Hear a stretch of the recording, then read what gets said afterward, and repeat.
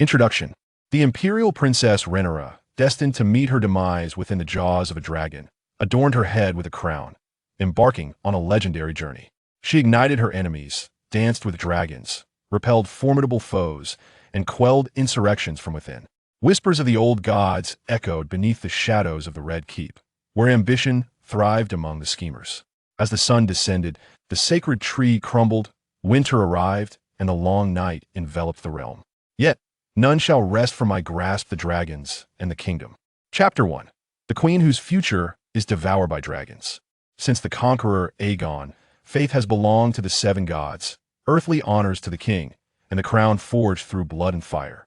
It was the splendid month of April, a time of rebirth when all things flourished and verdant grass carpeted the land. A majestic fortress stood tall upon the rolling hills, a witness to the establishment of a dynasty, where nobles, knights, and earls once strode, determining the fate of this realm. Its name was the Red Keep, nestled in the political heart of Westeros King's Landing. King's Landing, a quintessential coastal city, graced the eastern shores of Westeros.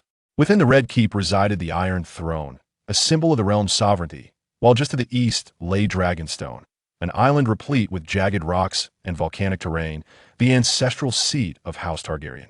In the garden of the Red Keep, a young maiden with silver hair and downcast eyes reclined beneath a heart tree, seemingly lost in a languorous slumber. A crimson leaf fluttered down, landing upon an unturned page of a book, revealing the inner turmoil of its owner through her pale hand. Had she failed again? There was no turning back. The soul of the girl had been replaced. She was once a freshly graduated university student, eager to embrace life, yet mercilessly thrust into this world. Alas, the girl sighed, her expression devoid of emotion. She had watched the immensely popular series House of the Dragon, and even perused the original novels penned by the creator. In truth, the character she had become, the light of the kingdom, Rhaenyra, was no ordinary figure. As the firstborn princess of the Empire, she waged war against her half-brother, Aegon II, vying for dominion over the Seven Kingdoms, while herself being betrayed by kin and fed to dragons by her own brother. As for the nature of her betrayals, well, the original soul was far from virtuous. During her reign over King's Landing, she ruled with an iron fist, inciting the wrath of the populace and poorly playing her hand against the great lords, committing a series of absurdities. Her brother, a tyrant in his own right, further plunged the realm into chaos. Thus began the bloody era known as the Dance of the Dragons, marked by the conflict between the Black faction supporting the original soul and the Green faction rallying behind Aegon. House Targaryen swiftly descended from glory to ruin, culminating in the reign of Aerys II, the Mad King, father of Daenerys, during the kingdom's twilight. The dragons had long since vanished, and even descendants sought to conjure wildfire in a futile attempt to hatch dragons, until Daenerys birthed the last 3 dragons of House Targaryen on the Red Waste. Now, Rhaenyra was the eldest daughter of King Viserys. Her mother had recently fallen ill, and though kept in the dark, Rhaenyra had learned that her mother had forced herself to bear one final child before passing, with her own brother dying in the cradle. This predicament arises from the immense burden upon the king. The kingdom yearns for a rightful heir, yet only Rhaenyra, the sole survivor of the queen's progeny, remains. At this juncture, the king and the hand of the king, Hightower, convene within the Red Keep to deliberate on the treachery of the king's brother, Daemon Targaryen, as well as the contentious issue of succession. Rhaenyra has relinquished her attempts to return to the mundane world from her initial panic upon arrival to a gradual calm. Sorrow now glimmers in her violet eyes. Heavens, what a hellish beginning this is. Her uncle Daemon, her dearest confidant, the formidable Lord Hightower, her yet obevern adversary, the treacherous Knight Cole, and the insidious machinations of those who harbor ill intentions all serve to compound her tribulations. In truth, there are no allies, only adversaries lurking at every turn. How is one to navigate such treachery? Even the last remaining bastards, once mounted upon dragons, swiftly distance themselves from the queen.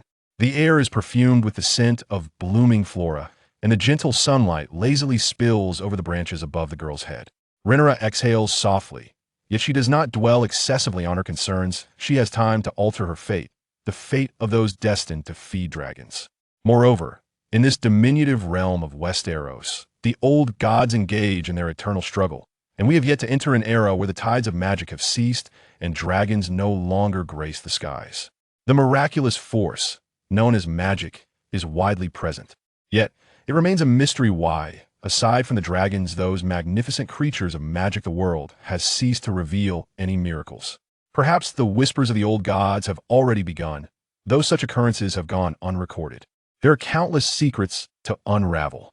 Rhaenyra caresses the tome in her hands, a collection of notes penned by the esteemed hand of her great-grandfather, King Jaehaerys, which recounts significant events pertaining to House Targaryen. From the subtle hints within the notes, Rhaenyra discerns shadows lurking beneath the Iron Throne, notably concerning the scholars. In ancient China, the spring and autumn period often witnessed such political subtleties. Thus, in this era, while esteemed positions such as ministers, lords, and kings are held by nobles, the scholars are the very essence of governance.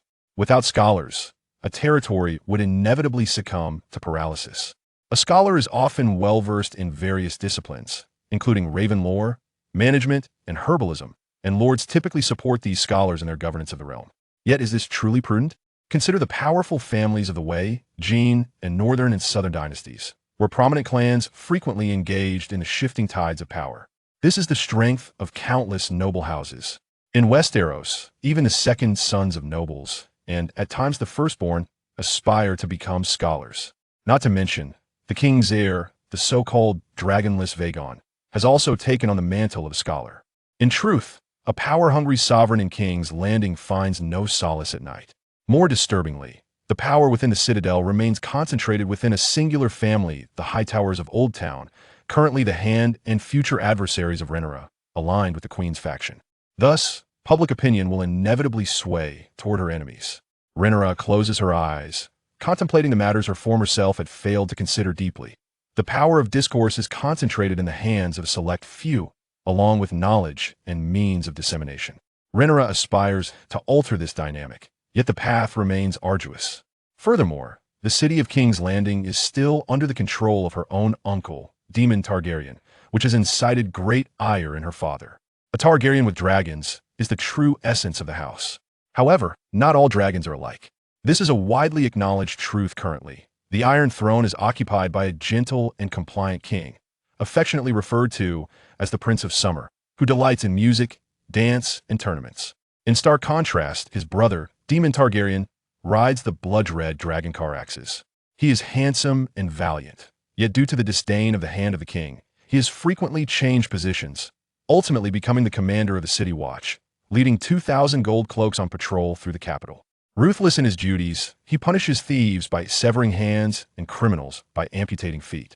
Some laud him as the prince of the capital, while others deride him as the lord of Flea Bottom, consorting with lowly taverns and gambling dens. His elder brother, King Viserys, is incensed by Daemon's actions, especially after a gold cloak reported his misconduct. Following the recent death of the queen, Daemon was found reveling in a brothel, making light of the deceased prince as merely a temporary heir. This ungrateful wretch, this treacherous wolf, King Viserys gasped, striking the wooden table before him with fervor, his fury seemingly ready to ignite. I am his brother, yet he treats his own kin, his nephew, with such disdain? Seeing the king consumed by rage, Otto Hightower, who had remained silent, narrowed his eyes and remarked, Prince Daemon openly defies the Iron Throne, his ambitions laid bare, Your Majesty. It is imperative that you resolve this matter decisively. The selection of a successor has stirred a tempest in King's Landing. At this juncture, Otto Hightower has yet to marry his daughter to the king as a prospective queen, yet he contemplates establishing Rhaenyra as the heir. In his mind, he believes Daemon Targaryen would, like the cruel Maegor, that infamous tyrant, usher in darkness upon the realm, far preferable to Daemon ascending as Lord of the Seven Kingdoms.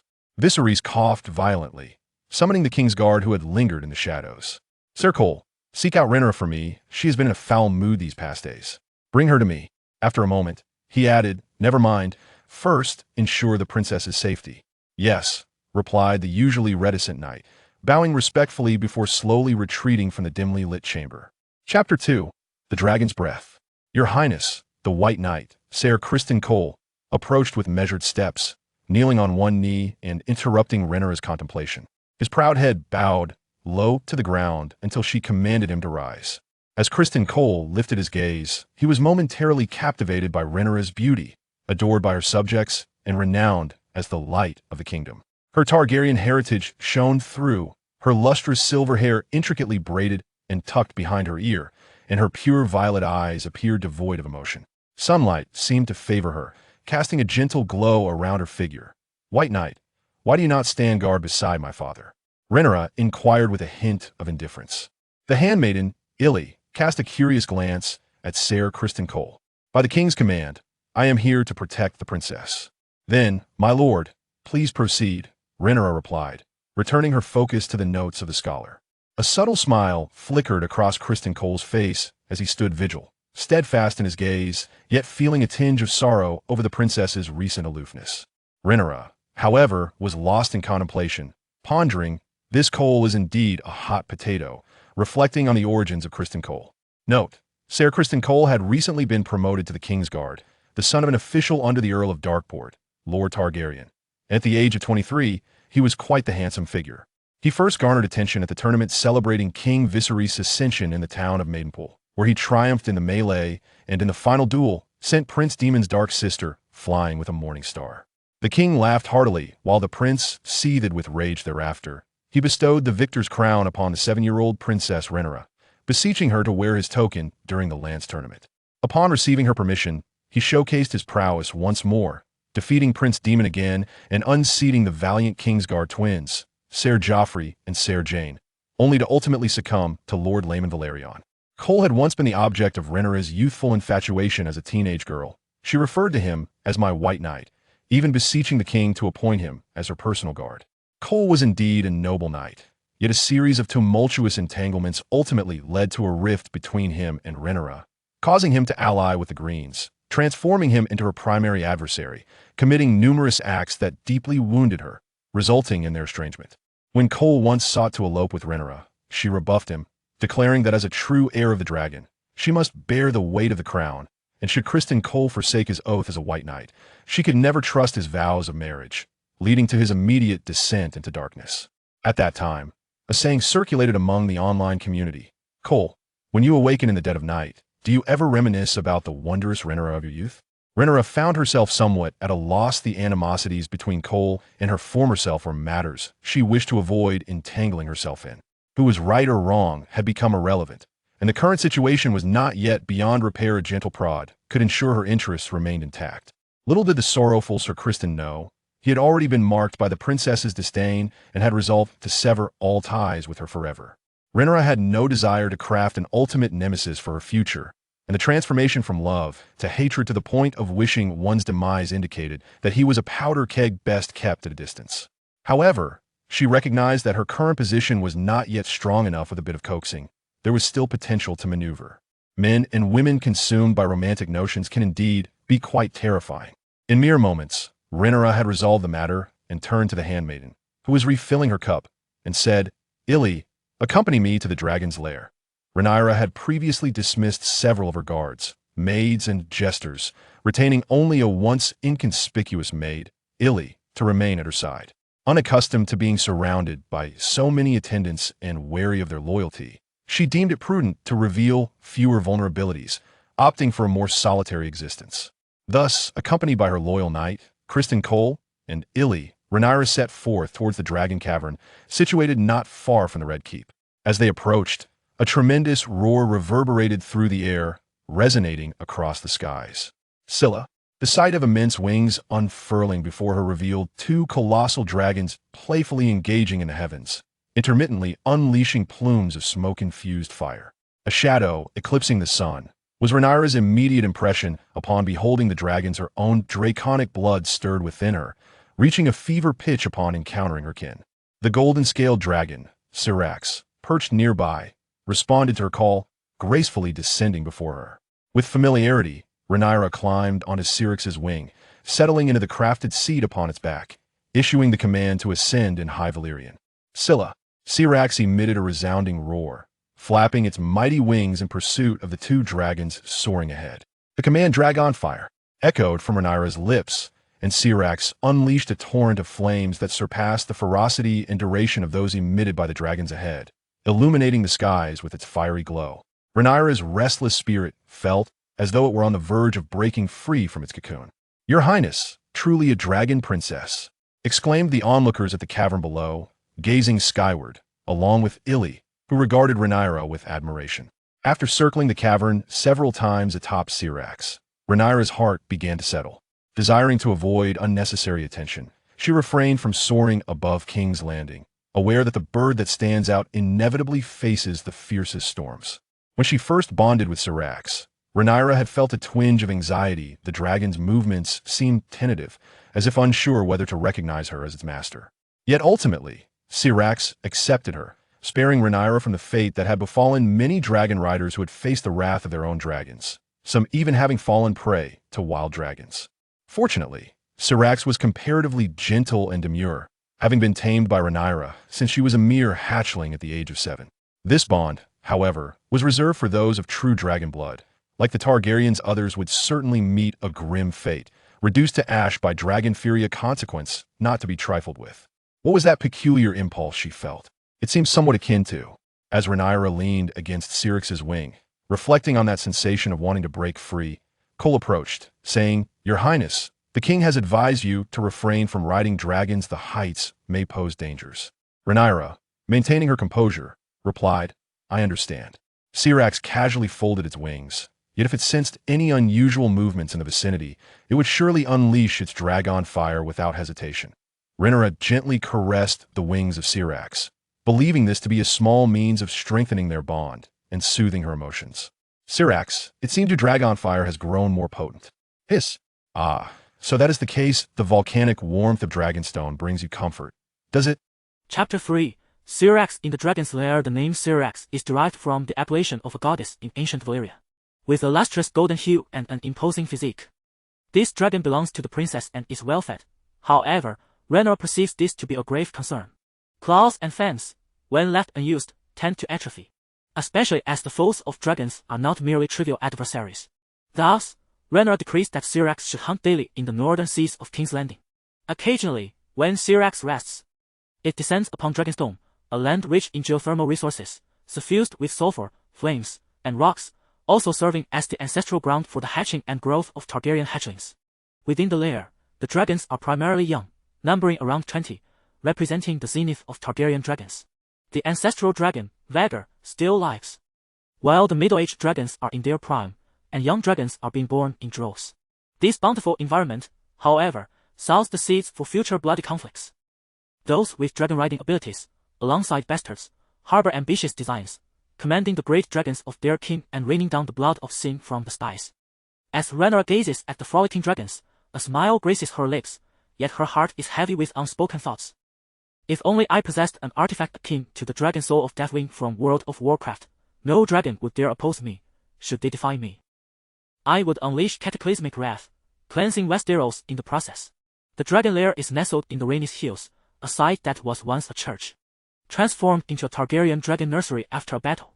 Nearby, scholars and attendants diligently record the dragon's forms and behaviors, while guards armed with spears and shields stand sentinel near the lair. This place has always been a forbidden zone for the people of King's Landing, as no one wishes to become a meal for a dragon. Upon the princess's arrival, a court scholar hastens to greet her, eager to impart knowledge. Rhaenyra notices the scholar's neck adorned with a chain of various metals, including silver and black iron, indicating his esteemed scholarly status. When students enter the citadel as apprentices, they are bestowed with a specific metal link upon mastering a particular field. Only after acquiring sufficient links do they attain formal scholarly recognition, with the chain's color reflecting their areas of expertise. "Esteemed scholar, what are you researching?" Rhaenyra inquires. "Your Highness, I am documenting the genders of the dragons and studying their behaviors. These are invaluable research experiences," the scholar replies. "Ah, that was also the focus of my great-grandfather, the king at hand, Sir Bastian, whose work, Dragons, Wyverns, and Longwings, the unnatural evolution of the dragonkind, is a most significant tome." The scholar bursts into hearty laughter, for any enthusiast of dragons would not overlook such a pivotal book. He appears immensely proud, and Rhaenyra's speculation is confirmed as he responds, "Your Highness, Sir Bastian is indeed my uncle. From a young age, I have been captivated by dragons, incessantly pestering him for tales of these magnificent creatures, until I graduated from the citadel and took up my position at court."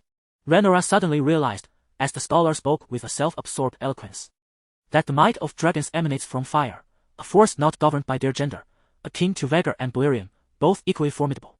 Your Highness, you too possess the essence of blood and fire, the scholar remarked meaningfully. Rhaenyra modestly nodded, replying, that is indeed my responsibility. Scholar, will the offspring of dragons diminish in size? She inquired. Ah, that is a subject I have yet to explore, the scholar responded earnestly. Dragons raised in the dragon lair inevitably undergo a regression. Those within the lair gradually shrink in stature, as chronicled in the histories of the Seven Kingdoms. The dragons were once astonishingly immense, yet following the dance of the dragons, the last of them had dwindled to the size of a mere puppy, leading to their gradual extinction. The reigning king of that era was dubbed the Dragonbane. Not only was it due to the waning tides of magic, but Rhaenyra sensed a more sinister hand at play. Scholars have delved into the study of dragons, even orchestrating the extinction of the Targaryen dragons, a fact that has since become widely acknowledged. As for the reasons behind this, even the faith of the Seven was enmeshed in a bloody power struggle. The true authority within the citadel remains a mystery. The stage for dragons is the sky. To be nurtured and confined within a dragon lair is the lament of these majestic creatures. Rhaenyra patiently conveyed to the scholar, who pondered for a moment before nodding in agreement. Your Highness, what brings you to such a conclusion? Because history elucidates this point. Perhaps there exists a record of your own, she suggested.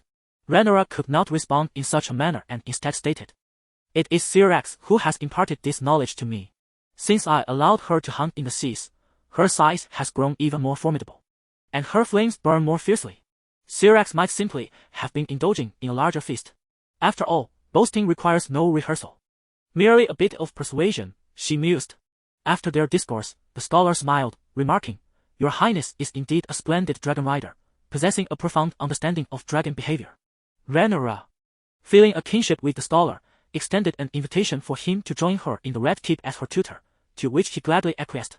In the Red Keep, there existed but one royal heir, and Rhaenyra's father and mother had always cherished their eldest daughter. Consequently, Rhaenyra's childhood was filled with joy and happiness.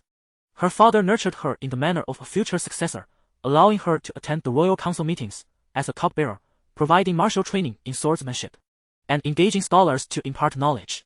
Rhaenyra invited the scholar to serve as one of her instructors, and the king had no reason to obstruct her wishes. Rhaenyra yearned to establish her own cabaret swiftly. As the eldest princess, it was unacceptable to remain without a household, lacking both civil and military advisors. Could she truly rely solely on Syrax's flames to secure her claim to the throne? She had no desire to become a transient queen like her predecessor, ruling the Seven Kingdoms for merely half a year before being ousted by her subjects. Moreover, the royal council was rife with Greens, who would inevitably rally around the future queen, a band of treacherous schemers. In the future, her father will unequivocally designate her as the crown princess, thereby endowing Rhaenyra with a sense of righteousness. However, the matter of succession will undoubtedly be fraught with peril and treachery. As she gazes at Syrax soaring through the skies, Rhaenyra harbors a deep-seated fear that it may ultimately meet a tragic end, ensnared within the confines of its lair. Syrax is destined to perish amidst a tumultuous uprising, falling victim to the wrath of the mob in King's Landing. The reasons behind how the dragon slayers could so easily infiltrate the lair and exploit its vulnerabilities remain shrouded in mystery, as Syrax may inexplicably descend into madness. Rhaenyra's intention in training Syrax to fly over the ocean is imbued with foresight. The colossal dragon, torn apart during the insurrection and assassinated by schemers, will not be the only one to suffer such a fate. Yet, without Syrax, Rhaenyra's own destiny is undeniably bleak. Chapter 4. The bestowal. Rhaenyra gazed at the young dragons with a heart full of complex emotions. A dragon rider can forge a bond with but a single dragon. Even her own descendant, the one who hatched 3 dragons and is lauded as the mother of dragons, Daenerys, could not transcend this covenant. Once the 3 dragons matured, the black dragon bonded with Daenerys remained under her control, while the green and white dragons were confined within the pyramid, for she could not tame them. Dragons without riders are generally referred to as wild dragons. The most notorious among them during the Age of Blood and Dragon Dance was undoubtedly a colossal beast known as the Devourer, residing on Dragonstone, subsisting on dragon eggs and poaching, fierce and untamable. Rhaenyra's heart ached as she beheld the great dragon in its lair. She pondered how many would stand against her once the dragon wars commenced, for they were bound to other riders. As the conflict between the Greens and the Blacks escalated, bastards endowed with the gift of dragon riding surged forth, vying for the Targaryen dragons, though this was strictly limited to Targaryen bastards. The Valyrians and the Valerians, along with the Celtigars, were also of Valyrian nobility. When the doom of Valyria occurred, the Targaryens relocated to Dragonstone, not far from Westeros, while the Valyrians and Celticars, who had intermarried with the Targaryens for generations, settled on Driftmark and Crabshell Island, yet they possessed no claim to the Targaryen dragons. During the era of the freehold of Valyria, it dominated the world, whether among trade federations or the nomadic tribes of Dothraki. All submitted to the rule of the 14 Flames under the shadow of dragons and magic. In one of the wars waged by the freehold, known as the War of the Riverlands, 300 dragons were deployed, scorching the rivers dry in an instant. The Targaryens of the freehold era resembled minor lords beneath the 14 Flames. 12 years prior to the doom, a girl named Dreamwalker Daenerys, the daughter of the then head of the family, foresaw the cataclysm in her dreams. Thus, her father led his family to safety, while the wealthy knights beneath the Targaryens, the Celticars and Valyrians, also distanced themselves from the impending disaster of the freehold. After Aegon unified the 7 kingdoms, the Valyrian family, renowned for their prowess at sea, thrived. They developed maritime trade and established a formidable navy, serving as naval ministers on several occasions, making them one of the most powerful lords. For instance, the port town of Driftmark reportedly flourished even more than King A's Landing. At this time, the head of the Valyrian family was the esteemed Lord Corlys Velaryon, known as the Sea Snake, who commanded the ship Sea Snake on numerous grand adventures, significantly augmenting the family's wealth. Although some treasures were lost on the return journey, the exotic riches he brought back, such as elephants, silk, and spices, elevated the Valyrian family to the pinnacle of wealth in all of Westeros, surpassing even the Lannisters and Hightowers. Meanwhile, the name of his ship became the origin of Corlys' moniker. His wife was also a figure of great significance. A Targaryen with the ability to ride dragons, Princess Rhaenys, granddaughter of the old king, beloved by her subjects. This is the end of Rhaenyra, a formidable rival. In an instant, Rhaenyra composed herself and commanded those around her to assemble the guards and servants within the dragon's lair. By the princess's decree, all attention. Some approached silently, while others hesitated, their eyes darting nervously, creating a chaotic atmosphere.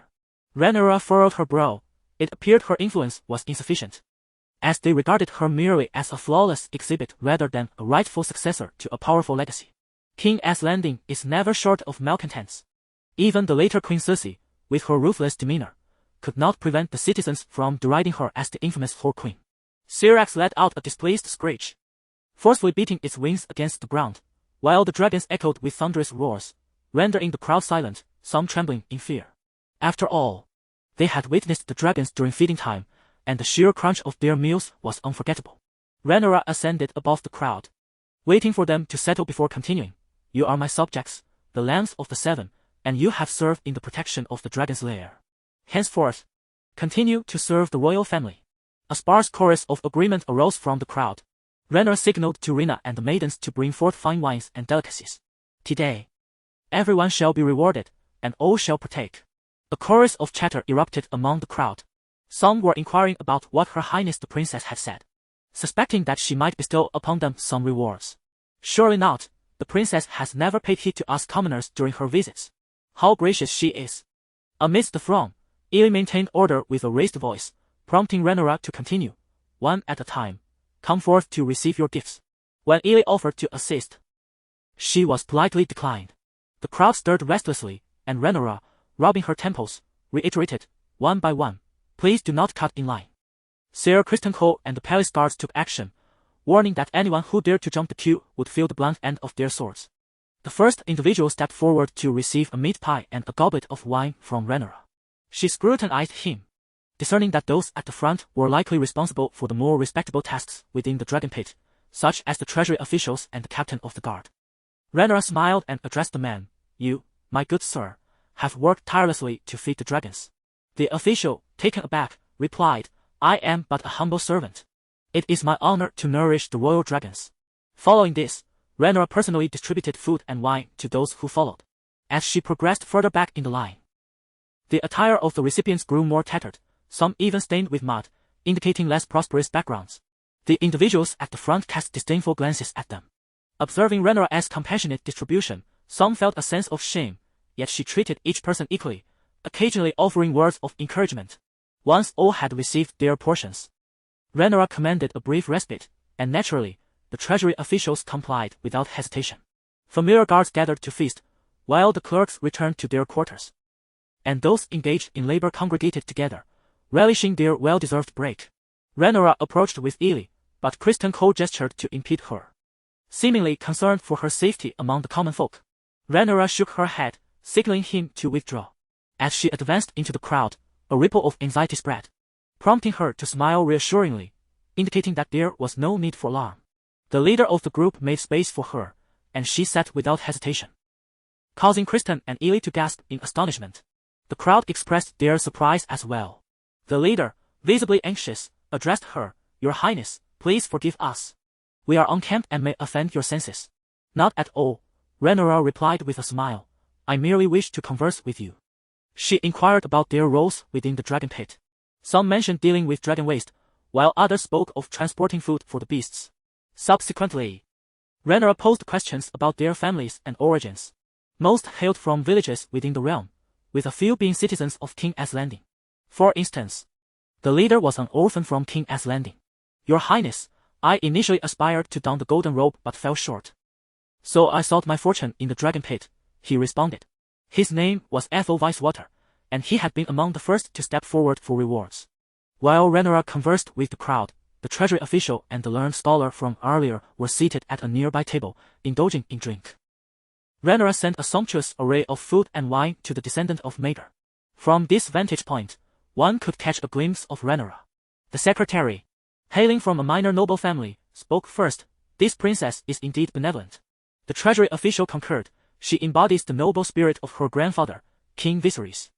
The lesser nobles of the realm typically supported the Iron Throne, and today, the princess's thoughtful gestures truly endeared her to the hearts of the dragon pit's inhabitants. The scholar, smiling silently, continued to drink heartily, exclaiming, "The royal wine is a blessing today." Chapter 5. Strolling through King's Landing before departing from the dragon's lair, Rhaenyra gathered everyone and declared, "Today's rewards are not the last. If you prove your worth, not only will there be sumptuous feasts and fine wines, but also silver stacks and golden dragons. As your princess, I am a woman of my word. It is now a test of your loyalty to serve the princess unto death," came the resounding affirmation, with the crowd of 1 to 200 individuals brimming with enthusiasm. Rhaenyra cast an approving glance towards the fervent Arthur Velaryon, nodding in satisfaction before turning to leave. Unbeknownst to her, behind her, Criston Cole shot a disapproving look at the young man. Arthur Velaryon remained entranced by Rhaenyra's gaze until his companion nudged him, reminding him of Cole's warning, bringing him back to reality.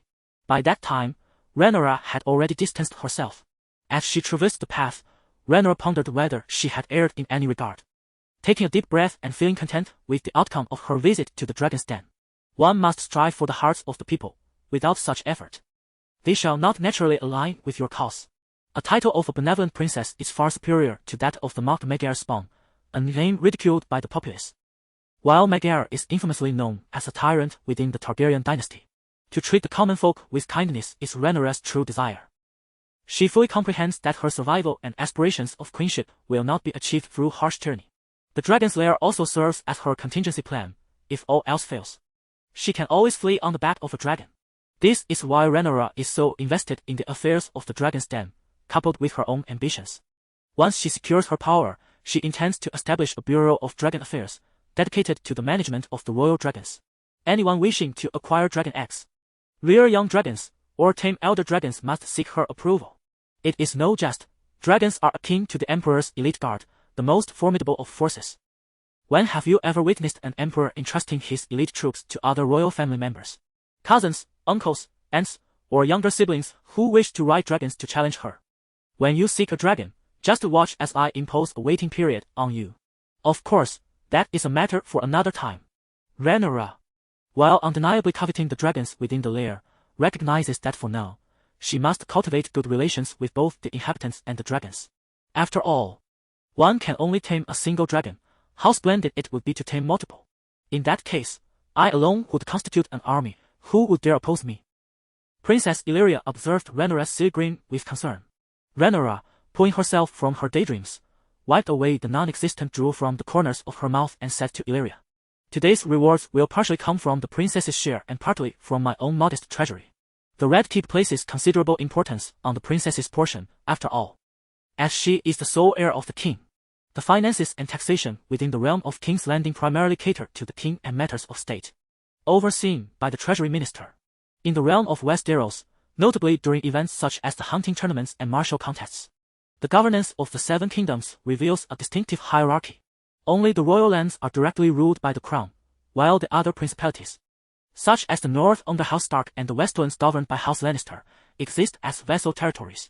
The revenues they generate often contribute to the royal coffers, with a portion retained for the administration of their respective domains, while the remainder fortifies their familial legacies.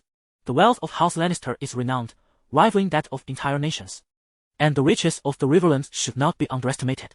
Consequently, when the royal treasury teeters on the brink of insolvency, affluent noble families are summoned to lend their support to the crown. The princess's entitlements comprise a share of the royal treasury and a portion of the revenues from lesser noble houses, disbursed by the court's financial officer, distinct from the purview of the Chancellor of the Exchequer. Additionally, a grain store at a port outside King's Landing and an inn within the city are legacies bequeathed to Princess Rhaenyra by her mother, the Queen. Her uncle, Daemon Targaryen, had once gifted her a casino when she was 10, which she declined, nonetheless. A portion of the annual profit is still delivered to the Red Keep by the minor noble who operates the establishment. Rhaenyra's maternal grandfather, Lord Roderick Arryn of the Eyrie, and her uncle have both tragically passed, leaving her cousin, Jane, as the successor. Though their relationship is somewhat distant, each year the Eyrie sends a shipment of local produce, including wheat, pumpkins, and cardamom, along with a share of gold dragons destined for the Queen, of which Rhaenyra also receives her due. This constitutes the entirety of Rhaenyra's modest treasury.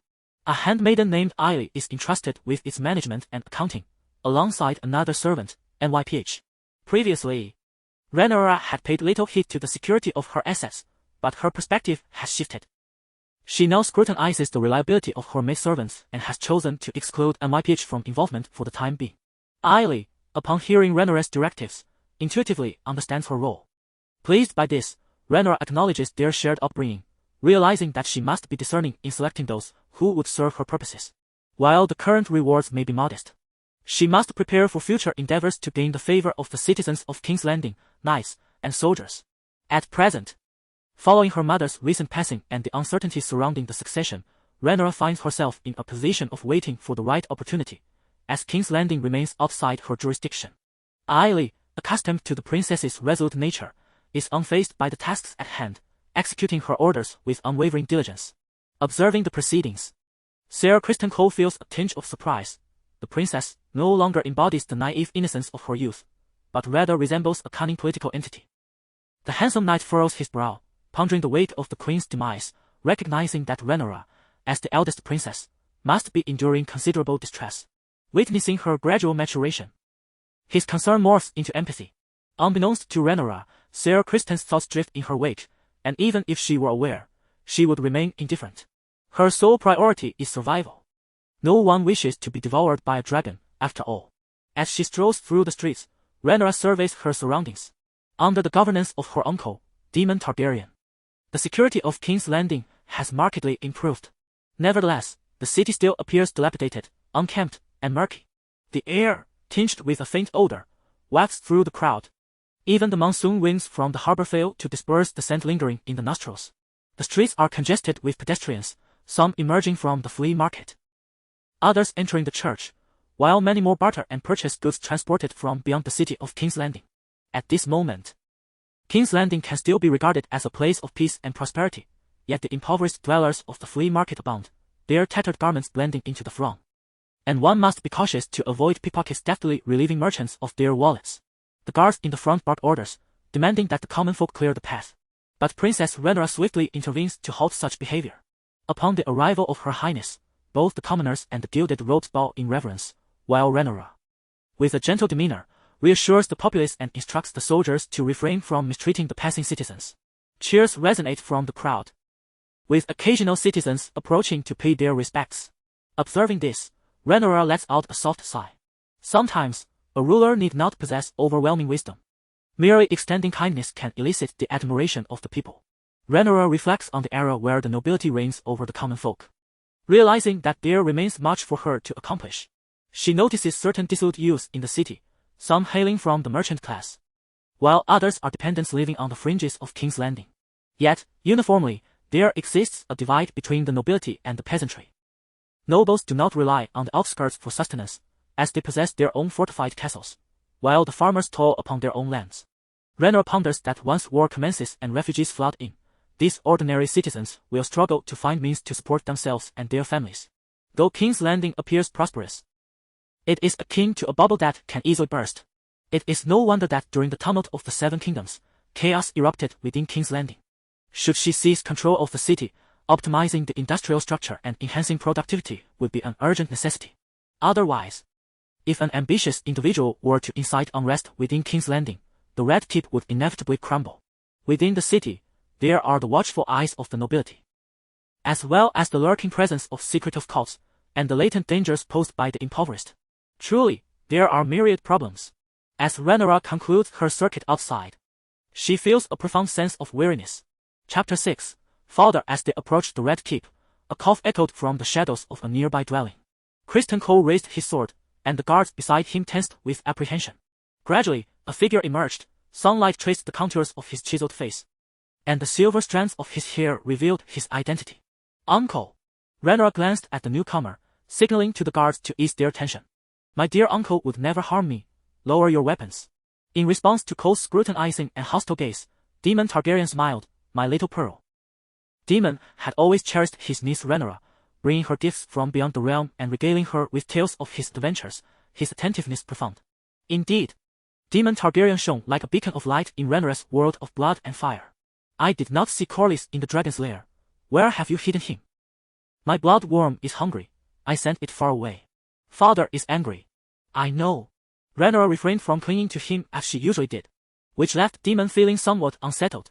Uncle, perhaps you should drink a little less, Rhaenyra remarked, wrinkling her nose at the scent of alcohol that clung to him. Even from a distance, silence enveloped them for a moment, as Daemon, a proud man who would not yield to anyone, bore a fleeting expression of guilt towards Rhaenyra, though it quickly solidified into determination. Rhaenyra, unperturbed, turned and walked towards the Red Keep. Daemon wished to utter something more, but Rhaenyra had already distanced herself. Upon entering the hall of the Red Keep, night had quietly ascended the sky. Candles infused with spices were lit by servants, casting a bright yet serene glow across the vast hall. The floor was adorned with silks from Myr, while vases on the walls held roses and honeysuckle gathered that morning.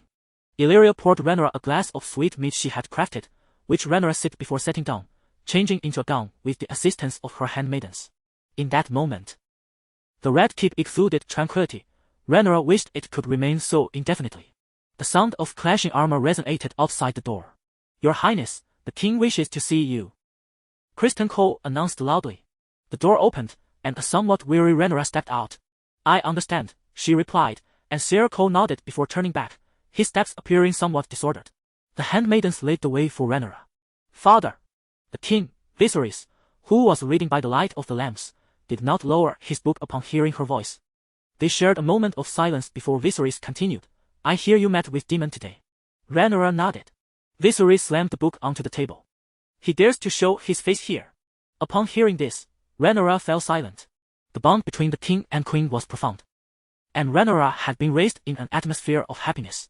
However, the question of succession had long troubled the couple, culminating in the painful moment when the queen, Aemma Arryn, faced the agony of childbirth. In a heart-wrenching decision, the king chose to perform a caesarean section to save their unborn child. In the balance between husband and sovereign, Viserys opted for the latter. Yet, fate seemed to play a cruel jest, as Prince Baelon, Rhaenyra's younger brother, succumbed just a day later. Rhaenyra, my child. Viserys gazed at her with profound affection. I have made my decision. In 3 days, we shall hold a ceremony to declare you my heir. No divine force can alter my resolve. In his eyes, Rhaenyra's life unfolded, and the tenderness gradually transformed into determination. Between a father and a king, he chose the former. Since the Great Council of 101, his existence had been ensnared in the struggle for succession, yet he never wavered in his choice of Rhaenyra until the end. Father! Rhaenyra stepped forward, allowing Viserys to take her hand as they approached the hearth. This was a secret that each heir of their lineage was bound to safeguard. Our family as ancestral tongue speaks of blood and fire. Since the Dreamwalker, Daenerys, guided our lineage to Dragonstone and Aegon the Conqueror unified the 7 kingdoms, House Targaryen has preserved this secret. The long night will come, the frigid winds from the far north will echo across the land, and from House Targaryen, a savior will emerge to dispel the long night. Do you understand? Our great dragon dynasty is the design of fate. Viserys earnestly conveyed to Rhaenyra.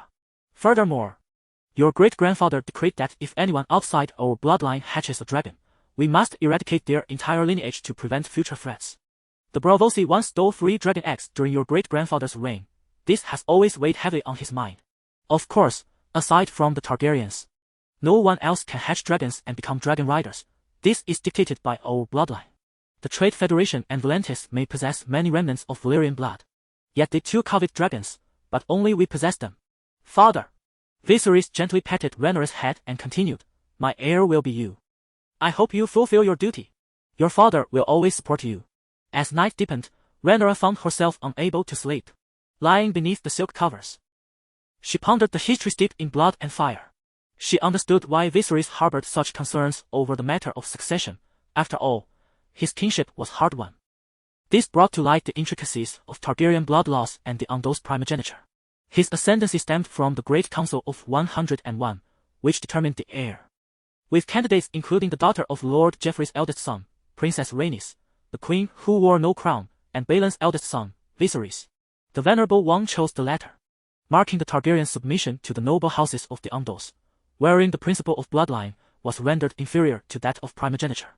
In the annals of history, following the designation of Rhaenyra as heir, the reigning queen altered the last will to elevate her own son to the throne, igniting a brutal civil war. Ultimately, Rhaenyra's son, Aegon's son, ascended to power, and subsequent laws decreed that the inheritance rights of Targaryen females would forever be subordinate to those of males, thereby solidifying the primogeniture system. The Targaryens had never witnessed a queen.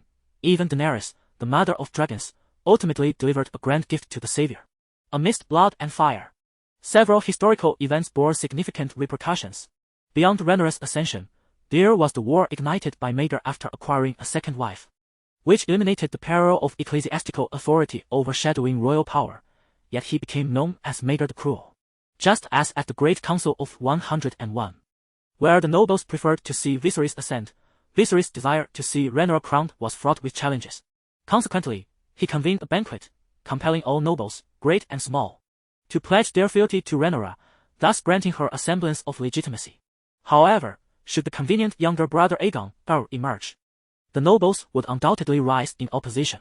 If not Aegon there would be Rhaegar, Jaehaerys. Thus, Viserys sought to ally with the Velaryon family, orchestrating a marriage between Rhaenyra and one of their kin, which would lead to a tumultuous tale of love and enmity. Rhaenyra lay beneath her heavy covers, exclaiming in exasperation how challenging it was to aspire to queenship. Startled by the sudden movement of the princess, the maid Ailey, who had been keeping vigil by the bedside, rubbed her eyes and yawned, inquiring if her highness desired water. Rhaenyra shook her head and instructed Ailey to take a soft blanket and rest as well. The two then returned to slumber, sharing a night of silence. Chapter 7. The magnificent Alicent Rhaenyra confided in Ailey, expressing her recent sensation of heightened tolerance to heat. What would be deemed scalding water by an ordinary person felt merely lukewarm to her. However, it was undeniably a far cry from the invulnerability of the Mother of Dragons. In the original narrative, Daenerys emerged unscathed from the flames. Rhaenyra speculated that the peculiar stirrings within her body in recent days could be attributed to the blood magic of her Valyrian lineage. Additionally, she sensed a newfound connection with Syrax. The dragon seemed able to perceive and respond to the emotions of its rider in some mysterious manner. Rather than acquiring a new talent, it felt more akin to the resurgence of an innate gift. The Valyrian Dragonlords possessed abilities beyond mere mortals. Yet Rhaenyra recognized that she was still operating within the realm of an ordinary dragon rider. Attaining the exceptional prowess akin to Daenerys was no simple feat. She suspected that she was awakening a grand sorceress gift coveted even by the Valyrian Dragonlords, perhaps the ability to resurrect long-extinct dragon eggs, imbued with a destiny to save. Should she continue to steadily cultivate her strength, it was conceivable that true blood and fire might course through her veins. If Daenerys were to recognize her innate draconic abilities, she would undoubtedly emerge as a formidable Valyrian sorceress. While Rhaenyra may not be the prophesied child, it is indeed a lamentable circumstance, however. Perhaps there exists a path to explore within the remnants of Valyria's ancient treasures. After a brief soak in a warm bath, Rhaenyra gathered her silver tresses, allowing her maid to gently wipe away the droplets with a heated towel. Upon returning to her palace, she found her former handmaiden, Vivienne Tan, engaged in lively conversation with a strikingly beautiful woman. The lady was adorned in a courtly gown, her hair styled in the fashionable manner of noble women. devoid of any jewelry save for a towering black stone necklace that graced her neck. On her left hand, she wore an emerald ring, a symbol of House Hightower. Reportedly a gift from her brother, Sir Hightower, who had brought it from Old Town. Though Vivian's words were lost to Rhaenyra, the lady offered a modest smile in response. Remaining silent. Upon noticing Rhaenyra's entrance, both women performed a graceful half-bow. Rhaenyra, congratulations, the girl beamed, her face alight with a sweet smile. Evidently aware of the recent rumors circulating through the Red Keep. After all, her father was none other than the illustrious Otto Hightower, the hand of the king and a prominent figure in the royal council. The identity of the woman became clear. She was none other than Princess Rhaenyra's dear friend, Alicent Hightower. Rhaenyra had encountered Alicent on more than one occasion, and it was clear to the nobility of King's Landing what Otto Hightower aimed to achieve. Alicent was not only Rhaenyra's childhood companion, but also her confidant.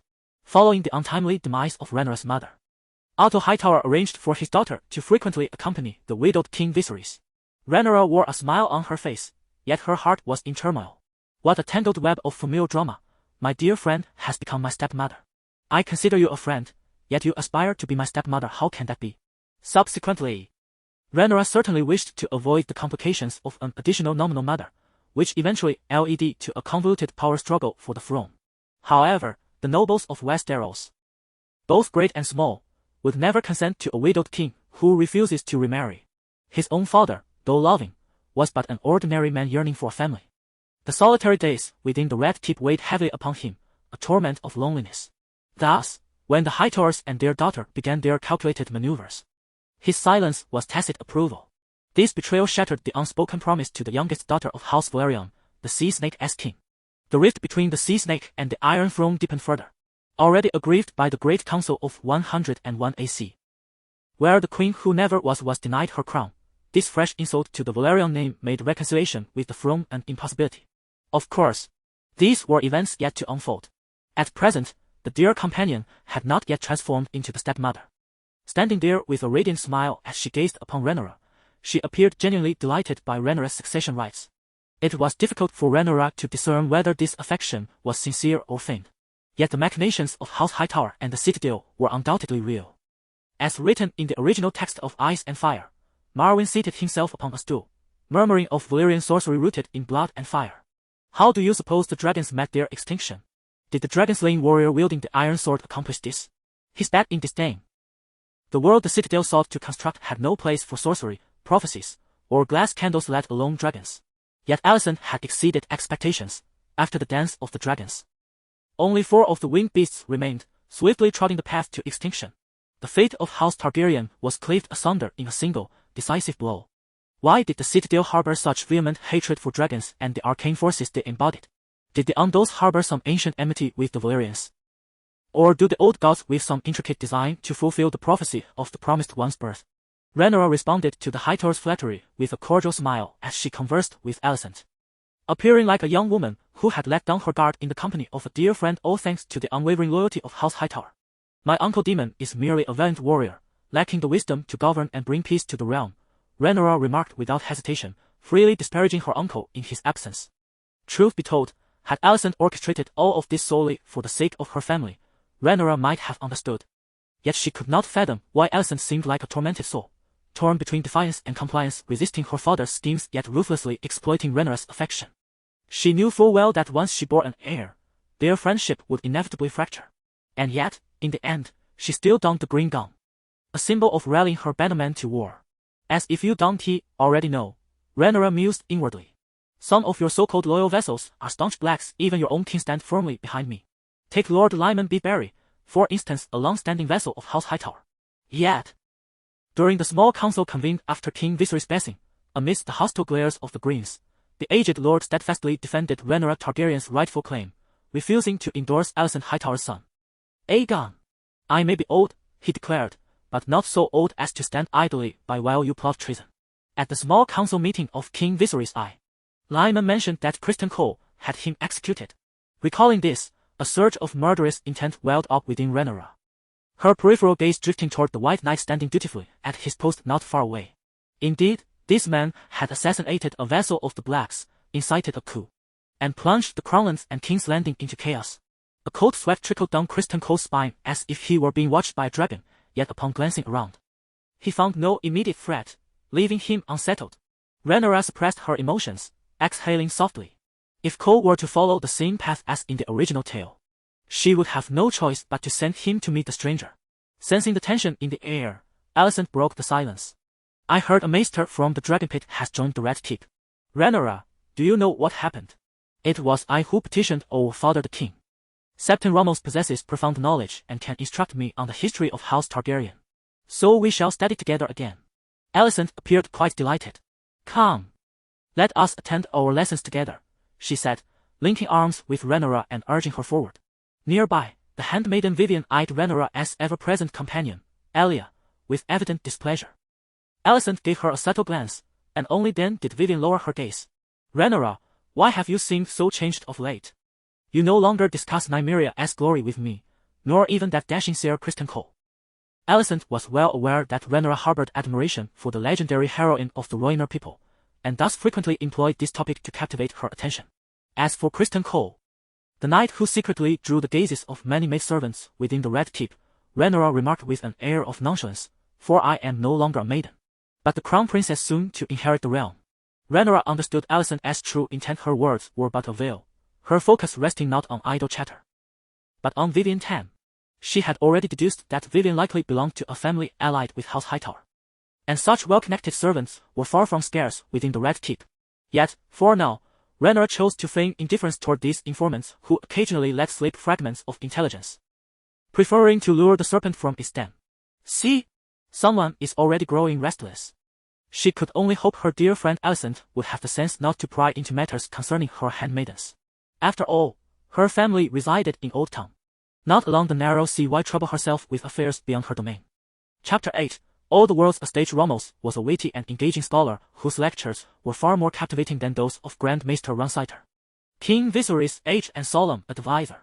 The latter, though revered by the king for his wisdom and experience, struck Princess Rhaenyra as a stern and tedious old man, his lessons as dull as those of her university dean. Among his assistants, she particularly remembered a red-robed septon named Eustace. At present, Rhaenyra was dispatching ravens across the realm, summoning lords great and small to King's Landing for the investiture ceremony. King Viserys had already declared his heir in a recent small council meeting, where Rhaenyra had been present though instructed to observe rather than speak. Grand Maester Rhaenyra, the king's trusted friend and advisor, voiced his support, while Hand of the King Otto Hightower, a political rival to Prince Daemon, remained silent. Master of Coin Lyman Beefberry gave a subtle nod and a knowing glance to Rhaenyra, who returned a faint smile. She had long held plans for the crown's finances, and this elderly lord who had served since the days of the old king had her respect for his unwavering loyalty. The small council of King Viserys I consisted of Hand of the King, Sir Otto Hightower Lord Commander of the King's Guard, Sir Harold Westerling Grand Maester, Rhaenyra Master of Laws, Lord Lionel Strong Master of Coin, Lord Lyman Beefberry, though the position of Master of Ships remained vacant. An empty chair at the table awaited its occupant, an open secret that even the court fool knew was reserved for Corlys Velaryon, the sea snake. Corlys himself had arrived from Driftmark, his stance on the matter ambiguous. Meanwhile, Lord Lionel Strong, newly appointed as Master of Laws, remained unaligned but sportive. His eldest son, Harwin, had been named a captain in the City Watch, while his second son, Loris, served as one of King Viserys' confessors. His two daughters now attended Princess Rhaenyra as ladies-in-waiting, a clear sign of House Strong's allegiance, having only been appointed in 105 AC. Lionel's children were still en route to the capital. The Strong family journeyed along the road, their lively atmosphere tinged with an undercurrent of discord. A carriage trundled down the country lane, within which two young Strong ladies whispered excitedly, their laughter spilling forth as they dreamed of life in King's Landing. Perched on the carriage edge sat a sullen young man, visibly irritated by the girls' incessant chatter, his gaze fixed upon the party's leader. At the forefront rode Harwin Strong, heir to Harrenhal, eldest son of Lord Lionel Strong, a powerfully built and handsome figure flanked by his household knights. Brother, called the man on the carriage at last, the second son, Loris the Clubfoot Strong. Born with a twisted limb, he could only shuffle forward with a limp, his deformity barring him from riding like his elder sibling. His eyes bored into Harwin's warhorse as if to pierce it through. What plans stir in your mind now that our Lord Father has become Hand of the King? Harwin, unaware of his brother's strange intensity, answered without turning, naturally. We follow Father's arrangements. You and I shall stand together, guarding King's Landing and the Red Keep for his grace. Are you aware that Princess Rhaenyra is rumored to be named heir to the throne? The capital may soon become turbulent, for her uncle Demon commands 2,000 gold cloaks. Does this not unsettle you? Larys spoke with profound implication. Before the ravens could be dispatched to inform the nobility, Larys had already deduced from the political climate and intelligence that Rhaenyra would be named the heir apparent. Though physically absent from King's Landing, his mind had already wandered to the Red Keep. The clubfoot Larys Strong did not wait for his brother's response before continuing in an inscrutable tone. Princess Rhaenyra is the very light of the realm, beloved by lords and small folk alike. Destiny has ordained her to ascend the Iron Throne. Countless young knights are enraptured by her, and suitors vying for her favor are as plentiful as stars in the sky. Dear brother, you too are a distinguished and gallant young lord. Surely you must have entertained the thought of becoming the consort of House Targaryen. Upon hearing this, Harwin Strong flushed crimson and stammered, Brother, do not speak such folly. How could I dare entertain such notions? Father would surely thrash me soundly if he heard. The knights from the collateral branches of the family chimed in boisterously, protesting that it was no jest. They would certainly have a proper discussion with Ser Strong upon arriving in King's Landing. It would be delightful to share a celebratory toast someday. You must understand, Harwin, that affection blossoms with time. The good-natured teasing sparked a chorus of laughter, prompting the ladies inside the carriage to curiously lift their curtains and inquire. The atmosphere grew increasingly jovial, yet one individual clenched his jaw in silent bitterness. The inheritance is yours, the finest warhorse belongs to you. The maidens across our family lands have eyes only for you. The elders dote upon you, the knights revere you. And I? Merely a second son, possessing nothing. Limping Larys withdrew his gaze, his fingers digging painfully into his afflicted leg. Within the Red Keep, the monarch's decree met with no dissent. The matter of succession was as solid as iron, and the raven took flight to disseminate this news throughout the realm. In the Riverlands, the aged patriarch of House Tully occupied the high seat, listening intently as the learned Raven Master conveyed the contents of the missive. Upon concluding, he turned to his wife, a strikingly beautiful noblewoman, and remarked, A young dragon, I wonder if it shall ever take to the skies. The lady merely nodded with a serene expression. In the north, at the ancient stronghold of House Stark, a stern father and a tender mother sat at the dining table alongside their adolescent son, who was savoring a honey-glazed roasted chicken leg. A scholar descended from the rookery, seemingly bearing urgent tidings. After a brief contemplation, the elder Stark instructed the scholar to relay a command to the nobles of other territories, while the youth remained engrossed in his meal. In the Westerlands, a ladder was cast into the flames, and the strains of a violin resonated within the opulent hall, as the stone lion seemed to roar at an unseen adversary. In the Riverlands, a middle-aged man hurried into a bustling hall, where voices clamored and opinions clashed, as he wiped the perspiration from his brow. In the Vale, a lovely girl whispered secrets to her companion, gesturing toward the direction of King's Landing. Meanwhile, in the Storlands and the Iron Islands, the ravens soared away. Rhaenyra stood upon the terrace of the Red Keep, watching them ascend into the heavens until they faded from sight. After a moment, she extended her arms, as if to embrace the setting sun. The dusk elongated her shadow, transforming it into the shape of a slumbering dragon, reminiscent of a classic theatrical gesture, welcoming the commencement of a new act amid the ephemeral clouds. Chapter 9. The Oathkeeper. Good day, Your Highness. A knight clad in white armor greeted Rhaenyra in the corridors of the Red Keep. Sir Harold Westerling, a knight of the Westerling family, served as the captain of the King's Guard under King Viserys I. He had succeeded the legendary knight, Sir Rhaenyra Valerion, the former captain of the King's Guard, who had passed away earlier this year. Good day, Sir Harold, and I extend my gratitude to you and your sworn brothers for your unwavering loyalty to the Iron Throne. The King's Guard, a sharp blade in the hands of the monarch, binds its members in brotherly oaths. The banner of the King's Guard, adorned with 7 white swords encircling a crown, was established by Aegon the Conqueror to safeguard the royal bloodline. They are often celebrated in popular lore as the White Knights or the White Cloaks. They pledge lifelong service until death. Even in old age, physical disability, or mental collapse, they must continue to serve. The King's Guard receives no lands, takes no wives, and begets no children, offering their sole allegiance to their sovereign. The primary duty of the King's Guard is to protect the king from harm and threats. Yet whether they extend their protection to others, even royals, hinges strictly upon the king's personal discretion. Some kings deem it appropriate to dispatch the King's Guard to shield their queens, children, siblings, and even cousins, and may even send them to safeguard lovers, mistresses, or illegitimate offspring. Conversely, other monarchs prefer to assign royal knights and soldiers to these tasks, keeping the 7 sworn men ever close at hand. Even King Viserys eyes affections for the queen. It is only natural that the King's Guard frequently finds itself tasked with the protection of both the Queen and Rhaenyra, leading to the appointment of the newly anointed White Knight, Ser Criston Cole, as Rhaenyra's personal guard. However, the White Knights do not necessarily embody absolute trustworthiness, as echoed by a future White Knight of Daenerys, who remarked that Balon Targaryen was no fool, yet often perused the White Book, studying the deeds of his predecessors. Among them, some became heroes, while others were frail, deceitful, or cowardly, yet most were merely mortals, slightly more agile and robust than their peers, with superior sword and shield skills, yet inevitably fell prey to pride, ambition, lust, love, wrath, and suspicion, still yearning for wealth, craving power, or committing other sins that torment mankind. Those among them of noble character might successfully master themselves and fulfill their duties, wielding their swords until the end, while the fallen partake in the Game of Thrones. Overall, the number of White Knights who betray their sovereign remains scant.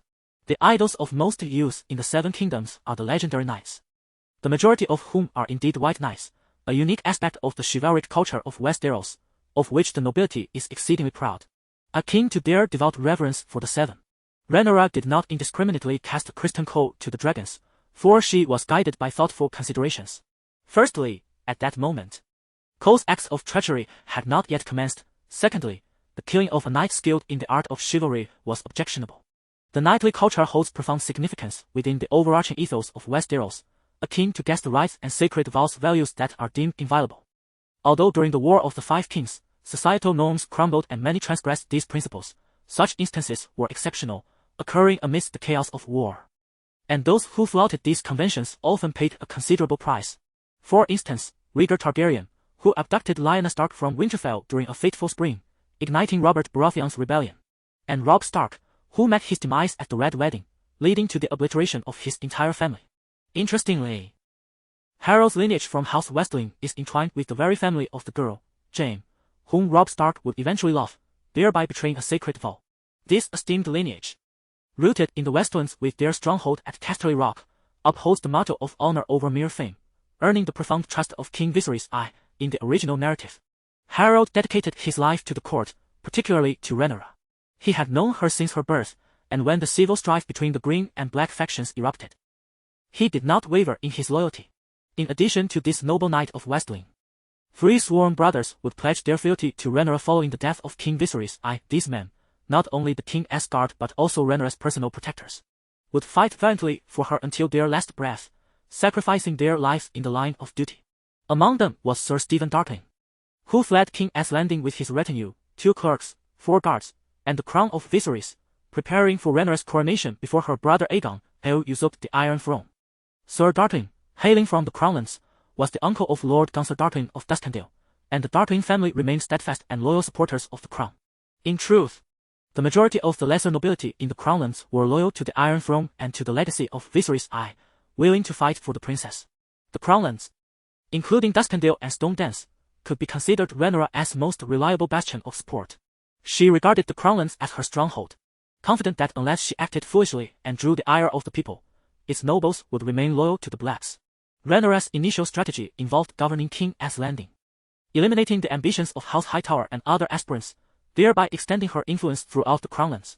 She aimed to forge alliances with her cousin's house, the Aryans, unite with the North, stabilize the Riverlands, challenge the Stormlands, and, if necessary, consolidate her hold over King's Landing, nurturing her power and reputation, making it difficult for the Hightower's dragon-slaying aspirations to come to fruition. Unlike her predecessor, who often absented himself from King's Landing, leaving a vacuum of power that was seized by other Targaryens, Rhaenyra intended to preserve the precious legacy her father had bestowed upon her throughout the years. The reason for such a statement lies in the fact that the princess lost the hearts of the people due to her own grave missteps, despite being greatly beloved. Once Prince Daemon calls forth the people of the Riverlands, they rise in response. Whether knights, soldiers, or humble farmers, many still cherish the memory of the late king's cherished daughter, reminiscing about her radiant smile and grace during her youthful sojourn along the Trident. Hundreds, followed by thousands of Riverlanders, fastened their sword belts, donned their chainmail, or seized pitchforks, hoes, and rudimentary wooden shields, flocking towards Harrenhal to fight for the beloved daughter of Viserys. Moreover, among the nobility, Rhaenyra also shines as a beacon of hope in the hearts of many lords. The lords of the 3 rivers, initially hesitant to act rashly, soon find themselves swayed by the tide of events, aligning with Queen Rhaenyra. Ser Harwin Strong hastens from the town of Riverrun to lend his support. He is the same fool who once sought Rhaenyra's hand in marriage, now transformed into a formidable knight. Count Samuel Blackwood raises Rhaenyra's banner in Crow's Tree, having previously lost a duel for her token to the victor, Sir Amidst Bracken, who, in allegiance to his father, leads the Bracken family to support Aegon. Additionally, the Mouton family of Sweetwater, the Peak family of Pink Maiden, the Root family of Harroway, the Derry family of Derry, the Marin family of the Stormlands, and the Vance family of Longtable, distinct from the Vance family of Arryn, who support the young king, have all declared their allegiance to Rhaenyra. The aging Earl Peter Pitt articulates the sentiments of many. I once swore an oath to her with my sword. Now I am old, yet not so old as to forget my vow, and the sword remains in my hand. This is the political legacy bequeathed to children by their fathers. While the father of House Hightower sacrifices his own daughter for political gain, the father of House Targaryen has consistently provided refuge for his daughter. I proclaim that this contest has been slain by Viserys I. Rhaenyra cannot help but laugh aloud. As long as she maintains her composure and ensures her survival, success appears to be within her grasp. Chapter 10. The daughter of the true dragon. The fated queen. Time passed swiftly, and the city of King's Landing became increasingly bustling. As nobles and vassals from across the realm arrived with their families, guards, and retainers under the cover of night, smaller nobles might forego bringing their families. Yet they were compelled to bring their guards, for the medieval journey was far from idyllic. Criminals, the destitute, thieves, and murderers lurked beneath the seemingly tranquil surface of the kingdom, ready to spring forth unexpectedly, delivering unwelcome surprises. The first to arrive in King's Landing were naturally the nobles from the Crownlands, being the nearest, some of whom had relatives or friends serving King Viserys I within the Red Keep. Following them were the lords from the Riverlands and the Vale. Though the Vale's arrival was slightly delayed due to the treacherous mountainous terrain, the nobles from the Stormlands entered the city in tandem. Subsequently, those from the Westlands arrived, with the Lannisters and their vessels displaying their lavish wealth, much to the delight of the merchants in King's Landing. The Iron Islands, however, were met with disdain from most, as their adherence to the ancient ways of raiding and pillaging to appease their deity, the drowned god, painted them as brutish and savage, deviating from the norm, much like how a priest of the Seven would be viewed if he were not devout.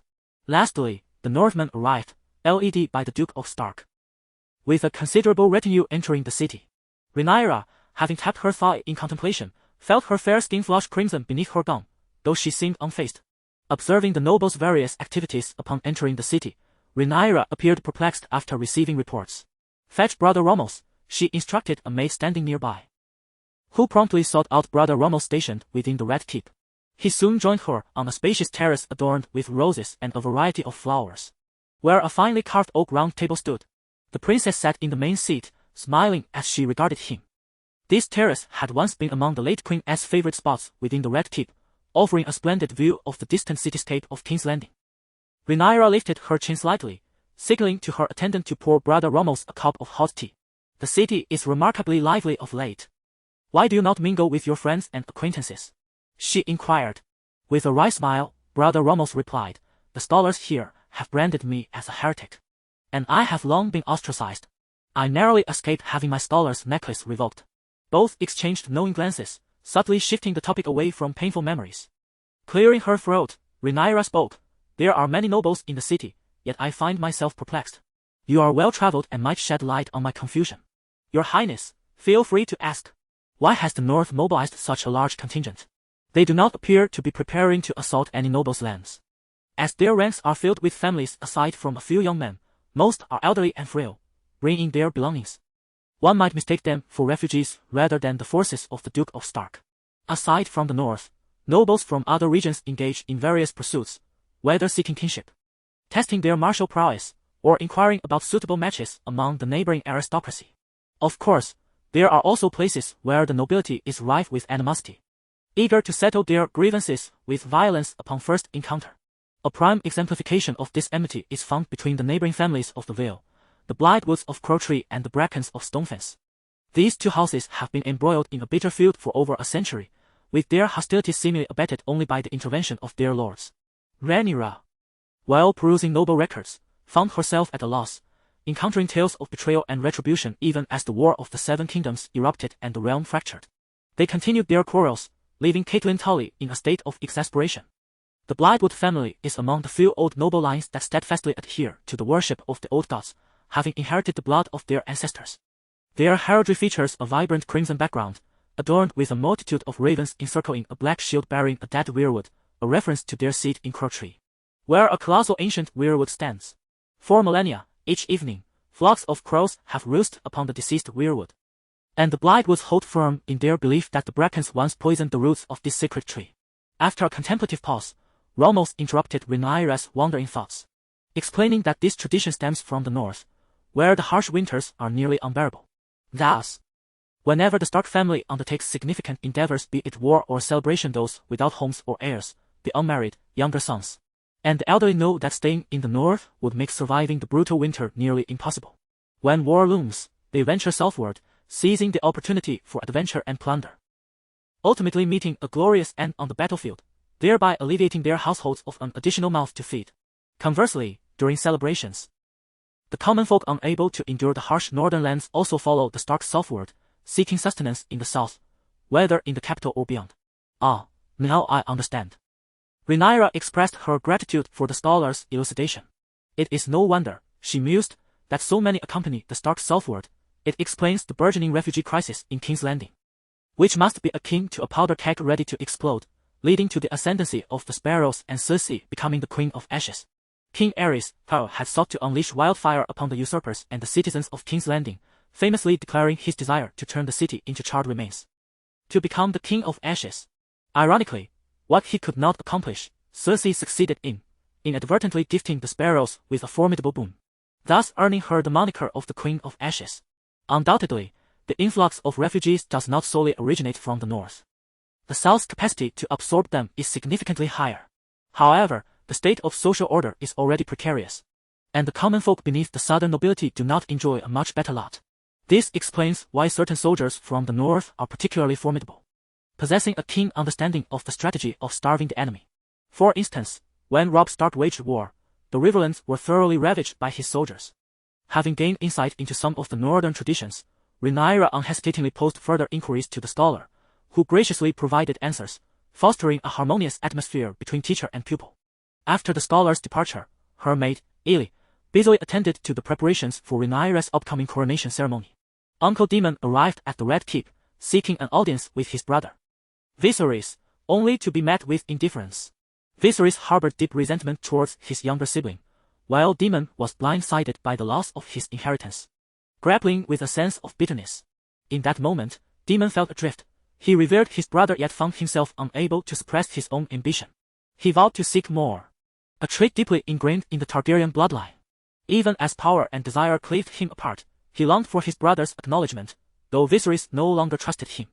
He encountered Rhaenyra, who had come to deliver pastries to their father.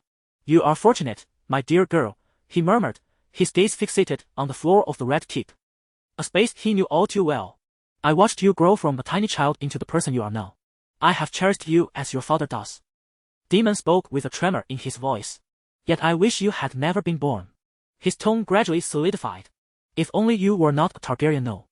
If only you were my nephew, I would gladly support you, just as I did your father." Daemon Targaryen raised his eyes, revealing the bloodshot hue within them. "There shall be no queen among the Targaryens." With his proud spine erect, he departed the Red Keep, attempting to cloak the pallor that clung to him. As his figure receded, Rhaenyra's voice echoed behind him, "Daemon, your enemy has never been me." The hall was teeming with guests, the air thick with revelry. The walls adorned with the bones of dragons symbolizing Targaryen glory and lifelike portraits of the family patriarchs, while artists and scholars busily captured the moment. King Viserys I stood at the center, his voice resonant and assured, softened only by fleeting glances towards his daughter. He formally proclaimed Rhaenyra as Princess of Dragonstone and the rightful heir, calling upon the lords to pledge their fealty. Rhaenyra stood amidst the crowd, draped in a resplendent velvet gown of deep red and black, intricately designed with golden lace adorned with pearls and gems, shimmering brilliantly. Her long locks of gold and silver were woven into braids by her handmaidens, artfully arranged atop her head. The noble lords knelt, with the foremost among them laying their swords across their palms in an oath of allegiance. With his own hands, Viserys placed the crown symbol of inheritance upon Rhaenyra's head. She bowed to her father and turned to face those who knelt before her. Daemon Targaryen lurked in the shadows, observing intently. "By the Seven and the Targaryen kings of old," Rhaenyra boldly proclaimed, her confidence easing the tension among the lords and nobles, while Viserys regarded her with encouragement and pride. I swear, in my capacity as Princess of Dragonstone and heir to the kingdoms of the Undos, the Rhaenyra, and the First Man. Rhaenyra's gaze slowly swept across the assembly, acknowledging both her adversaries and allies.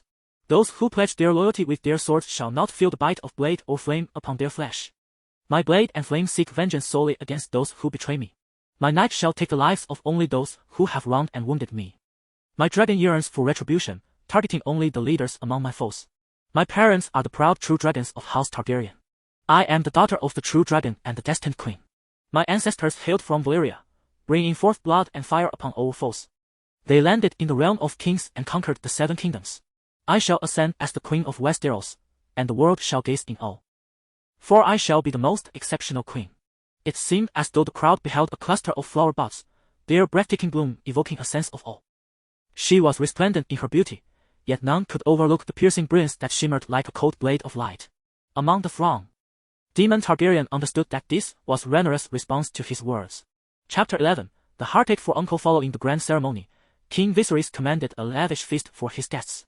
He was quite pleased with the deference shown by the nobility, beckoning the maidens to refill his goblet while Otto Hightower accompanied him in toasting the monarch. Though he offered his congratulations, a genuine smile did not reach his eyes. The banquet featured a jester performing for entertainment, while the chefs of the Red Keep presented a magnificent pie filled with pigeons, large enough to grace a round table. The king, intrigued, personally opened the pie. And at once, a flurry of pigeons, symbolizing good fortune, soared into the air. Young noble children erupted in cheers, creating a remarkably lively atmosphere. Meanwhile, Rhaenyra patiently engaged with the noble guests who approached to greet her, and summoned the vessels within the realm to discuss matters of state. All were vassals of King's Landing, sharing in the glory and the misfortunes of the crown. This truth requires little elaboration. They were seasoned advisors, and both my father and I held them in high esteem. The burden bestowed upon me as the crown prince by my father weighs heavily upon my heart. For I am deeply troubled by the prospect of bringing shame upon the 7 gods and tarnishing the illustrious reputation of House Targaryen. After uttering these words, Rhaenyra rested her head upon her hand, her expression reflecting profound concern, while her narrowed eyes discreetly surveyed the countenances of those present. Instantaneously, the lesser nobles within the realm, inconspicuous yet eager, began to voice their allegiance, vowing to protect the royal family. We shall heed your command, your highness, and I shall lead my family as knights in your service. The great lords, however, took a moment to deliberate before speaking, for their families bore the weight of future generations. In service to your grace, we shall comply, declared Lord Gonso Darkling, the Earl of Duskendale, whose uncle was a member of the King's Guard, thus binding him closely to Rhaenyra. Following suit in their expressions of loyalty were the Baratheons of Storm's End, the Valerians of Driftmark, and the Stantons of Raven's Nest. Fear not, your highness, the nobles of the realm shall remain steadfast in their loyalty to the crown. Indeed, the chorus of agreement resounded, affirming the princess as authority. Who would dare oppose her? The nobles of the realm would not let such insolence go unpunished. As Rhaenyra had anticipated, there was no need for her to exert any show of force. The nobles of the realm were among the first to rally behind Aegon in his conquest of the 7 kingdoms, a steadfast foundation. Even if a few wavering souls dared to remain neutral, they were wise enough to conceal their dissent, for Rhaenyra had already garnered the oaths of numerous nobles. Securing her position, seizing the moment, Rhaenyra spoke, "Since it pleases you, my lords, I shall not refuse your graciousness. The royal family has a few requests that I hope you will accommodate." At this, some nobles felt a twinge of resistance, fearing a demand for their resources. The Baron of Ova Borley, whose lands bordered the Blackwater, silently cursed, "A greedy woman." The Baron is renowned for his avarice and exhibits great cruelty towards his subjects.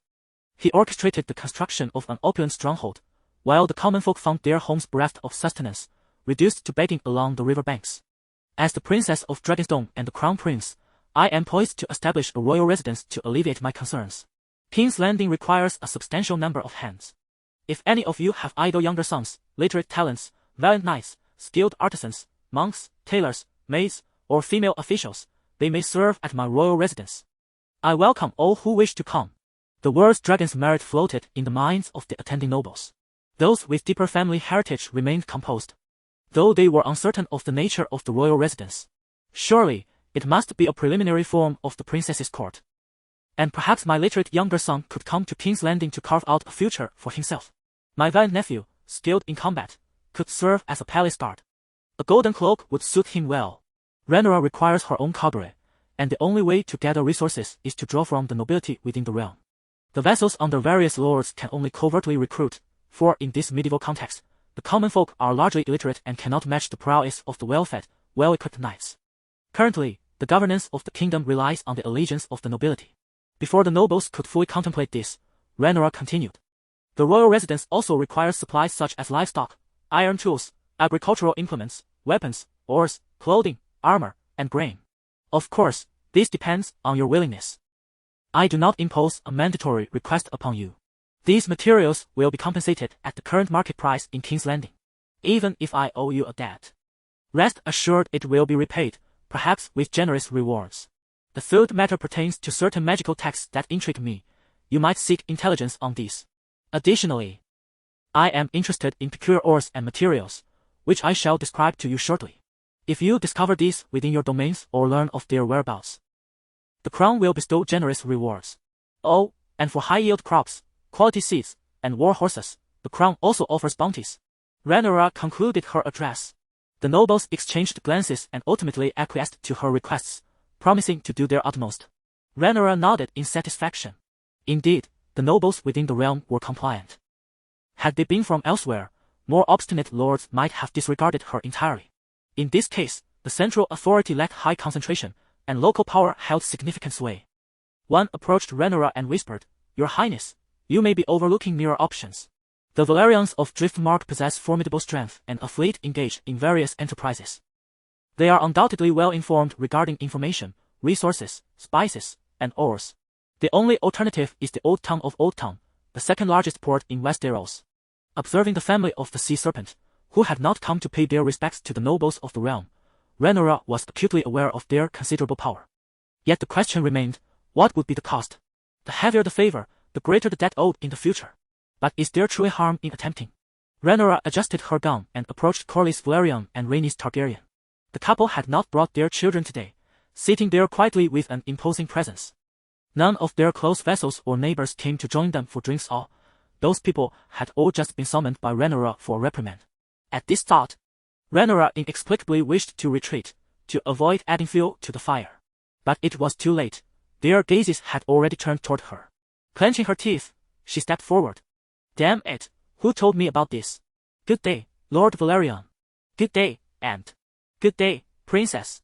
Courtesy must be observed." Rhaenyra adorned herself with a radiant smile. "Uncle, you remain as formidable as ever.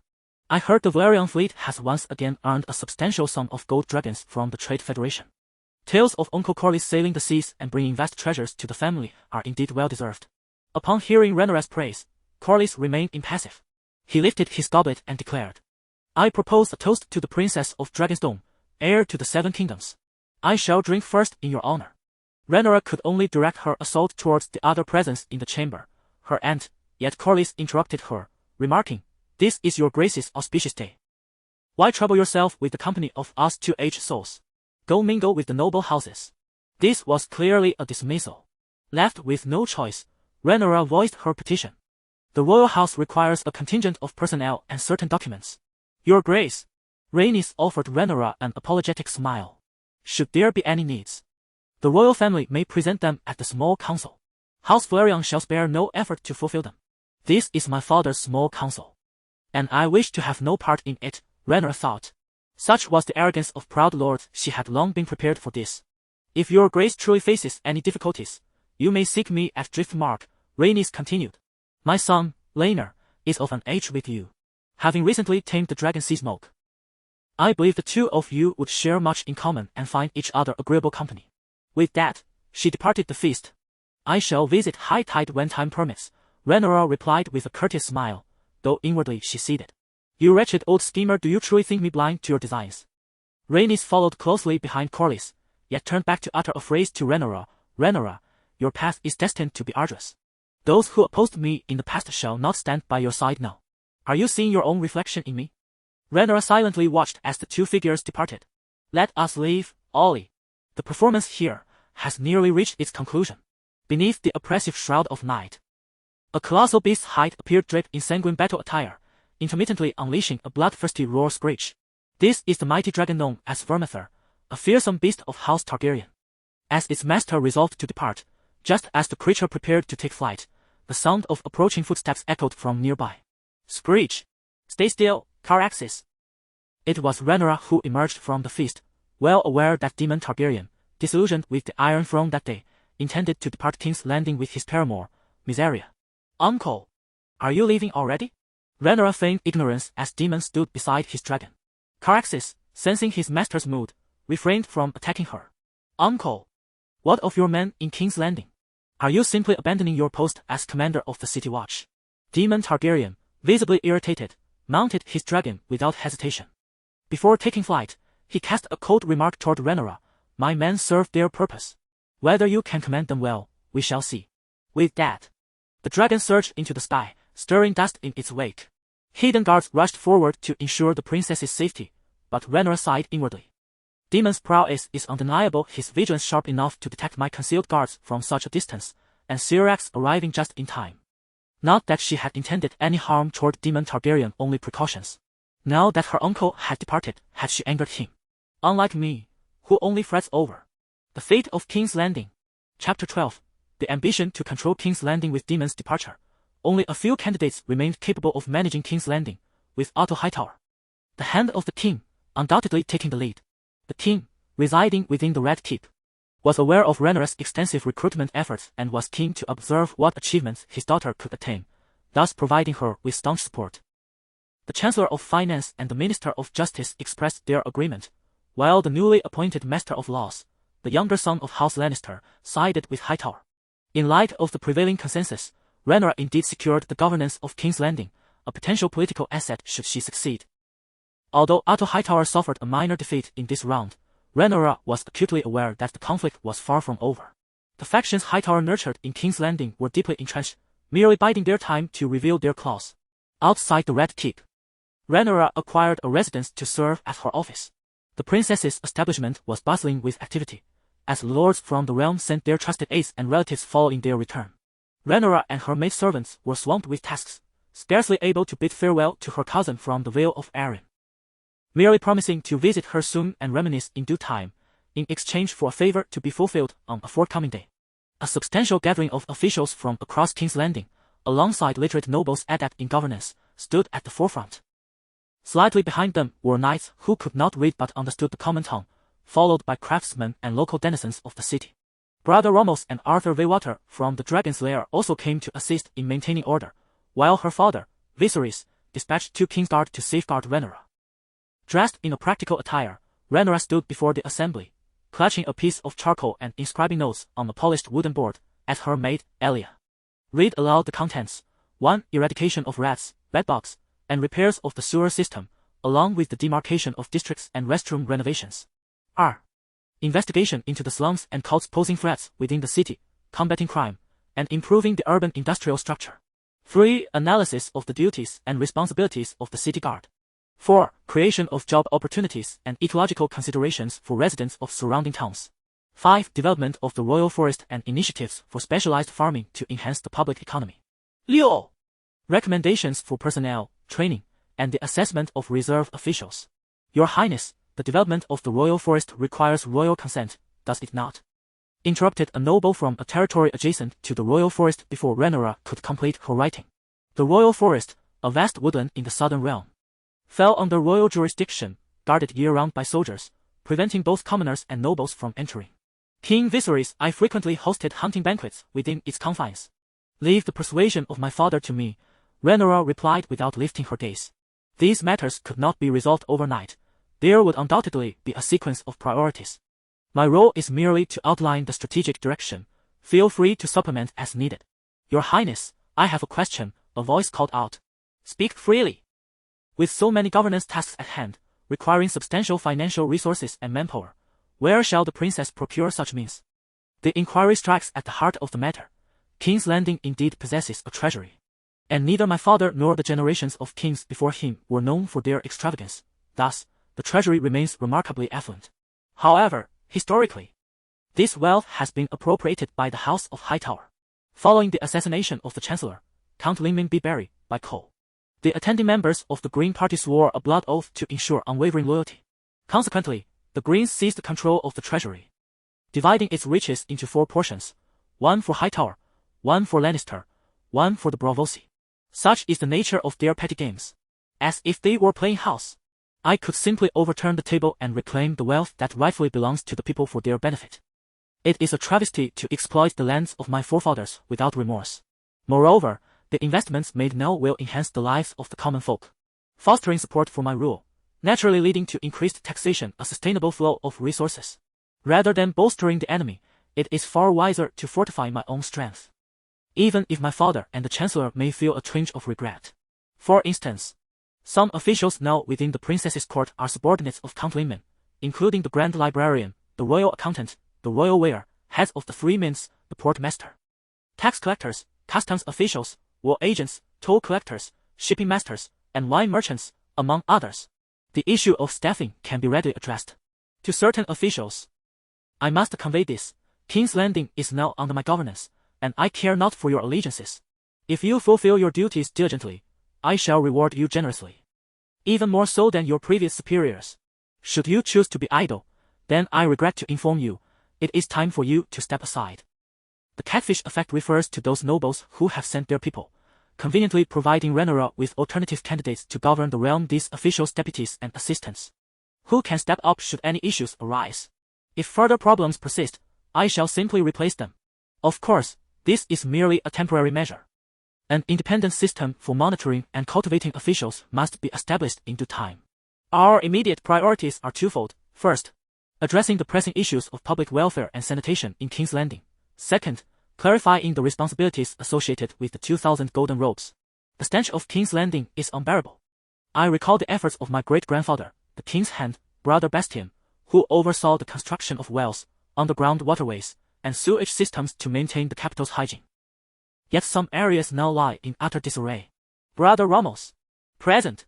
As a descendant of Brother Bastian, this task falls to you. Lead the artisans of the princess's court, along with a contingent of guards and the officials responsible for managing the waterways and sanitation within the Red Keep, to oversee this endeavor.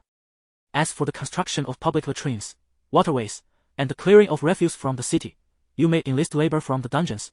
All prisoners shall undergo hard labor. Should anyone attempt to escape or resist, they will be dealt with immediately.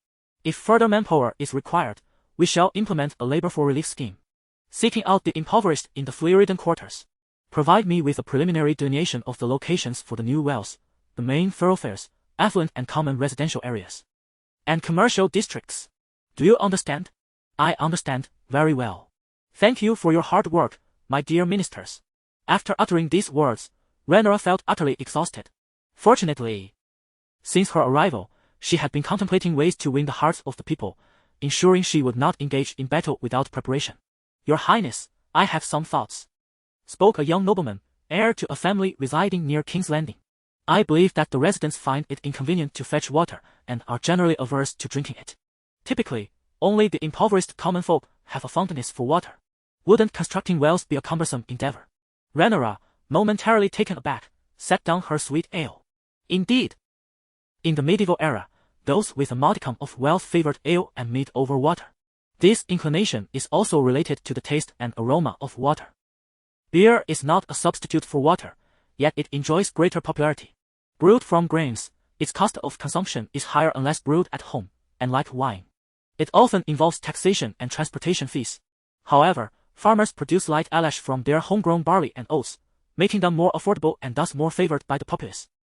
Your Highness, we should also reconsider the position of water carriers and those responsible for managing the residents' water supply, suggested a Red Keep official. I believe that the dumping of refuse and excrement near the Blackwater River should be strictly prohibited. A youth living near the river chimed in. Rhaenyra pondered for a moment before responding. Very well, I have taken note of your suggestions, which are indeed valuable. You have all performed admirably. Each of you shall be rewarded with 100 gold dragons. It is not that Rhaenyra was stingy. Do not underestimate the significance of 100 gold dragons. A lavish banquet, lamb, dog, buttered peas, oat bread, 4 cups of ale, costing 1 silver stack and returning a handful of coppers. A roasted sausage and a mug of ale cost a single copper. A suit of armor, fine chainmail, throat guard, shin guards, and a full helm, Costs 800 silver stacks, approximately 4 gold dragons. 100 gold dragons is a sum that some common folk may never earn in their lifetime. I now require a team to go door to door, informing the citizens of the current sanitation measures, no public urination, and that drinking water should only be boiled. All inns, taverns, and residences must undergo thorough extermination of pests and rodents, ensuring each area is cleaned meticulously. A reward of 100 gold dragons shall be offered for this effort. Of course, this should not be enforced with coercion. Do not intimidate the common folk. Be polite and endeavor to send local elders or familiar faces to assist. Do you understand? Yes, Your Highness. Very well, our next task is thus. I shall oversee your rewards, logistics, and personnel arrangements. You may also volunteer for any governmental duties. Should you have any inquiries, do not hesitate to seek me out at the princess's residence. I will strive alongside you. I have stated before that those who achieve merit and excel shall be granted titles and generous rewards. In the past, King's Landing had suffered a plague with a mortality rate of 50%, even claiming the life of a royal princess. Rhaenyra feared becoming a victim herself, and the specter of rebellion in King's Landing lingered in her mind. Alas, civil unrest is a dilemma that even dragons cannot resolve. The path of a true ruler lies in diligently managing the welfare of the populace.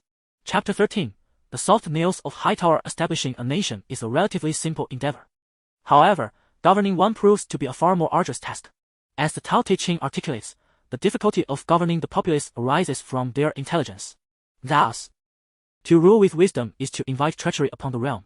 Conversely, to govern without such cunning may be the nation's salvation.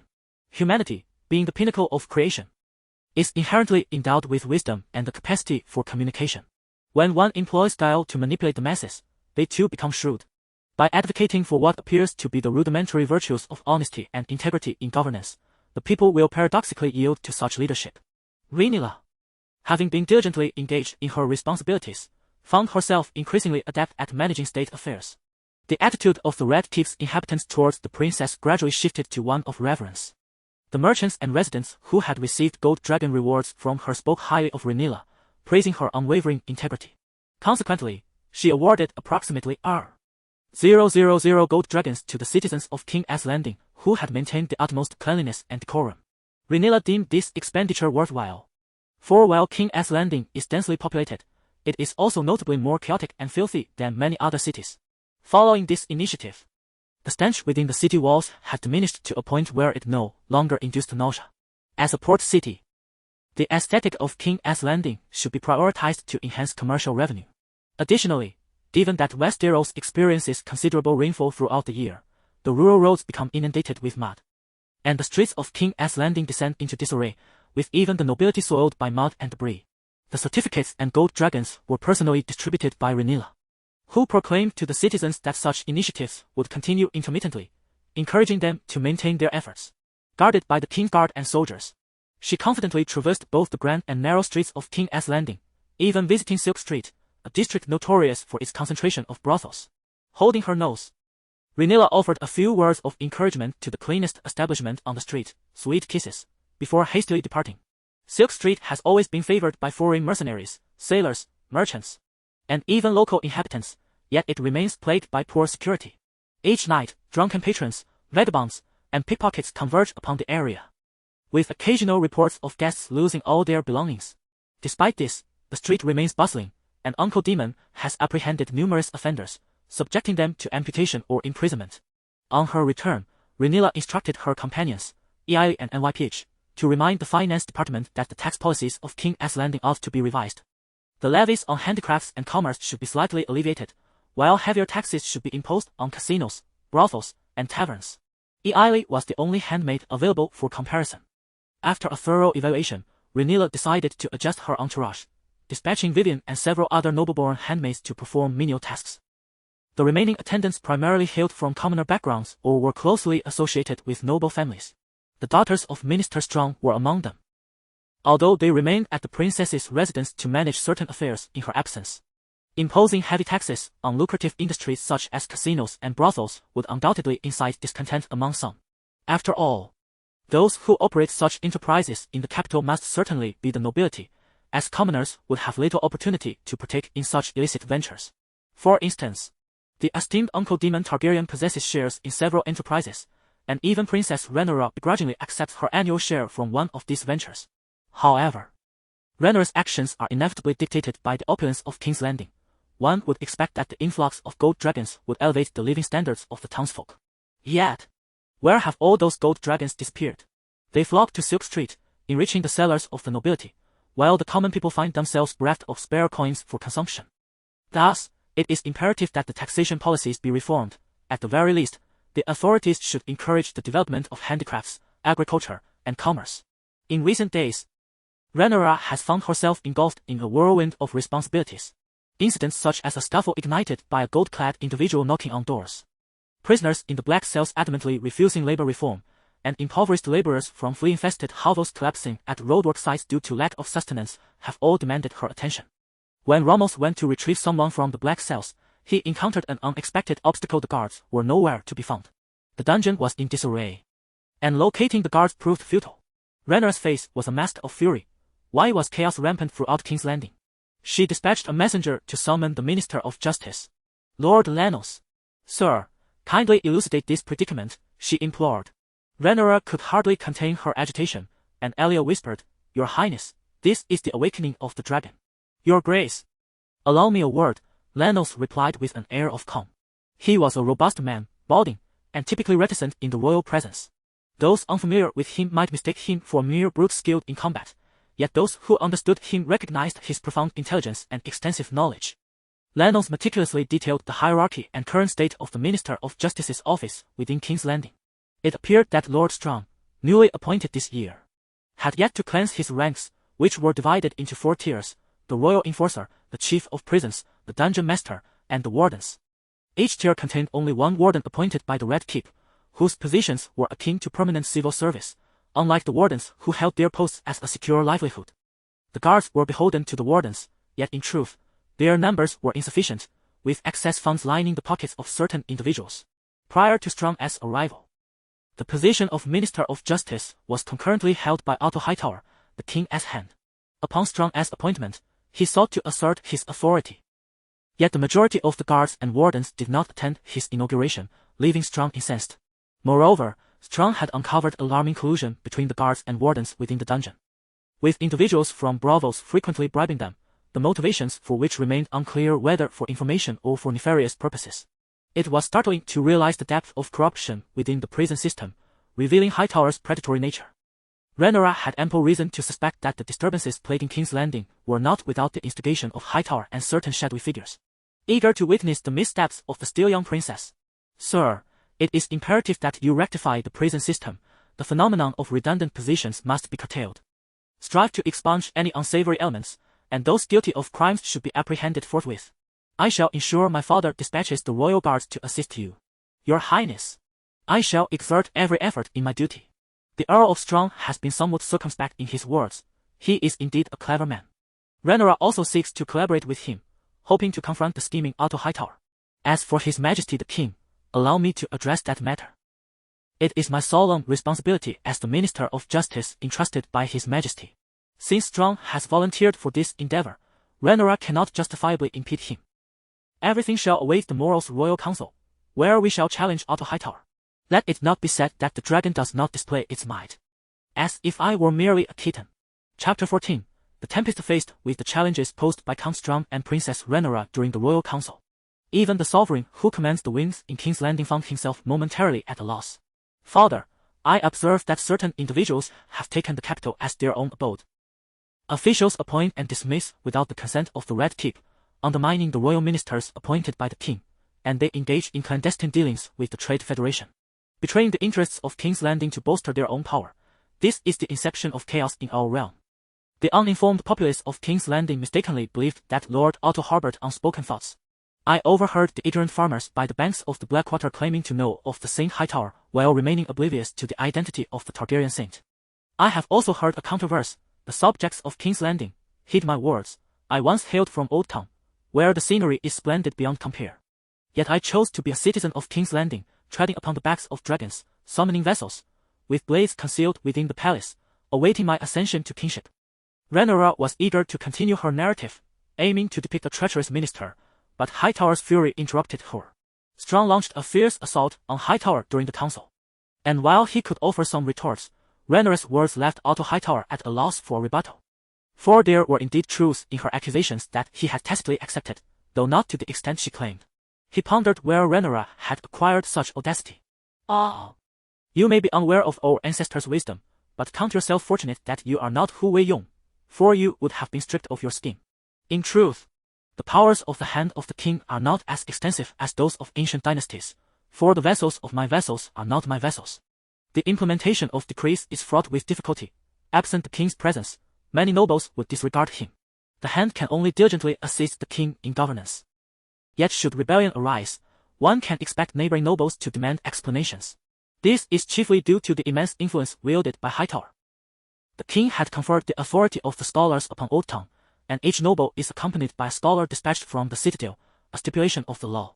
Moreover, Hightower's fleet boasts a rich history and stands as one of the most formidable vessels. The ports of Old Town brim with information and wealth from across the globe, and Hightower remained silent, absorbing all that transpired. Additionally, the Church of the Starry September has witnessed countless conflicts between the Targaryens and the Knights of the Faith. Each rallying of the faithful to the Seven has resulted in bloody warfare, and the High Septon is invariably a nominee from House Hightower. Likewise, the Chancellor of King's Landing is chosen by the Council of the Citadel, which Hightower controls, although the king may not always act upon this. It is highly probable that Hightower's representatives will occupy seats at the Royal Council. Thus, Hightower's confidence is well-founded, unlike some nobles whose lands do not extend to this realm. He serves the Iron Throne with unwavering resolve. King Viserys, for once, displayed rare anger towards Otto Hightower, his countenance darkened as if on the verge of weeping. Hightower, upon witnessing this, silently lamented his predicament. The people of King's Landing are not blind to Hightower's machinations, nor is Viserys. He merely clings to nostalgia and seeks to maintain equilibrium among the great houses. In the past, within the realm of King's Landing, there arose a necessity for a counterbalance to Daemon Targaryen, leading the king to place great trust in Otto Hightower. To divert the attention of Valerian, the king again opted for Otto Hightower. In pursuit of his daughter's claim to the throne, he chose to forge a union with Valerian. How, then, was he to balance the scales of power? Once more, he turned to the Hightower family. It appears that His Majesty remains oblivious to the dangers of nurturing a tiger. Unlike some historical monarchs that Rhaenyra recalled, who expertly fostered treacherous advisors and then shifted blame onto them, portraying themselves as innocent and virtuous. With all misdeeds attributed to their unscrupulous courtiers, Viserys focused solely on nurturing. Ultimately, Hightower ascended to the role of queen, growing ever more formidable in her influence. The fence concealed beneath Hightower's seemingly docile exterior shocked Viserys and ignited his wrath. Sir Otto Hightower, I command you to relinquish your authority at hand of the king forthwith, to retreat to your home for reflection, and ensure that neither you nor your family step beyond your threshold. Following the conclusion of the council, a knight dispatched by Rhaenyra respectfully escorted Lord Otto to his doorstep, then stood guard outside. As for the fair Lady Alicent, she remained blissfully unaware of the unfolding events. Her expression one of bewilderment. Rhaenyra, in sorrow, found herself beside Sir Otto, ready to accompany her father. On a grand thoroughfare outside King's Landing, swift steeds galloped forth. It was none other than Rhaenyra, who, having just concluded the council, set forth towards a nearby farmstead. Your Highness, the artisans have successfully completed the task you requested. Upon hearing the report from her knight, Rhaenyra hastened her arrival. Observing the dust-laden ground, she had no sooner opened her mouth than a servant stepped forward to assist her. The dust and sand melded together, gradually solidifying into a sturdy form. At long last, success had been achieved. After numerous attempts, the correct formula had been unearthed from the depths of her memory. Rhaenyra was immensely pleased and decreed a substantial reward for the artisans. To prosper, one must first pave the roads. Rhaenyra procured the finest building material cement. The limestone was transported from the Vale of Arryn, while clay and similar materials had just arrived from the Blackwater River. Several minor noble estates contained minerals, and Rhaenyra exerted great effort to acquire ample supplies. After a moment of contemplation, Rhaenyra instructed Sir Harold, who was responsible for the area and hailed from a branch of the Darkling family of Duskendale, having previously served as a squire to Sir Stephen Darkling. Sir, increase the production of cement and dispatch it to Brother Ramos, who is overseeing the road and latrine construction. Inform him that this is my newly mandated building material. Additionally, gather more artisans and laborers from among the nobility and common folk to expand our efforts. I intend for this site to be transformed into one of the royal enterprises. As for the materials and wages, consult the officials responsible for finances in my princess's household. They will assist you. Most importantly, this must remain confidential, understood?" Sir Harold nodded solemnly, indicating his comprehension. Harold is one of the valuable talents discovered by Rhaenyra amongst the nobility of the Crownlands. His honest and straightforward nature is likely tied to his lineage as a knight from a cadet branch, akin to the relationship between House Stark and House Karstark. Stephen Dartling serves as both a noble of the Crownlands and a member of the Kingsguard. Both he and Harold are featured as Queensguard in the original text, with Rhaenyra adeptly identifying them as trusted confidants. The introduction of durable and corrosion-resistant cement will undoubtedly transform the city's appearance, offering long-term benefits. As nobles become increasingly enamored with this material, Rhaenyra stands poised to reap substantial rewards, engaging in a lucrative enterprise with minimal risk. It has been a challenging endeavor, grappling with significant financial losses, but at last, a stable source of revenue has been identified.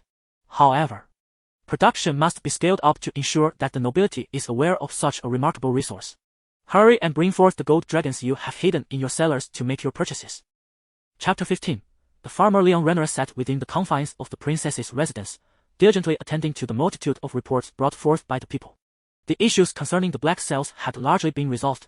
Count Stans was indeed competent, having eliminated several persistent obstacles for the legal department while also augmenting the ranks with additional mid- and lower-level officials, thus establishing a preliminary foothold in his capacity as Minister of Justice.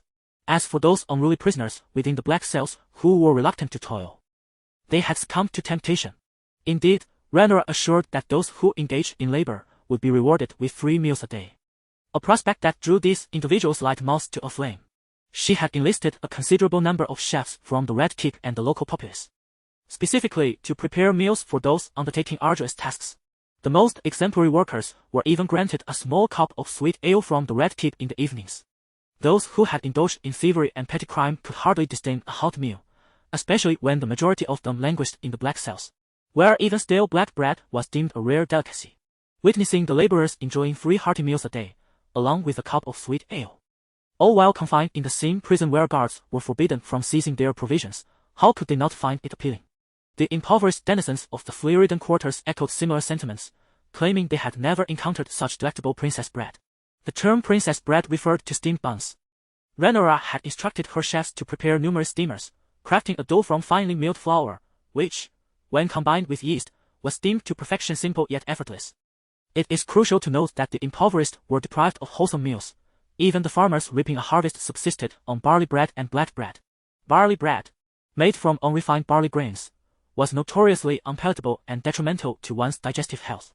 The reason they could not mill their grains into flour was due to the fact that the mills were monopolized by the nobility. While they could use them for a fee, there were always unscrupulous individuals who would mill only a portion of the grain while pocketing the rest. Akin to the ancient plight of peasant farmers, the lamentation over the hardships of the common folk was not merely a figure of speech.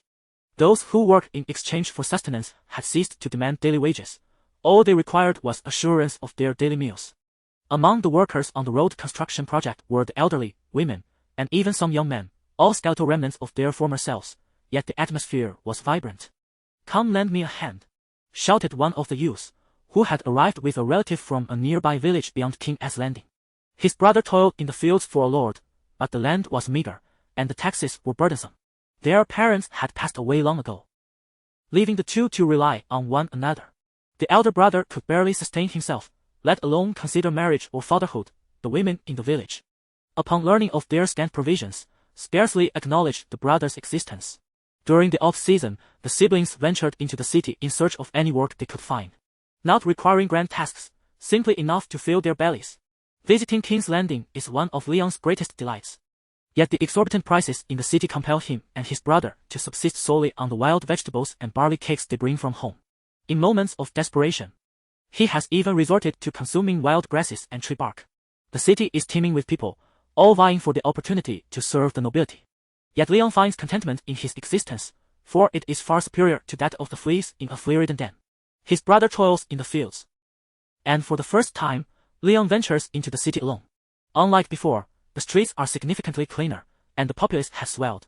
As if many are engaged in labor nearby, he wonders what edicts have been proclaimed by the king. Even in the Flyriden den, throngs gather around the guards, With a spirit of curiosity, Leon pushes through the crowd, only to be singled out for his robust physique. Initially fearing he had offended a nobleman and would be condemned to hard labor, his discontent dissipates amidst the bountiful meals and the voracious appetites of those around him. Leon licks his lips, considering himself fortunate.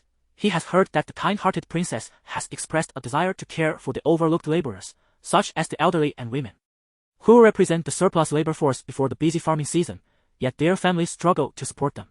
Moreover, what dirty and strenuous tasks have not been endured by the common folk? Only the nobility indulge in comfort, while others, regardless of age or frailty, toil like beasts of burden. Contemplating the lunch he is soon to enjoy, Leon swallows hard, and overhears a neighbor exclaim, "I hear today's side dish is creamy soup. I've been told that the princess has sent good cream from the Red Keep, along with freshly transported vegetables from outside the city. By the 7. It has been ages since I last savored cream. I fondly recall a previous meal that, I swear by the name of the mother, was the finest I have ever tasted. Creamy soup. Is that truly the case?" Indeed, indeed. The excitement surrounding the day's meal elevates the spirits of all present, transporting their thoughts to the kitchens of the Red Keep. The supervising court officials, however, remain unmoved as lunchtime approaches, and the workers persist in their tasks. Occasionally, the sound of growling stomachs reverberates through the air, prompting hearty laughter from the crowd. Yet, at a nearby construction site, a band of ruthless thugs glares menacingly at the jovial populace. The ordinary folk immediately bow their heads in submission. The two construction sites are worlds apart. The officials on that side are more numerous, and it is said that once they complete their labor, they must return to imprisonment. However, these desperate souls are indeed fearsome. "What are you doing? Aren't you supposed to be working?" A nonchalant official suddenly interjects. "Do you not wish to eat today? If you have no appetite, let your portion be given to someone else and return to your cell." "And no, my lord, please calm your anger. I shall work diligently." Upon hearing the official's command, the troublemaker naturally refrains from further harassment. He is not foolish. Those who had caused a ruckus just days prior not only received a beating but were also confined to prison, unable to escape. Now, those who are allowed to roam free and enjoy hot meals would be foolish to stir trouble. Yet Leon's thoughts lingered on the princess's bread. He could indulge in hearty meals for both lunch and dinner each day, with the surplus bread from the evening often brought home. In the coming days, he planned to take a leave of absence to deliver the saved bread to his brother, who frequently subsisted on coarse fare and would undoubtedly relish such delicate and delightful sustenance. As he reminisced about the flavors, the chefs in the Red Keep sometimes added milk and honey, imparting a subtly sweet taste to the bread. Leon swallowed hard, reflecting that this was due to Princess Rhaenyra, who occasionally joined them at the work site for meals with the officials. Even if the repast was not a banquet of rare delicacies, the cooks would surely exert their utmost effort. Just yesterday, he had been bestowed a reward from Her Highness, a cup of sweet ale, its flavor surpassing any he had previously tasted. Perhaps it was merely an illusion. There were likely others requesting leave as well. The townsfolk could easily bring their dinners home to share with their families, but those from the surrounding villages had to race back overnight to deliver provisions. Lost in thought, Leon's hands continued their work with remarkable speed, and before he knew it, the road had become significantly smoother. Without waiting for Leon to regain his focus, the guards nearby struck a gong, signaling the arrival of break time. The laborers brought forth a large pot of thick soup and a considerable vat of steamed buns. Instantly, the crowd formed a line with remarkable swiftness, each individual producing a bowl or container seemingly from thin air. For the residents of the city, Rhaenyra could arrange for them to bring their own utensils, but those from outside the city had to rely on the officials for distribution and management. It was rumored that the Red Keep was running low on dining ware. King Viserys, upon noticing the diminished offerings at his table, suspected discontent among the chefs of King's Landing. As for the princess, she had come here early to avoid her father's ire. Of course, this was a light-hearted jest regarding the princess, Leon mused. A humble farmer, unfamiliar with nobility, he found himself inexplicably confident in this princess. She would surely become the finest queen in King's Landing. Chapter 16. Carter of Loor Village. In the quaint village of Loor, sunlight streamed through a dilapidated window, accompanied by the gentle sound of rustling outside. Carter, a diligent farmer, had toiled in the fields since dawn, only returning home at noon. He gently wiped the sweat from his brow, breathing heavily, yet the prolonged and mechanical labor did not weigh upon him with disdain. Sitting by the window, a subtle smile graced his face. This was the humble abode he shared with his brother, though devoid of valuable possessions. It was constructed from the stones and wooden planks they had gathered with their parents, the sturdy walls of clay emblematic of their family's unity. Their mother had passed away one winter. A memory still vivid in his mind, the somber night when she was too weak to lift her hands and subsequently closed her eyes forever. She had succumbed to exhaustion and hunger, a fate that every farmer living off the land was acutely aware might one day befall them. Their father had departed even earlier. And while Carter and his brother clung to hope, the villagers speculated that he had been conscripted by some noble to serve as a soldier or perhaps had fallen victim to bandits. Carter chose to believe he had become a soldier, perhaps merely stranded somewhere far from home. Carter was among the most industrious workers in the village, striving to provide for himself and his brother. The local knight held him in high esteem, praising his efforts, yet his life remained stagnant. The grains from his fields were his lifeblood, and he could only labor diligently until the day he, like his mother, might collapse. From a tattered sack, he retrieved a handful of wheat, preparing for a hasty meal at noon, intending to eat less in the evening to spare some provisions for his absent brother. Thoughts of his brother working in King's Landing flooded Carter's mind with worry, fearing he might offend someone, encounter bandits, or go hungry if he failed to find work. Yet, there was no alternative. If his brother did not venture forth to earn a meal, both would surely succumb to starvation. "Brother, I have returned from King's Landing." The familiar voice broke through his reverie. It was his brother, Leon. Leon had taken a brief leave, returning to Lower Village, having confirmed with the officials of the royal palace that his position would remain secure before embarking homeward. Leon! The brothers, overjoyed to see each other safe after a long separation, exchanged smiles. However, Carter soon realized, "Did you not find work in King's Landing?" Leon remained silent, and a wave of disappointment washed over Carter. Yet, he managed to say, "It is only natural not to find work. We still have some wheat at home. I shall go exchange it for black bread, which lasts longer." Black bread was one of the staple foods of farmers, though its taste was far from pleasant. Often mixed with chaff, sawdust, and sand. Overindulgence could lead to stomach pains and fatigue. "Brother, there is no need to exchange. I have brought back some delicious bread from King's Landing." Leon revealed a parcel from behind him, and Carter recognized the cloth from home, stained with dark marks. Just days ago, he had used this very cloth to wrap up the wheat cakes and black bread. However, the fabric had been thoroughly cleaned. Leon unwrapped the bulging bundle, revealing 5 or 6 white steamed buns, 2 soft long loaves, 3 or 4 cold sweet pastries, an onion pie, and a fragrant cinnamon cake. "Leon, where did you acquire this?" Carter exclaimed, his eyes wide with astonishment. "I procured it from the princess's residence in King's Landing. The princess has been overseeing the street's renovation and sanitation, hiring many workers. Some receive payment, while others are compensated with food. I chose the latter, allowing me to eat heartily and save some to bring home." "The princess? My heavens!" Carter was taken aback by Leon's revelations. In his life, the most esteemed individual he had encountered, aside from the noble knight, was the eldest daughter of the village head, rumored to be sought after as a concubine by the knight. Indeed, on that day, I was even rewarded with a large cup of sweet ale by one of the princess's maids. I hear it is a beverage served to guests in the Red Keep, and it is quite delightful, though I cannot bring it home." Leon spoke joyfully as he added some firewood to the stove, placing the food on the hearth to warm the cold bread and pastries for his still-dazed brother. "I returned home after my meal in King's Landing. Brother, save these for later. Oh, and in a couple of days, I will receive a sack of wheat or oats, and eventually, I can exchange it for beans.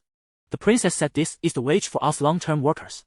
Brother, you should also go to King's Landing. The work isn't too strenuous, and you'll receive food. Soon, we will have plenty of provisions." It was only at this moment that Carter, who had largely been lost in thought since Leon's return, snapped back to reality. "No, I will not go." Leon turned to see his brother's serious expression. "Leon, you are still young. You can go, and I will not hinder you. But I will encourage you. However, I am different. The land is our lifeblood, our very existence. If both of us go to King's Landing, no one will tend to our fields, and the Lord will not retain me as a tenant farmer. We would starve in the streets." "I know what you are about to say." Carter interrupted Leon's protests. "Listen to me, brother. The food from the princess's estate is not infinite, and the work in King's Landing will eventually come to an end. What will you do then? The princess is kind and willing to provide us commoners with sustenance. So focus on serving her well, while I tend to our land. This is the wisest course of action. Leon could only nod in agreement. Accustomed to deferring to his elder brother. Since childhood, Carter had taken on the responsibilities of the household, resembling a father figure to Leon. Noticing his brother's despondent demeanor, Carter understood it was his way of expressing emotions. Having spent so much time together, he knew precisely how to lift Leon's spirits. Thus, he donned a cheerful smile. You've been gone for so long. Why not share some tales of King's Landing? Leon placed the food upon the dining table and said to Carter, first and foremost, Dear brother, please wash your hands before dining. Laughter echoed through the room. As Carter had aptly noted, Rhaenyra in King's Landing was indeed furrowing her brow at that moment. This plan requires further refinement. Yes, I understand. Upon seeing the officials depart, Alicia approached, pouring a glass of water for Rhaenyra and gently massaging her shoulders. The princess preferred to handle matters without interruption. Rhaenyra closed her eyes in comfort, yet her mind raced incessantly. The initiative of employing labor for public works was undoubtedly commendable, significantly reducing crime rates and enhancing the city's environment. However, King's Landing, the population remained overwhelmingly vast. Initially, she merely intended to set a positive precedent in the capital, yet even now, Rhaenyra felt as though her efforts were akin to a drop in the ocean. If governing a city posed such challenges, governing a nation would be even more formidable. In truth, Rhaenyra's assumptions were somewhat simplistic. For King's Landing was the largest city in Westeros, boasting the highest permanent population, with only a few other cities rivaling its scale, while the rest resembled ordinary towns. It was imperative for the court's financial department to loosen its purse strings for construction. The residents of the slums required relocation, and roads and public facilities must gradually be established. Knightwood, please summon Brother Ramos and Sir Halwyn. The weary Ramos soon arrived, bowing before the princess. How have you been faring, esteemed scholar? Your Highness's regard has kept me quite occupied of late, yet I find myself happier than during my studies in the citadel. I suspect my late Uncle Bass felt similarly. Rhaenyra smiled. He was indeed a man of action, and her casual entreaties had yielded unexpected treasures. Scholar, I invited you to discuss the recent projects. Are there any challenges at the construction sites that require assistance? Your Highness, everything is progressing smoothly. I have brought along several scholars and assistants from the citadel with whom I had a good rapport.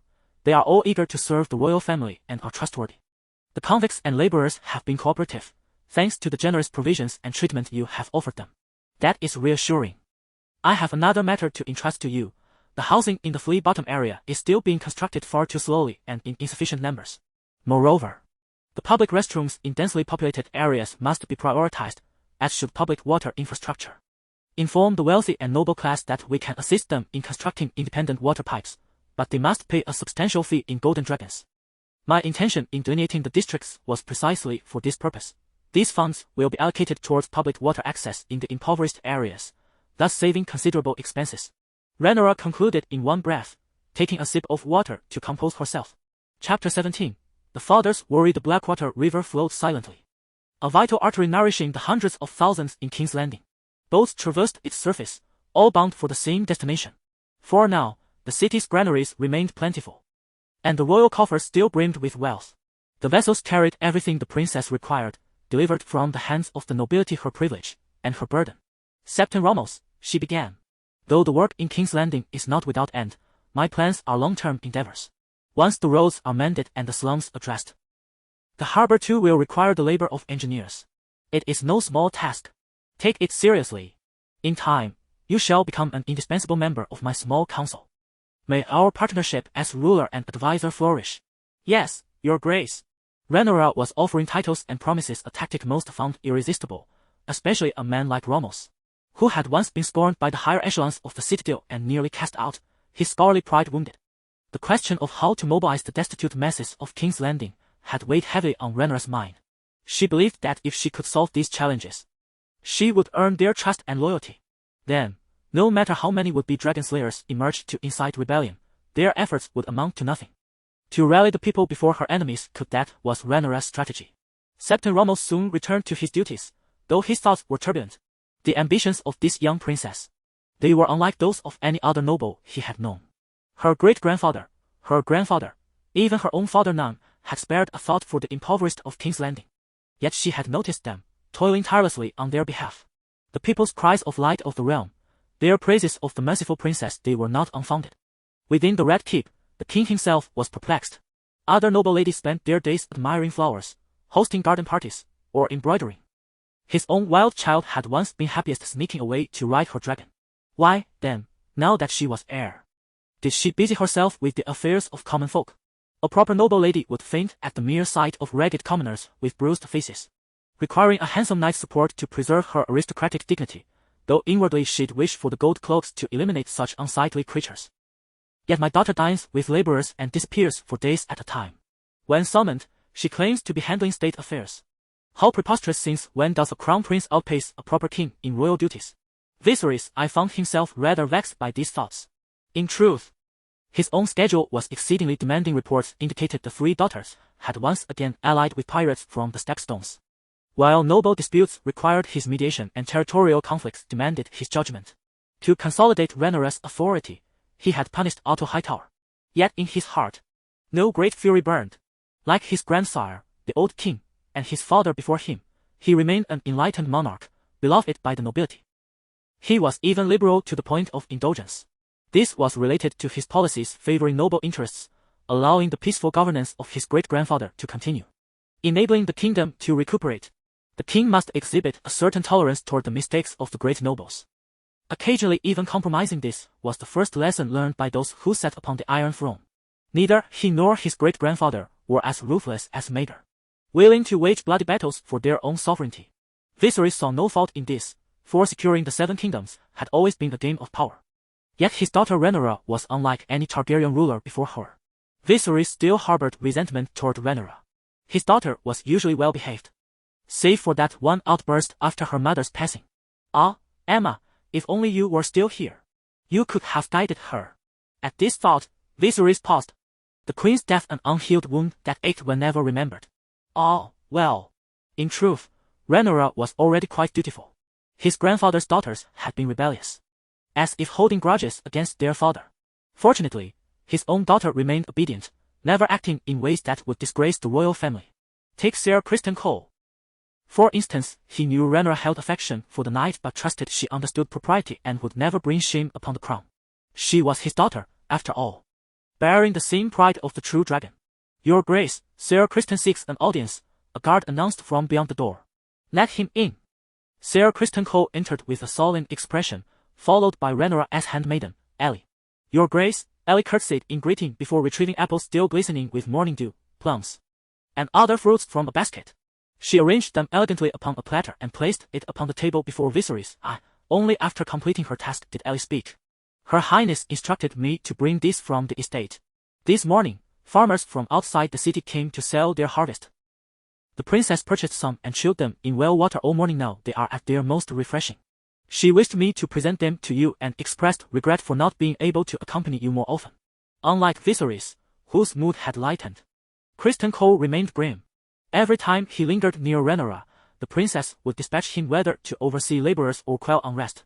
And once his duties were fulfilled, upon returning to her residence, she would send him straight back to the Red Keep. It was as though she were deliberately avoiding him. Criston exhaled faintly, imperceptibly. While this could be seen as a mark of trust, the White Knight still felt unsettled, though he could not articulate why. Equally perplexed by Rhaenyra's behavior was her dear friend Alicent Hightower. She had not seen Rhaenyra in quite some time. The handmaidens of the Red Keep whispered that the princess was occupied, tirelessly managing the affairs of King S Landing. This version of Rhaenyra is unlike the one etched in her memory, the girl who once confided in her about the tender feelings of youth. The little one with whom she discussed Nymeria seems as if reborn from the crucible of blood and fire, devoid of any trace of her past. Although she had approached her with a sense of purpose, she never anticipated that they would begin to drift apart. Otto Hightower is increasingly troubled over Alicent. His daughter is a noble lady of impeccable reputation, embodying the essence of a proper noblewoman, never defying her father. She delights in the beauty of flowers, enjoys garden strolls, hosts tea gatherings, and engages in needlework, yet the sight of a ragged, bruised commoner ignites her outrage, compelling her guards to shield her from such encounters. Nevertheless, she has failed to execute the tasks he entrusted to her. Otto Hightower has never broached the subject of Alicent's marriage with any of the nobles. She is his prized jewel, the visage of House Hightower, a venerable noble family of millennia. He once contemplated an alliance with Daemon Targaryen. envisioning the marriage of his cherished daughter to this wayward prince, perceiving it as a momentous partnership. Yet, to his astonishment, Daemon Targaryen, that fool, rejected the proposal without hesitation, as if he held the women of House Hightower in disdain. This insult to House Hightower incensed Otto, prompting him to persuade Daemon's father to wed him to a fierce lady of the Vale. Following the ascension of Viserys I, Otto ensured Daemon faced repeated setbacks in positions such as the Hand of the King and Master of Coin, ultimately relegating him to the command of the City Watch, until he was recently cast out of King's Landing. Otto Hightower views this as a glorious triumph. Daemon Targaryen does not regard me with respect. This is the lesson he deserves. One would expect Otto to rejoice at the expulsion of a political rival. Yet, he finds himself confined by the king, temporarily stripped of his role as Hand of the King as a form of punishment. His countenance is dark enough to yield water, but soon a thought seems to bring him joy. According to my informants, it appears Daemon's spawn is on the verge of birth. I shall patiently observe your internal strife, Targaryen. As for his daughter Alicent, Otto Hightower has devised a plan. Hightower must present the queen, with the position of consort vacant, the daughters of the great nobility, even if initially unmoved, must recognize their obligation to their families. It is time for the Red Keep to embrace the green emblem of the towering spire. He spoke to Alicent Hightower in a somber tone. My daughter, you must realize your worth. Hightower needs your courage to become a member of the royal family, to be the most esteemed woman in the Seven Kingdoms. Yes, father, Alicent replied dutifully, still acquiescing to her father's designs, despite the path leading to her ultimate demise. She has officially graduated from the League of the Despondent. Chapter 18. The previous chapter has been supplemented and revised. Readers who wish to continue may refresh their view. There will be 2 more updates today. I am immensely grateful for the monthly votes and recommendations from my readers. I assure you, I will not abandon this work. Thank you very much for your support. Chapter 19. The Guardians of King's Landing. While Ramos and Rhaenyra engaged in discussions of state affairs, an individual stood awkwardly nearby, attracting the attention of the handmaidens. They seemed to have forgotten about this knight, who had also been summoned. The newcomer felt a sense of embarrassment, acutely aware that the princess intended to inquire something of him, yet it was not his turn. He overheard his sister, one of the princess's attendants, mention that many officials had reported to the princess's residence recently, from the ministers attending the royal council to a mere water-bearer from the street, all having assisted in various capacities. Some nobles, relying on the princess's youth, attempted to deceive and mislead, only to find themselves in dire straits. The lords granted lands directly by the king are vassals of the crown, and the king possesses the authority to revoke their titles. Of course, they may resist and declare war against the throne, igniting rebellion, but the reality is that a dragon may arrive at their doorstep before they can act. Those unable to withstand the wrath of dragons should refrain from drawing too much attention to themselves. Thus, no one dared to slight the newly empowered princess, who personally took matters into her hands, diligently probing into any suspicious issues. The queue to be summoned by the princess had become customary. Harwin Strong, son of the Minister of Justice, did not greet Rhaenyra until after Ramos had concluded their discussions and departed in haste. Rhaenyra, seated at the head of the table, had been feeling fatigued lately. She closed her eyes momentarily to gather her thoughts before regarding the young man before her. Sir Harwin, Rhaenyra spoke deliberately. I have recently collaborated with your father, Lord Lionel, and our cooperation has been rather fruitful. He is new to King's Landing and holds my father in high esteem, thus, I dare not treat him lightly, honoring him as a national treasure. And you, being his eldest son and his chosen heir, must surely make him proud. Upon meeting you today, it is evident that you are indeed exceptional, destined to be a pillar of Harrenhal. Quite impressive. Perhaps due to her recent endeavors to comfort the common folk, she unconsciously adopted a tone of encouragement towards the younger generation. Harwin's expression faltered as he struggled to maintain composure, his face visibly flushed. Though you are Her Highness, you are still a few years my junior. Yet you speak as if you were a peer of my father's. Is this meant to be flattery? Flattery, indeed. Harwin assessed Rhaenyra. Contrary to the lively girl portrayed by others, and differing from the noble aloofness described by officials, Rhaenyra appeared somewhat weary at that moment. The adornments placed upon her by her attendants accentuated her beauty even further.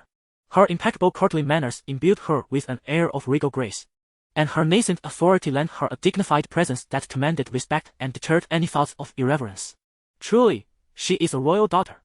It had been said that Rhaenyra once reveled in riding dragons and soaring through the skies, yet now, He realized that only by witnessing her could one truly grasp the essence of this princess. Naturally, for some, her beauty was of little consequence. What mattered was the sweetness of power that radiated from her. Sir Harwin looked at Rhaenyra with curiosity, while she pondered her inquiries regarding him. According to a certain scholar in Blood and Fire, it was insinuated that Harwin, the young leader clad in gold, was the one who reported Daemon Targaryen for his drunken mockery of her unborn brother. However, Rhaenyra deemed this matter to be utterly inconsequential. As Blood and Fire offers no explicit guidance, merely suggesting that the young leader sought wealth and favor by bringing the matter to the king's attention. Similarly, those in the Citadel have cast aspersions upon Harwin and Daemon, despite the absence of any real conflict between them. Harwin's father is a trusted minister of the king, and he later ascended to the position of Hand of the King, leaving him with no motive to act against Daemon, thus indicating that the informant was likely someone else one could easily suspect the cunning Otto, the Hand. Rhaenyra found herself at a loss, for in the original tale, Harwin was her secret lover, with whom she had borne 3 illegitimate children.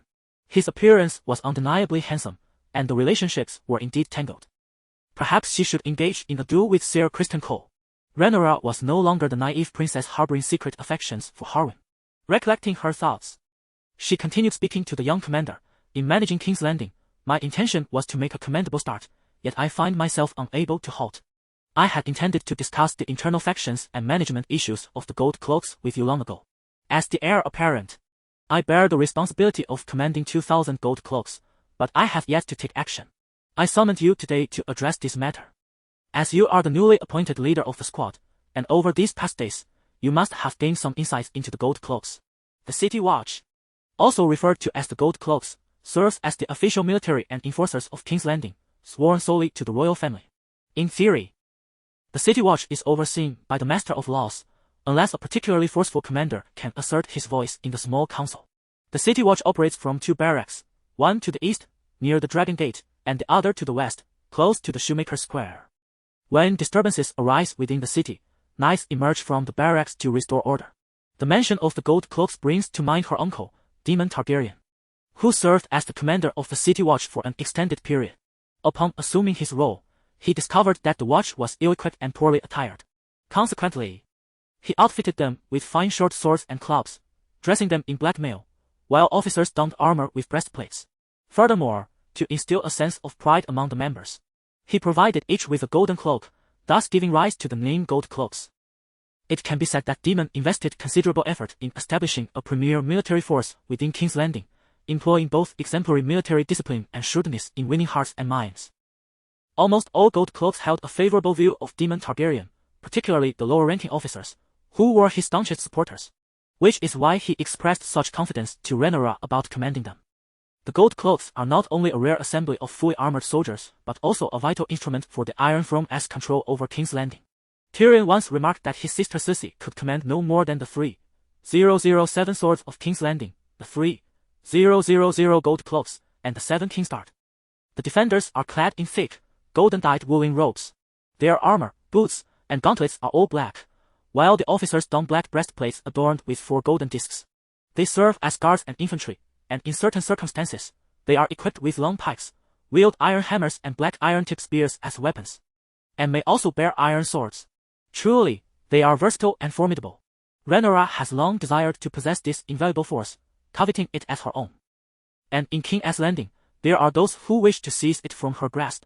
She would never allow others to encroach upon what she deems rightfully hers. Thus, she inquired of Harwin, "Sir, what is the current situation with the Gold Cloaks?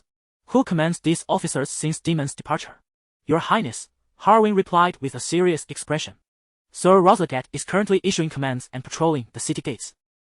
He was once a subordinate of Daemon Targaryen and is presently the most favored choice among the lower ranks of the Gold Cloaks. There are also some who belong to his lieutenants, including Gelwin Hightower, the eldest son of Lord Otto Hightower. Currently, most mid to high-ranking officers lean towards him.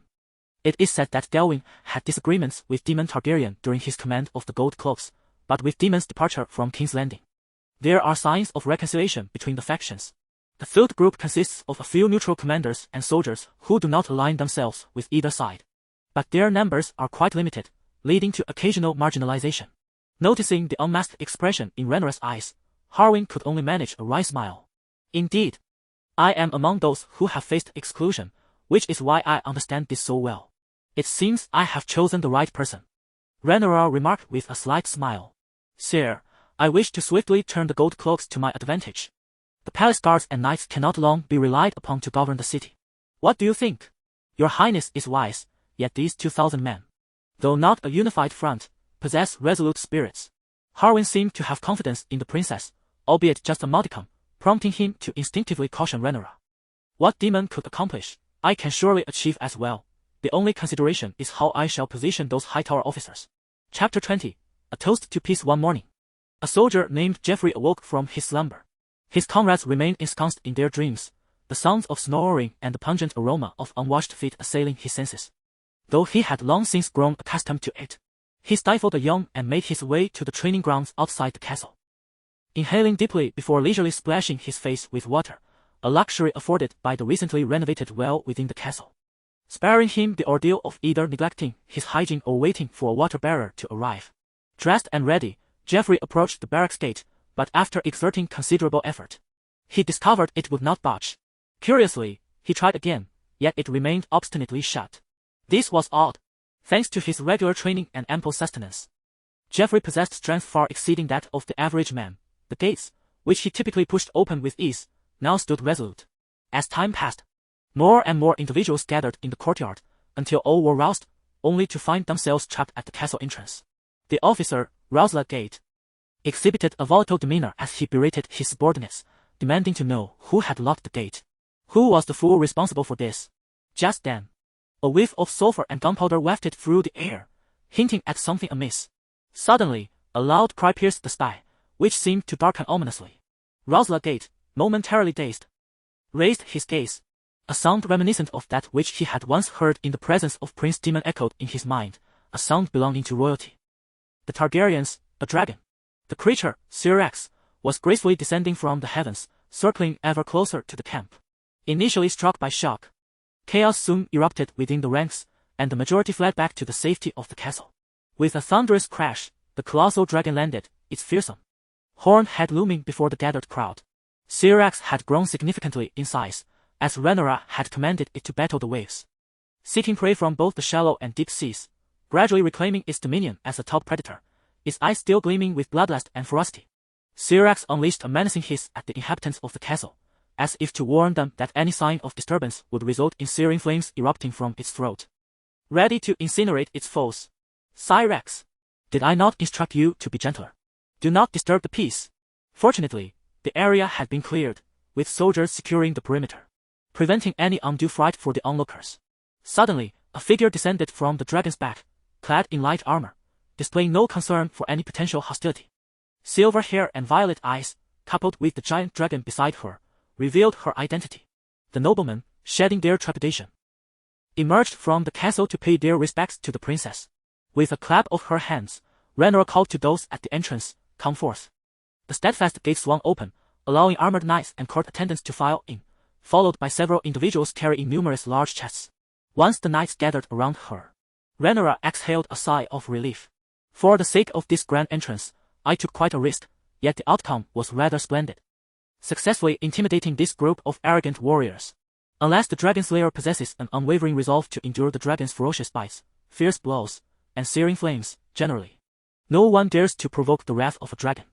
Although Rhaenyra was under the protection of Syrax and the castle had repeatedly assured her that there were no large dragon-slaying boats, she still felt a twinge of anxiety within. It was a miscalculation to engage in such perilous behavior, and henceforth, she ought to exercise more caution. While harboring a hint of regret, Rhaenyra instructed her guards to open the chest she had brought from the princess's quarters. A dazzling golden hue illuminated the eyes of those present, revealing an abundance of gold dragons, an impressive display indeed. With a mixture of martial and diplomatic intent, it was clear that the intentions of the visitors were not benevolent. As the seemingly bold Loras Gate had to suppress a sigh, Rhaenyra declined the invitation from Hightower to enter the castle. In truth, there was no ill will intended towards her, especially with so many witnesses present. Only a fool would dare harbor malicious thoughts. Nevertheless, Rhaenyra remained steadfast, leaning against the resting Syrax, engaging in conversation with them. Loras Gate stood before the assembly, temporarily assuming a leadership role among the Golden Cloaked men, and offered a respectful greeting to Rhaenyra, expressing his deference. Noticing the tension in the atmosphere, Rhaenyra chuckled lightly, explaining that her uncle, Daemon, had entrusted her with the command of the city's defense before departing King's Landing, an obligation he could not relinquish. Hence, she had come to meet them today. Furthermore, she asserted her control over King's Landing and expressed her awareness of dissenting opinions among the Golden Cloaks, seeking to hear their thoughts. To exert influence is the way of a sovereign. Loras Gate smiled wryly, acknowledging that the decree issued by the princess was one that the Golden Cloaks could not defy. All would yield to her command, even if it meant dismissing him as leader along with other officers. Amidst some commotion behind him, Loras remained resolute, declaring that Prince Daemon had once stated that the duty of the Golden Cloaks was to protect the royal family, and that the royal command must be obeyed. By royal command, all shall obey, shouted several junior officers and soldiers in unison. Roar! The dragon behind them, acting as a sort of morale booster, also bellowed loudly. However, Rhaenyra sensed the dragon's irritation. It was merely trying to rest and was disturbed by the ruckus.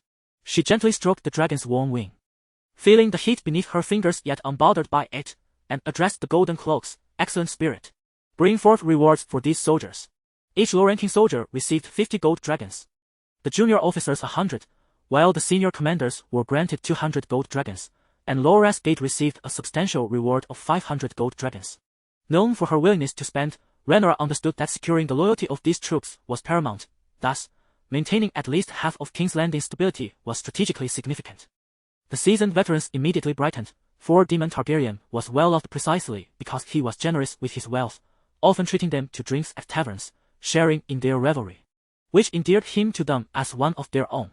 With Daemon's absence, the king has commanded Princess Rhaenyra to oversee the defense of King's Landing, and it is widely understood that assuming command of the guard is an inevitable process.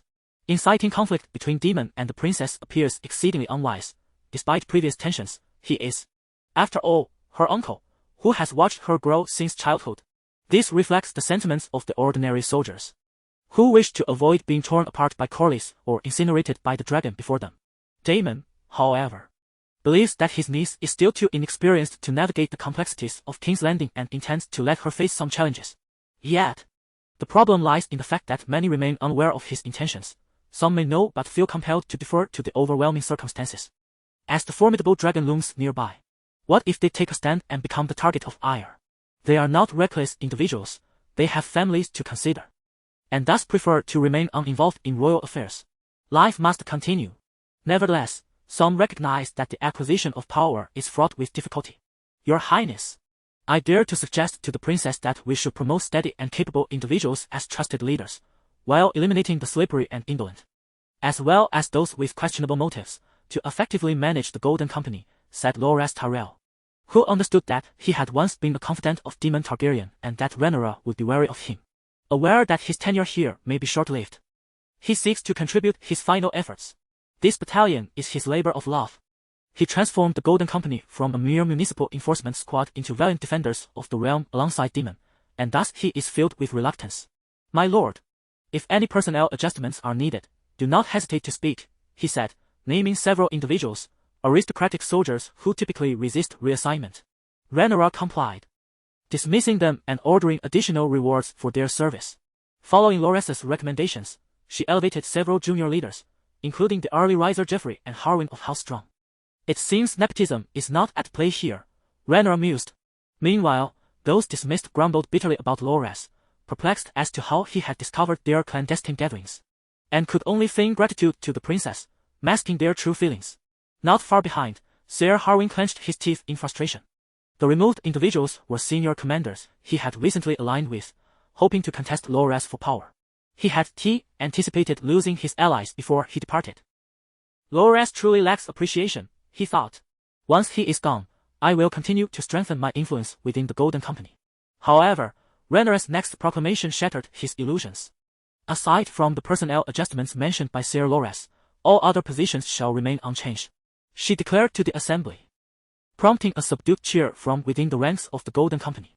In her quest for balance, Rhaenyra intends to further assess Loras's capabilities.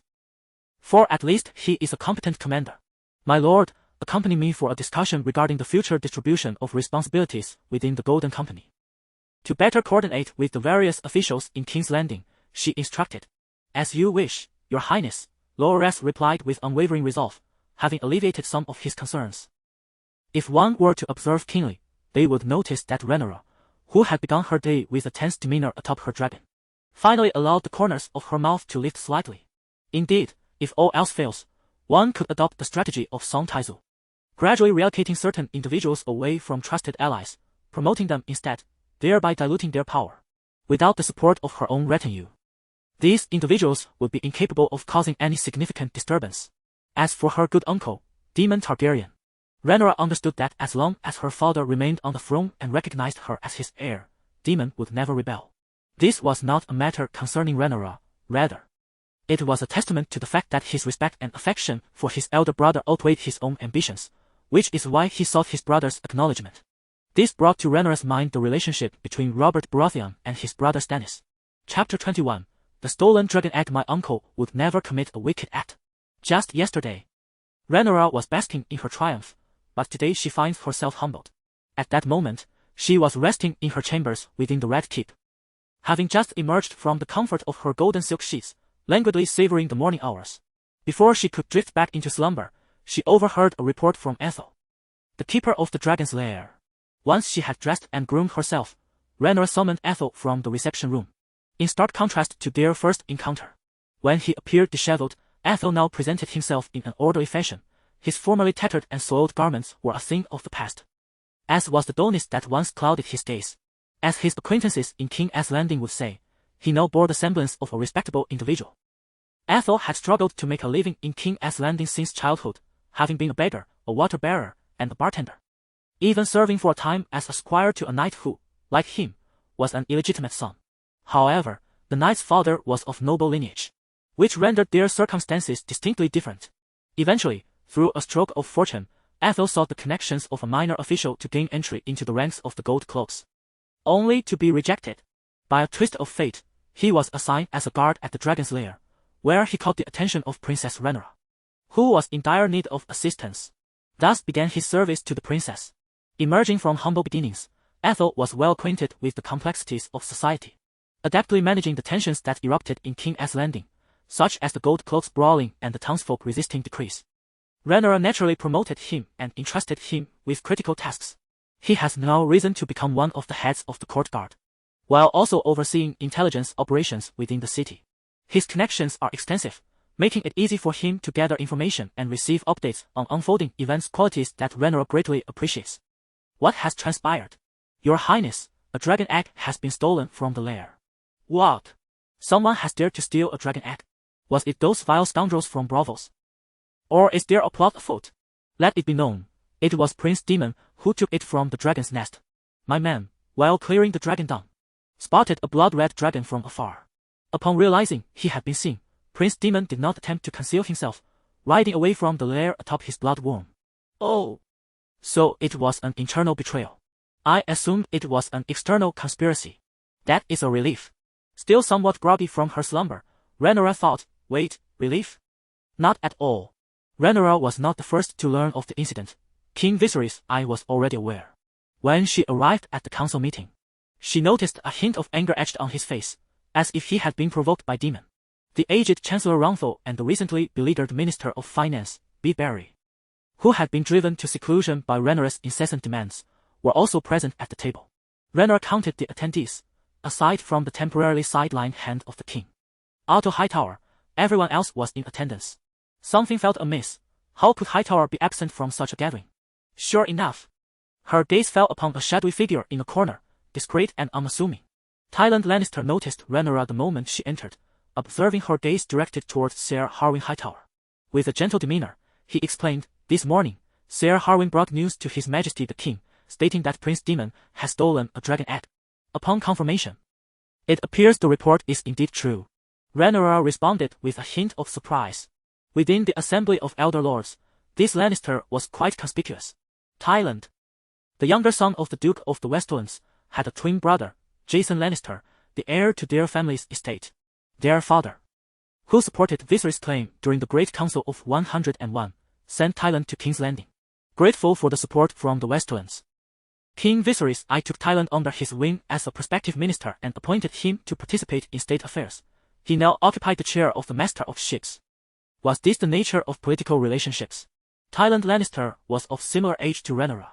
Yet the occasional glint of cunning in his eyes revealed him to be a man of considerable complexity.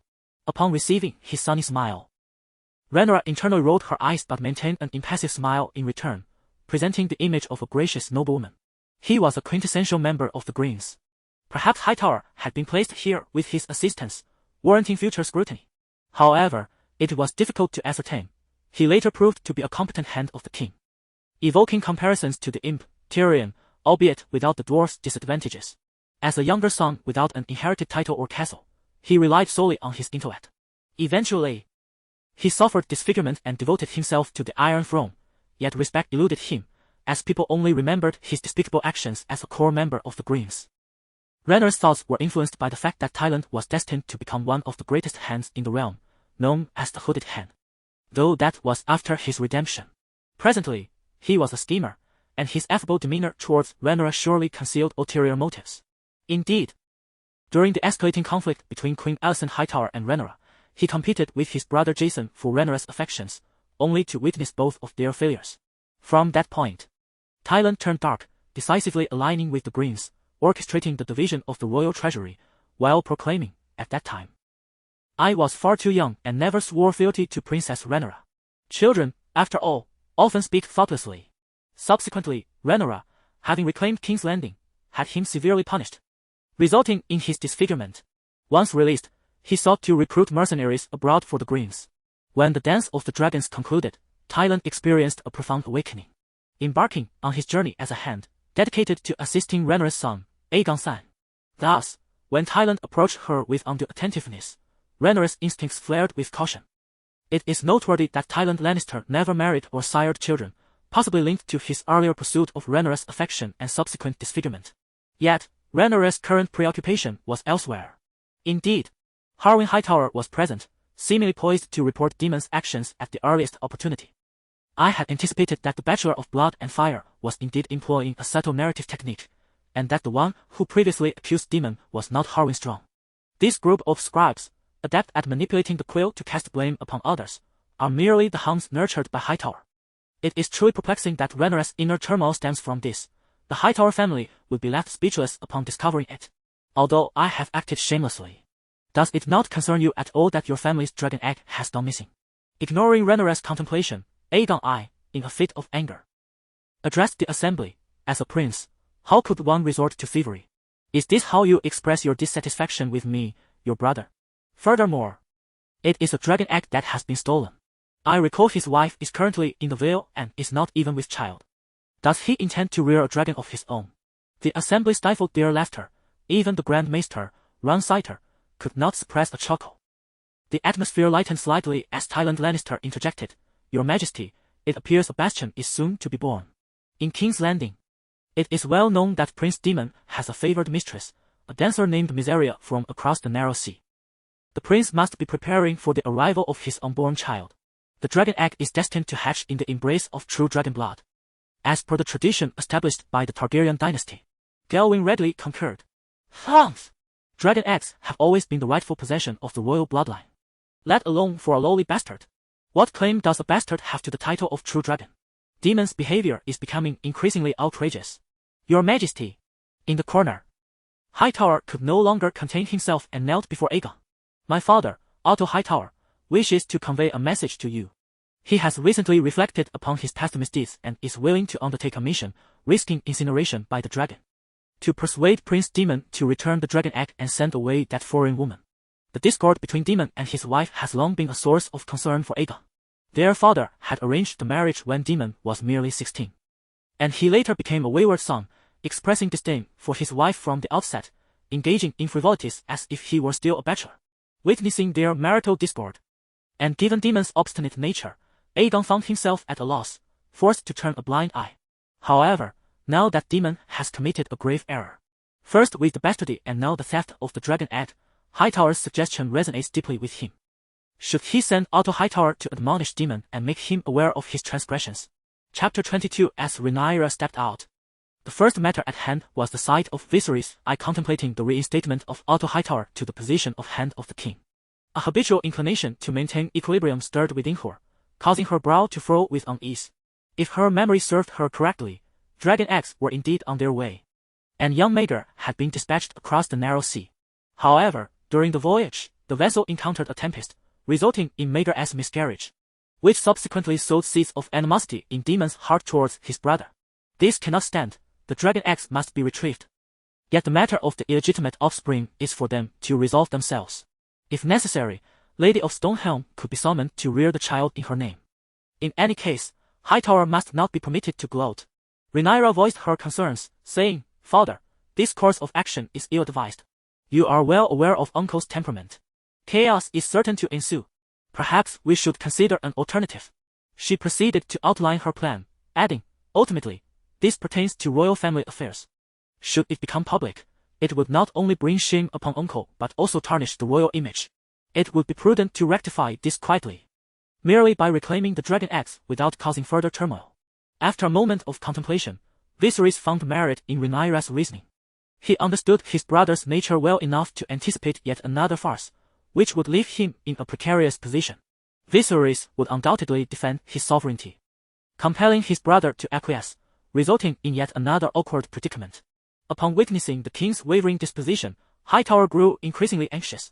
"Your Majesty, might I suggest sending Father Otto as an envoy? He could undoubtedly fulfill the mission and win back the prince's loyalty." Rhaenyra, with a smirk, could easily foresee the excesses of such a move. Should Otto Hightower be dispatched, Daemon would certainly harbor a profound hatred for the Iron Throne. "Father, I implore you to allow me to assuage Uncle's ire. This is a Targaryen family matter. It warrants a heartfelt approach and rational discourse. Consider it a test of my capabilities in managing affairs." Seeing Viserys finally acquiesce, Rhaenyra exhaled a long breath. "Oh, my dear father, please refrain from further attempts at balance. If you persist, I shall have to feed dragons myself." As the council concluded, Rhaenyra, appointed as the envoy, prepared to journey to Dragonstone, where Daemon and Maegor currently resided. She hastened to find Illy, instructing her to oversee the affairs at the princess's residence and to invite Sir Beedberry, the Master of Coin, to the meeting. Although she still had political matters to attend to in King's Landing, she needed to make a swift round trip. Engaging the Master of Coin in her personal initiative to reform the taxation system in King's Landing was her foremost objective. She was immensely curious about the extent of the extravagant tax policies previously instituted, which had compelled the citizens of King's Landing to venture forth to slay dragons. With this cautionary tale in mind, coupled with her observations of the brothels and gambling dens during her previous inspections, she deemed it imperative to convene the officials of the Red Keep alongside her own staff at the princess's residence. In summary, she had but one requirement: the industries of handicrafts, agriculture, and commerce must be lightly taxed, while those yielding substantial profits should be subject to heavier taxation, even exorbitant rates. Find the Master of Coin and ensure this is accomplished. I shall make a trip to Dragonstone and return promptly. As she prepared to depart from King's Landing, uncertainty loomed over her regarding the situation upon her return. She hoped fervently that Hightower would not unleash his madness upon them. Despite the weighty concerns in her heart, she pressed onward. Yet, Rhaenyra swiftly located Syrax, resting in the courtyard, preparing to mount the great dragon and ascend into the skies. At that moment, Loras Gate, the former subordinate of Daemon and now a commander of the Gold Cloaks, intercepted her. "Your Highness, please wait. I cannot linger. I am in a hurry. I know your urgency. Do not fret. Daemon is not on Dragonstone. He is in a noble territory near King's Landing." "What?" As Rhaenyra prepared for takeoff, Loras Gate hastily interjected. "Had you mentioned this earlier, I might have nearly ventured to Dragonstone. Quickly, where is Uncle Daemon?" Given the urgency of the situation, she no longer beat around the bush with Loras.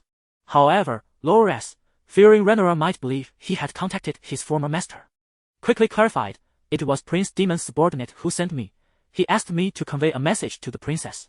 He is currently in Rosby, not far from King's Landing, and requests the princess to visit for a moment." It seemed Daemon still had some allies and eyes in King's Landing. Just because he departed did not mean he had lost all intelligence from within the city. Meanwhile, Prince Daemon, having just exited the dragon's lair, began to regret his decision. It was not that he feared the king's wrath or felt remorse towards his wife, Rhea, in Storm's End. He was simply vexed at having provided his political adversary with an opportunity to rise again. Otto Hightower had long been suppressing him. Whether dismissing him as indifferent or claiming that his methods were inferior to Hightower's, Daemon had never gained the upper hand in court meetings. Now, when Otto Hightower had finally revealed his true nature, Daemon had foolishly gifted him an escape route to reclaim his position as Hand of the King, essentially handing Hightower a way out. The more Daemon pondered, the more he felt he had acted foolishly. Shaking his head, he recognized that there was little he could do now but attempt to remedy the situation. He resolved to apologize to his brother, thinking that given Viserys' generally conciliatory nature, this matter would soon be resolved. Unfortunately, Otto Hightower had no rivals in King's Landing. He was rendered immobile by Rhaenyra's machinations, unable to rise. Yet no one sought to undermine him further or cast him down. Previously, Daemon had not cared for petty individuals like Otto. After all, his brother had ascended the throne, and he had been convinced of his own imminent inheritance. Yet, Hightower had struck him hard. In truth, Rhaenyra was similarly naive. In the original narrative, she was portrayed as a whimsical girl, entirely oblivious to the machinations of politics, indulged by her father. Her greatest pastime was riding dragons across the Seven Kingdoms.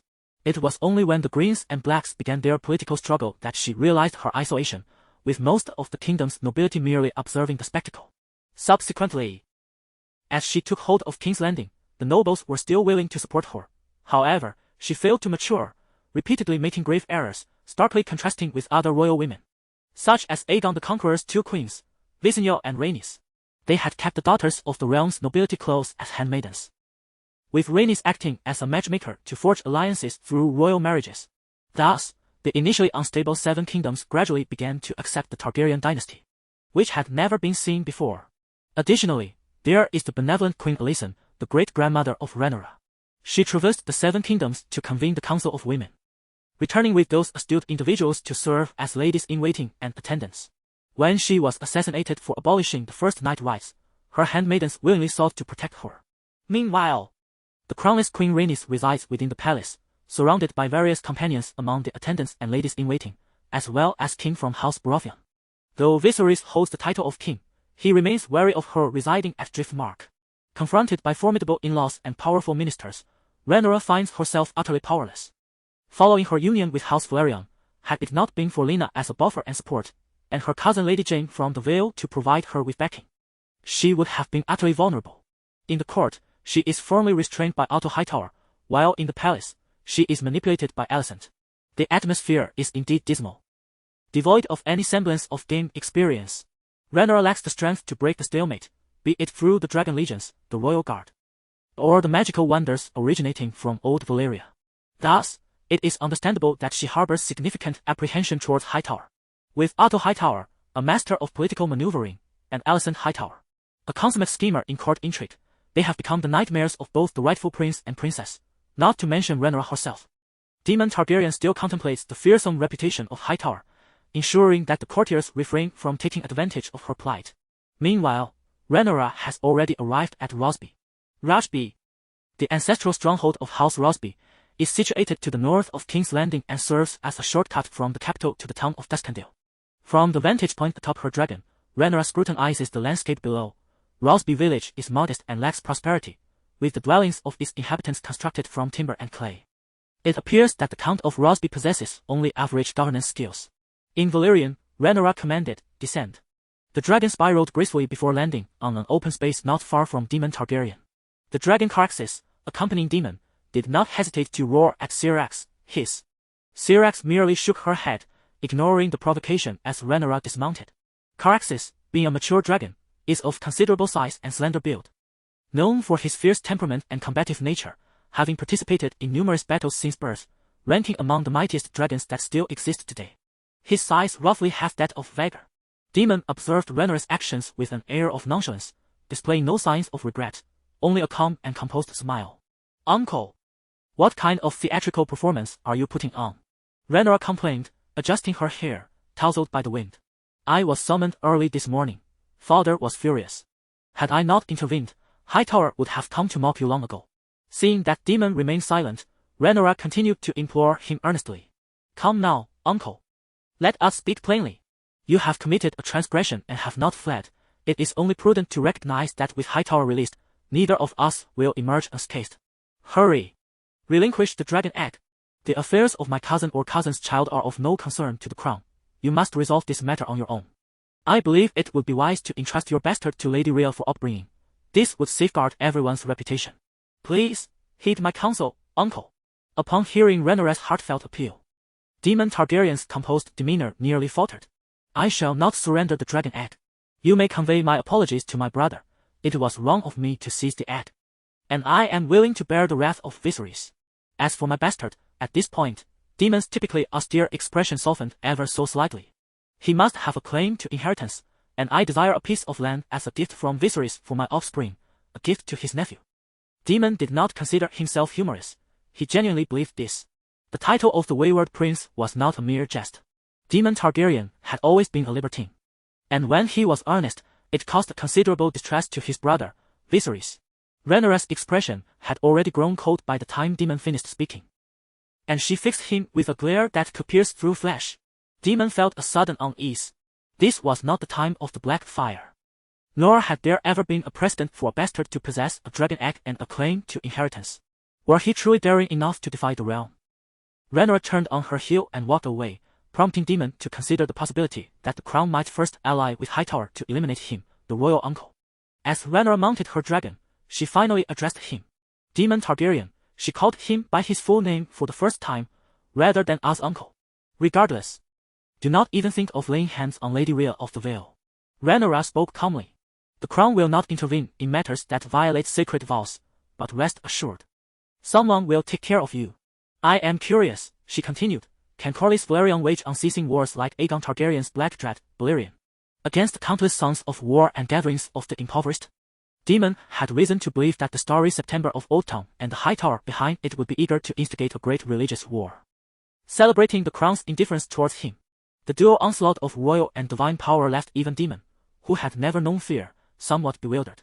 After a moment, when Rhaenyra had seemingly abandoned her attempts to persuade him, Daemon finally spoke. Very well, I shall claim the land myself. The Iron Throne would not deny me, would it? A smirk graced Daemon Targaryen's lips as he flippantly tossed the dragon egg towards Rhaenyra. With remarkable agility, Rhaenyra caught it. Goodness! You do not care for the egg you did not hatch, she remarked, maintaining a facade of composure while inwardly cursing. I departed, and Daemon Targaryen remained silent, quietly making his way towards Corlys. I found myself pondering what King's Landing would be like in the future. It seemed that Daemon had noticed Rhaenyra's transformation long before, silently questioning in his heart. Rhaenyra, now seated upon her dragon, was returning to King's Landing, and with no one by her side, she finally exhaled, having been on edge. Fearing Daemon's potential wrath, the first thing she did upon exiting was to head home, having initially thought she would linger outside for some time. She could hardly set her mind at ease regarding King's Landing.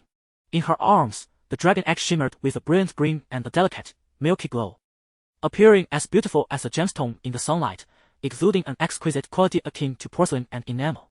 Yet, she wondered whether this dragon egg belonged to the lineage of Dragonfire or that of the Silverwing. Rhaenyra cradled the egg, scrutinizing it closely, filled with curiosity. Chapter 23, 2 Ways to Become a Dragon Rider. Upon returning from Rosby with a dragon egg, King Viserys I felt his anger dissipate. However, his disdain for the dancer from Lys had reached its zenith, and under Rhaenyra's counsel, he resolved to distance himself from Daemon's troublesome affairs, simultaneously forbidding the dancer from entering King's Landing. When he beheld Rhaenyra cautiously cradling the dragon egg, a long-forgotten smile graced his lips. You are still just as you were in your youth. I recall when your mother was with child. I personally selected a golden egg from Silverwing's lair. This egg was placed in Rhaenyra's cradle and successfully hatched into a small dragon, resplendent in golden hues, now known as Syrax, the Golden Beast. The tradition of nurturing a dragon egg alongside a Targaryen child until both grow together was established by a forebear of the Targaryen lineage. Naturally, the incubation period varies. Some, impatient for their eggs to hatch, seek out sub-adult or fully grown dragons for training. These represent the two pathways to becoming a dragon rider. Generally speaking, the dragons hatched often exhibit personalities closely aligned with their riders, fostering profound bonds. They instinctively protect their masters when sensing danger, respond to emotional cues, and even comprehend their master's words to assess and act upon their surroundings. Daenerys' Drogon and Rhaenyra's Syrax stand as prime examples of this connection. From a young age, Rhaenyra shared a remarkable bond with Syrax, akin to twin sisters. At the tender age of 7, she successfully mounted Syrax, thus becoming a dragon rider, and the two became inseparable. Syrax remains the only fully domesticated dragon, capable of residing outside the dragon pit, causing no harm without Rhaenyra's command, and living alongside her in the Red Keep's courtyard. This proximity allows Rhaenyra to nurture their emotional connection without the worry of becoming estranged due to her political obligations. Nevertheless, Rhaenyra often unshackles Syrax, allowing her to frequent the dragon pit and socialize with her kin. A life devoid of hunting would diminish a dragon's primal instincts, and should this occur, Syrax's combat prowess would inevitably wane. Sensing Rhaenyra's desire for her to abandon a demure demeanor, Syrax actively practices hunting techniques and engages in sparring with her fellow dragons. Imagine negotiating with others while your dragon, aware of your thoughts, unfurls its wings behind you, baring its bloodied fangs, as you maintain an air of calm, observing your adversaries until they are overwhelmed with trepidation. This is a strategy frequently employed by certain Targaryens. Rhaenyra relishes such synergy. The more fearsome Syrax appears, the better. For instance, during this period, Rhaenyra has found herself fervently pursued by various knights and nobles. Each time, she resorts to awkward glances towards Syrax for assistance.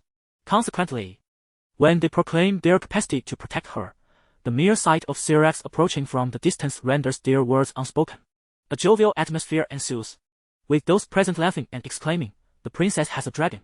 She requires no protection from you. Rather, it is you who needs her protection." Ser Kristen Cole and Ser Harwin Strong's laughter rings the loudest, their spirits evidently lifted. The nobles and knights fell silent for half a day. Indeed, in terms of safety, who could feel more secure than a dragon rider with a mighty dragon guarding their side? The synergy between Rhaenyra and Syrax stemmed from a profound magical connection. Each dragon rider who hatches their own dragon egg experiences this bond. However, it is not necessarily advantageous to start from scratch hatching an egg compared to taming a dragon midway. Many dragons are ineffective in their youth, while wild dragons, fierce and untamed, can rapidly become formidable warriors. Each method possesses its own merits, and even dragons tamed later can achieve a deep understanding with their masters, albeit requiring a longer period, often dependent on the compatibility between the dragon and its rider. The dragon, Caraxes, was not hatched by Daemon Targaryen himself, but rather tamed within the dragon's lair. Yet, the compatibility between Bloodworm and Daemon was exceptional, resulting in a synergy greater than the sum of its parts. Furthermore, the current dragon riders often benefit from the renown of their predecessors. Rhaenyra sighed while cradling a dragon egg. "Father, why is it that a dragon rider can only tame one dragon? I recall that the ancestors of Valyria seemed to have similar constraints. Are there truly no exceptions?" Viserys shook his head in response, stating, "You are not alone in this yearning. Every dragon rider desires to bond with more dragons. However, we have strayed far from the era of the freehold of Valyria, and we do not belong to the foremost among the 40 families. Though some of our distant ancestors joined the Council of Maesters, the remnants of their knowledge have dwindled, leaving us with only the tales of a song of ice and fire and the mission of our family." After a moment's reflection, Viserys continued, "In the days of old Valyria, some tamed dragons with horns and whips, while others employed magic and bloodlines. Even bastards mastered sorcery and became dragon riders. It is said that during Valyria's conquest of the world, thousands of dragons were bred. Alas, only our ancestors, buried beneath the earth's fire, truly know of that grandeur." Emerging from his reverie, Viserys gazed thoughtfully at his daughter, Rhaenyra. "Let us return this dragon egg to the lair for now. We shall retrieve it when we require a dragon seed." Rhaenyra expressed her desire to keep the egg nearby for a while, hoping it might hatch naturally. Viserys, seeing her resolve, acquiesced, yet he seemed to sense her innermost thoughts. He gently patted her head and spoke softly, "Father believes that even without a second dragon, you shall secure your place." The dragon tamed by Viserys was none other than Balerion the Black Dread, the first dragon of the Targaryen conquest. He was its final master. Lacking extensive experience in riding dragons, Viserys took Balerion for a brief flight around King's Landing before landing, for the dragon had grown too old to fly much longer. Soon after, Balerion passed away in the lair, and its immense skull was displayed in the great hall of the Red Keep, surrounded by numerous dragon bones, showcasing the legacy and the Targaryens' profound bond with dragons. Since the demise of Balerion, Viserys has refrained from taming a second dragon. Unlike some Targaryens who are utterly enamored with dragons, not only do they seek to bond with a dragon, but they also strive to acquire every dragon egg. Indeed, I speak of Rhaenyra, who feels no shame in this regard, for it embodies the most primal desire of House Targaryen. As the tides of magic receded and dragons ceased to manifest, a dreadful wildfire consumed a king, a queen, and their heirs. along with many other significant figures of the realm in a place known as Summer Hall. This was the Targaryens' unwavering ambition to bring dragons back to the world. Rhaenyra understood the sanguine and brutal nature of the blood-soaked conflicts, one reason for which was her own frailty. The circumstances her father faced upon his ascension were vastly different from her own, yet the love he bore for his daughter remained steadfast and genuine. Thus, burdened with thoughts, Rhaenyra returned to the courtyard with a dragon egg in hand, where a concerned Aili was anxiously awaiting at the entrance. Upon seeing the princess safely return, Aili joyfully approached her, saying, "Your Highness, everything you arranged has been taken care of. All is well in the princess's residence." "I understand, Aili. You have done excellently," Rhaenyra replied, her tone appreciative. Aili smiled brightly, then glanced toward the dragon Syrax in the courtyard, addressing Rhaenyra, "Your Highness, it seems the dragon is somewhat hungry. Shall we not send some livestock to satiate its appetite?" "Fear not, it will fly off to hunt if it is truly hungry. I shall only feed it if it fails to catch prey. It has been doing quite well lately," Rhaenyra responded, somewhat exasperated. As Aili resembled a parent chasing after a child to feed them, an all too familiar sight. Approaching Syrax, Rhaenyra observed the dragon languidly stretching its neck, radiating a golden hue. Her next question caught it off guard. "Syrax, can you hatch eggs?" "Yes." Chapter 24. The quest for the dragon egg's mother. Syrax comprehended Rhaenyra's words. Momentarily taken aback. "Giving it a dragon egg without it devouring you would be fortunate enough, yet you even insist on having it hatch the egg."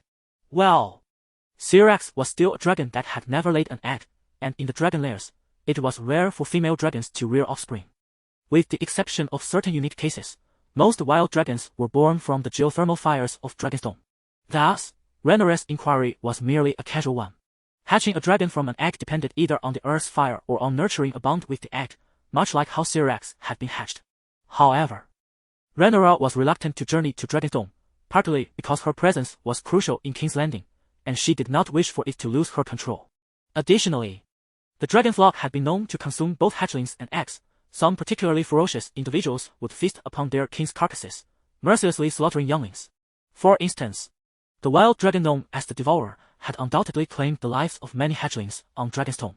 Being an older and larger dragon, it could trace its lineage back to the era of Baelor, possessing formidable strength, beyond the control of the officials and guards on Dragonstone. Yet, she had also forgotten how to establish a connection with hatchlings, as the birth of Targaryen dragons bore an innate magical resonance with infants, which faded upon reaching maturity. No precedent existed for hatching young dragons in adulthood, with both methods proving unfeasible for the moment. Rhaenyra could only venture with the dragon egg and Syrax to the lair to assess the situation. Perhaps the egg and its mother would share some bond that could facilitate its hatching. With such hopeful aspirations, Syrax took flight from the courtyard. As Syrax alighted upon the dragon lair, the resonant roars of dragons echoed within. Dragons, being reptilian creatures clad in scales, possessed sharp teeth and claws. Their forelimbs transformed into leathery wings, resembling bats, with elongated necks and tails adorned with numerous spines along their backs. At the moment of hatching, the hatchlings were no larger than kittens, yet fully grown dragons could devour an entire mammoth in one gulp. Rhaenyra often encountered dragon bones within the red tip. The skulls of dragons were strikingly beautiful, black as onyx, smooth and lustrous, glimmering under torchlight, with teeth resembling curved blades fashioned from black diamonds. Due to their high iron content, dragon bones appeared black, yet they were remarkably lightweight and resilient, suitable for crafting bows. The horse-riding Dothraki regarded dragonbone bows as priceless treasures. Alice Karstark had once informed her that the lair was currently home to several unclaimed adult dragons: Dreamfire, Vhagar, Sunfire, Silverwing, and Vhagar. Additionally, there was a nameless hatchling that had been frail since its hatching, at risk of perishing at any moment.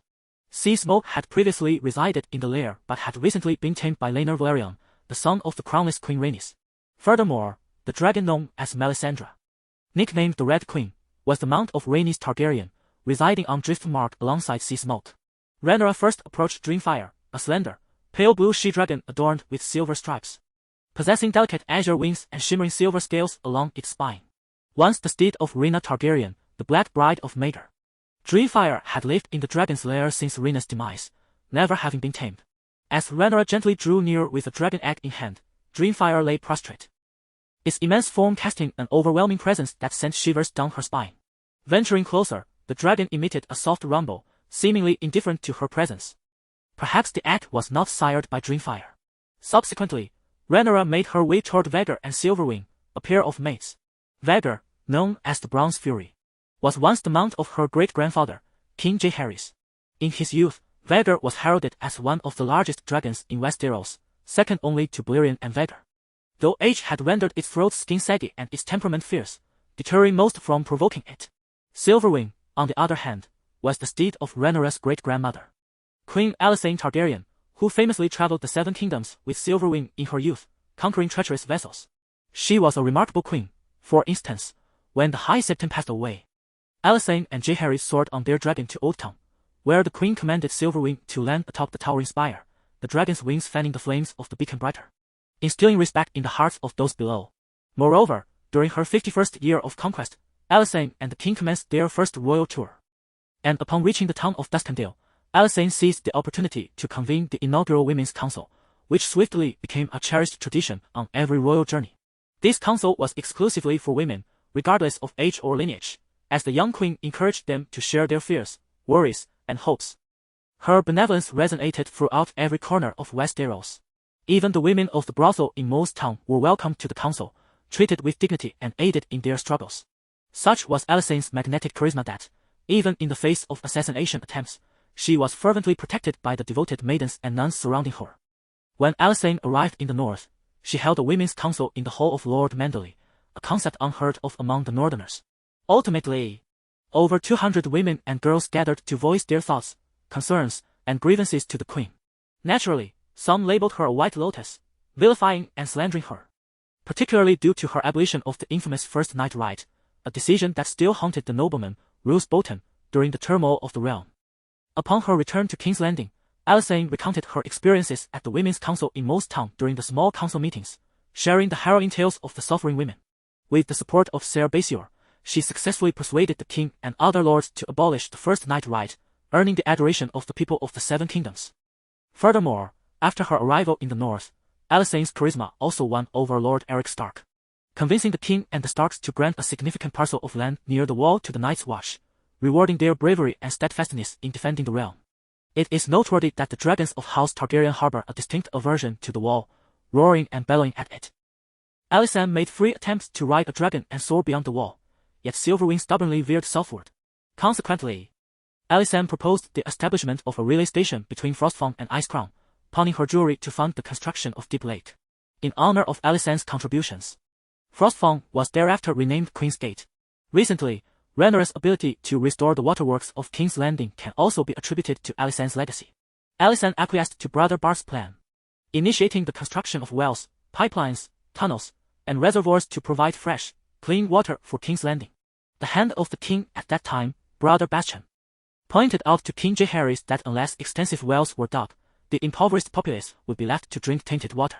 Thus, when the king and the chancellor, Regal Valerian, hesitated over the exorbitant costs, Alysanne offered each of them a generous cup of river water, challenging their courage to drink. Ultimately, these construction plans were swiftly approved and set in motion. Alysanne is among the rare enlightened queens who valued the common folk and the empowerment of women under her reign. The era of peace established by the benevolent King Aegon is largely due to her efforts. As Rhaenyra approached Silverwing's direction, Vhagar, standing nearby, roared loudly, seemingly ready to unleash fire if she drew nearer. Vhagar's temperamental nature earned it the moniker Bronze Fury, often prone to rage, following the death of their bonded rider. Vhagar and Silverwing cohabited in the dragon lair or flew to Dragonstone together. Silverwing, however, is a dragon with a semblance of humanity, behind Vhagar's imposing form. It offered a rare, gentle greeting to Syrax and Rhaenyra. This does not imply that Silverwing is a benevolent dragon, perhaps it is merely amiable towards the Targaryens, while others may not be so fortunate. Syrax, too, is a progeny of Silverwing. Although dragons do not possess the concepts of motherhood or fatherhood as humans do, when they clash on the battlefield, the slain dragon becomes the trophy of the victorious one. Does a dragon, like certain avian species, remain indifferent to the eggs taken by humans? Rhaenyra pondered. Rhaenyra could not seek out Vhagar, the oldest and largest of the dragons, whose formidable presence was enough to instill dread from a distance. Moreover, Vhagar had not been sighted in the lair recently. No one knew its whereabouts. Yet it would return after a few days. Some speculated that its long absence of a dragon rider left it feeling lonely. Born of fire, Vhagar craved war and bloodlust. As for the last adult dragon in the lair, Rhaenyra felt a twinge of discomfort at the mere thought of it. Sunfire is a golden-hued male dragon, regarded as the most magnificent and beautiful dragon in history. This resplendent creature, adorned with gleaming golden scales and delicate pink wing membranes, resembled a golden dawn. Yet, Sunfire also exhibited a ferocious temperament, known for devouring the corpses of vanquished foes and even young dragons of its kind. In the original narrative, Rhaenyra was indeed devoured whole by this dragon, leaving her far from tranquil at the sight of it. In her heart, she secretly hoped that in the future, a mob would come to slay the dragon, wishing that Sunfire would be the first to suffer. Recently, Syrax had been engaged in combat practice with her kind, battling against Sunfire. Although Syrax was considerably larger than Sunfire, she had suffered from a lack of experience, often falling victim to Sunfire's ambushes. Now, having gained some experience, the two dragons frequently exchanged blows, with the wounds on Sunfire's body being the result of Syrax's fierce bites. Ah, yes, Syrax is the sister of Sunfire. Both share the same mother, the Silverwing, and they are of the golden breed. Vhagar, being the oldest of the great dragons, has many adult dragons bearing her bloodline, such as she who birthed Dreamfire, Vhagar, Silverwing, and the ship-stealing dragon residing on Dragonstone. Dreamfire, in turn, gave birth to the Red Queen and Caraxes, both of which belong to the blood-red breed. The offspring of Silverwing include Syrax, Sunfire, and the yet-to-be-born Blue Queen, Targaryen, the latter two both possessing a sea-blue hue. Rhaenyra Syrax is indeed a prolific egg-layer. When comparing the same generations, Silverwing's progeny outnumber Dreamfire's. If considering direct offspring alone, Rhaenyra Syrax has 7 compared to Dreamfire's 5. Syrax will eventually lay dragon eggs in batches, which will hatch into descendants such as Stormcloud, Moonsong, Dawn, and Arax, among others. Their colors are remarkably diverse, unrelated to their parents' hues. Currently, Syrax is still a young dragon that has yet to lay eggs. Rhaenyra often gazes at her as a doting mother, pondering whose dragon has led her to produce so many eggs. Perhaps Syrax is simply too enchanting, according to reports from the guards of Dragonstone. A wild dragon has stealthily followed her during a hunt, seemingly captivated by her. Rhaenyra shook her head. This information was of little importance now. Syrax is an adult dragon and should know her boundaries. But whose offspring are those eggs, really? According to some scholars, dragons are genderless beings, capable of being either male or female. Maester Aemon once told Sam, true dragons do not distinguish between genders. It is said that a male dragon once laid an egg in the Stark cellar. That egg would be even more challenging to trace back to its mother. Should she inquire with Daemon? Rhaenyra quickly dismissed the thought, having just retrieved it from him. It would be utterly humiliating to ask, certainly out of the question. Moreover, the lairs of great dragons are only accessible for cleaning by guards on the outer perimeter. No one can enter the depths. Even Rhaenyra, as a Targaryen, receives warnings when she gets too close. Ordinary people wouldn't know anything if asked. Dragons only cooperate in allowing Targaryens to take their eggs for hatching when they have laid them themselves. Typically, entry into the lair is prohibited. Just moments ago, Vhagar was fiercely guarding her territory, holding the emerald green shell of the dragon egg in her arms. Rhaenyra felt as though the life within was quietly responding to her, though she could not discern if it was merely an illusion. Ultimately, Rhaenyra decided to take the dragon egg home, attempting to hatch it herself. These great dragons were truly unreliable. Chapter 25. The Enigma of the Alchemist Guild. Tom Sawson resolved to continue his unfinished endeavors today. As an ordinary citizen of King's Landing, he supported himself through his craftsmanship, fulfilling his family's aspirations by becoming an exceptional tailor, rather than following the rebellious path of some wayward youth. His exquisite skills allowed him to maintain a steady livelihood in King's Landing, sparing him from the pangs of hunger. However, it was a far cry from the opulence enjoyed by the nobility. To live respectably, a noble required a retinue of servants, coachmen, knightly squires, chefs, and housekeepers, and to meet even the most modest standards without incurring the disdain of other nobles. An annual income of approximately 1,000 golden dragons was necessary, a sum Tom could scarcely fathom. Each day, Tom departed his home at a fixed hour. If he lingered too long, the streets would become disorderly, and his clean garments would be sullied by mud. Should a customer encounter a disheveled tailor, his business would surely falter. Today, the sun radiated warmth, and the gentle breeze from Blackwater Bay filled the air with freshness, prompting him to express heartfelt gratitude to someone in his thoughts. The Muddy Street was where he resided, a thoroughfare that had been filthy and foul since the reign of Aegon I, yet it had recently undergone a transformation. Over a week ago, nobles from the Red Keep, accompanied by a contingent of prisoners comprising the elderly, women, and young man had arrived to lay down a thick layer of firm clay upon the street, thereby erasing the troublesome mock that had so often plagued Tom. Once, his grandfather had unhesitatingly spent long-saved golden dragons to purchase a home, even if it was situated on this muddy thoroughfare. He was elated, for the Salson family finally had a place to call their own in King's Landing. Yet, upon moving in, regret soon enveloped him, as the filthy streets and putrid air rendered life unbearable, forcing one to endure with pinched noses. The sole solace for his grandfather was the proximity to the great September of Baylor at the foot of the Visignac Hills, allowing him to attend services without traversing half the city. Tom adjusted his short hair and continued to reminisce. His grandfather harbored disdain for King's Landing but cherished the tournaments hosted by His Majesty, taking the family to cheer for the knights. Tom could discern the envy in his grandfather's eyes as he observed those noble knights. In truth, every commoner had once nurtured such dreams, gazing upward towards the stars, yearning to vanquish foes, earn the laurel of love and beauty, and bestow it upon the most enchanting woman in the realm. Everyone aspired to become knights, yet no one wished to be merely an unremarkable tailor. As Tom approached his tailor shop, he encountered Majesh Combe, a man who had once served the same noble. Majesh was among those Tom despised. He was a thief who had falsely accused a noble's maidservant of theft, resulting in the maid enduring 100 lashes without confessing. Consequently, the noble had bestowed her upon his own stableman Majesh himself. In truth, the noble's servants were all aware of this injustice, and even the noble himself knew.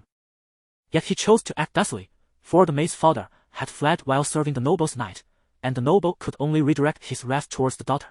Majesh astutely perceived the situation, exploiting the theft to acquire both the golden dragon and the young woman despised by the nobility.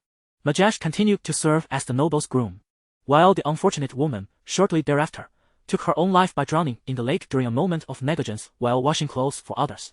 Majesh would often berate her after drinking, allowing her respite only when she went out to earn her commission. This pitiable woman had lost her father, had no brothers, and was devoid of anyone to advocate for her. Thus, on that fateful day, she stumbled to the lake's edge in a daze and accidentally fell in, never to rise again. Tom soon departed from that place. As a commoner, he felt powerless to assist the woman. Yet he devised his own means. He would no longer work for that nobleman and would distance himself from the scoundrel Majesh. Years later, when Tom had nearly forgotten the incident, news emerged from the noble's estate that Majesh had committed theft 2 or 3 more times, resulting in his foot being broken, rendering him incapable of continuing as a groom. As the noble tightened his finances, he opted to dismiss a portion of the idle servants, with Majesh being the first to be expelled, as the noble found no wealth in his home, all of it having been squandered on drink.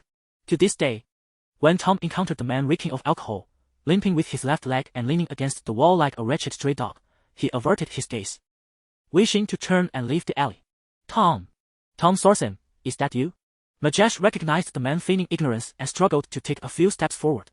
It's me, Mash. Don't you remember? We once worked for the same noble. It's Big Majesh. A wave of revulsion surged within Tom. The alley was narrow, their proximity close. From Majesh's face, Tom could clearly see the bloodshot eyes that bore testament to his frequent fits of rage. Majesh shouted at Tom with his stained dark lips, "Tom, I'm about to get rich. Ho ho ho. Don't you look down on me. You all look down on me." Witnessing Majesh's drunken rampage, Tom retreated from the alley, preparing to leave. Yet, Majesh suddenly lunged in front of him, shouting, "I know you look down on me. You all deserve to die." She deserved to die. Tom forcefully shoved Majesh, sending him crashing to the ground. Without a glance back, he walked away. That night, Tom was awakened from his sleep by the echo of Majesh's voice, exclaiming, "I'm about to get rich. Drink up." Tom rose from his bed, inhaling deeply. Was that a nightmare? He pondered, before settling back into slumber. The following morning, as Tom Sorsen prepared to greet the new day, a knock echoed at the door. Who is it? He wondered, opening the door to find 2 armored men in golden robes, who promptly seized him. What is happening? Tom was taken aback, his voice trembling with urgency. Oh my God, why are you apprehending me? Tom saw, Majesh Combe was found dead on the street nearby. Witnesses reported seeing you in a confrontation with him, and we suspect you were responsible for his demise. Upon hearing these words, Tom's soul appeared to shudder as if a chilling breeze had enveloped him. Mash! How did he meet his end? Chapter 26, The Alchemist Guild Inquiry, Part 2. Thus, the situation unfolds. The royal guard, Harwin Strong, stood before a young maiden, reporting on the recent sensational events in King's Landing. In her hand, she clutched a quill, seemingly engrossed in some matter, while her other arm cradled a delicate dragon egg. Not long ago, Rhaenyra had suggested to the Minister of Justice the establishment of a Grand Court in King's Landing to clarify the prevailing governance and to adjudicate any complicated legal matters, allowing citizens to attend the proceedings. The safety and security issues in this rapidly changing city had long been a concern. Since Rhaenyra had recently taken the reins of authority and clearly defined the duties of the Gold Cloaks to guard the city and apprehend criminals, it was imperative to establish a judicial process. The previous governance, which favored the nobility, required significant reform. Of course, trials by combat were also permissible, a long-standing custom in Westeros. Although Rhaenyra believed such practices undermined judicial fairness, she begrudgingly accepted their existence. Thus, the newly established Grand Court of King's Landing was situated in a flat area beneath the Rhaenys Hills, where inmates and laborers constructed a new building using cement and stone. In King's Landing, it was no longer permissible for unknown dead bodies of prostitutes, mercenaries, and refugees to appear. This was Rhaenyra's stance. Now, an unusual death case lay before the Grand Court, becoming a topic of gossip among the citizens of King's Landing. What were the judge's opinions? Rhaenyra inquired of Harwin. Noting that the Grand Court had been restructured, with the Minister of Justice and herself selecting knowledgeable officials from the Red Keep to serve, all under the watchful eye of the citizenry. Any dereliction of duty could result in dismissal, exile to the wall, or even execution by hanging. The judges speculated that there might be hidden truths in this matter, yet they observed that many citizens of King's Landing believed Tom Thorne to be guilty of murder, rendering the case shrouded in ambiguity. Why did the judges consider the tailor Tom to be innocent? Rhaenyra seemed determined to get to the bottom of the matter. And Harwin Strong, observing her resolve, remained unperturbed. The princess was now attentive to every significant affair in King's Landing, a stark contrast to her previous indifference. This transformation had become the norm, marking her evolution into a genuine ruler. Harwin patiently elucidated. The judge initially believed that Tom Sawson bore no animosity toward the slain Majesh. Secondly, although Tom had quarreled with Majesh, their interactions were otherwise minimal, suggesting a mere chance encounter. Thirdly, Harwin glanced at Rhaenyra's expression before pausing. The suspect appeared to have no intention of engaging in a fair duel. The judge posited that this might indicate his innocence, as a life-and-death duel would represent his final recourse. His lack of hysteria could imply that he was indeed guiltless, trusting that someone might restore his honor. A couple of days prior, Rhaenyra had convened her ministers at the princess's residence for a discussion regarding the Grand Court, where she expressed her disdain for dueling as a judicial method. However, her court tutor and one of her most capable advisors, Brother Ramos, countered her argument, persuading her with factual evidence. Rhaenyra, having read about just trials, wondered how such a process could possibly be fair. Yet, Ramos explained that dueling was not only prevalent in Westeros but also in other regions, serving as an essential element of the legal system, not merely a display of bravado among gentlemen vying for a lady's affection. The motivation for judicial duels was not personal vendettas, but rather legal proceedings aimed at uncovering the truth and administering justice, conducted between individuals. Dueling helped avert brawls and large-scale military conflicts, thereby minimizing bloodshed, particularly in the context of the complex backgrounds of nobility and rulers. When a duel occurred between the powerful and the weak, the former's social status ceased to be a significant factor influencing the outcome, granting the latter a fairer chance at victory. Even the ruthless Maegor engaged in a fair duel with the Knights of the Faith, although Maegor turned against the church afterward.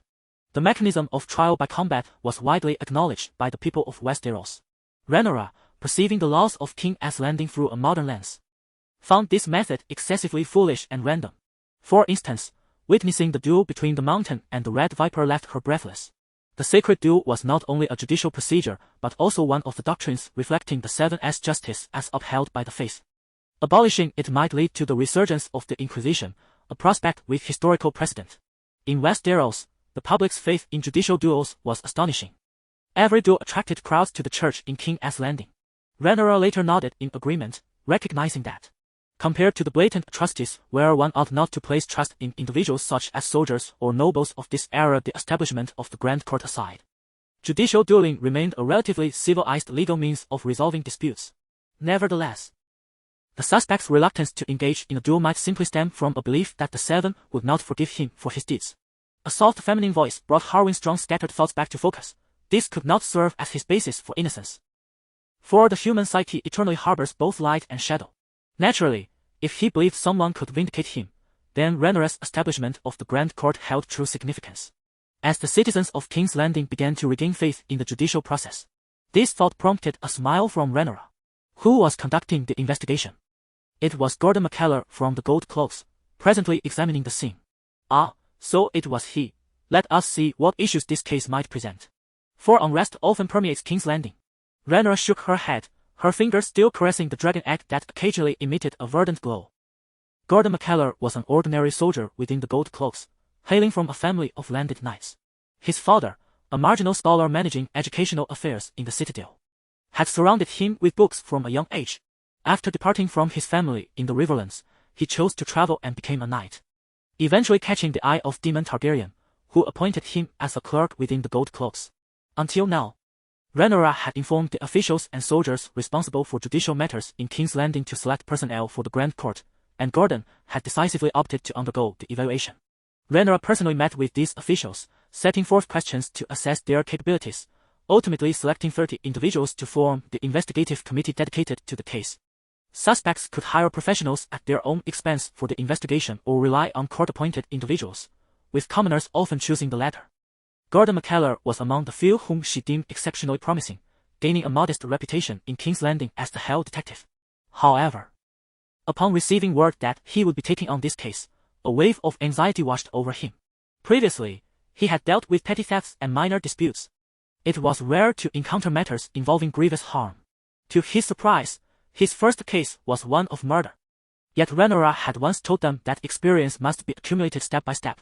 If manpower fell short, they should call for reinforcements, and if information was unclear, it must be thoroughly investigated. King's Landing offered unwavering trust and support to the officials of the Grand Court. With this in mind, Gordon's resolve strengthened. He was determined to uncover the perpetrator of Majesh's murder. In the black cells, Tom Sowell knelt in silent prayer to the Seven, likewise whispering, "May the Hell Detective restore his innocence." Chapter 27, The Alchemist Guild Case, Part 3. A solitary candle flickered softly, casting a dim light upon the stifling, darkened chamber. The air was thick with the musty scent of neglect in the dismal dungeon, where a low, somber voice pierced the silence. "So, this is how the events unfolded. You did not lie." Jim's piercing gaze scrutinized the figure huddled behind the table, pressing the unfortunate tailor for answers. "Jim, do not be so impolite." The speaker's tone was soft and measured, a stark contrast to the young man named Jim.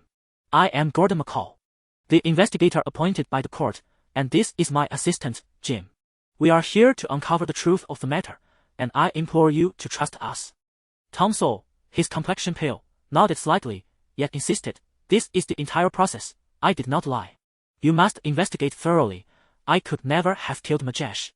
Noticing Tom's emotional instability, Gordon patiently reassured him before stepping out of the dungeon with Jim. The sunlight outside was blinding, causing both men to squint momentarily before engaging in conversation. Jim, being both Gordon's apprentice and assistant, had just played the role of the aggressive interrogator, while Gordon took on the calmer demeanor, seeking to extract more details about the case. "Jim, there are 2 points of suspicion regarding this matter. First, what did Majesh mean when he exclaimed, 'I am about to become wealthy'? Secondly, the location where Majesh's body was discovered, and also he. Master, do you still suspect that there may be hidden figures behind this incident?" "Not necessarily," Gordon replied, shaking his head. "In fact, it seems too obvious to be the work of a scapegoat. The Braavosians were once slaves of the Valyrians, who fled to the mist-shrouded island that is now Braavos. There, they discovered a type of sea snail capable of producing a dark purple dye, which transformed the enigmatic and elegant hue into the emblematic color of the secret city. Braavosian captains took to dyeing their ship hulls and sails purple, initially to conceal the identity of fleeing slaves, which gradually evolved into a proud tradition symbolizing their identity, with a penchant for purple garments becoming a hallmark of their culture. At the scene where Majesh's body was found, Gordon was horrified to discover that his face had been flayed. This was a signature technique of the Faceless Men, the professional assassins of Braavos, symbolizing that Majesh had become part of the God of Many Faces. However, Gordon felt that this did not align with the typical methods of the Faceless Men. Majesh met his demise in a narrow alley near the Alchemist Guild, situated closest to Mud Street, beneath the Visenya Hills. The area was devoid of witnesses, indicating that Majesh likely perished in the dead of night. The Alchemist Guild. What was their response, those wise men? Gordon inquired of Jim. "Master, I shall go and inquire," Jim darted towards the fortress manned by the golden-robed guards. That boy. In a flurry of motion, Gordon shook his head. Realizing he needed to confirm once more the family with whom Tom Sole had previously worked alongside Majesh. What information might they hold regarding this matter? As the crows took flight, Gordon sought the esteemed scholars of the Grand Court to whom he entrusted his handwritten letter, directing it to the former Wenka estate, the abode of the noble line Wenka, who had once banished Majesh.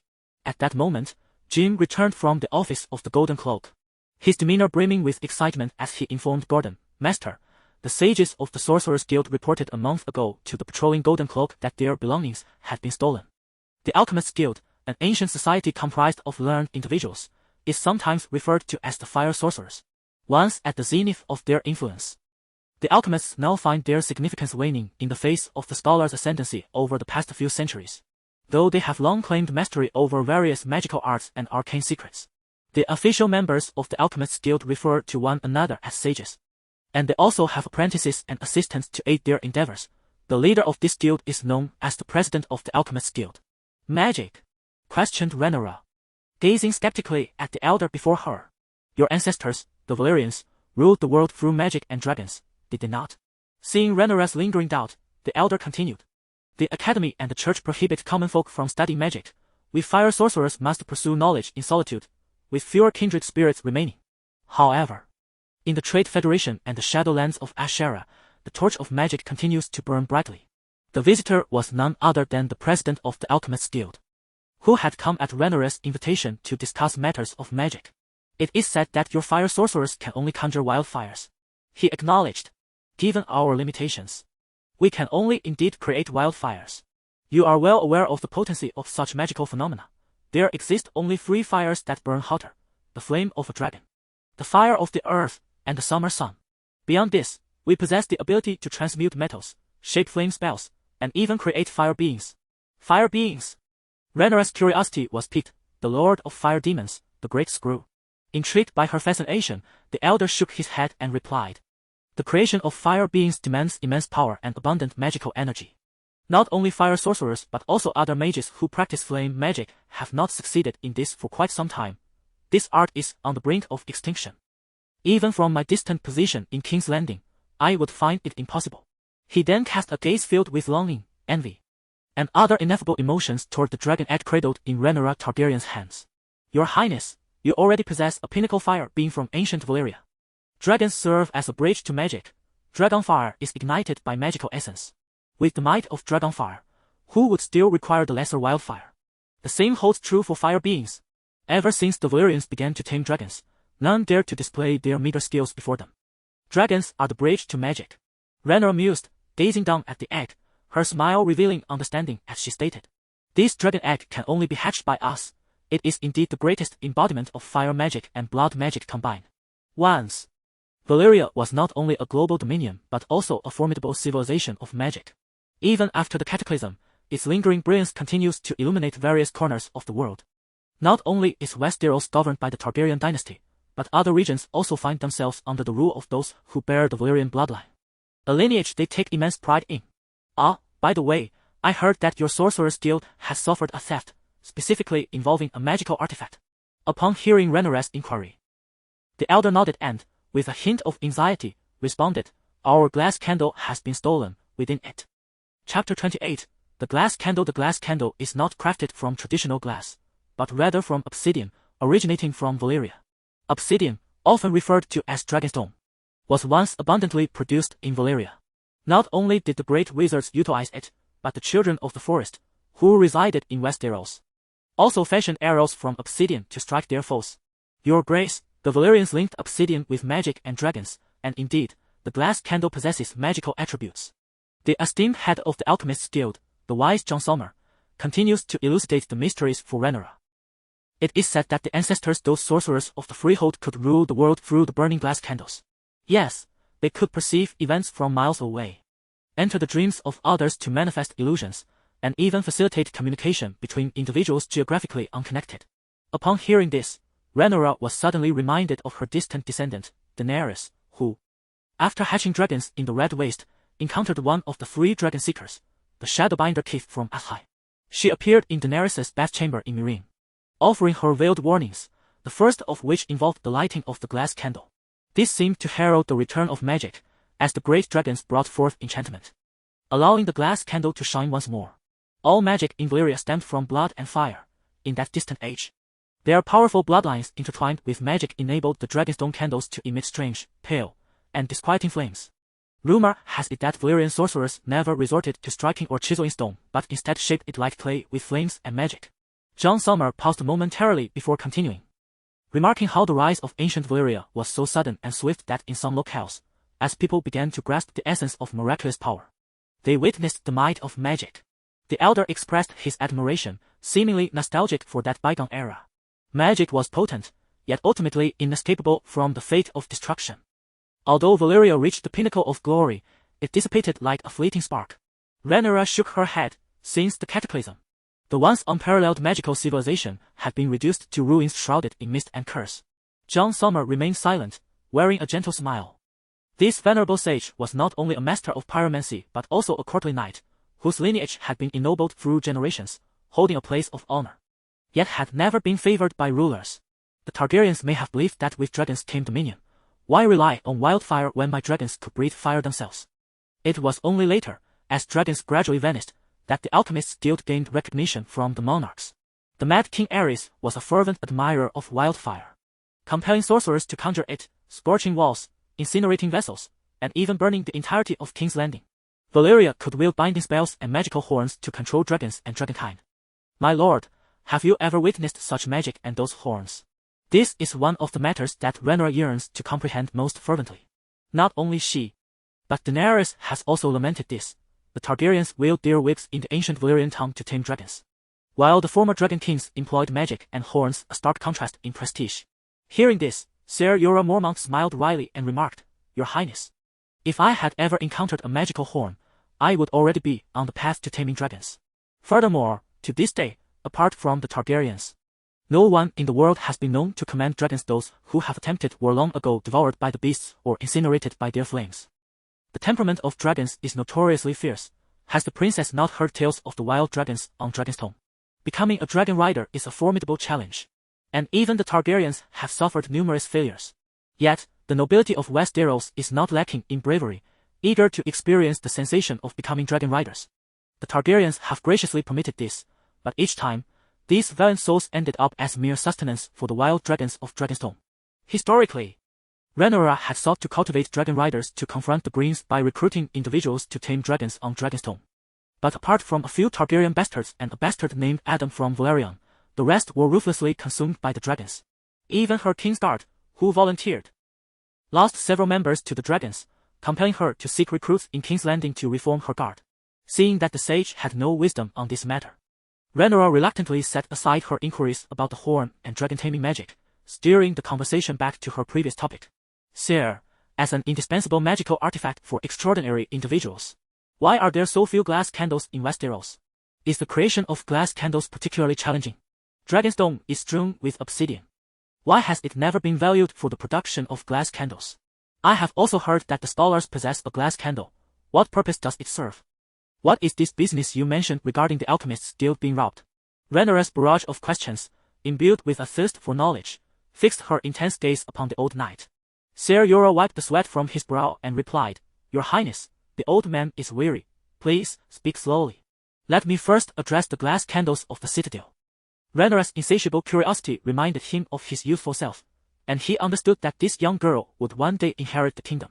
For the future of the Order of Maesters, he was determined to assist the young princess as best he could. Those fools at the citadel, who cherish magic yet comprehend so little of it, while simultaneously prohibiting its practice, I cannot fathom their reasoning. Every individual in Westeros who seeks to understand magic has lamented in similar fashion. All 4 glass candles reside in the citadel, purportedly brought from Valyria a millennium ago. There exists a regulation at the citadel stating that all apprentice scholars must spend the night before their oath in vigil within the cellar, without any source of illumination, unless they can ignite the glass candle placed therein. The old man continued in a tone laced with disdain, Yet, after all these years, the glass candles have never been successfully lit. I applaud this. Magic does not favor the foolish. Rhaenyra gleaned from the elder's words a profound secret. The academy possessed 4 glass candles, 1 green and 3 black.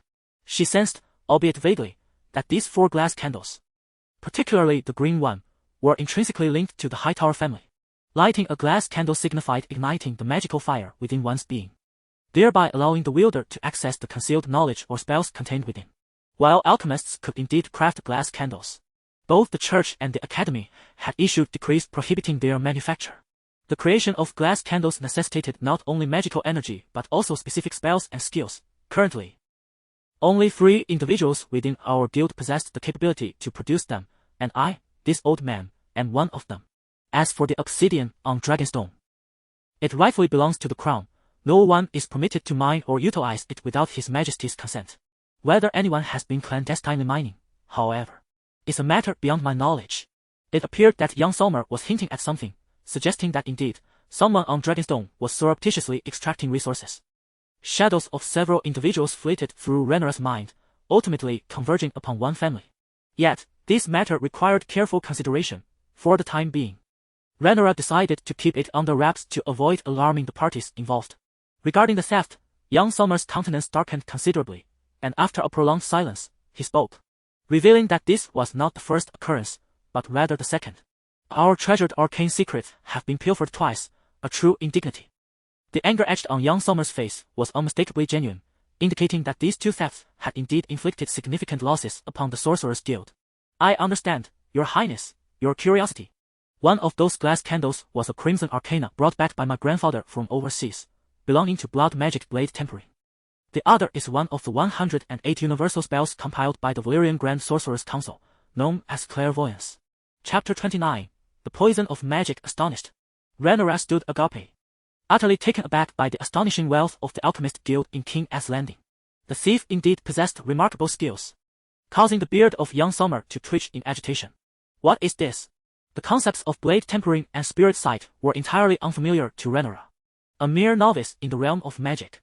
The blood-red glass candle drew a deep breath from young Sommer, calming his inner fury.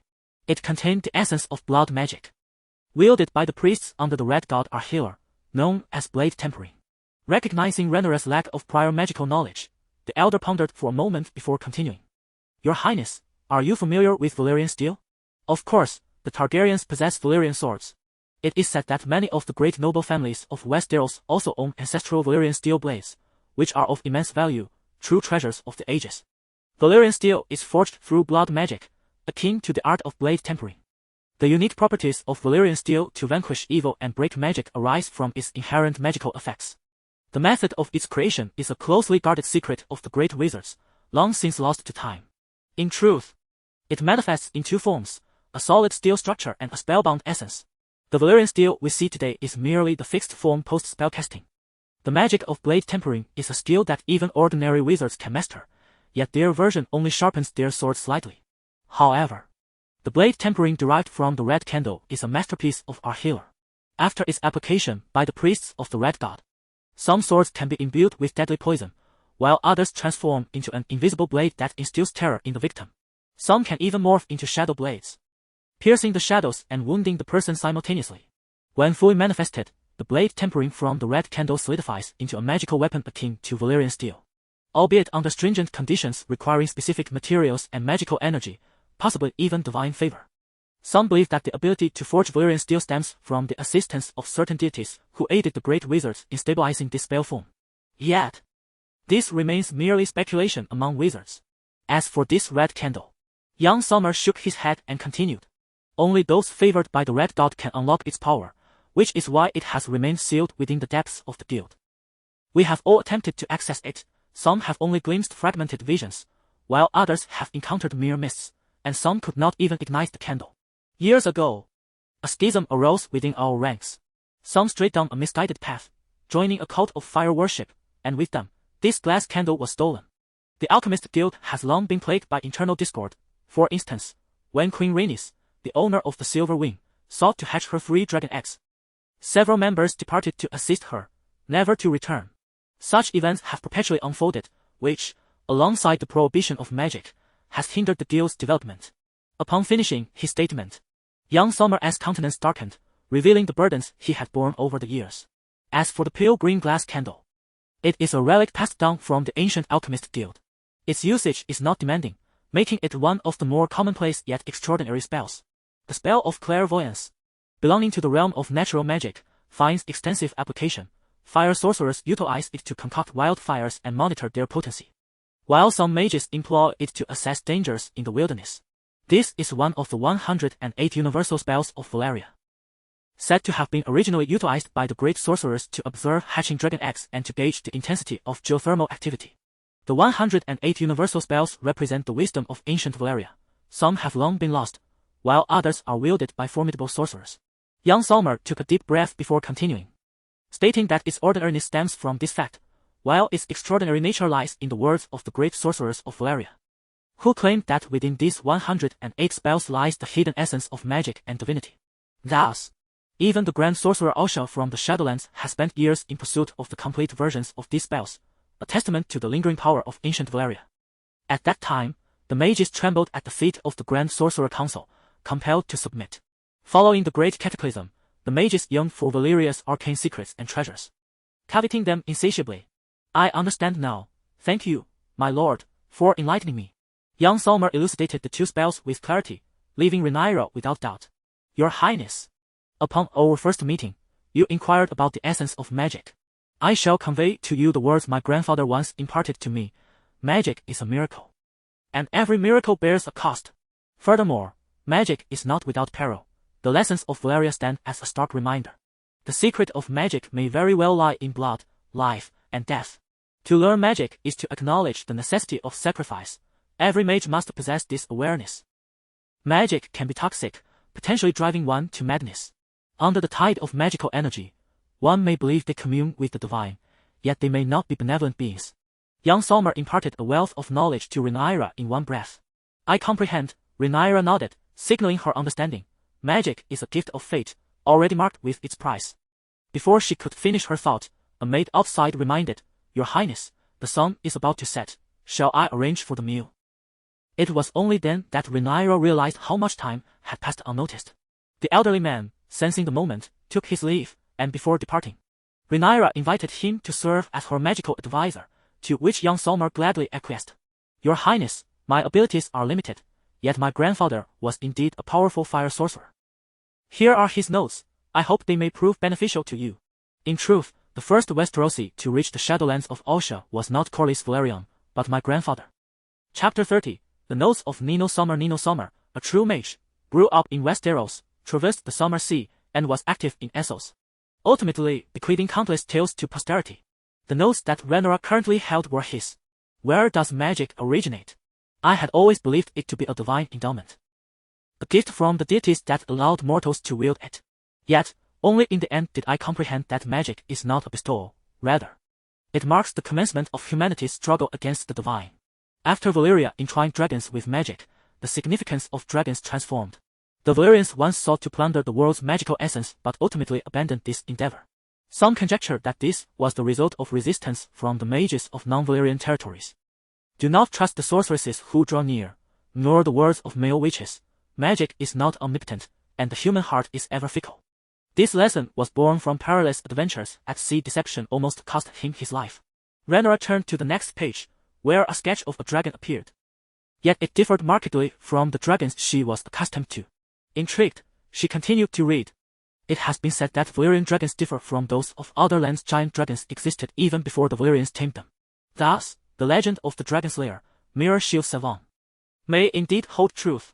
The present Targaryens are the last dragon lords of Valyria, and their dragons indeed possess a stark distinction from those of Essos.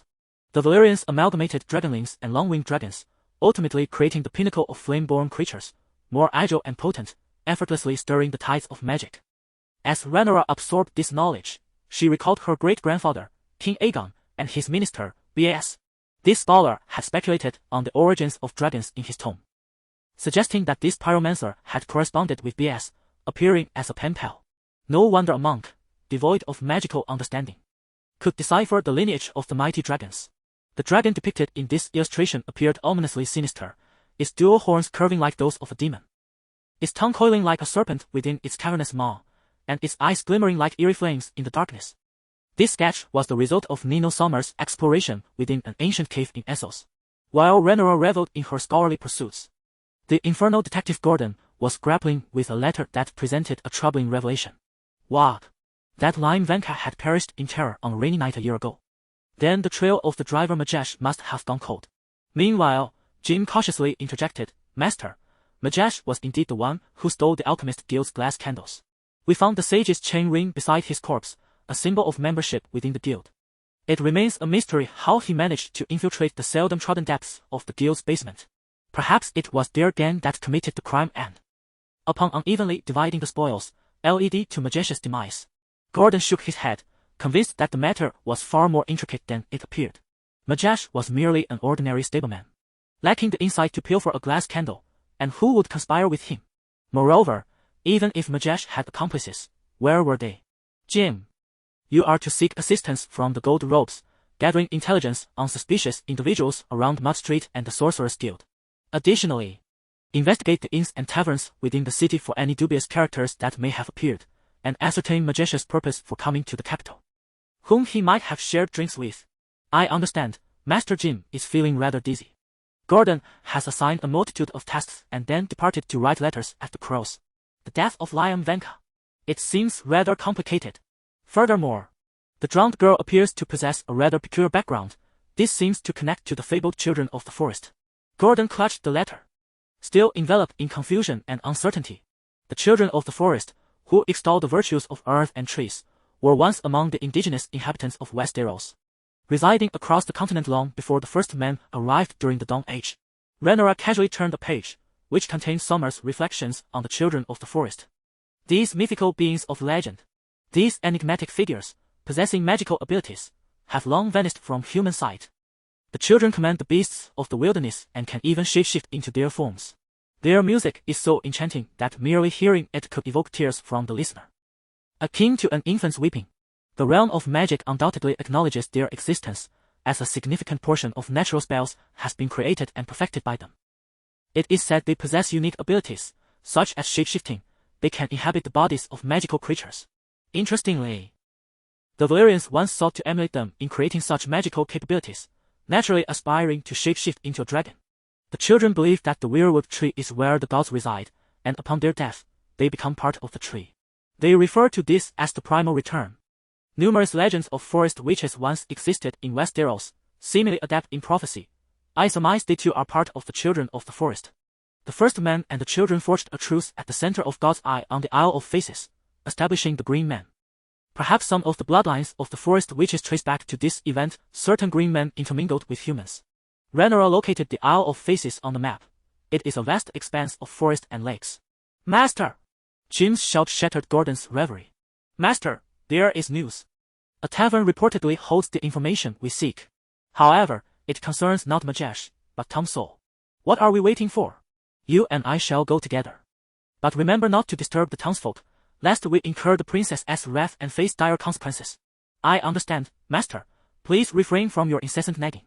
The Master possesses many admirable qualities, yet his stringent adherence to discipline may be attributed to his noble upbringing. He approaches every task with remarkable seriousness, an intensity that would be overwhelming for most, especially after several exhausting days traversing around King's Landing. Nevertheless, the Master genuinely relishes this work. The Melee's Tavern is a quaint establishment nestled within the bustling heart of King's Landing. While modest in size, it thrives with a steady influx of patrons. Merchants and travelers from all corners of Westeros converge here to savor ale, beer, and wine.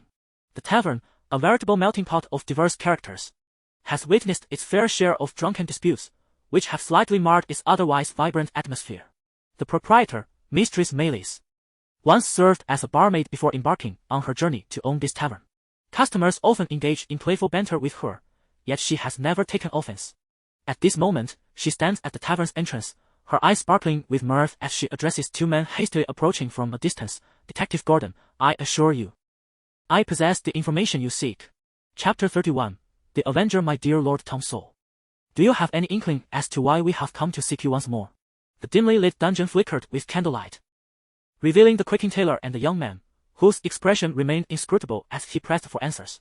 It appears you have concealed something from us.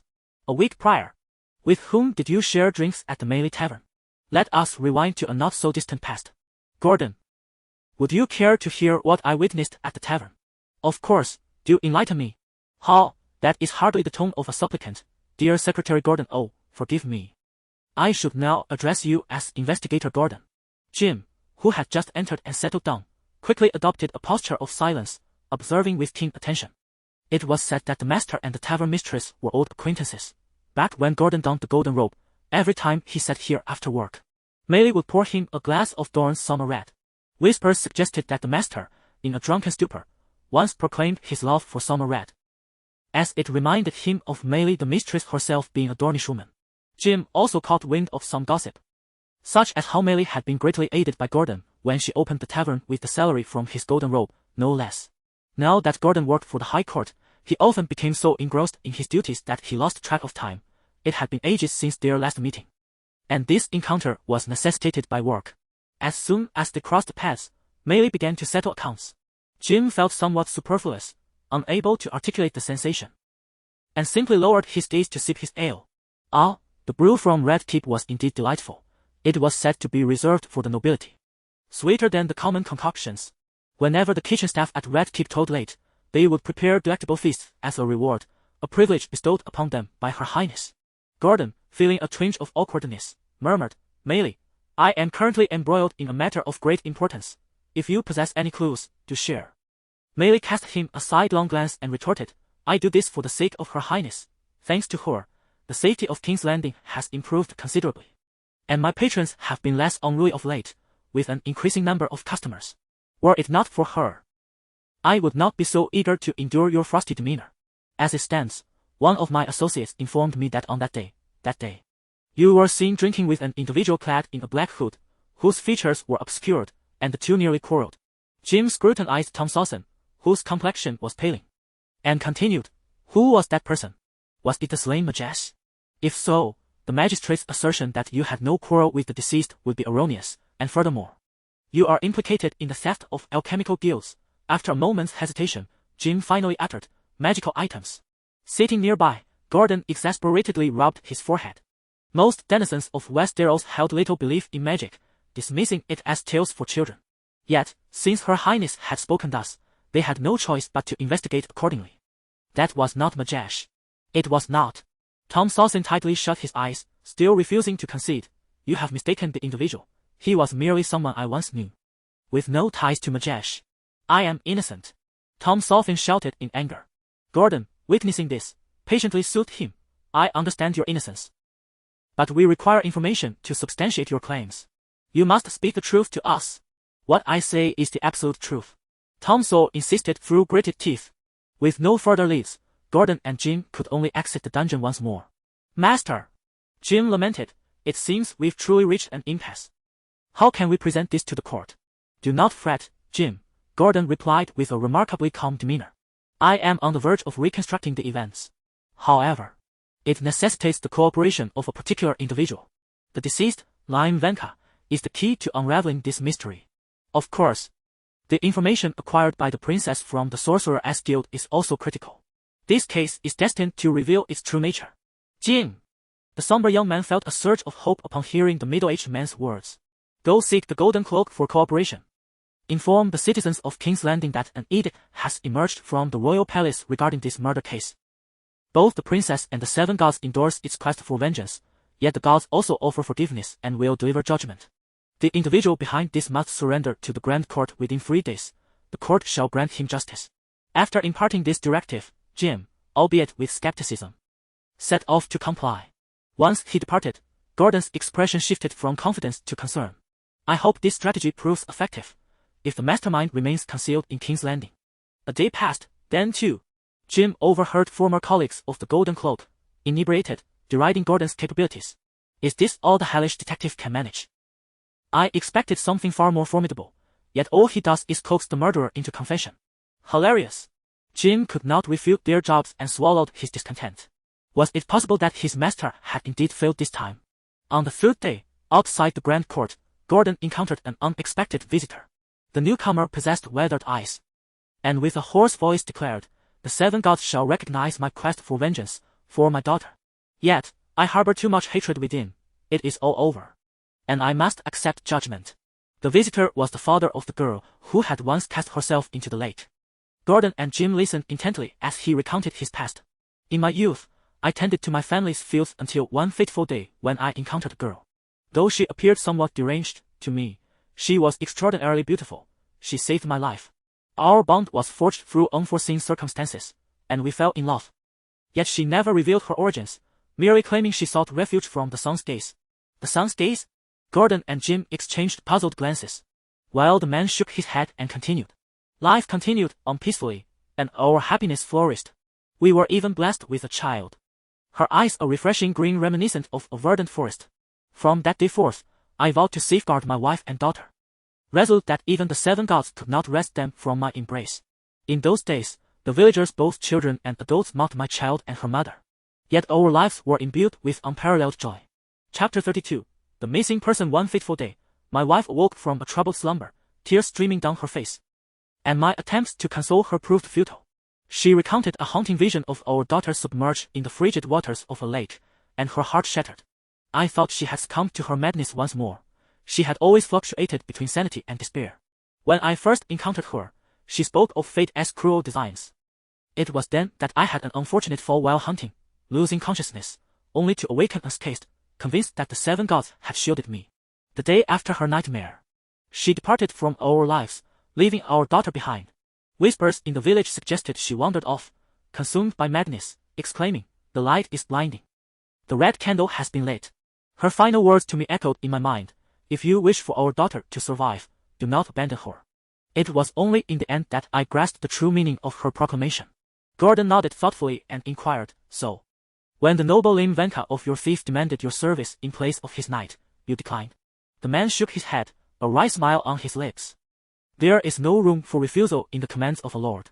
I sold all the meager savings I had, along with my hunting gear, in hopes of bribing Venka's associates to spare me from conscription." However, Gordon and Jim exchanged glances, having surmised the individual he sought to bribe, Venka's lifelong stableman. Mash. Not only Majesh but also that night. Yet, it proved futile. One fateful morning, I was taken away. And it was long after my daughter's demise that I managed to escape. I could not exact revenge on Lim Venka. I could not infiltrate his ancestral fortress. Thus, I meticulously devised a plan, waiting for a stormy night, hiding within a cart delivering lavatories for in the dark. This was the only means of silent entry. But lo and behold, the gods had other plans. He was dead, taken by a stranger. I beheld his pale, lifeless form, a dagger gleaming with crimson light clutched in his hand, and nearby stood a blood-red candle. I retrieved that dagger. Yet the candle imparted a portentous vision. I saw Majesh on his way to King's Landing. With Lim Venka gone, my remaining target was Majesh. From the candle's revelation, I learned of his intent to pilfer from the alchemist's guild. Thus, on that day, as I had done in my hunting days just outside the village, I concealed myself in the shadows and awaited his approach. Then swiftly dispatched him with the very dagger I had taken from Lim Venka. This encapsulates the entirety of the events. I am the one who committed the act. I confess. The man's icy gaze remained unyielding, hatred casting a permanent shadow over his heart. I could have escaped King's Landing, adopting a new identity, living as a bandit or a wretch, with no one the wiser to my past, akin to all those who lay buried in foreign lands. The man's demeanor softened gradually, yet even after the deed, I found no solace. Perhaps some may mock my foolishness for turning myself in. Ha! If time could be reversed, I would still choose the path of vengeance. Gordon gazed at him with a sympathetic expression, gently patting his shoulder. If only you could wait a little longer, the judges of the great court will surely treat you justly. The actions of Lion Venka and Majesh will undoubtedly face retribution. I cannot wait that long. Besides, this is a matter of life for life. In the judgment of the 7 gods, my act of vengeance will earn the forgiveness of the stranger. But that will only occur when I descend into the depths of the abyss after my demise. Here I stand upon the soil of King's Landing, the closest place to the power of the King of Men. I must accept the verdict of His Majesty King Viserys and Her Highness Princess Rhaenyra if given the opportunity. I believe Princess Rhaenyra will surely sympathize with your plight. The guards led the man away, while Jim regarded him with a hint of respect. Master, this matter has finally reached a conclusion. Oh, Gordon replied, have you forgotten something? What is it? Oh, right, Tom Sowell is still in the black cells. We might as well go and release him now. In the black cells, the tailor Tom had long awaited the return of light and was finally reunited with Gordon. It seemed he was on the verge of leaving this place. While Jim appeared somewhat apologetic, he had always suspected Tom was lying. Lord Tom, congratulations on being exonerated, Gordon said sincerely. Tom, immersed in the joy of his newfound freedom, had a smile that had not left his face since the two entered to inform him that the true culprit had been found.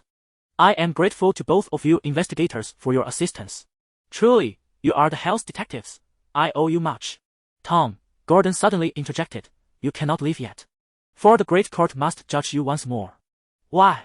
Jim questioned, puzzled as to why his master still believed Tom to be guilty. Tom, or rather your former name. Sir Cerys, you haven't forgotten, have you?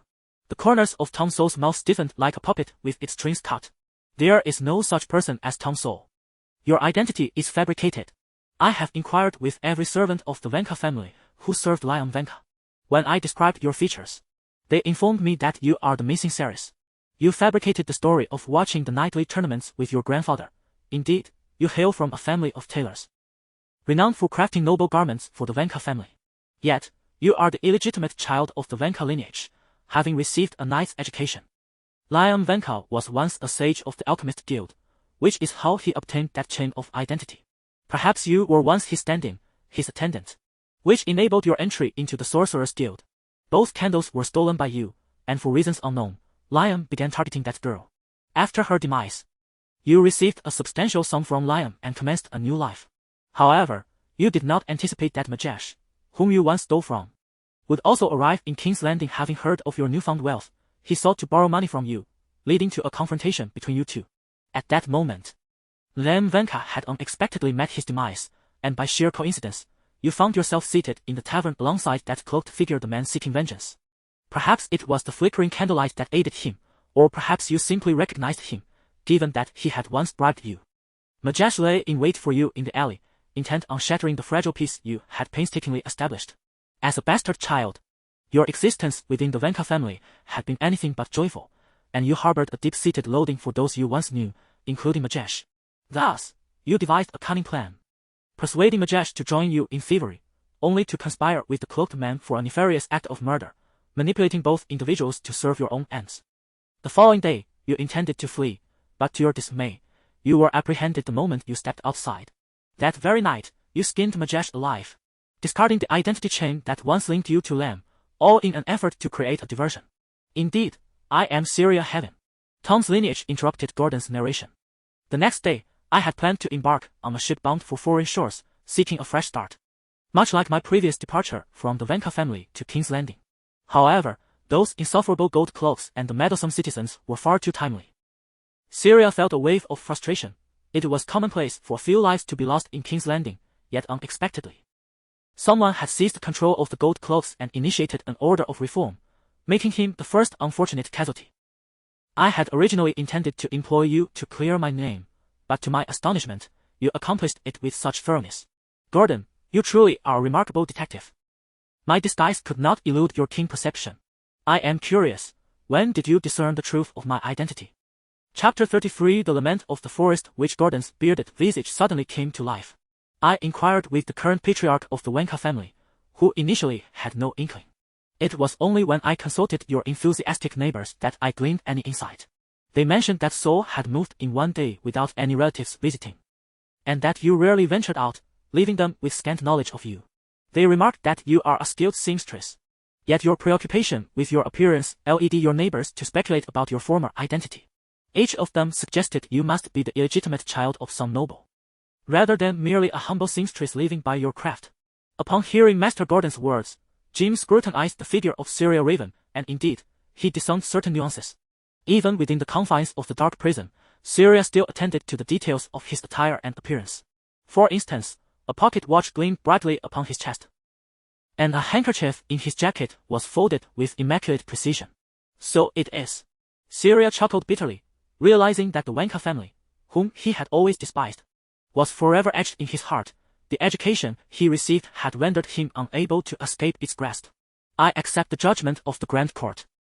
Syria appeared to have come to terms with this revelation. However, I remained somewhat perplexed. Gordon pondered briefly before continuing, questioning why Lion Venka targeted that girl and her father, and what had led to his demise. I do not know the reasons for his death, Syria shrugged nonchalantly. Perhaps it was due to inciting the old gods. I have heard that a heart tree within the Wenka fortress has withered, which may serve as an omen. Or perhaps he mismanaged his magical studies. The candle was something he commanded me to steal, as he had suddenly ignited that red candle one day, claiming to have received revelations from it. Wishing to forge treasures of immeasurable worth, and then, well, you know how it unfolded. I was aware that Lime Wenka sought to pursue magic. Which is why he dismissed me. After all, I was merely an illegitimate child. Little did I expect that my new residence would be so proximate to the Sorcerer's Guild. I had previously seen other items beside the red candle and thought to profit from them, selling them to the mages. Syria confessed to all his actions, yet insisted that Lime Wenka's demise had no bearing on him. Jim and Gordon prepared to report directly to the princess, while Rhaenyra sat beside her writing desk. The steaming cup of tea had long grown cold, and the maid, Ailey, had to refill it, yet Rhaenyra remained oblivious. Engrossed in Gordon's narrative while turning the pages of a book, Gordon placed a green candle and a chain upon the desk. These had been obtained from Syria, containing records of the natural spell clairvoyance. On the other side lay a dagger emanating a blood-red glow and the crimson candle, the weapon used to slay Majesh, inscribed with the records of the blood magic bladed infusion. Bathed in the unrefined glow of the nascent magical weapon, Rhaenyra turned to the page that chronicled its tale. Nino Sommer encountered a priest of the Red God, whose formidable presence radiated with an aura of magic as conspicuous as a torch in the night. At that time, a mere youth, Nino posed several inquiries to him, including his bewilderment at the piety exhibited by those of great power, typically the mightiest sorcerers, like the archmages of Valyria. Do not revere the divine with the same awe as common folk. The priest merely smiled and recounted the tenets of the Red God. In the long night, fraught with peril, only the true Lord can save humanity.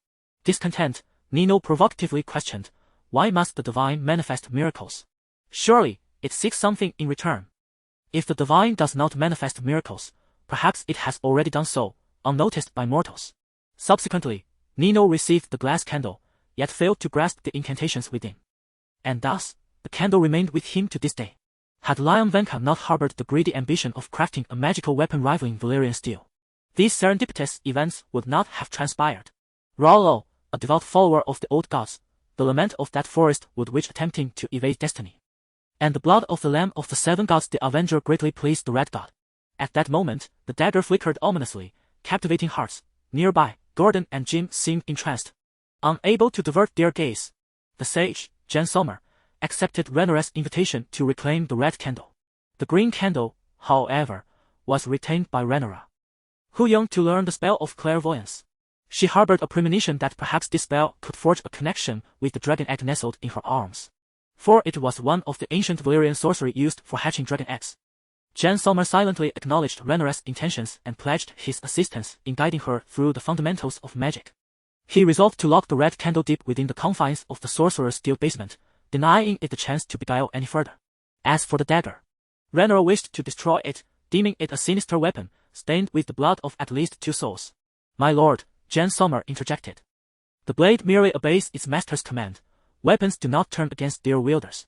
While Valyrian steel is indeed devoid of such treachery, this blade, having been tempered, might not be so benign, and Rhaenyra felt a lack of confidence in its nature. Power itself is not to be feared. It is the wielder that poses the true threat. Jan Sommer endeavored to dissuade Rhaenyra from such wanton destruction. My lady, recreating this magical weapon would be no easy feat. The eternal spells wrought by the divine are not commonly seen in the streets, and moreover, it is one of the most potent spells of the Red God's priesthood. The knowledge contained within the candle is merely beguiling. Upon hearing this, Rhaenyra found herself in a quandary. With Jan Sommer, an esteemed figure in the realm of magic, assuring her that the weapon would bear no adverse effects upon its master, Rhaenyra reluctantly resolved not to allow Syrax to reduce it to ashes. The blood-red glow continued to flicker, seemingly responding to Rhaenyra's presence. This dagger, known as the Quenching Blade, inflicts double the torment upon its victims and induces a relentless bleeding effect. It did not claim the life of its previous owner, Lame Venka. Rhaenyra speculated that on that fateful rainy night, Lame must have encountered the soul of the girl residing within the heart tree. After the girl plunged into the water, her lingering spirit did not dissipate but instead entered the nearby heart tree, a manifestation of the bloodline of the children of the forest, also referred to as the primal return. When Lame inadvertently opened his spiritual sight, he beheld the girl and mistakenly believed he was witnessing a vengeful ghost. which led to his untimely demise. Shortly thereafter, the girl's spirit faded away, and the heart tree withered as well. However, this remains merely Rhaenyra's conjecture. The truth is shrouded in mystery. Matters of the divine are far removed from the realm of mortals, Rhaenyra pondered, shaking her head. The following day, the Grand Court continued its proceedings as usual, bustling with nobles, knights, merchants, and common folk alike, all filling the hall to capacity. The citizens of King's Landing gathered in groups, eager to witness the unfolding events, hoping to glimpse the kingdom's luminary and the infernal detective in action. Rhaenyra personally adjudicated the perplexing case that had transpired in King's Landing. The verdict for the Avenger was as follows: due to the heinous act of murder within the city, which had a profoundly negative impact, and considering his surrender, his life was spared, he was instead dispatched to the wall, clad in black, to guard the borderlands. As for Syria, the instigator of the murder and theft, the sentence was 20 years of imprisonment and hard labor. Both individuals retained the right to engage in combat. The Avenger's demeanor softened, seemingly finding solace, and he simply responded, "I accept the judgment." On the other hand, Syria, confident in her prowess as a knight, dueled a seasoned knight of the church amidst the cheers of the citizens of King's Landing, ultimately facing defeat, which upheld the verdict.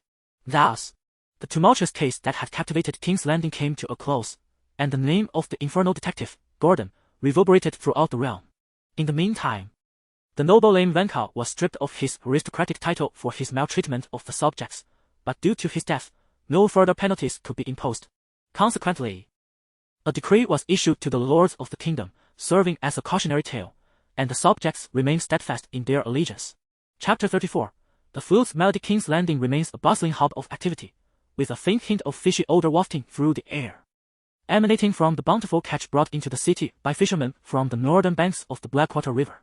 Their mother river continues to bestow its gifts upon them, just as it always has.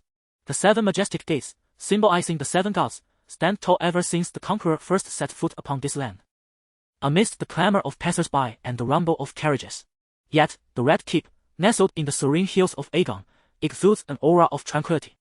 The overcast sky hints at impending rain, and Rhaenyra stands upon the terrace, gazing out over the vista of Blackwater Bay, until the ethereal sound of a distant flute drifts through the air. On this languid afternoon, what should have been a harmonious scene sends an involuntary shiver down Rhaenyra's spine.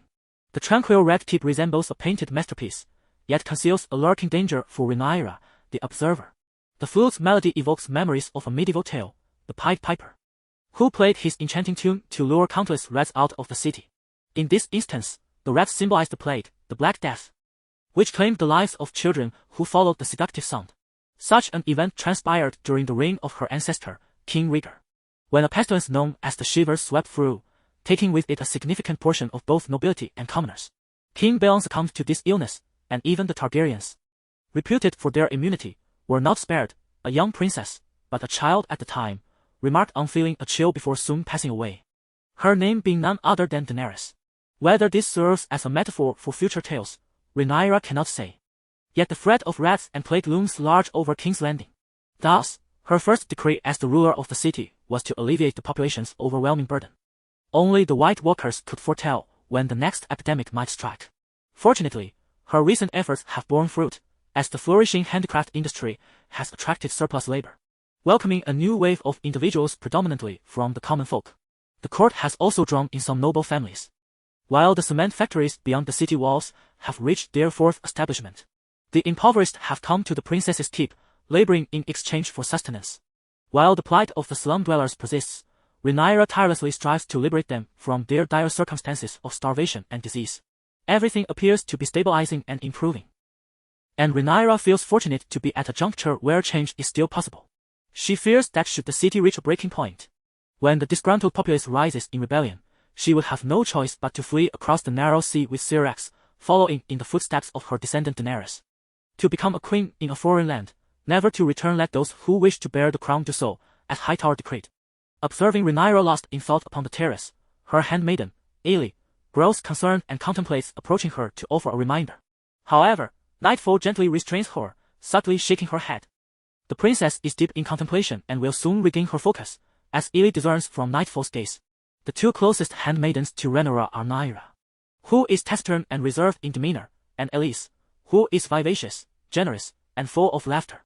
Their personalities are shaped by their backgrounds, Rhaenyra hails from a humble family. Her household devoutly adherent to the faith of the Seven. The Septa specifically chose her, leading her to serve the young princess Rhaenyra. Rhaenyra once remarked that a girl from a pious family is worth 10 golden dragons. Rhaenyra has not seen her parents since she was 6 or 7 years old. And on the day she entered the Red Keep, her father received 10 golden dragons from the Septa.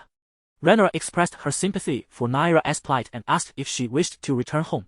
Without a moment's hesitation, Rhaenyra declared that the Red Keep, where she grew up, was her true home. Rhaenyra did not press her further, and thus Rhaenyra remained, eventually becoming one of her trusted confidants. Elise, on the other hand, is the second daughter of a noble knight's family, who sent her to the Red Keep while still showering her with affection. Initially, Elise occupied a marginal position near Rhaenyra, often sidelined by the handmaiden Vivian, who discreetly excluded maidens like Rhaenyra and Elise from her circle. To everyone's surprise, Elise managed to turn the tide, ultimately overcoming Vivian. Elise's brother, being the second son without inheritance rights, was summoned to King's Landing by Rhaenyra long ago, where he now assists her in managing her private assets, which include a granary, an inn, and several cement factories. Sir Harold oversees operations, while Elise's brother is responsible for accounts. The cement factories are quite lucrative, producing a durable material that does not decay, attracting neighboring nobles seeking to fortify their castle walls, restore family tombs, or construct new homes. Rhaenyra has dispatched her subordinates to negotiate, resulting in increasingly substantial profits. Raw materials flow continuously from the Blackwater River, and Rhaenyra's initial inquiries into mineral acquisition during her coronation ceremony have borne fruit. However, envy surrounds this lucrative business. Faced with such tempting profits, some are willing to risk incurring the royal wrath to interfere. For instance, Sir Owen, situated on the Blackwater River, is known for his greed. Recently, during a scandal in King's Landing, he discreetly sent his steward to recruit craftsmen and laborers. However, these workers had signed confidentiality agreements with the crown, and Rhaenyra offered generous bonuses and positions within the royal household for technical officials, rendering Owen and other scheming nobles' efforts futile. Occasionally, they managed to recruit a few indolent workers who were subsequently dismissed by Harold, the factory manager. Owen effortlessly acquired information about these workers. It was simply a matter of burning the dark stones to transform them into fine white cement powder. It is said that Sir Owen, in a fit of rage, struck his steward, though he would never harm himself, for the workers are valuable assets, leaving the steward as the scapegoat. The profits from the cement factory do not contribute to the royal treasury, and Rhaenyra has rather parsimoniously charged all expenditures incurred during this period to the crown, citing expenses for refugee resettlement, waterworks construction, and street repairs, all drawn from public funds. The Minister of the Treasury, Lord B. Barry, was gritting his teeth. Recently, his attempts to shut himself away from visitors had proven futile.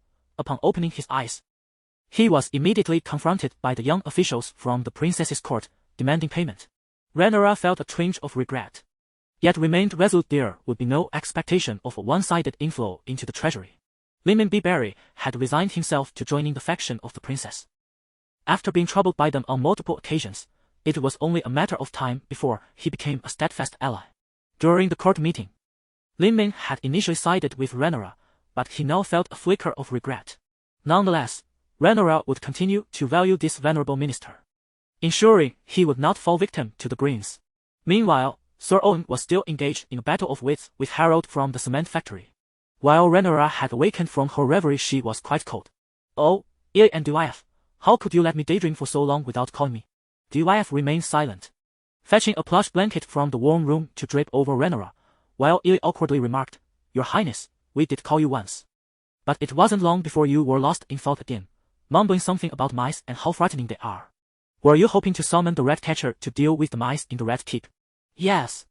It would be just the right time to have him enter from outside the Red Keep. I have some inquiries for him." Shortly thereafter, a middle-aged man with a full beard entered, his hands smeared with soot, carrying a piece of charcoal and a rat trap.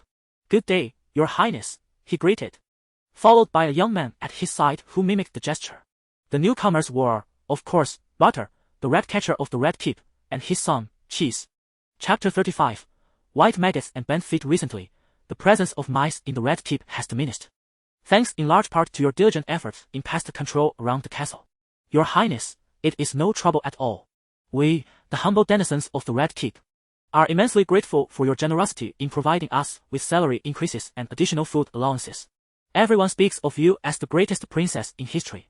Butter, though a robust man, spoke with unexpected shyness, perhaps a reflection of his daily toil in the shadows.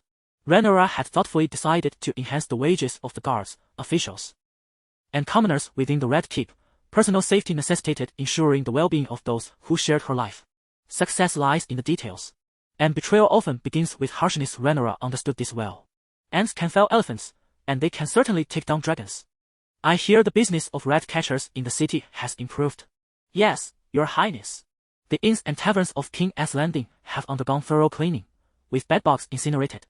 Our business as rat catchers has flourished, as everyone wishes to claim the 100 golden dragon reward from the princess's household. The only cost is the cleaning of their garments and floors, and then they offer us copper coins to catch the vermin. Rhaenyra smiled and nodded at this. Before addressing the matter at hand, Butter, we must intensify the eradication of mice in the Red Keep. You know me, I am a generous person, and those who serve me shall not be poorly treated. There is also an important issue regarding the secret passages within the castle. I remain uneasy about them and require you to lead the guards in their watch, as well as fill or seal some of the hidden corners. Can you manage this? Your Highness, I have spent many years in the Red Keep and have not discovered any secret passages, Butter replied, scratching his head in confusion. I know, Your Highness. Cheese mustered the courage to speak up. Meeting his father's puzzled gaze, Cheese exclaimed, I accidentally fell into one while catching rats. There are many forks inside, and I only know a little of the way. Upon hearing this, Butter exclaimed, Cheese, why did you not tell me about this sooner? Cheese looked bewildered. Father, you never asked me. Since Cheese knows the way, this simplifies matters. Butter and Cheese, you two shall gather the guards to assist you. You will be responsible for guiding them and addressing the secret passage. Understood? During this time, your wages will be doubled, Rhaenyra declared, giving her orders decisively. It seems my intuition was correct. If Butter does not know the path, then Cheese surely does. Thankfully, I had instructed Ely to summon both father and son. From the moment Cheese entered, Rhaenyra had half her attention on him, for she had absent-mindedly murmured about the terrifying rat swarm, referring to him. In the future, Cheese would emerge from the secret passage alongside a mercenary, seizing Queen Helena, the wife of King Aegon, compelling her to choose between her youngest son and her eldest, ultimately leading to the death of her eldest son, Jaehaerys. They are able to commit crimes and escape through this secret passage. What terrifies Rhaenyra even more is the chaos that ensued in the Seven Kingdoms. Where someone encountered a corpse near a pile of bountiful cheese within the passage, the secret tunnels of the Red Keep are utterly unpredictable. Who can sleep soundly under such circumstances? Thus, Rhaenyra immediately resolves to seal the passage of the Red Keep. As for whether she would ever utilize this passage, well, Syrax is in her courtyard, and she is capable of flight. Moreover, the passage must be fraught with greater dangers. What if there are traps or other perils?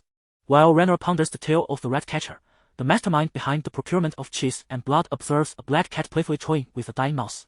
Go on, sweetheart.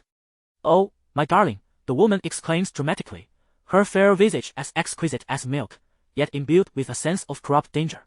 Sweetheart has perished. Sweetheart was the name of that mouse, brought from King's Landing by Little May, now lifeless on this island, while May bursts into laughter. A nearby silver-haired man shakes his head in resignation. Sweetheart, I recall you once addressed me in that manner. Oh no, you are my precious prince, you are my knight. May bestows a passionate kiss upon the man, and they become quite entangled with one another, the distant roars of dragons echoing in the background. This man is Daemon Targaryen. Having departed from King's Landing, and his mistress May is nearing childbirth. The place they inhabit is Dragonstone. Rhaenyra feels exasperated, questioning why, as the princess of Dragonstone, her dear uncle has taken refuge in her domain without intention to leave. Yet, Daemon Targaryen finds himself with no other options. This is the only place he can go. The sea breeze carries the scent of sulfur and firestone as May leans against Daemon's embrace, tracing his lips with her fingers while saying, Your Highness, my child is about to be born, carrying the noble blood that flows through your veins. Daemon Targaryen gazes at her alluring face and softly replies, He is my child, naturally noble. It is a pity, though, that the old woman from Stonehenge refuses to relent. Phew! My prince. May gazes at him with an enamored expression, and Daemon Targaryen revels in her adoration. Why did you venture to King's Landing to steal dragon eggs? We have a multitude of wild dragons here. May gestures towards the distant sight of dragons soaring amidst the waves. Could it be? Daemon Targaryen shakes his head. Taming dragons is exceedingly challenging. Aside from fostering a bond from a young age, the dangers multiply exponentially. As for why I sought the dragon's lair instead of procuring eggs from this dragon mountain, firstly, I wanted to express my displeasure to Viserys. Secondly, the young dragons and eggs on Dragonstone have been devoured by an old dragon. That insatiable glutton has plagued Dragonstone's dragon eggs for countless years. And the royal family has been powerless to intervene. Therefore, mother dragons will no longer lay eggs in its territory, like Silverwing, which has flown to King's Landing alongside Bronze Fury. Do not worry, Demon Targaryen comforted, gazing tenderly at his beloved in his arms. I shall secure lands and dragons for our child, rest assured. Little Rhaenyra nestled quietly against her lover's chest, as the distant sound of a bagpipe wafted in from a village on Dragonstone. Suddenly, the melody ceased. Noticing the arrival of a visitor, Alicent Hightower halted her playing. It was she who had been performing in the Red Keep. She nervously assessed her attire. Yes, quite appropriate, and then adorned her face with the most charming smile, awaiting the appearance of the approaching figure. Wait, the footsteps sound somewhat irregular. Could it be that His Majesty, Viserys, has stumbled? The rhythm was uneven, one light, the other heavy. It was only when the visitor revealed his visage that Alicent recognized it was the king's confessor, Larys Strong. A smile graced Alicent's face, though her eyes betrayed an unmistakable disappointment. Good day, sir. Good day, Miss Hightower, Larys greeted as they were about to pass each other. Suddenly, he turned back. His Majesty is currently attending to a dispute with Sir Ronethel. Perhaps you might wait for news in the audience chamber, he suggested quietly. Alicent felt a surge of gratitude at his offer. Thank you, sir. You are a noble man, she replied. Larys, witnessing her appreciation, returned the compliment, stating, in this Red Keep, the most noble person is none other than Miss Hightower. They exchanged smiles, each recognizing the ambition that lay masked behind the other's eyes. Oh, I just remembered, Larys said, tapping his forehead. I am to report to His Majesty before the year's end. Perhaps you could accompany me. With a mutual understanding, they seemed to have reached an unspoken agreement. Chapter 36, The Cunning Dragon and the Talented Phoenix. Your Majesty, I see that you have toiled greatly over state affairs. My father has sent me to pay you a visit. The gentle Lady Alicent bowed gracefully before the middle-aged man seated upon the Iron Throne. As she raised her eyes, a vast expanse of spring water met her gaze. The esteemed scholars, Rhaenyra and Maester, stood with their backs to her, oblivious to the thoughts displayed upon her countenance. King Viserys I lifted his hand slightly, signaling her to rise. Yet he ignored her and continued speaking to the two scholars. How many have written to suggest that I remarry and establish a queen mother? Your Majesty, the aged Rhaenyra responded, nearly every noble who has returned a letter has made such a suggestion. They most frequently inquire which noble's daughter you might favor. And what say you, venerable lords of the Red Keep? Your Majesty, the realm cannot be without a king, nor can it be without a queen. Yet this may adversely affect Princess Rhaenyra's claim to the throne.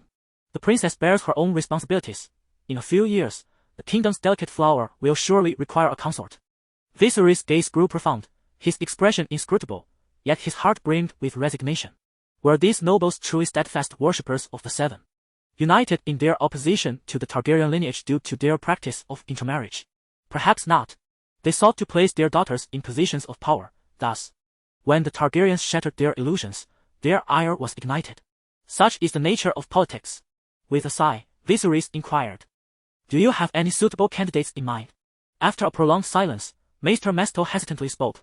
The youngest daughter of House Velaryon, Lena, is of a prime age, and Lord Corlys has recently corresponded frequently, seemingly eager to mend relations with the Iron Throne. House Velaryon indeed presents a commendable option. Driftmark is prosperous, and their naval strength is formidable. A union with the offspring of Rhaenys would be quite advantageous. Though he outwardly agreed, Viserys felt a swell of discontent within. Rhaenys had held him in check for much of his life, and if he were to ally with the Sea Snake's house, he would once again face insurmountable challenges. Rhaenyra would suffer the same fate he had endured. How to strike a balance? Your Majesty, a suitable candidate stands before you. Larys Strong, who had been patiently awaiting his turn, allowed a subtle smile to grace his delicate features. Miss Alicent Hightower hails from an esteemed family of Old Town and is in the bloom of youth, having served the royal family at the Red Keep for many years. She would indeed be a perfect match. Alicent's cheeks flushed with embarrassment, yet King Viserys' response darkened her expression. Alicent has accompanied my daughter Rhaenyra for many years. How could I take her as my queen? In truth, Viserys' inner thoughts were that the Hightower lineage might pose a threat to the heir of the throne. Neither option seemed favorable. Alas! Your Majesty need not worry. Princess Rhaenyra, the true dragon, is maturing well, and she has recently governed King's Landing with great efficacy. The townsfolk extol the majesty of the royal house. Alicent mused, striving to laud Rhaenyra. At present, the princess is constructing factories outside the city, embarking on grand projects. And the royal coffers are swelling. With such an heir, many great nobles genuinely envy you, your majesty. Indeed, your highness, the princess has generously opened the royal treasury. And the influx of wealth to the crown serves to offset her recent actions. However, Larry Strong's veiled insinuations subtly cast a shadow over Rhaenyra's conduct. Yet, Rhaenyra has not transferred her assets to the Red Keep, a fact that leaves Alicent with a perplexed expression as she engages in banter with Larys. Sir Larys. A voice echoed from outside. You seem quite concerned about the finances of King's Landing. Rhaenyra entered the chamber, offering a respectful nod to her father before continuing her discourse with Larys. A confessor who knows nothing of state finance nor the plight of the common folk should be compelled to step aside, allowing Lord Larys to participate in the council instead. Larys, a mere confessor within the Red Keep, found himself speaking before the Iron Throne only due to his obstinacy in lingering. After Rhaenyra's scathing remarks, even his thick skin could not shield him from embarrassment. Observing Alicent's pitiful demeanor, Rhaenyra scrutinized her before remarking, with Alicent here, I feel quite at ease. Ah! How my great-grandfather, King Rhaegar, cherished her companionship, often summoning her to the palace for her melodious voice, which he could hardly bear to be without. Now, as she sings once more before the Iron Throne, it is truly a testament to her talent. King's Landing boasts two exceptional talents, akin to the legendary heroes of lore, capable of uniting the hearts of the Seven Kingdoms. Rhaenyra wore an expression of admiration. A light cough escaped the youthful maester, who seemed unable to suppress a chuckle. Noticing her father's reproachful gaze, Rhaenyra spoke, Father, I have matters to report. Viserys gestured for the others to withdraw, and as the chamber emptied, Alicent hurried away. Her spirits dampened by Rhaenyra's jibes, well known among the court. Once the last individual had exited and the door was secured, Rhaenyra inquired, Father, do you intend to take a new wife, to become consort? With a sigh, Viserys replied from the Iron Throne, Rhaenyra, you are now the crown prince, my heir. And you must understand the weight of responsibility that comes with sitting upon this iron chair. Father, when did the duties of a monarch morph into mere appeasement of the nobility? Is it not to safeguard the realm and its people? Rhaenyra. Viserys' tone turned stern. If I do not win their favor, how might I maintain my seat on the Iron Throne? Were it not for your great-grandfather's alliances with the nobility, the current occupant of this throne would still be a descendant of Rhaenyra Targaryen. Had Rhaegar exhibited even a modicum of care for his subjects and governance, he would not have faced such widespread dissent. Rhaenyra shook her head, asserting, Rhaegar was indeed a monarch, yet a tyrant whose reign was short-lived. While reclaiming the church's arms was justified, he failed to improve the realm, instead growing increasingly tyrannical, ultimately losing the people's support. Father, I have heard tales from distant lands of a dynasty established where the ruler vowed not to engage in marriage alliances, nor to pay tributes, cede lands, or offer gifts, declaring that the emperor guards the borders, and the king should die for the realm. I find his words to be quite astute. The Targaryen family ought not to serve as mere pawns in the power games of the nobility. Rhaenyra, have you now grown wings? Are you no longer heeding your father's counsel? My beloved father, Rhaenyra earnestly declared, you are the finest of kings, sheltering me, shielding me from the storms of succession, and clearing the obstacles from beneath my feet. Yet, I sense that you are not truly content, at least upon the throne. I have not witnessed a smile grace your countenance. Viserys' anger faltered, as he had intended to reprimand his defiant daughter further. Yet he found himself at a loss for words. Chapter 37, Iron Will. Since the passing of the Queen Mother, your smiles have become increasingly rare. I am aware that you are suffering, but if the Queen Mother were to know of your unhappiness, it would surely sadden her as well. Emma. Viserys' gaze turned distant, as if he were reminiscing about the woman who had accompanied him since childhood. The one who had silently followed him throughout his life, his greatest love and closest friend. Emma, do you see? Your daughter has grown. The sorrow of Viserys was rekindled, and he momentarily forgot his anger towards Rhaenyra. A few tears escaped his eyes as he closed them, seemingly lost in the cherished memories shared with the queen. Your mother would certainly chastise you for opposing your father in such a manner. He is merely a man who has lost his wife. Rhaenyra, my child, my feelings for you do not signify that I have forgotten your mother. Nor am I envious of the daughters of the nobility. How could they possibly understand or love me as your mother did?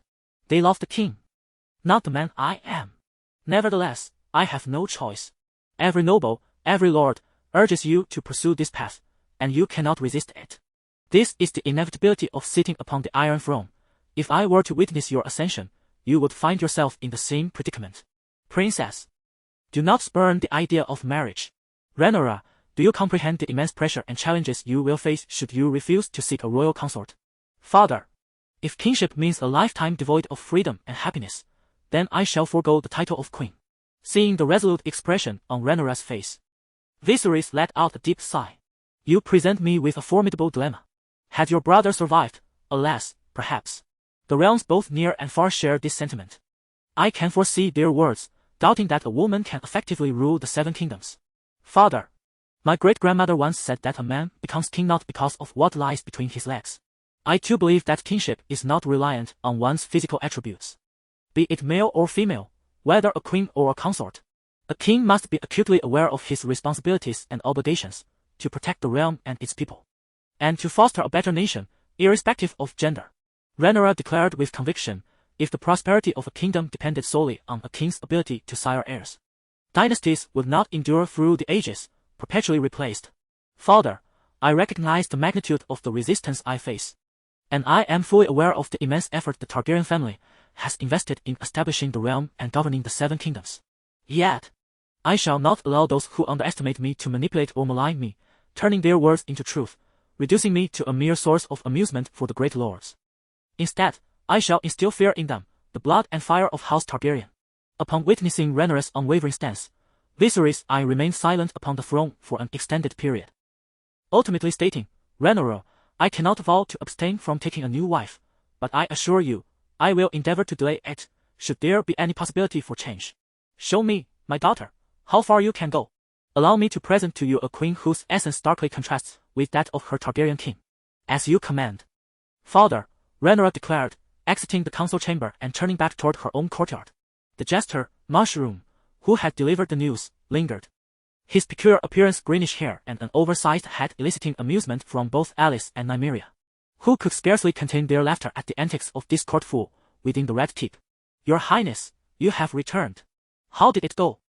Alice inquired as Rhaenyra entered from outside. All is well. I owe my gratitude to Mushroom for alerting me about 2 schemers who have gone to father with their whispered intrigues.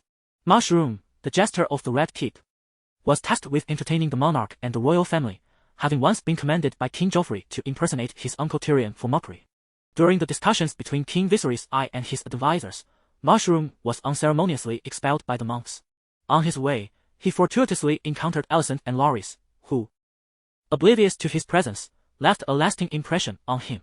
At that moment, the dwarf Mushroom exhibited a remarkable departure from his usual foolish demeanor, instead articulating himself with clarity and composure as he conveyed the happenings within the council chamber to Rhaenyra. Your Highness, it brings me satisfaction to be of assistance. Mushroom had always endured the disdain and ridicule of others within the palace, as no one ever regarded a fool with seriousness. Thank you, Mushroom. Furthermore, should you encounter any difficulties within the Red Keep, do not hesitate to seek out Alice and me. We are friends and ought to assist one another. Indeed, mutual support. In Rhaenyra's gaze, he sensed respect, a sentiment a jester had never known, for the nobility would only dismiss him after he had entertained them, reveling in his dismay. Alice, please summon my advisors. Within the princess's quarters, the likes of Ramos, Harold, Gordon, and Loras, along with other sworn protectors and ministers serving Rhaenyra, gathered in full attendance. From this moment forth, Rhaenyra proclaimed, assuming her seat of authority, all preparations shall proceed as if in wartime. Ramos, Your Highness, you are in charge of maintaining law and order in King's Landing. Should any disturbances arise, detain them. Should anyone defy you, arrest them. Do you comprehend? I understand. Harold, I am here. You are responsible for the financial oversight of King's Landing. Deploy personnel to formally take control of the treasury. No one shall enter or exit without permission. And no noble shall extract even a single copper coin from the city. Yes, Your Highness. Loras, Gordon, and Ashar. We are here, Your Highness. What are your commands? You shall lead the court guards and the gold cloaks, safeguarding the capital and preventing any malcontents from inciting unrest. Are you capable of fulfilling this task? Yes. We will dutifully obey your command. In King's Landing, the machinery of governance whirled into action, everything proceeding with admirable order.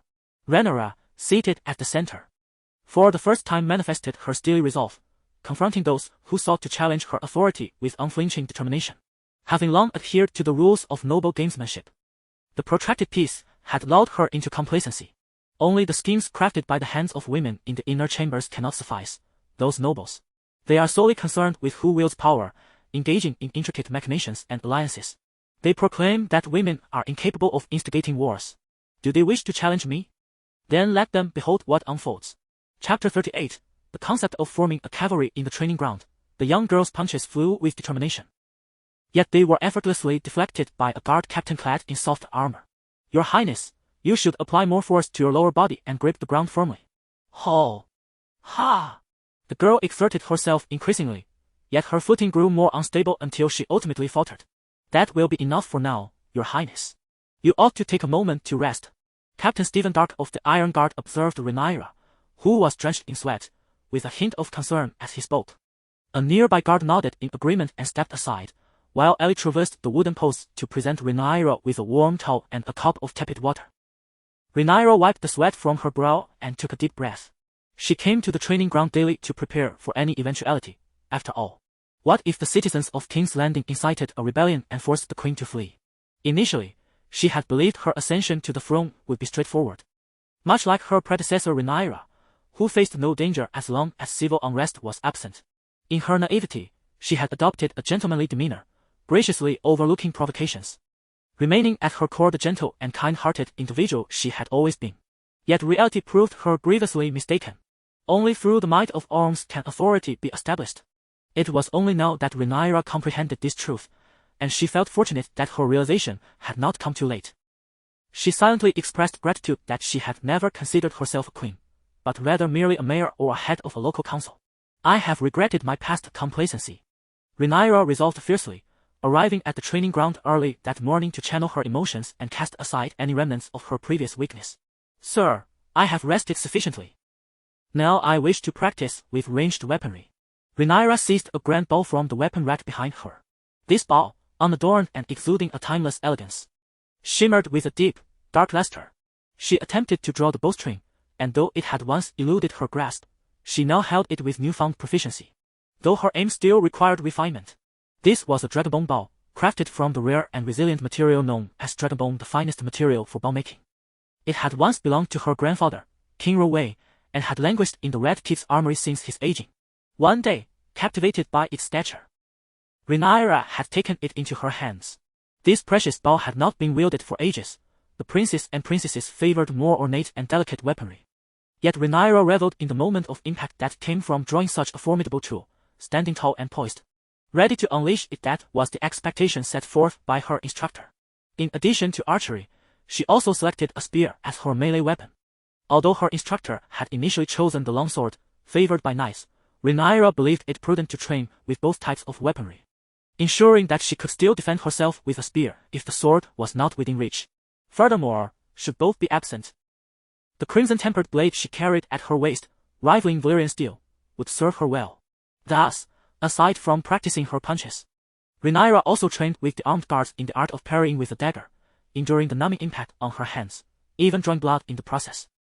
In the event of future hostilities, it is highly probable that Rhaenyra will mount a dragon rather than a horse. In such a scenario, archery from the sky would pose a significant challenge, unless one were to forge heavier arrows. How splendid it would be to possess magical arrows imbued with precision or to conjure fire elements into arrows, delivering devastating damage alongside the fierce flames of a dragon upon the enemy. Contemplating these matters, Rhaenyra deftly drew back the heavy bowstring, releasing an arrow that struck the target with a satisfying thud, earning her a cheer from Illyria and a nod of approval from the instructor. After engaging in further practice until her hands trembled from fatigue, Rhaenyra finally ceased her training. Dressing in formal attire, she ventured outside the Red Keep to attend to state affairs, where Harold and the monk Ramos coincidentally arrived to pay their respects. I require numerous skilled blacksmiths and craftsmen capable of producing bows and weapons, Rhaenyra commanded. The nobles of the realm remained relatively obedient, allowing for the recruitment of artisans and talents to be stationed around King's Landing. Apart from the workers at the cement factory, Rhaenyra had presently resolved not to initiate further construction. However, circumstances had evolved, as other nobles from the Seven Kingdoms sought to instigate matters. In the current situation, it was prudent to maintain a separation of military and civil governance. In essence, managing the realm was one aspect, while training the army held equal importance. She aimed to tackle both fronts with earnest dedication. Sir Harold, as a seasoned knight with extensive battlefield experience, I desire the formation of a light cavalry unit. What are your recommendations, Your Highness? Harold Dark expressed surprise. Just yesterday, Rhaenyra had taken the rare step of consolidating power in King's Landing, leading each minister to speculate on her intentions. Now, with her desire to establish a royal army beyond the Gold Cloaks, Harold felt both exhilarated and apprehensive. This aspiration resonated with every minister surrounding the princess, as it promised greater accolades, honors, and potentially, lands and titles. Yet, he was anxious. Being an obscure knight from the Dark family's cadet branch, despite his wealth of experience, being summoned by the princess for such responsibilities, including overseeing the factory and now training troops, left him concerned about his capabilities. Set aside the factory matters for now, allow the officials from the treasury to handle them. There are quite a few competent individuals under Sir Barry. I was once misguided, assigning battle-ready knights to manage factories and civilian affairs. In hindsight, it is more prudent to let you excel in your areas of expertise. Indeed, Your Highness. Harold Dark expressed no discontent. While overseeing factories had its merits, it felt somewhat peculiar for a knight sworn to serve his lord and fight valiantly. Your Highness, I propose recruiting the sons of noble families near the realm for training, ensuring their sustenance, and enlisting elite knights from noble houses to lead the units, conducting drills regularly to ensure valor in battle. Excellent. Let us promptly issue proclamations to recruit young commoners outside King's Landing. Perhaps soon, we shall amass a respectable force. Cavalry, navy, vanguard units, elite infantry. Rhaenyra recognized that her journey was just beginning, yet she brimmed with confidence. Chapter 39. The Salt Fields and the Military Reserves. Your Highness. If we are to establish an elite cavalry force, the purpose of forming such a cavalry is clear to all. It is primarily to counter the risks and challenges posed by the inland nobility. The strategist Ramos, akin to the hand of Princess Rhaenyra, is naturally involved in the planning. Where will the soldiers be sustained? While King's Landing boasts a robust treasury, it is built upon past foundations. To maintain an army requires a reliable financial source. Furthermore, as a capital city, King's Landing can currently accommodate only 2,000 soldiers in the Gold Cloaks. To assemble a 1,000-man contingent beyond this would raise questions of training, living arrangements, and sustenance. Ramos contemplates the long-term implications and refrains from impulsively pursuing the vision of a direct military force, lest he become bewildered. Most importantly, from where will the cavalry's horses be procured? Who will cultivate the fodder? Your Highness, these are essential considerations. Rhaenyra is acutely aware that although she is the crown prince and the legitimate heir, establishing her own power base is no simple feat. Take King's Landing, for instance. Aside from the Gold Cloaks, direct governance over other regions necessitates cooperation with local nobility and their private armies. There exists no direct military force under the Iron Throne. Rhaenyra finds herself wanting to voice her frustrations about this. It is no wonder that the nobles of the Seven Kingdoms feel emboldened when the royal family lacks a personal guard or a standing army. She has come to realize that the citizen class has always been weak and unreliable, and while the nobles may be useful, the vastness of the Seven Kingdoms means that the other regions are not to be underestimated. The only path forward is to build an army and firmly grasp it within her control. This leads us to the governance strategy of the Crownlands. Rhaenyra ponders before speaking. The Crownlands possess a slender coastline and lie at the mouth of the Blackwater River, characterized by flat terrain. Below King's Landing, there exists a vast royal forest that has yet to be exploited. Fishing, salt production, timber harvesting, and aquaculture are all viable pursuits. The land is suitable for growing fodder and wheat. The better the governance, the larger the army that can be sustained. Concerns regarding training grounds are unfounded. As the surrounding nobility will surely cooperate, I doubt anyone would dare to refuse the royal family's request to station troops. After all, are the dragons in the dragon pit mere decorations? Rhaenyra stops. Should there be any refusal to cooperate, I will simply seize your lands and reward them to my loyal subjects. Of course, those who cooperate will be generously rewarded and elevated in status. As for the cavalry's horses, that indeed presents a challenge. Westeros is a land of knights, where many aspire to become honorable knights, yet the common folk have little opportunity. Becoming a knight requires a fine steed, a squire, a sword, and armor. Generally, without a noble lineage, one cannot ascend to knighthood. For instance, during tournaments, knights are allowed to redeem their precious armor, often heirlooms passed down through generations. No one dares to covet another's armor. The initial need for war horses must be met by King's Landing's treasury, as the crownlands have limited resources for horse breeding. Even if conscription were enforced, little could be gathered. Conversely, the nobles of the riverlands and the rich possess superior steeds. I am not concerned about the depletion of King's Landing's finances. I command the acquisition of war horses from these merchants, both local and those from across the sea, as long as they are capable of battle. The royal treasury can sustain such an endeavor. I refuse to allow my coffers to be adorned for others. I would rather plunge into madness. Thus resolved Rhaenyra. Furthermore, I require a cadre of skilled artisans capable of crafting bows, for we Targaryens possess an exceptional quality of materials. Your Highness, are you suggesting? Indeed. Rhaenyra intends to utilize the dragon bones, carefully preserved within the dragon's lair and the red keep for centuries, to forge bows. It has been an age since the conqueror Aegon first set foot on this land, and the Targaryen collection of dragon bones has only grown. Yet, no noble dares to request these bones for bow-making. Those who have tried have met a fiery demise. Dragonbone bows are both rare and practical. Should we arm our forces with them, the Dothraki would surely be left in awe. I desire our valiant warriors to wield dragonbone bows, while ordinary soldiers may suffice with bows made from the ancient trees of the royal woods. The resources of the royal forest are abundantly rich, a point that other nobles covet, yet none dare to recklessly target the royal estate. Rhaenyra aims to own her own faction with all of it. In truth, beyond dragon bones, the bones of magical creatures such as the great lions of the west, the unicorns of the north, and mammoths could also yield excellent bows. However, akin to the disappearance of the children of the forest, these creatures seldom reveal themselves to mankind. If there exists a household capable of crafting superior bows from magical materials, it is surely the Targaryens, who have amassed such treasures over the years, unmatched even by the Lannisters of the west. Brother Ramos, I require you to designate a parcel of land outside the city, specifically for the settlement of artisans. Let them build homes and factories. Let us call it the industrial district. This area will serve a grand purpose, not only for weapon manufacture but also for resource generation. Additionally, regarding the noble lords of the coastal territories, arrange for their gathering in King's Landing.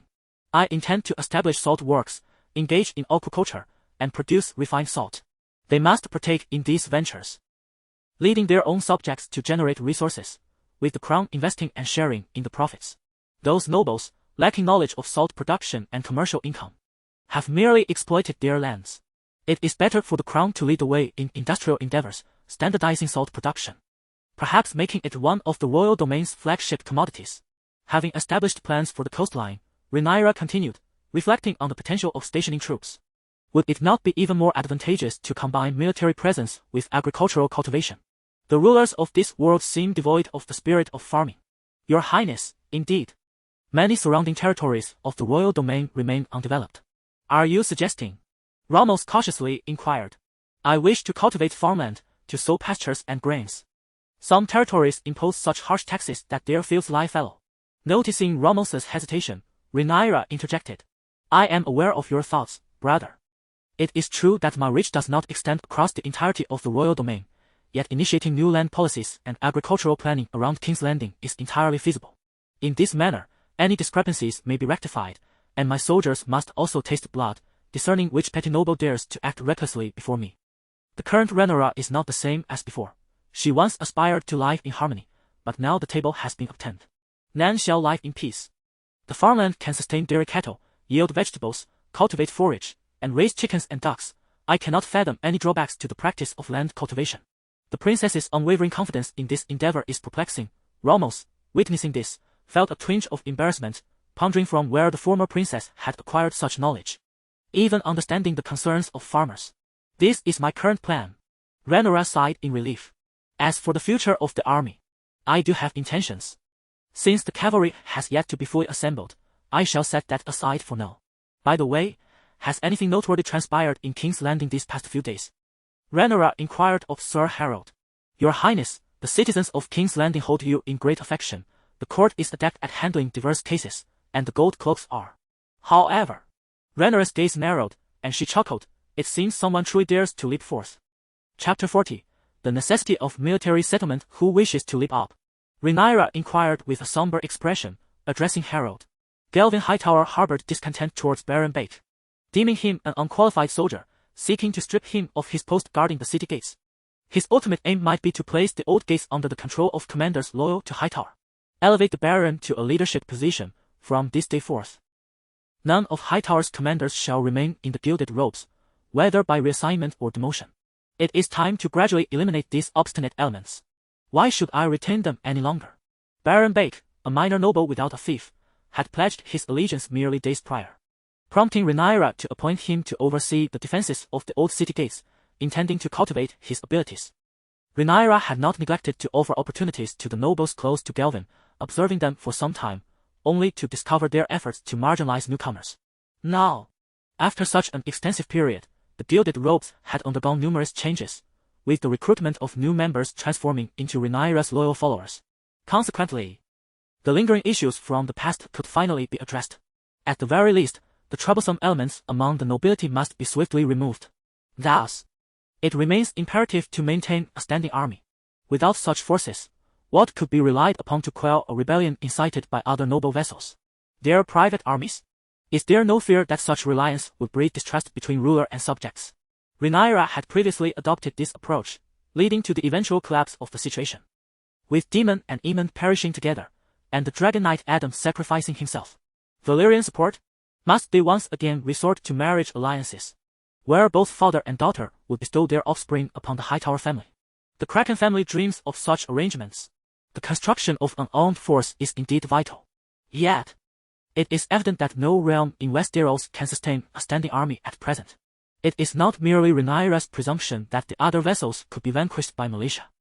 The current state of productivity is so dismal that such a strategy has become a necessity. Without military settlement, she could not sustain her followers. How did Daenerys, as Khaleesi, manage to provide for so many mouths to feed? She was forced to confront slave masters and trading city-states, leaving her with no alternative. The horse lords survived by plundering, raiding the docile, agrarian folk. They would muster a cavalry to threaten the cities bordering the Dothraki Sea. However, Rhaenyra is not a mere horse lord or a slave's Misa. She is an heir, not a founder. Were she the heir of a noble house, she could amass resources during her rebellion, bide her time to claim the throne, and distribute conquered lands to her loyalists, using plundered provisions to sustain her army in the art of war. But she is not.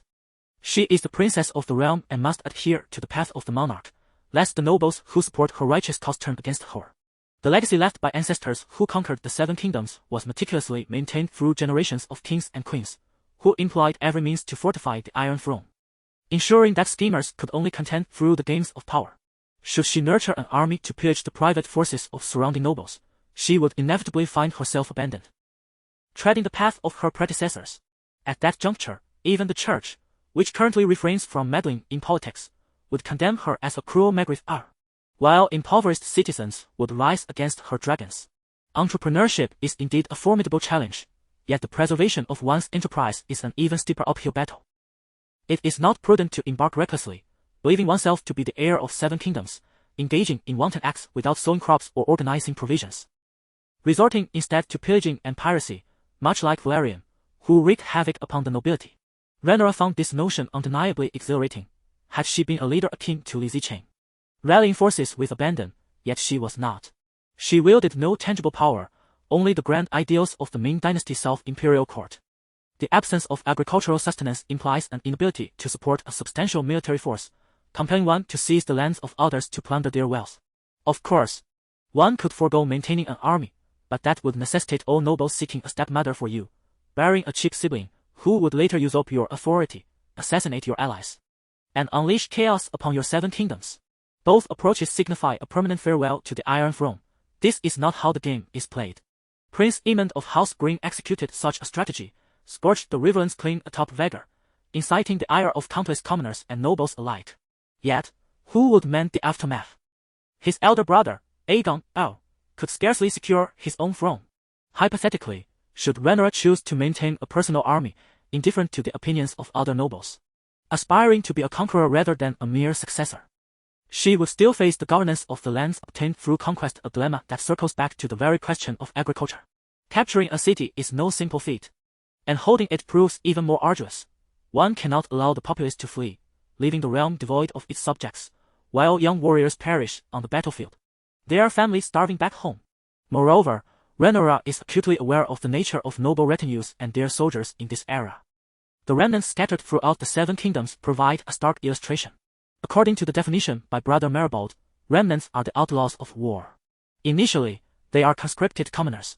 Yet they later abandon the battlefield to survive through pillage. When the banners wave, brothers, fathers, and friends embark on their journey armed only with rudimentary weapons, kitchen knives, sharpened hoes, and sticks weighted with stones. They face the relentless scourge of disease and armored knights until their collapse. Some fall in the first battle, while others endure until 100 conflicts have passed, yet they witness their friends perish and their former lords meet their demise, ultimately serving a stranger. The remnants flee from the ferocity of battle, from the heaps of corpses post-conflict, from the eerie silence of the night. They become accustomed to plundering the local populace during warfare, thus engaging in the abduction of maidens and committing acts of violence requires little adjustment. They often lose sight of their own identities, disoriented in their surroundings, estranged from their homes, transforming fully into marauding bandits. While small groups of remnants can easily emerge amidst prolonged skirmishes, when lords return to their lands with peace, these individuals frequently find themselves unable to reintegrate into their former lives. This reflects the plight of soldiers summoned from the peasantry, some unable to return home, others resorting to pillaging fellow nobles and the impoverished, only to meet their demise and find their final resting places far from home. The chaos in the Riverlands, a direct consequence of the conflicts between the North and the West, lays bare the turmoil unleashed. Certainly, the conscripted commoners do not constitute the true martial strength of the nobility, such as House Lannister, which boasts an elite force known as the King's Guard, unparalleled in prowess. Though the Lannisters do not engage in agricultural endeavors, they sustain these soldiers through the bountiful taxes collected from the Westlands. Similarly, the nobility across the realm possesses formidable private armies, yet these forces are not within Rhaenyra's grasp. The vassal's vassal is not my vassal, and the soldiers of a vassal do not belong to me. Cultivating land and maintaining troops is an imperative task for Rhaenyra. Whether her aim is to survive or to govern the Seven Kingdoms effectively, there exists no alternative path. Dragons are not invincible. The Scorpion of Dorne has felled Aegon as queen, Rhaenys, and the dragon, Meleys, from the sky. When the Valyrians dominated the world, even the Dragon Lords were not beyond defeat. Should they attract the scrutiny of others, both the dragon and its master could find themselves in peril. Enhancing productivity to sustain the populace of King's Landing and the realm is paramount to national policy. Regardless of any insurrections beyond my walls, I shall diligently cultivate the land, maintain my troops, and manage my affairs as if I were encased in an ironclad fortress. At that juncture, I shall inform my adversaries that the ensuing game has merely just begun. Chapter 41. The enraged Sir Owen. The recent assessment of Rhaenyra by a noble in King's Landing has branded her as a wicked woman. The once cordial demeanor has drastically shifted, with commands emanating from the Red Keep and the princess's residence becoming increasingly stringent. An escalating number of illicit dealings have been outlawed, and certain foreign nobles have surreptitiously conspired to manipulate the grain prices in King's Landing, only to be met with a counterstrike from the Red Keep. Merchants within the city have been summoned to establish a grain control committee, which has been assigned an official pricing structure that permits fluctuations within a defined range. However, should prices surge excessively or attempts at hoarding be detected, informants will report such transgressions to the gold cloaks, resulting in punitive measures. Regardless of their origins, any mercenaries or knights who disregard these regulations find themselves imprisoned in the black cells, conscripted for labor on the roads. As night descends, the gold cloaks commence their patrols, leading to a noticeable decline in the number of drunken revelers. Those wishing to engage in unscrupulous activities in King's Landing have found themselves facing dire consequences. However, the common folk have expressed their approval, praising the governance of the kingdom's light for bringing greater stability to the city. An increasing number of individuals in the slums have been able to secure employment and receive essential provisions. The recruitment center outside King's Landing is teeming with applicants. A notice has been posted, accompanied by officials from the princess's court who are actively promoting the initiative. The crown is seeking young men to enlist in the military, offering generous conditions that include 2 sets of uniforms per season and a distribution of provisions sufficient to sustain a family for 6 months. Military service can lead to land grants, and assurances of sustenance and shelter are provided.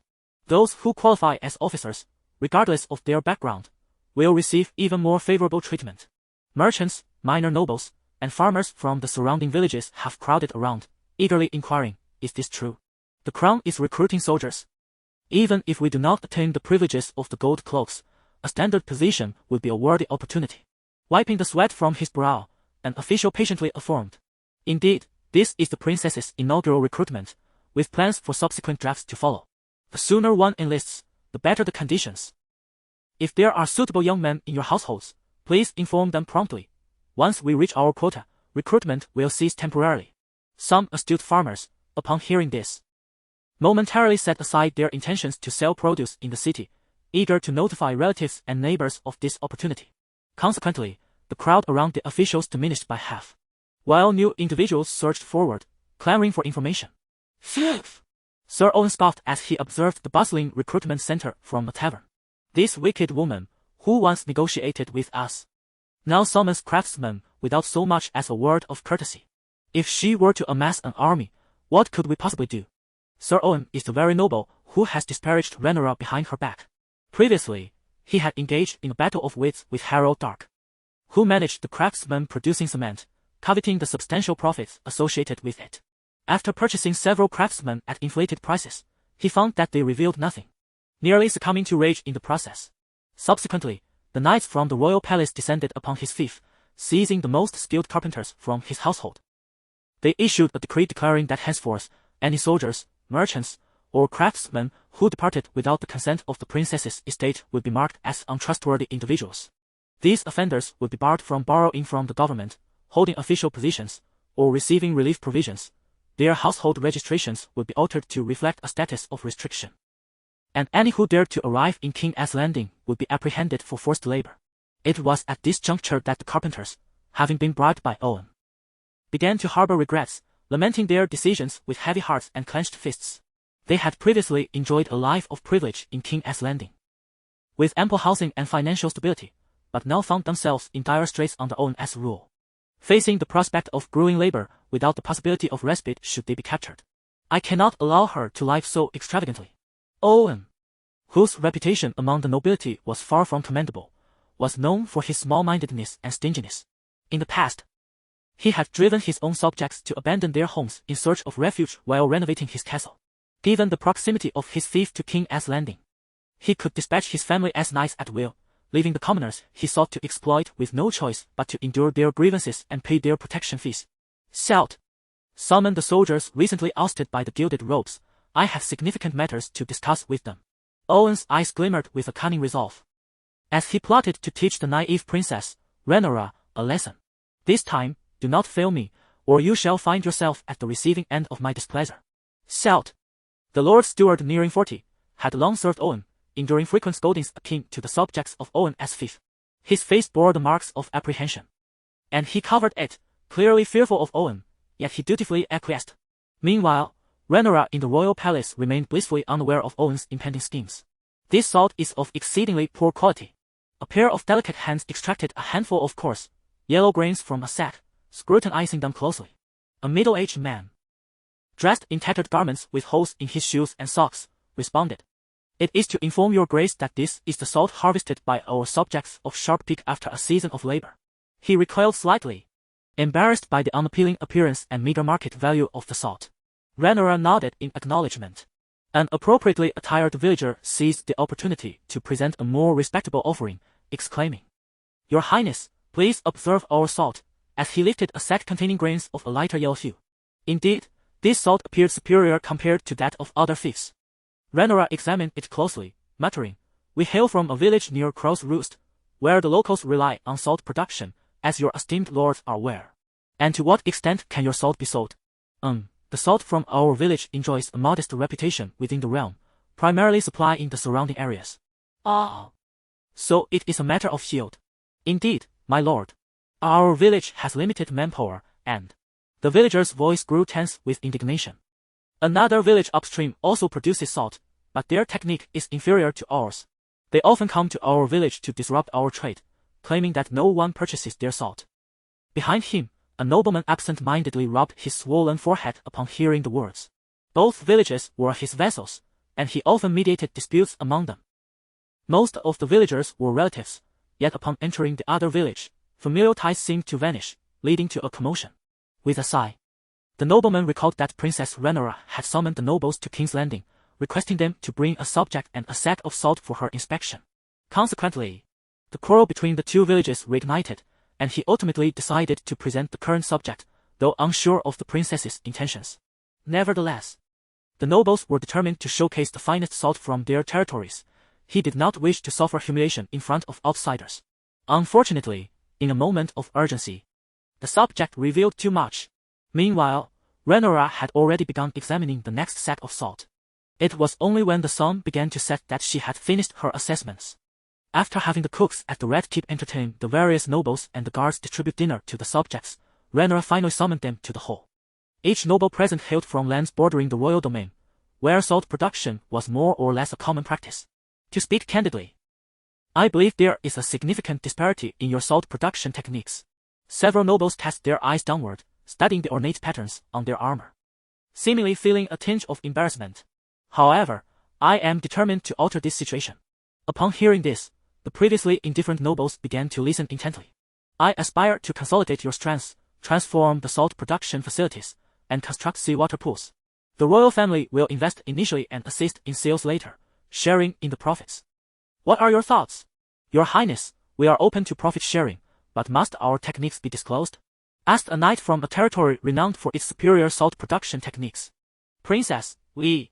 The hall erupted into a cacophony of voices. Rhaenyra cleared her throat, and a nearby guard promptly understood, calling for order, silence. After a brief pause, Rhaenyra continued languidly, I am aware that many of you harbor concerns. However, the royal family is here to assist, not to hinder your progress, rest assured.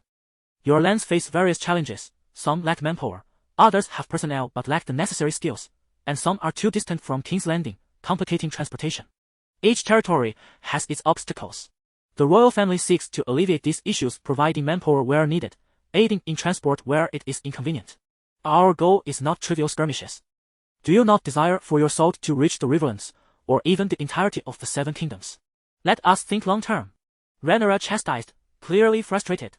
Do you believe the royal family covets your meager resources? We aim to elevate salt production into a premium venture, allowing your lands to generate revenue without the constant upheaval, but rather through collective profit. Is that not desirable? I am aware that disputes exist among certain territories, but that is in the past. From this moment forth, let us endeavor to earn wealth together. Is that achievable? It is. We shall abide by the princess's commands. We are willing to serve your highness faithfully. Rhaenyra nodded in acknowledgement. This was a royal assurance. In simpler terms, your scale is too modest to satisfy the salt demands of the realm, and I find myself somewhat disappointed in you. Therefore, I offer you an opportunity. Of course, I do not wish to impose. Those unwilling to join the royal saltworks may leave now. Given that the cement factory outside the city is thriving, coupled with the princess's guarantee, the nobles' wariness and doubts towards Rhaenyra have significantly diminished. Furthermore, the notion of mutual cooperation has taken hold. It is a chance to appease the prince and make a favorable impression. Even if it were to fail, it would still be a favor from the princess, while success would enhance the territory's revenue. No one wishes to voice opposition. Very well. Since you all place your trust in me, I hereby declare that the salt production enterprise of the realm shall commence today. There is another plan that Rhaenyra has not disclosed. The salt and iron industry is notoriously lucrative, historically held firmly in the hands of the rulers themselves. In the future, as she consolidates central authority, she will undoubtedly pursue salt and iron patents. When these individuals reap the benefits, they will find themselves reliant on loyalty to the crown to grow and prosper, thereby securing the lucrative salt trade in her grasp. However, the journey of salt production is still long. It is merely the beginning. Rhaenyra organized her subordinates to cater to the nobles and to accommodate the citizens who had traveled from afar, while her mind continued to deliberate meticulously. Chapter 42. The unfortunate Owen. What does the Lord want us to do? Kyle Harbor asked, his voice breaking the silence that had settled in the room. Erwin, the lord by the banks of the Blackwater, was increasingly incensed by Rhaenyra's actions. He dispatched his steward, Celt, to summon the recently ousted minor lords and soldiers, among whom Kyle Harbor was included, to his residence in King's Landing. You two have had your fill of that woman's antics lately, haven't you? Erwin stroked his beard, exuding frustration. Are all these nobles under the Iron Throne such spineless cowards that they allow a woman to ride roughshod over us? Kyle Harbor and several knights exchanged alarmed glances upon hearing Erwin's rebellious sentiments. Erwin, What are you plotting? Treason? Of course not treason. Owen retorted sharply. Internally, however, he mused. I would need the strength for that. Yet he maintained a defiant exterior. I merely wish to teach that little girl a lesson. Perhaps by sabotaging her factories. Or disrupting her recruitment plans, so she understands our might and learns to tread carefully in the future. All of you are pillars of the realm. After years of service under the gold cloaks, we were unceremoniously cast aside. Does she truly regard you as nobles and knights with any respect? This future queen likely underestimates the power we men possess. Owen's tone shifted to one of insidious persuasion. Kyle Harbour and his colleagues exchanged wary glances, shaking their heads. Sir Owen, you are playing with fire. The princess's standing within the gold cloaks is at its zenith. In fact, when we witnessed her descent from the skies upon a dragon, many silently vowed fealty to the true dragon. We have been ousted due to factional strife. Yet we are acutely aware that the princess has afforded us an opportunity. Our family, loyal vassals of House Targaryen, could not pledge allegiance to her directly. However, if Her Highness were to be in peril, we would defend King's Landing for her sake, irrespective of our status within the gold cloaks, Kyle Harbour lamented. The efforts of Daemon Targaryen and Rhaenyra in military governance were not without effect. Regardless of their reputations, knights within the gold cloaks would not betray the crown. Even at the behest of slaughtering innocents, the gold cloaks would raise their blades in loyalty. At the very least, we, as leaders, would never betray the true dragon. Kyle Harbour gazed at Owen as if he were a fool. The Targaryens had reigned since Aegon's conquest of the Seven Kingdoms. And Rhaenyra was the sole heir of his majesty, to whom all great nobles had sworn allegiance. She was beloved by the populace.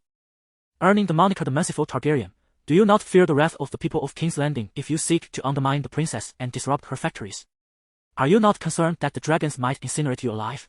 This is neither the time for the green and black factions to clash, nor the era of the Targaryen dynasty's demise. To openly oppose a Targaryen now is to invite calamity from the dragons themselves.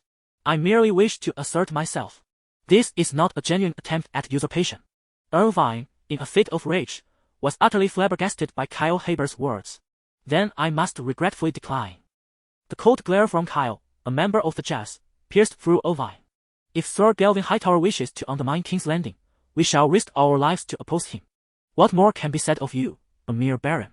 Kyle refrained from uttering the latter part that would further provoke Irvine and, along with several generals, departed from Irvine's abode without a trace of nostalgia. Those damned knights. Bah! Irvine ceded, his face reddening like that of a liver. Butler! Butler, where are you? Yes. My lord, how may I serve you? The butler, trembling, answered from the shadows. Those wretched scoundrels who should rot in the depths of hell. If they won't do it, summon the common knights and bring them in. At once. The butler hurriedly exited. After a considerable time, the knights were politely invited into Irvine's home by the butler. Irvine, with reluctance, treated them to a feast of dishes from the King's Landing Tavern, his heart bleeding at the thought of such extravagance. Yet he was spurred on by the provocations of Kyle and Rhaenyra, eager for revenge. Esteemed knights, I have long admired your illustrious presence. It is truly an honor to host you today. Not at all, my lord, the knights responded in unison, saluting, as the atmosphere grew warm with merriment. However, I find myself troubled by certain matters. Irvine feigned a distressed expression. What troubles you, my lord? Speak freely among brothers. Indeed, who has wronged you? We shall seek justice. The one who has wronged me is Rhaenyra Targaryen, Irvine declared resolutely. The ambience abruptly chilled once more. Several soldiers, hailing from humble beginnings, flushed with indignation. Irvine recognized their shared displeasure towards Rhaenyra. There was potential here. Yet before he could revel in his triumph, a soldier smashed the banquet to smithereens. Do you dare to incite us against the princess? While we may indulge in our vices, we are men of honor. How can we betray a woman? Though we have been cast aside, we know how benevolent the princess has been to commoners. She has even secured positions for us, such as serving as instructors for the new recruits. You expect us to turn against her? The soldiers erupted with fervor, even more animated than Kyle Harbour's cohort. Nearly on the brink of violence. Escort them out! Escort them out! Irvine shouted, waving his arms in desperation, yet every servant retreated, cowering from the scene. Once the soldiers departed, Irvine's home lay in disarray, a foul stench permeating the air. Alas, these undisciplined soldiers, intoxicated, wreak havoc with abandon. Emerging from beneath the table, Irvine clenched his teeth, teetering on the edge of fury. I must have my revenge. I must have my revenge. Butler! Where are you? Bring forth the vessels. Summon the family knights. Let those who scorn me rue their actions. The following day, the princess's residence received a piece of news. Baron Bake, clad in a golden robe, approached with a dubious expression, accompanied by a retinue. He had taken custody of the bound Owen and several knights from the expelled soldiers of the Golden Robe and the subjects of Blackwater. Owen bore visible scars upon his face and body. Upon hearing this news, Rhaenyra did not lift her gaze. Her quill continued to scratch upon parchment as she issued a command to Baron Bake, returning to her own affairs. Your Majesty, I must see your Majesty. Ah! I am wrongfully accused. Owen cried out, desperately attempting to escape the grip of the guards. The guards remained silent, escorting him to the place of execution. Upon seeing the knights who brought the condemned man, the townsfolk gathered, eager for the spectacle. Oh, is that not Owen from the banks of Blackwater? How splendid! He was so arrogant before. Ha! He deserves this. Baron Owen, you stand accused of 3 crimes. First, the maltreatment of your subjects. Second, treason and rebellion. Third, the oppression of the common folk, undermining the realm. For these multiple offenses, you are to be punished severely. Your noble status and lands are hereby stripped, and you shall face execution forthwith. Upon concluding the declaration, the guard placed the blade against Owen's neck. Paralyzed by fear, Owen trembled, weeping and shouting. I must see your Majesty. I am the most loyal baron to the crown. Your Majesty, scoffed a young nobleman observing the commotion. In times past, many could wield authority in King's Landing such as King Viserys I, Prime Minister Otto Hightower, and Prince Daemon Targaryen, but now, there was but a singular voice in King's Landing. That of the princess seated within her court. Ha! The princess requires soldiers and was troubled by a lack of means. Owen's domain on Blackwater, so close to King's Landing, is a most fortuitous appeal offered to her. Some citizens mused with delight. It was said that Owen had been particularly unfortunate, desiring to harm the princess. He had barely set forth when his own subjects and some nearby soldiers captured him and delivered him directly to the princess's residence. Ha ha! This man is truly ill-fated. The unfortunate Owen, or the unwittingly delivered Owen, became the moniker bestowed upon him. In no time, the tale spread throughout King's Landing, captivating both commoners and nobles alike. And it remained a source of amusement for quite some time. Chapter 43. Vivian's bitterness at the break of dawn. The slumbering capital began to awaken. Merchants set up tents around the cobbler's square, peddling intricately carved stones, bone bracelets, fine cloth, an array of spices, and local delicacies. Young women from the village traversed the bustling crowds, baskets in hand, selling wildflowers and their homemade eyelash, while several taverns erected stalls to offer savory pies. A short-haired man leaned against a statue, the ringing of the church bells resonating in his ears, a makeshift remedy for the night spent in discomfort. The homeless souls around him rose as well, yet their movements were languid, each striving to conserve the scant energy they possessed. This man, known as Mark Rossi, hailed from the oak hall beside the Noble Heart, once celebrated for his melodious and distant ballads as a minstrel. His fervent desire to traverse the 7 kingdoms in pursuit of crafting superior verses led him astray. As his journey unfolded, his voice lost its clarity, his figure grew frail, and the nobility who once cherished his songs ceased to listen.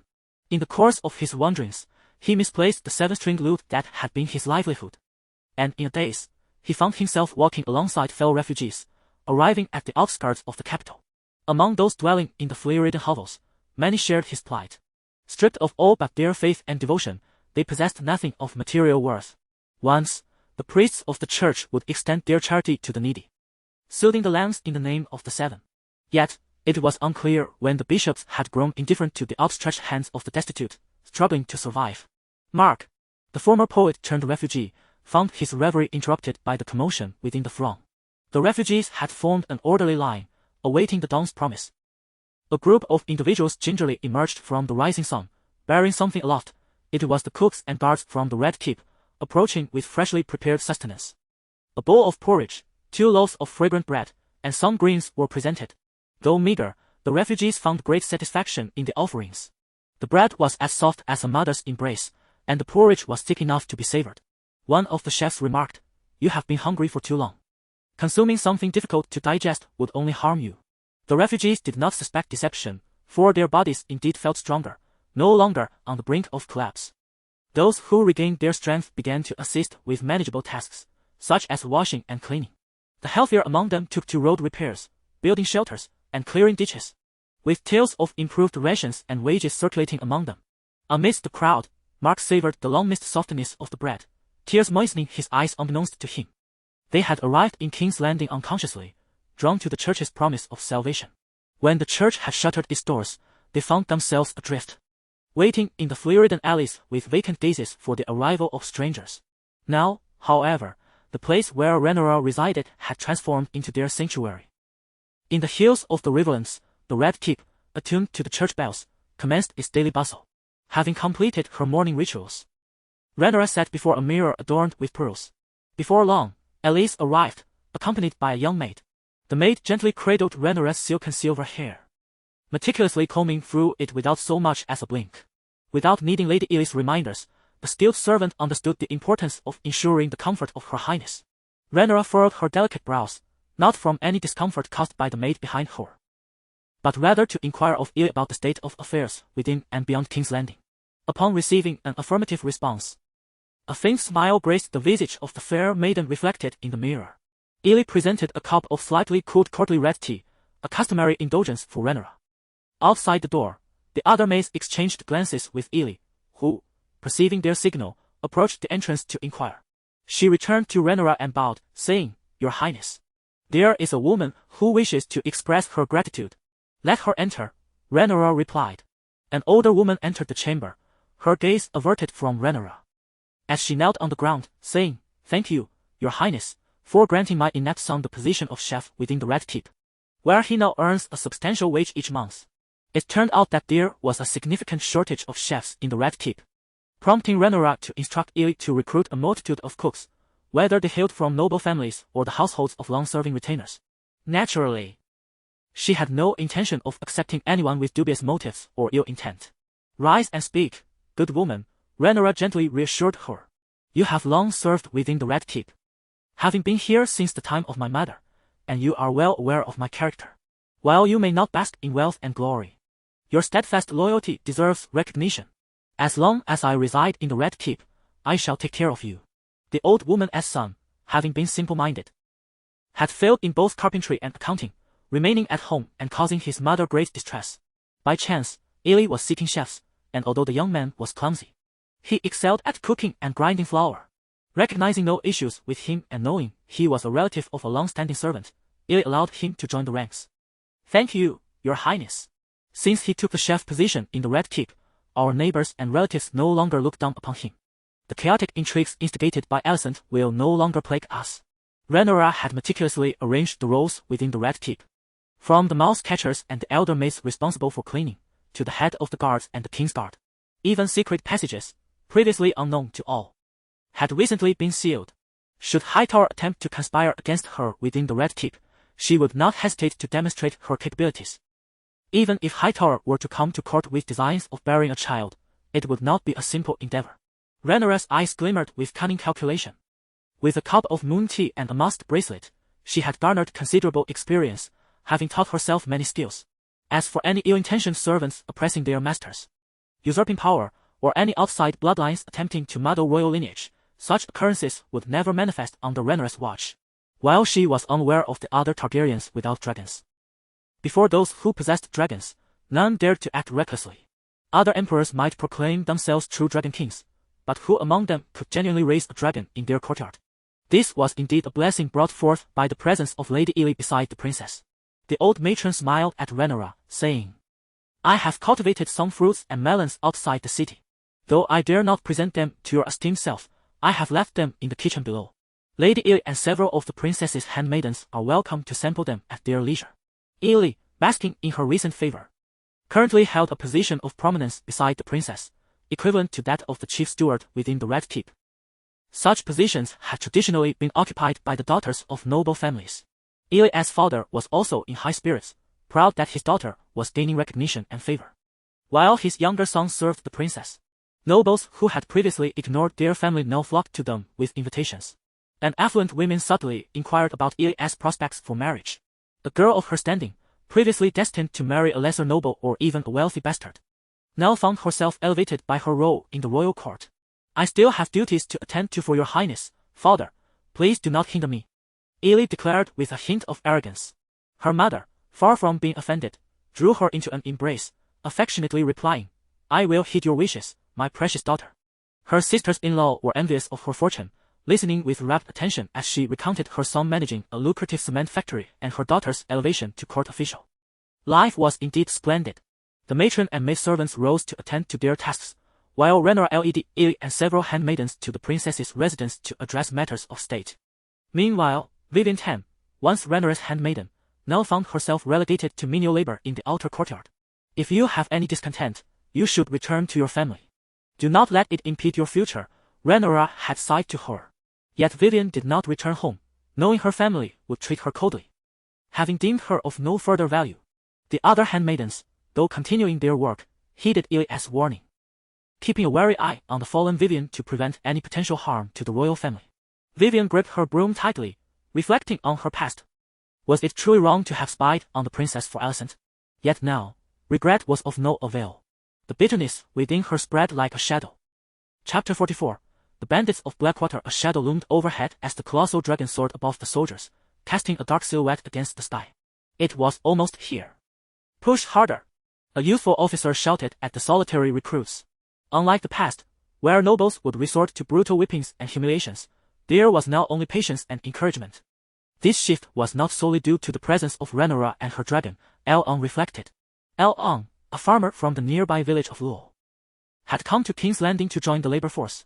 Upon hearing of the princess's conscription plan, he promptly enlisted and now stood among the ranks of new recruits. He was not alone in his desire to fight for the princess. This sentiment resonated within the hearts of the 3,000 newly enlisted soldiers. The decision to recruit precisely 3,000 men was a calculated one by Rhaenyra. Any more would overwhelm the current resources of King's Landing, while fewer would prove ineffective. 3,000 cavalrymen were deemed just right. However, the horses had yet to be mastered, compelling the soldiers to march on foot towards the territory of Blackwater, the initial stronghold for provisioning and garrisoning troops.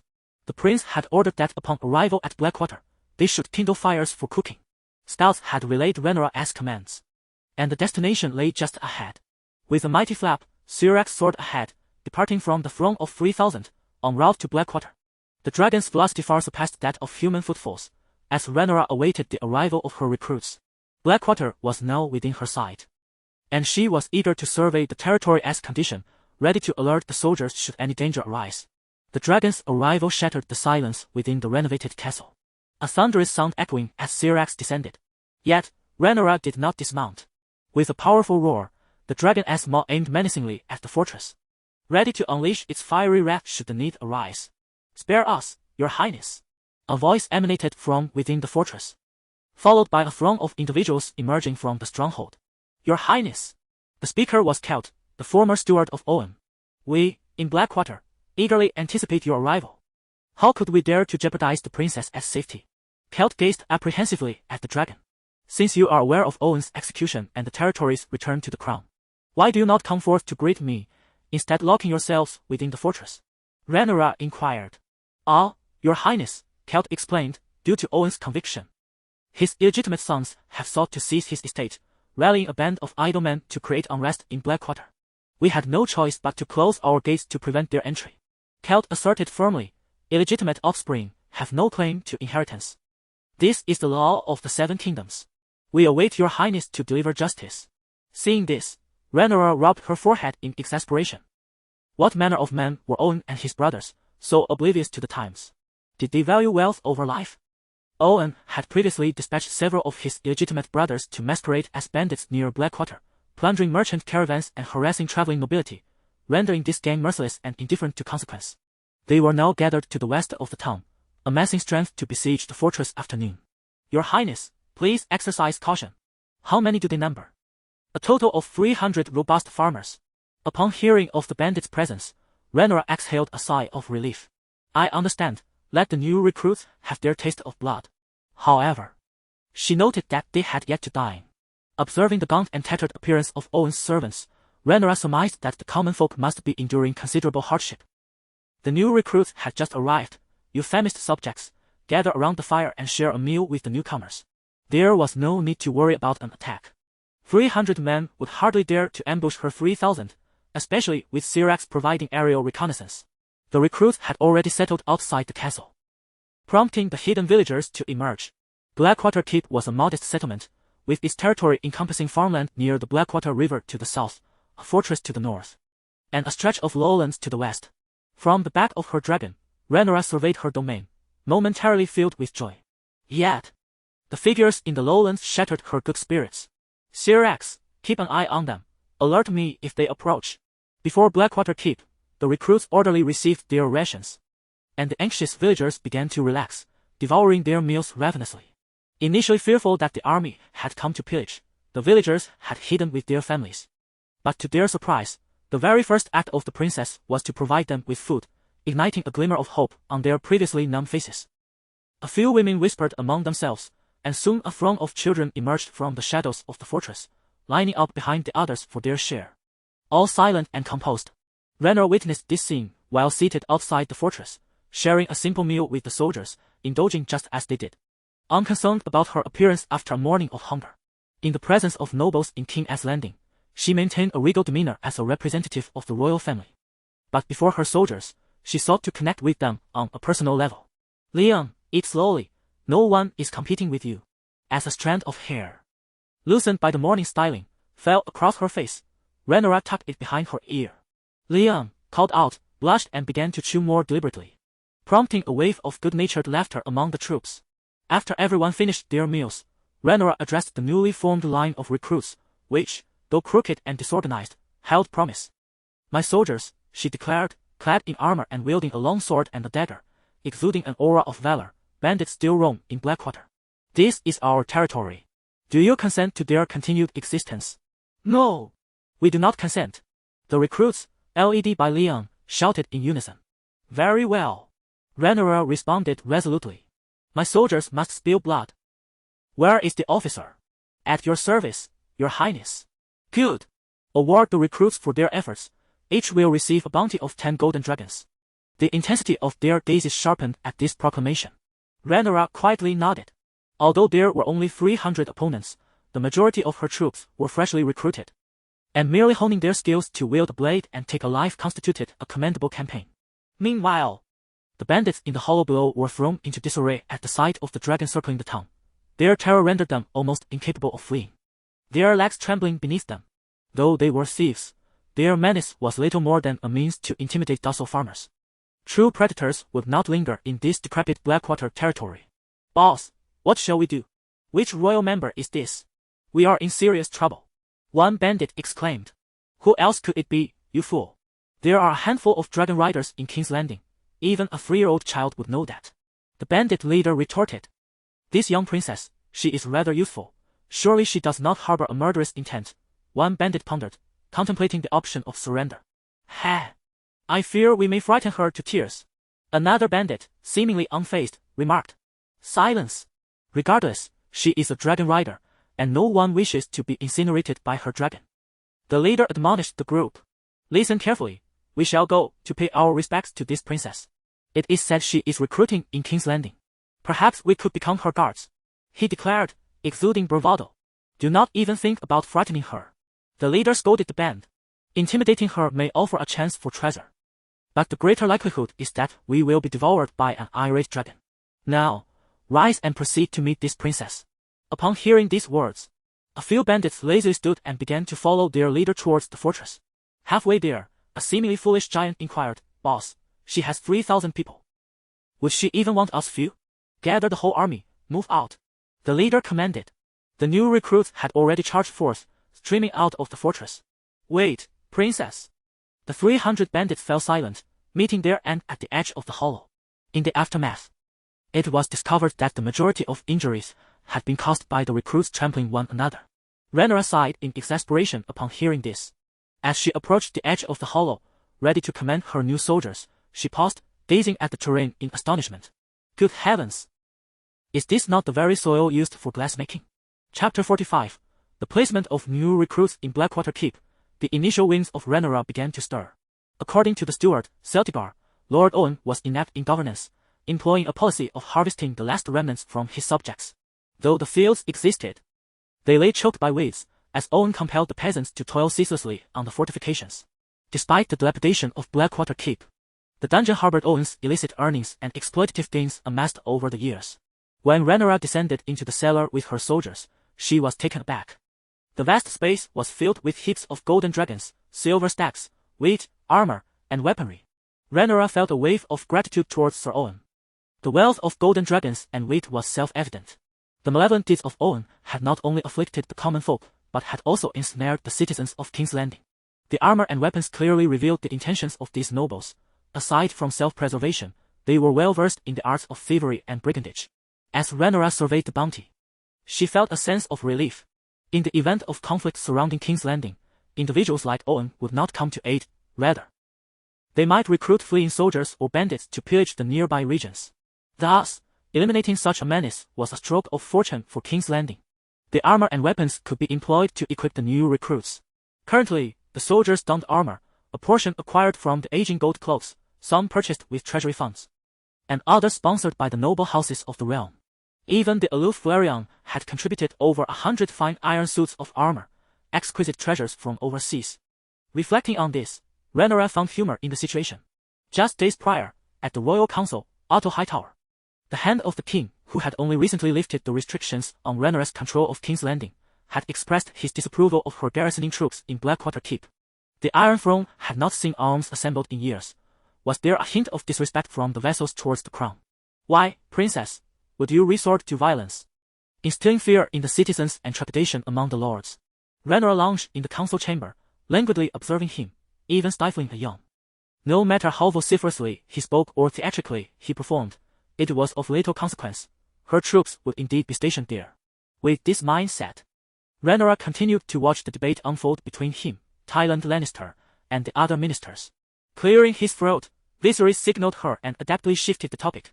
I have heard that Rhaenyra Velaryon wishes to tame a dragon. He inquired with genuine interest.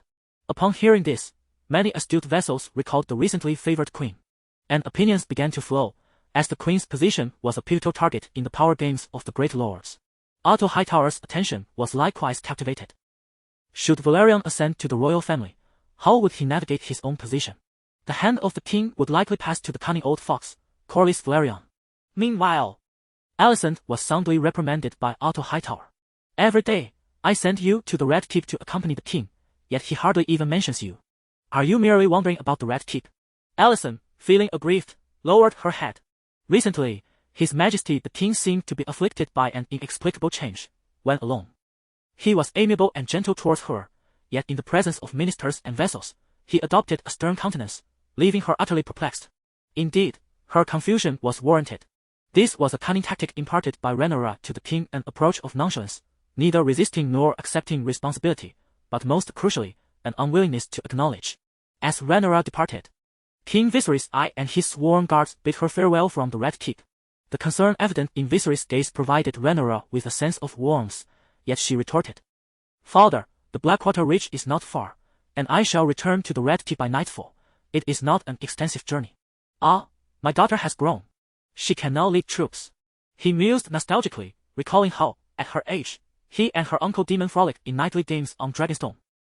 Rhaenyra ascended on the back of her dragon, eliciting a cacophony of cheers throughout King's Landing. It is the princess's great dragon.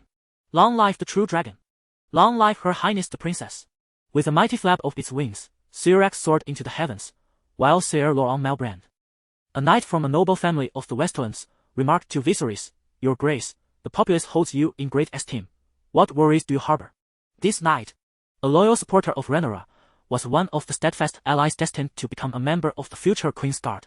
However, the crest of House Malbrand intrigued Rhaenyra. It depicted a blazing sacred tree. Could Lord Velaryon be attempting to curry favor with me? She pondered. Once impervious during the succession banquet, he now sought to forge alliances. One might wonder if these great nobles truly possessed the capacity to rise and relinquish their ambitions. Rhaenyra had relocated half of the treasures from Owen's cellars, instructing her personal guards to transport them to King's Landing. As for the remainder, she intended to retain it within the realm for the purposes of troop consolidation and governance of the populace. Summoning her subjects, she announced her plans. The Blackwater Ridge would be subsumed into the crown, with an appointed regent to oversee its management. The former steward, Celtigar, familiar with the territory, was elevated to the position of vice-regent, tasked with the administration of these people. Rhaenyra meticulously arranged the affairs of the domain. Cement transported from the factories outside King's Landing and stones from the land would be utilized for constructing homes. 3,000 new recruits, under the command of Harold Dark, would engage in archery and martial training, while also cultivating the nearby fields.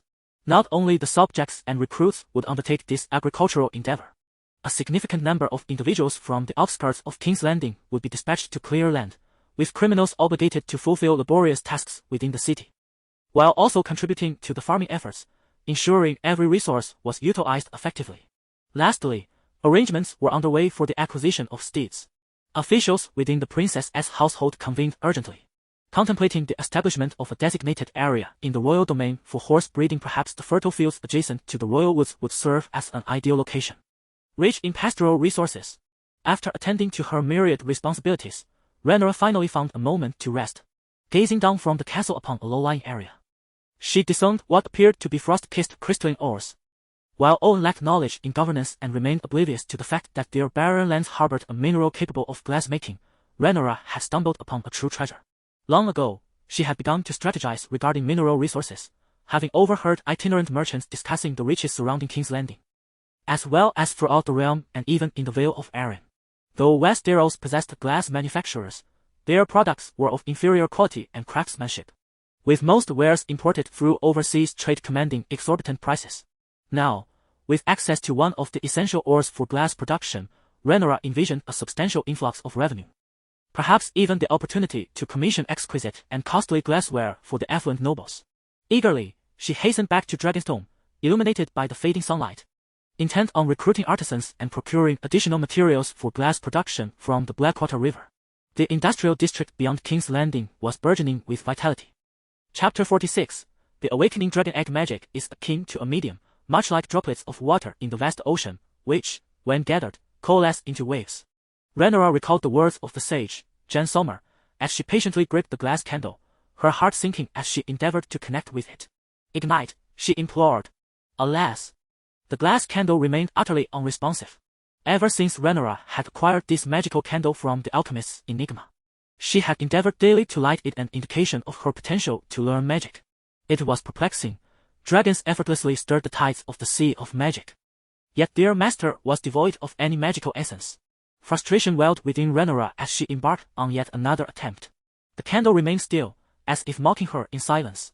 Am I truly impervious to magic? Doubt crept into Rhaenyra's mind, yet without magic, how could she continue to explore this world? The arcane authority and treasure troves of Valyria were coveted by all.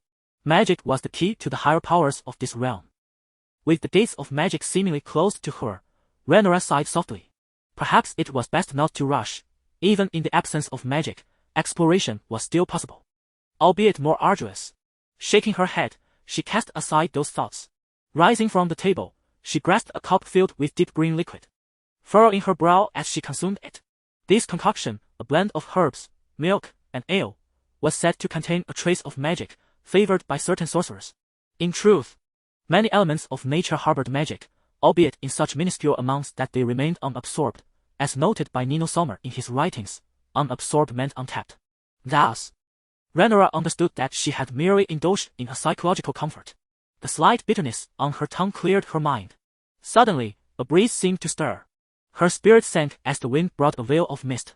Around Rhaenyra, energies appeared to coalesce. The mist began to condense. Initially, droplets of magic gathered within her consciousness, slowly accumulating in greater numbers. Rather than being dazed, Rhaenyra recalled Nino's words. Control the flow of magic.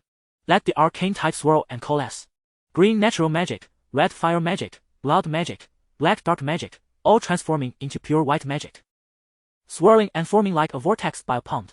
A small, hurricane-like wave of magical energy vividly materialized in her mind.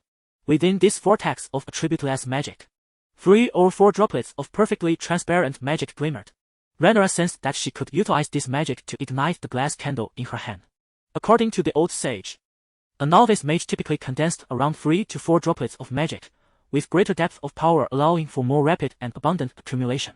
Magic, however, was finite. Once one exhausted their internal reservoir, all inscribed spells would remain uncast. A faint flicker of firelight emerged within the miniature hurricane, absorbing the mist and burning quietly. Was this the ignition of the magical flame? Rhaenyra gazed at the candle in her hand, channeling her magic to serve as the key to unlock it. Suddenly, the glass candle, which had remained still in her grasp, emitted a brilliant glow. It turned out that the glass candle could indeed be ignited by her will. With a calm demeanor, Rhaenyra carefully examined the contents within. The ability to perceive the world through one's magic transformed the formless mana within her into verdant natural energy, which she then directed into her eyes. Yet, what one perceives may not necessarily be the truth. Rhaenyra noticed a phrase inscribed in ancient Valyrian at the end, "Thus it is." It seemed she had gleaned the essence of how spells were formed. By further transmuting her formless mana, she could create a model of spells. The mana currents of wizards resembled the ebb and flow of magical tides that wash over the world. After the eventual disappearance of magic in later generations, all knowledge of it faded. However, following the hatching of dragons in the Crimson Wasteland, the tides of mana began to surge once more, revitalizing magic. Male witches emerged from the shadows, priests of the Red God unveiled their miracles, and even fire mages could once again summon flames.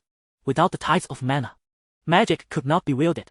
Similarly, the mana currents of wizards depended on the sweeping waves of mana that nourished and strengthened their powers, allowing them to absorb this mystical essence. The small vortex of mana within Rhaenyra continued to swirl, drawing in the ambient formless mana and slowly coalescing it into usable droplets of magical energy. Mana served as fuel, while the spell model, or spell slot, represented the vehicle that could be driven by this fuel. Rhaenyra was free of doubt. She set about constructing her spell model as instructed by the glass candle. The first attempt faltered. The first step succeeded, but alas, the second step failed. Again, failure. Why was it so difficult? The droplets of mana always seemed to lose their direction. It became clear that being a truly skilled mage was no easy feat. On the second attempt, the droplets had traversed halfway when they suddenly became motionless. Rhaenyra exerted great effort yet could not guide the droplet in the intended direction. What to do? After careful contemplation, she wondered if perhaps she had reversed the direction. Thankfully, she had not fallen into madness. Rhaenyra realized she had mistakenly oriented her spell model. The initial direction was left, but the correct trajectory was downward. If Jen Sommer had been present, he would surely have reprimanded her sternly, reminding her that those who are impatient should not study magic. Some wizards spend years, even decades, perfecting a single spell. Although Spirit Sight is one of the more rudimentary spells, Rhaenyra set down the candle, took several deep breaths to recalibrate her mindset. First step, success. Second step, success. Third step. At long last, the final step was completed. By now, it was deep into the night, and after hastily casting a glance at the dragon egg, Rhaenyra succumbed to fatigue, collapsing onto her bed in a deep slumber. As she drifted into slumber, the heart tree in the courtyard sprouted verdant buds, unseen by any gaze, adorned with flecks of golden light. The emerald dragon egg, resting upon the bedside, pulsated softly in tandem with the heart tree, emanating a gentle glow akin to breath. Did the dragon egg just tremble momentarily? Upon awakening in the early morning, Ellie rubbed her eyes, her expression tinged with curiosity. Chapter 47 Guests from Tidal Isle make the flames burn brighter. The guards, drenched in sweat, tirelessly fed the fire with logs. To Rhaenyra, the roaring blaze was a pure source of nourishment, and within her vision, the deep crimson flames brimmed with magical energy, enveloping the dragon egg cradled in her arms. The searing air near the fire stirred Rhaenyra's silken strands of hair, while the flames licked at her feet, charring the rocks in the courtyard to a deep black. Yet she remained steadfast, unmoving. I am but an ordinary dragon rider, with only a modest resistance to heat. Unlike Daenerys, who exhibited an extraordinary immunity to flames, I can merely withstand environments of mild warmth. For instance, I feel no discomfort from the heat on Dragonstone or the volcanic fires. Rather, it is as soothing as a weary bird returning to its nest. However, the same cannot be said for the fire pit. She recalled the words of Aelys from the morning and promptly retrieved the dragon egg from its swaddling at her bedside. Upon closer inspection, the egg appeared still. Yet, when Rhaenyra pressed her ear against it, she immediately heard the rhythmic beating of the hatchling's heart. Gazing through her magical sight, she beheld a young dragon with wings adorned with hints of green and gold, its horns a vibrant emerald, and its wings curled tightly. Indeed, her magical perception allowed her to observe the development of the hatchling within the egg. The progress of this young dragon was remarkable. It would not be long before it shattered its shell and emerged into the world. Rhaenyra's thoughts drifted to the scene of Daenerys hatching her dragon eggs. Having successfully brought forth 3 dragons in a single endeavor, thus shattering the historical record of House Targaryen. Fortunately, she was not living in Daenerys' time. In Rhaenyra's view, the cost of the mother of dragons hatching her eggs was rather excessive. The sorceress Melisandre had inadvertently aided Daenerys in her feat through blood, death, and life. Yet Daenerys suffered immense losses: her husband, her children, and the onset of chaos within the Dothraki, all while she herself struggled to persevere. Especially considering that this had occurred during Daenerys' time of destiny, hatching dragons was already fraught with difficulty. When Daenerys entered the Hall of Immortality in Karth, she was warned of 3 betrayals: one for blood, one for wealth, and one for love. Daenerys believed Melisandre represented the first betrayal for blood, illustrating the profound depth of the sorceress's harm. Fortunately, the tide of magic had not ebbed. Now was an age of thriving dragons, and Targaryen dragon eggs could be easily hatched. There was no need for barbaric sacrifices or the fateful prophecies of old. However, hatching dragons did depend on blood, and the fiery magic facilitated their emergence. Each Targaryen seeking to hatch a dragon would place the egg not far from the fire, sometimes directly within the hearth to roast. Thus, the scene unfolded as Rhaenyra embraced the flames, becoming one with them. "My lady, does this truly serve a purpose?" Aelis, the young handmaiden, questioned, uncertain of the hatching process. Witnessing Rhaenyra roasting the egg, and inadvertently herself, she felt a surge of concern. "Of course it serves a purpose," Rhaenyra asserted confidently. "The dragon is not merely an elemental creature, it possesses flesh, blood, and bone. Indeed, the blood of a dragon flows as molten lava. And those dragon slayers who dare enter the lairs, even when they succeed in slaying a dragon, often meet their demise, incinerated by the very blood of the beast. Their bones obliterated and deformed, while their armor endures the searing onslaught like a mere tin can. This little fellow is quite the anomaly," remarked Rhaenyra with a hint of eccentricity. "The hatchling within the dragon egg not only revels in the fire element but also in the essence of nature." When Rhaenyra observed it through her mystical sight, she found, to her astonishment, that her invocation of natural magic elicited a response from the hatchling. "It is on the brink of hatching." Rhaenyra delicately sensed its presence. Could this dragon egg be a descendant of Vhagar? Despite having acquired this egg not long ago, she cradled it by her bedside each night, occasionally igniting flames to stimulate it. However, the rapid development of this egg led Rhaenyra to ponder whether it had inherited the resilience of the most formidable and ancient dragon, Vhagar. During the era of blood dragon frenzies, Vhagar, having endured countless battles, stood as the eldest and largest dragon in all of Westeros, nearly rivaling Balerion. It was said that her roar could make the very walls of storms and tremble. Her immense stature and ferocity rendered her unmatched among dragons. Vhagar's previous rider was Prince Baelon Targaryen, known as the Brave or the Prince of Dawn, the 4th child of Jaehaerys I Targaryen and his queen, Alicent Targaryen, and thus Rhaenyra's grandfather. Since her grandfather's passing, the mighty Vhagar had resided in her lair, with no dragon rider daring to provoke her. Her next rider had already arrived at the harbor of King's Landing. "Daughter, understand your mission. If necessary, collaborate with Rhaenyra Targaryen," advised Lord Corlys Velaryon. Known as the Sea Snake, Lena Velaryon, tall and willowy, possessed cascading silver-golden waves of hair that flowed to her waist, resembling thick seaweed. Her beauty enchanting all who beheld her. It was said that she inherited her mother's grace and her father's adventurous spirit. While her father adored the sea, Lena harbored a passion for soaring through the skies. Yet, she had yet to seize the opportunity to fly. Recently, her brother had visited the dragon lair and tamed the dragon Seasmoke, as he boasted while mounted upon the dragon. Lena gazed at Seasmoke's sleek form and expansive pale blue wings, her heart swelling with envy. Nevertheless, she harbored a singular desire.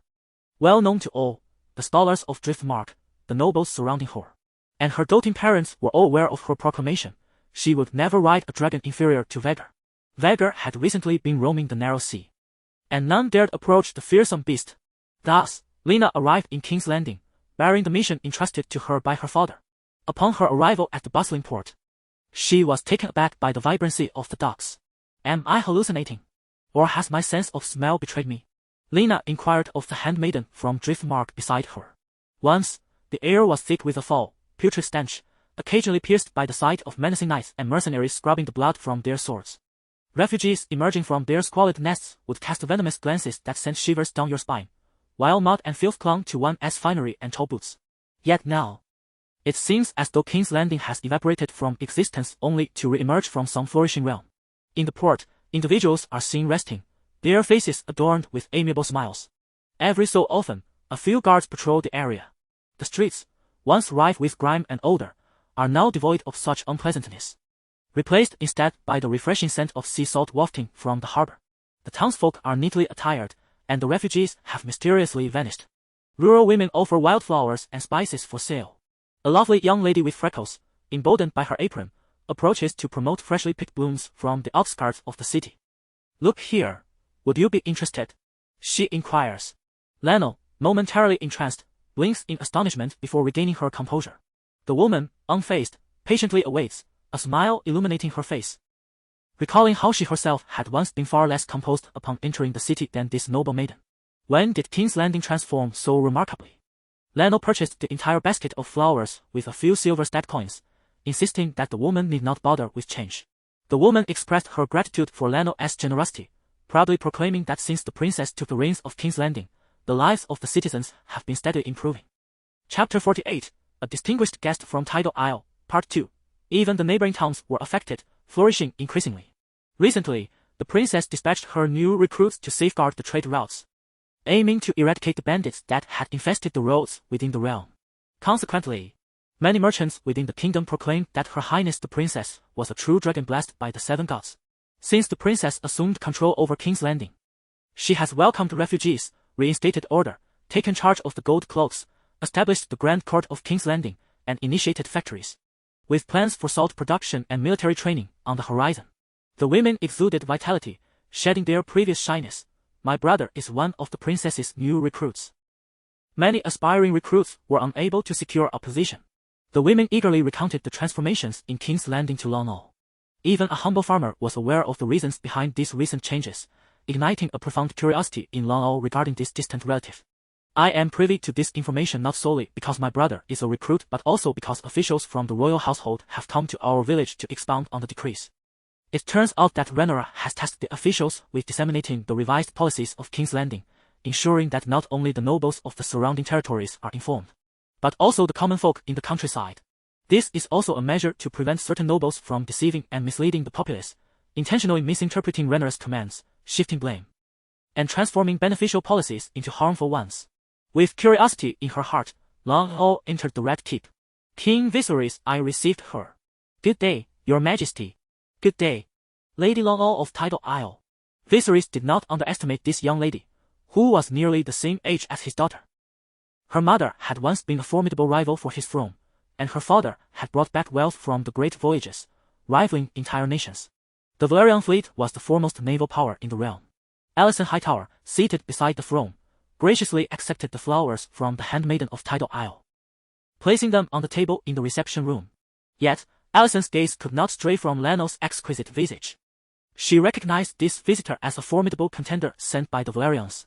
Although Rhaenyra had left her overwhelmed and uncertain about how to respond, she believed that once she became a stepmother and bore an heir, her position would be secure. Leno's visit made her acutely aware that she now faced a powerful rival for the position of queen consort. This woman from Tidal Isle also hailed from a prosperous lineage, steeped in history, with close ties to the royal family. Sparks ignited in Alicent's eyes, wishing to reduce Long to ashes, yet outwardly, Alicent maintained a facade of cordiality, treating Long Valyrian with increasing attentiveness, as if she were the lady of the Red Keep herself. However, Long remained oblivious to this charade, lost in thought about her father's parting words. Corlys, too, was aware of the recent changes in King's Landing and was secretly astonished by Rhaenyra's tactics. During the council meeting, Hightower had not gained the upper hand. Instead, he had been confined. While within the ranks of the gold cloaks, everyone complied, and no one sided with the former master. Daemon Targaryen. The citizens hold deep affection for the princess, even eagerly pledging their service to her, while a few rebellious young nobles are swiftly quelled, making nary a ripple. In Corlys's eyes, this princess exudes an imposing presence, surpassing even her father in strength. Thus, he rarely comprehends the alliance his daughter seeks with Rhaenyra. Perhaps I previously underestimated this formidable princess. As for Lena, her stance on the royal union is decidedly ambiguous. She adheres to her father's wishes, yet ponders whether she truly desires this path. Scholars from Driftmark have remarked that her fascination with flight far outweighs any interest in boys. Dragons and freedom are the pursuits that ignite her passion, far more than queens or noblewomen ever could. A proud dragon seed, she excused herself after a brief audience with the king, eager to meet the cousin who piqued her curiosity. Rhaenyra was in the industrial district outside King's Landing. intently observing artisans as they forge materials from the blazing furnace. "Hurry, over there, craftsman, lend a hand." An official, perhaps flustered by the princess's presence, perspired profusely while directing his subordinates. "Quick!" "Ah, success!" Rhaenyra, having lingered there for quite some time, finally witnessed a breakthrough. Gazing at the exquisite cooled products, her joy was evident in her tightly clasped hands. "Glass! We did it!" The industrial district would soon boast another remarkable achievement. Henceforth, not only cement could be transported via Blackwater, but glass products would also emerge as a significant source of revenue. "Your Highness!" Nightshade signaled that esteemed guests had arrived. "Good day, Your Highness." Lena offered a warm smile. "So you've come to King's Landing," Rhaenyra said, taking her hand and exchanging a knowing smile. The bond between Lena and Rhaenyra was exceptionally strong. Besides Lena, Lady Jane from the Vale was a cherished member of their trio. Their friendship far more genuine than the superficial ties of the plastic sisterhood with Alicent. "Did you come to tame Vhagar?" Rhaenyra inquired in the courtyard. Indeed. They mutually refrained from mentioning their forebears' schemes, striving instead to preserve their innocent girlhood. "Rhaenyra, you have changed so much. King's Landing has transformed as well," Lena Velaryon remarked. "I scarcely recognize the current King's Landing. Everyone adores you, dear princess." "Ah, you cannot fathom the effort I've exerted." Rhaenyra sighed. "Which of those nobles is not a schemer? They all wish to play the Game of Thrones. Being a princess is no easy feat for me. Let us not dwell on that. Your arrival in King's Landing is fortuitous, as I require your assistance." "Assistance?" Lena queried, puzzled. "Yes," Rhaenyra affirmed resolutely. "You are indispensable. Do you recall our escapades in the Red Keep?" Upon hearing Rhaenyra's plan, Lena was momentarily speechless. "Can that truly work?" "Absolutely." Rhaenyra nodded affirmatively. "We shall collaborate and share the profits when the time comes." "All right, I may give it a try." Lena exhaled. "By the way, why did you not attempt to tame Vhagar back then?" Lena inquired. "Vhagar is the mightiest of dragons. It is hard for me to fathom that you were not captivated by her." Rhaenyra turned to gaze at the golden dragon resting in the courtyard. "Lena, not every dragon is Vhagar for you." "The same applies to me," Rhaenyra said, her gentle eyes fixed upon the young dragon that had silently accompanied her all this while. "Not every dragon is Syrax." Chapter 49. Surprised and delighted, you've certainly grown into a formidable dragon. Rhaenyra gently cooed to the dragon egg, nurturing a bond even before its birth. To her astonishment, the egg stirred slightly in her embrace, as if responding to her affections. Encouraged, Rhaenyra continued, "Like your sister Syrax. A mighty dragon." The golden behemoth shifted its form ever so slightly, producing a soft rasp as it shook off some leaves that had settled upon it. "What name shall I bestow upon you?" Rhaenyra pondered. The dragons of House Targaryen often bore names derived from the ancient Valyrian deities of the 14 Flames, symbolizing heartfelt wishes for their dragon companions and showcasing the rich heritage of the Valyrian dragon lords. For instance, Balerion is named after the god of death and the underworld. Vhagar represents the god of war, and Vermithor is the deity of blacksmiths, artisans, and craftsmen. Syrax embodies the goddess of wine, harvest, festivities, madness, chaos, intoxication, flora, and enchantment. While Caraxes is the god of the sea, the twin brother of Meraxes, the sky goddess. Rhaenyra found it intriguing that the sky goddess was said to have been shot down from the heavens by the Dornish with their colossal crossbows truly. The Dornish sigil was no mere embellishment. Additionally, Vermithor signifies the domain of blacksmiths, yet one of the 7 gods also claims the title of blacksmith. Syrax indeed embodies abundance. She has successfully hatched the most dragon eggs in Targaryen history, a known total of 7. And her essence of madness and chaos perfectly encapsulates the tumultuous period of the Bloodstone. Beyond those mentioned, there are names like Tessarion and Arax, which belong to yet unborn dragons. Among the deities of the 14 Flames, only Agrax and Galathox have yet to be used for known dragons. Agrax is the creator of the first dragon, the god of all creatures that walk, swim, or fly, while Galathox is the god of fire, stars, moon, sun, and dawn. A nemesis to Meraxes. However, Rhaenyra felt that neither of these ancient godly names suited the egg she cradled. She sensed a connection to the natural elements within it long before its hatching, yet the Valyrian pantheon lacked an appropriate name. "Perhaps I shall let your sister Syrax share her domain with you," Rhaenyra suggested enticingly, as the title of vegetation did indeed belong to Syrax. Thus, she resolved to name the dragon based on its characteristics and appearance. Names like Sunflower, Silverwing, Lambstealer, and Glutton were derived in this manner, while those named after humans, such as Drogon and Viserion, were creations of the Dragon Mother Daenerys, a trend Rhaenyra chose not to pursue. Rhaenyra remained lost in contemplation, pondering how to bestow a name upon the soon-to-hatch dragonlings. Meanwhile, Lionel, a guest residing within the Red Keep, made his way to the Maester's rookery, delivering a sealed letter adorned with the seahorse sigil to the family at Driftmark. As Lionel departed, the Maester who received the envelope found himself engulfed in an inner turmoil, with no one around to witness his agitation. What should I do? The letter bears the wax seal of House Velaryon. If I were to surreptitiously open it, the Red Keep would surely discover that I had pried into its contents. Yet, the Citadel has tasked me with monitoring the royal family, and I have only just succeeded in concealing my presence. This otherwise inconspicuous Maester in the Red Keep was deeply conflicted. Cursed be the current Grand Maester Rhaenyra, a traitor. He is no ally of mine.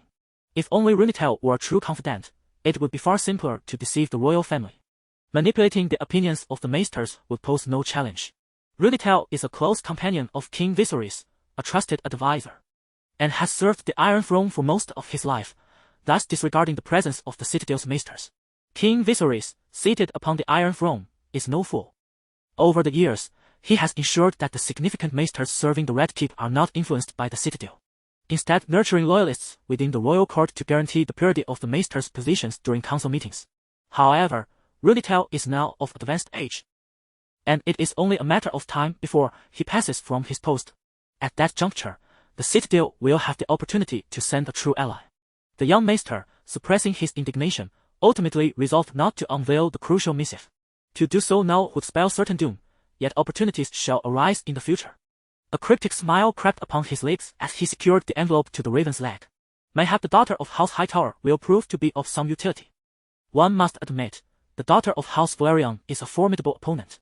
The prospect of the Queen Consort stirs the hearts of many. Even the Citadel, which has long proclaimed its neutrality, has recently been fervently championing House Hightower, persuading certain nobles to send letters to the Iron Throne, and this is the nascent form of the Green Party. Perhaps, in the original narrative, Viserys was compelled by such pressures to wed Alicent as the Queen Consort. This reflects the Iron Throne's calculations regarding noble power, with the living example of the old King Aegon, who diluted royal authority by convening a Grand Council. Viserys felt it prudent to follow suit. The Maesters not only beguiled the Iron Throne but also influenced nobles of varying stature. This is the legacy of the ancient House Hightower. Yet, at present, not a single noble from the Reach dares to publicly discuss matters concerning the Queen Consort. Nor do they privately instruct the Maesters to write to the Red Keep. Instead, a serene calm prevails. A noble within the castle remarked privately, "The kingdom's heir has already been established, and this heir, this heir is not someone a mere Queen Consort can easily dismiss.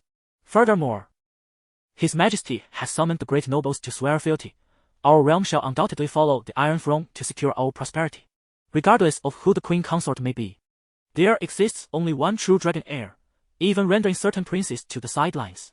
Those who fail to recognize this will find themselves in dire straits. This is a slide that should not be touched." Such sentiments resonate with the majority of the noble lords of the realm. A noble's illegitimate son once brazenly inquired of his father why he did not pledge allegiance to the future queen and her progeny. His father responded with a resounding slap. "Are you mad? Your sister serves as a lady-in-waiting to the princess at King's Landing, while I am involved in the royal saltworks. And the princess intends to open trade routes through our territory, funding our family cement and acquiring our mines. Have you lost your senses?" The noble chastised the oblivious illegitimate son severely. "Would the new ruler ever place trust in us, the seasoned lords of the realm? Even a fool understands that we are the staunchest supporters of the monarchy. No one else will do. You may doubt honor, you may dismiss emotion, but you can never overlook the influence of vested interests.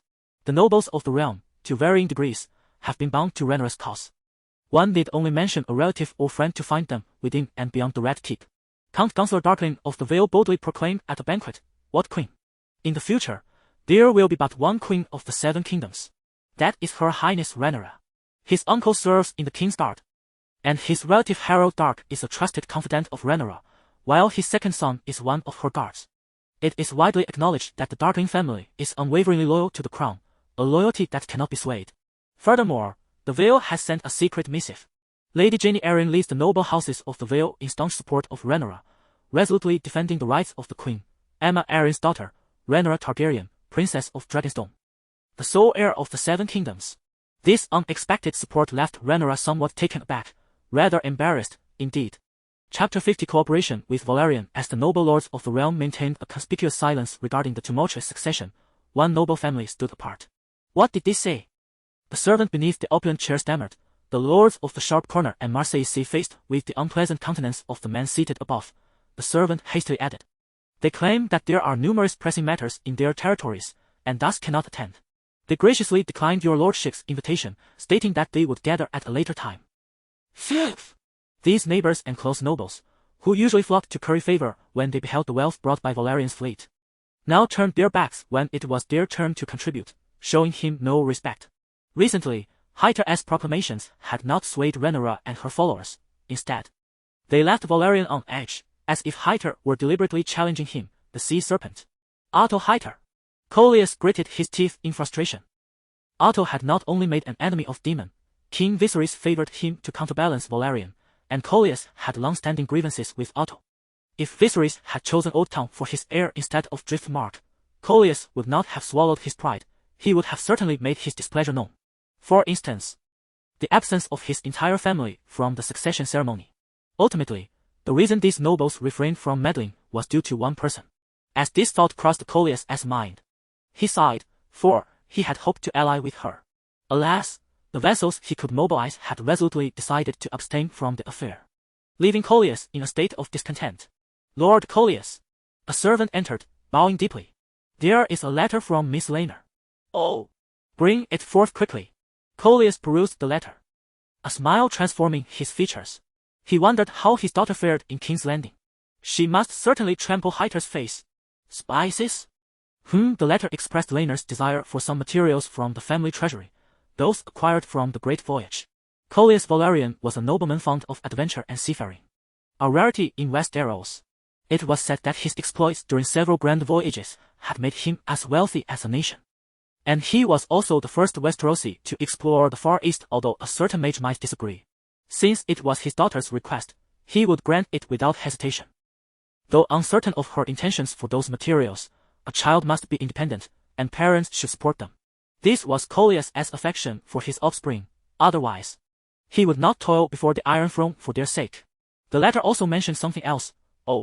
Rhaenyra stated she would assist Rhaenyra in taming Vhagar.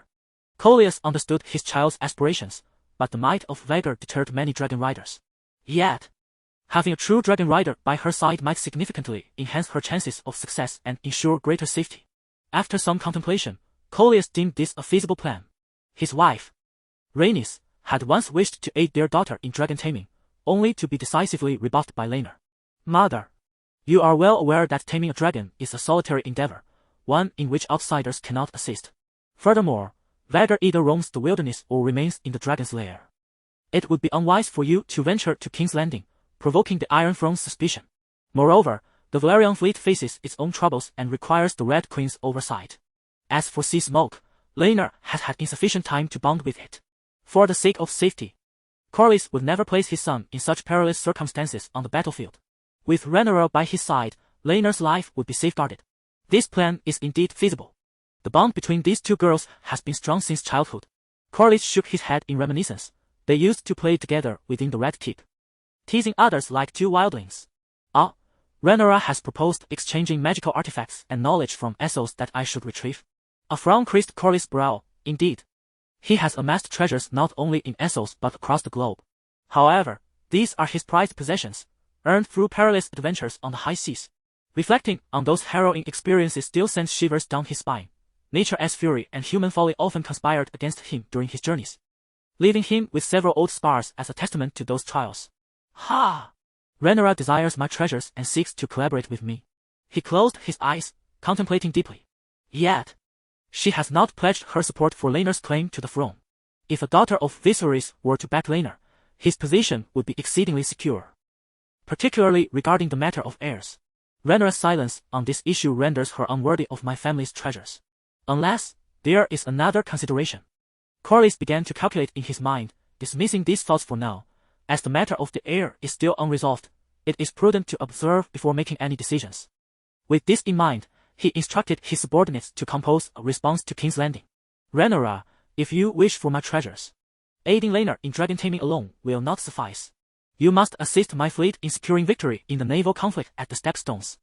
Only then shall we engage in a fair exchange. Recently, the source of Valyrian's troubles has stemmed from this very location. As the Lord of Maritime Trade, Valyrian's fleet has extended its reach to neighboring realms, thereby maintaining the hegemony of the Narrow Sea, both now and in the future. The significance of the Stepstones cannot be overstated. Originally, a dragon rider was already present on Driftmark as an ally, namely, that prince whom the lords would rather not mention. Daemon Targaryen. Corlys naturally welcomed this ally, yet the presence of his mistress and illegitimate child on Driftmark's noble seat would cast a shadow over his reputation with his wife. Thus, Corlys remained contemplative. What he truly sought was not the strength of the young Princess Rhaenyra, but rather a partnership with the Iron Throne. Such an alliance would fortify the Stepstones. It is said that Syrax has recently grown significantly in size and strength, undoubtedly a formidable ally. Cole suppressed his thoughts as he gazed at the raven soaring towards the royal city by the Blackwater Bay. Chapter 51.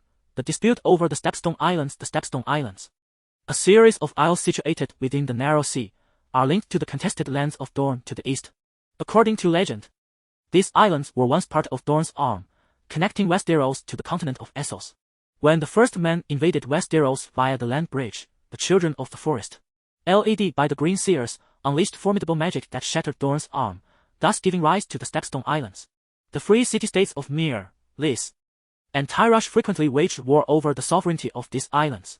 These three trading cities, often embroiled in intrigue, rarely united. However, of late, they have formed a close alliance, establishing a defensive pact. The Kingdom of the Three Daughters, formerly known as the Triad Alliance, comprises these three colonies of Valyria's freehold Lys, Myr, and Tyrosh. They regard their city-states as the daughters of ancient Valyria, a remnant of the mighty civilization that once flourished before its cataclysmic fall. Yet, lacking Valyria's emblem, the dragon renders their sentiments towards the dragon lords of House Targaryen quite complex. The Stepstone Islands serve as a haven for pirates and outlaws, a stronghold where they often seek refuge, committing acts of murder and robbery that exacerbate conflicts in the surrounding waters. Following the union of the three city-states into the Kingdom of the Three Daughters, they annexed these islands and eradicated the pirates. However, it soon became apparent that the naval forces of the Three Daughters were performing worse than the pirates, imposing exorbitant tolls and abducting women and boys to sell into brothels. Intelligence reaching the Iron Throne suggests that the swift eradication of these ruthless pirates by the Kingdom of the Three Daughters was facilitated by their recruitment of numerous powerful pirate factions as their enforcers. When Valerian reported the developments in the Stepstone Islands to the small council, an unusual silence fell upon the lords. This was largely due to the fact that the maritime territory of Westeros does not extend to Dorne's arm. Although merchant ships from the Seven Kingdoms frequently traverse the Stepstone Islands, that region remains within Dorne's maritime domain, which has not yet been formally conquered. Consequently, the inland nobles exhibited a lack of concern regarding the matter, with the most anxious party likely being the one on Driftmark. Hand of the King Otto Hightower relished witnessing his political rivals in disarray and advised King Viserys, saying that the Seven Kingdoms should not be embroiled in the quagmire of the Kingdom of the Three Daughters. The formidable fleet of the Three Daughters, bolstered by numerous pirates, holds sway in the region, making provocation an unwise choice. However, the Master of Laws, Leonor Strong, held a differing opinion. Your Majesty, my lands are in Harrenhal, and it is well known that there are no trade relations with the disputed territories. Yet, not only does Valerian require this sea route, but other coastal territories and indeed the entirety of the Seven Kingdoms depend upon it to maintain trade order. Should relations with the Stepstone Islands be severed entirely, the human, material, and financial resources required to establish new trade routes would far exceed what our fragile trading relations can sustain. From a long-term perspective, the growth of the Kingdom of the Three Daughters poses a threat to the dominion of the Seven Kingdoms. The Minister of the Sea, Tyland Lannister, prudently maintained a stance of neutrality, perhaps due to the considerable distance between Lannisport and the Stepstones, as the vessels of the Westlands did not rely on this maritime route. Nevertheless, in his capacity as Minister of the Sea, he offered a modicum of insight.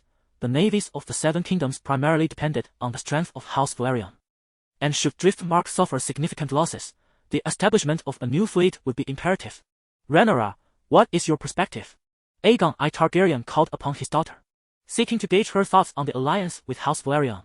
Father, Rhaenyra replied gravely, I align myself with the views of Lord Strong. Driftmark is a domain of royal influence, closely tied to the Iron Throne. Should House Velaryon endure substantial losses, it would constitute a grave political miscalculation for the Iron Throne. This battle is essential, and it must be executed with finesse to deter the duplicitous ambitions of other trading federations. We must not succumb to fear merely due to the formidable strength of the trading cities. Friction between the Seven Kingdoms and the trading cities is inevitable. The strength of the Seven Kingdoms poses a threat to the Kingdom of the Three Daughters, and conversely. The might of the Three Daughters similarly complicates matters for the Seven Kingdoms. Engaging the pirates and navy of the Stepstones is not solely a concern of House Velaryon. The vessels must not harbor illusions that the Kingdom of the Three Daughters is content merely to govern the archipelagos or allow fear to take root. Viserys regarded his daughter with admiration, though Rhaenyra let out a silent sigh.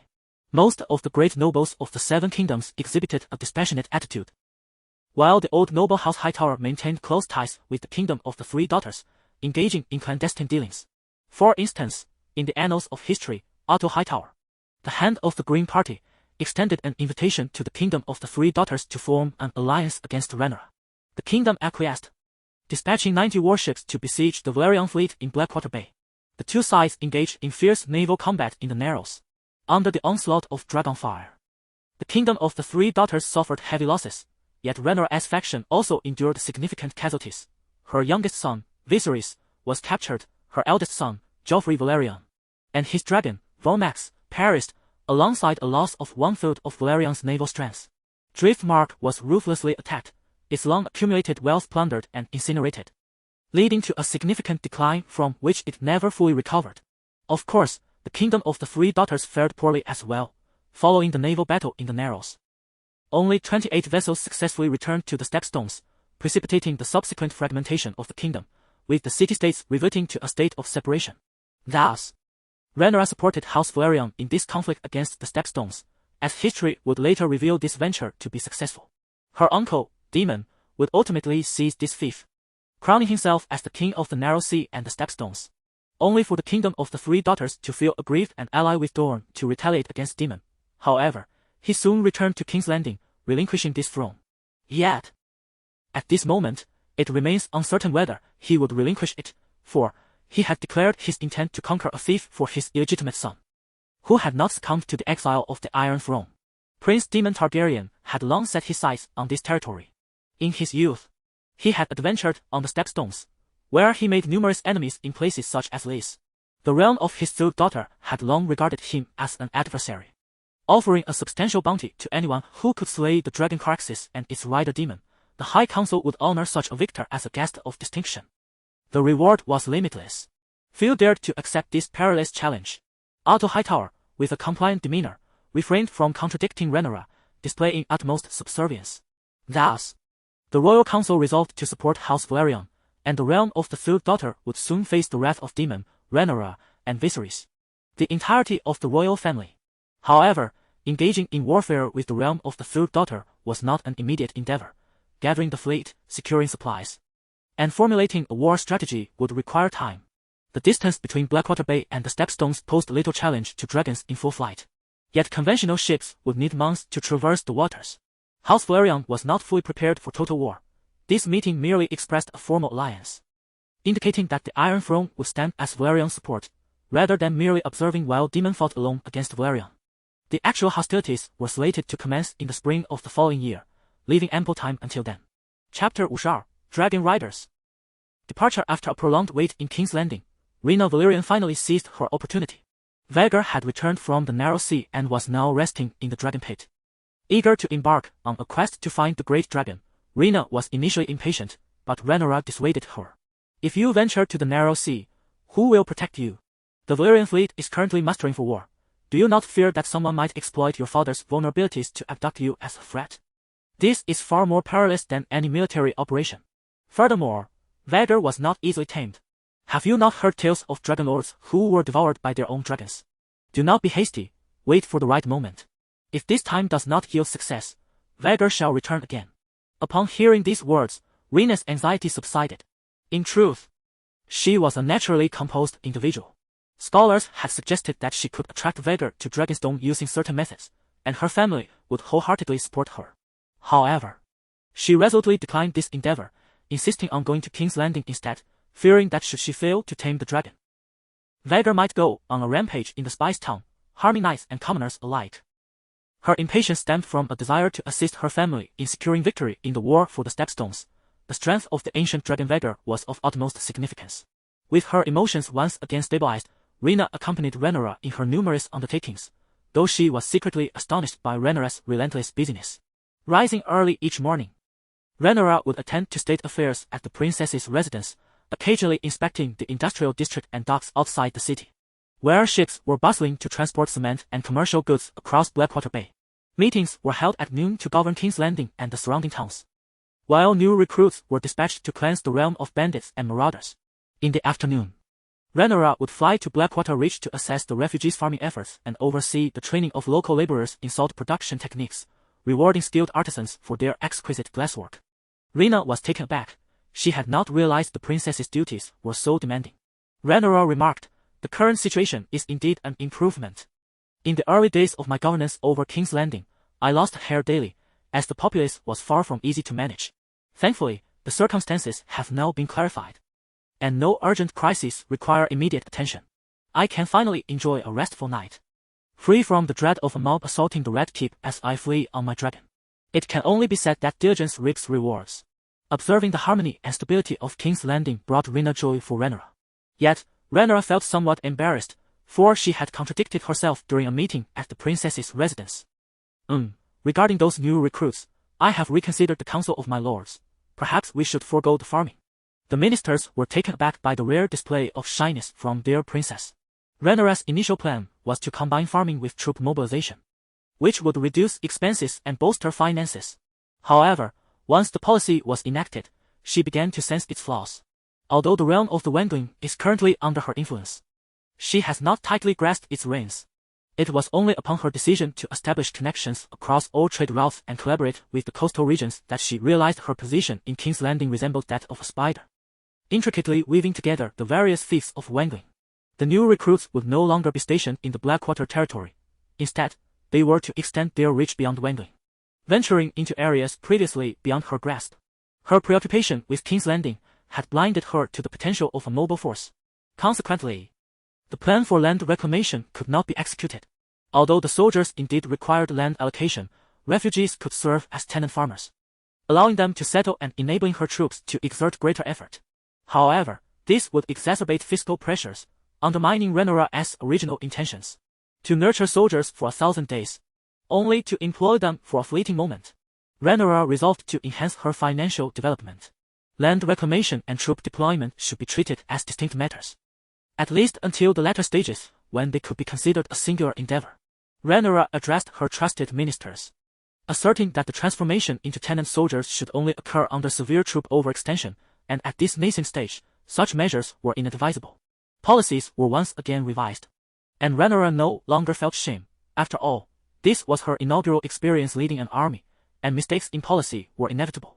The monk Ramos, present at the meeting, offered a discreet smile, refraining from mentioning Rhaenyra's earlier obstinacy.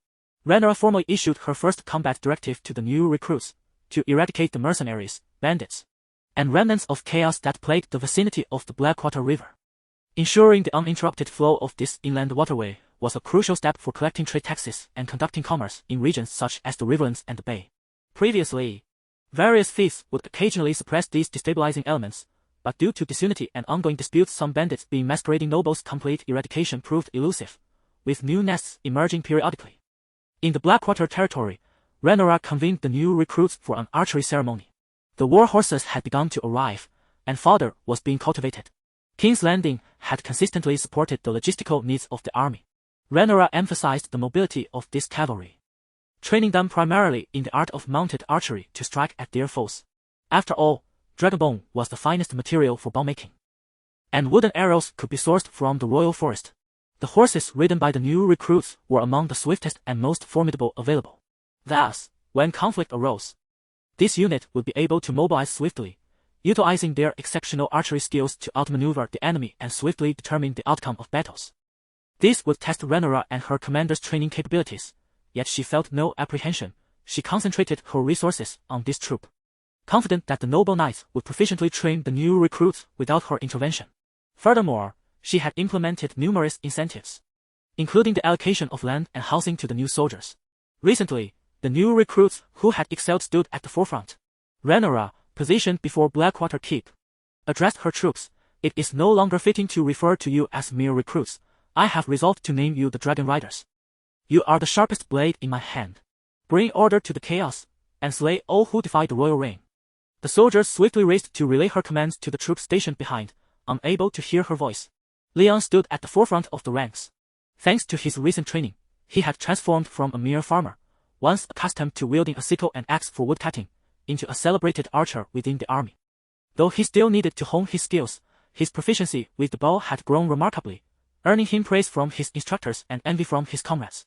Yet, he was acutely aware that the myriad scars adorning his hands and the sweat shed through relentless practice were all sacrifices made for this very moment. My soldiers! At this juncture, I, Rhaenyra, as the rightful heir of House Targaryen, as a true dragon, bestow upon you the treasured legacy left by the Dragon King. Leon and the new recruits understood the significance of this gift, having gleaned hints from their instructors and the gold-cloaked officials who had come to train them in King's Landing.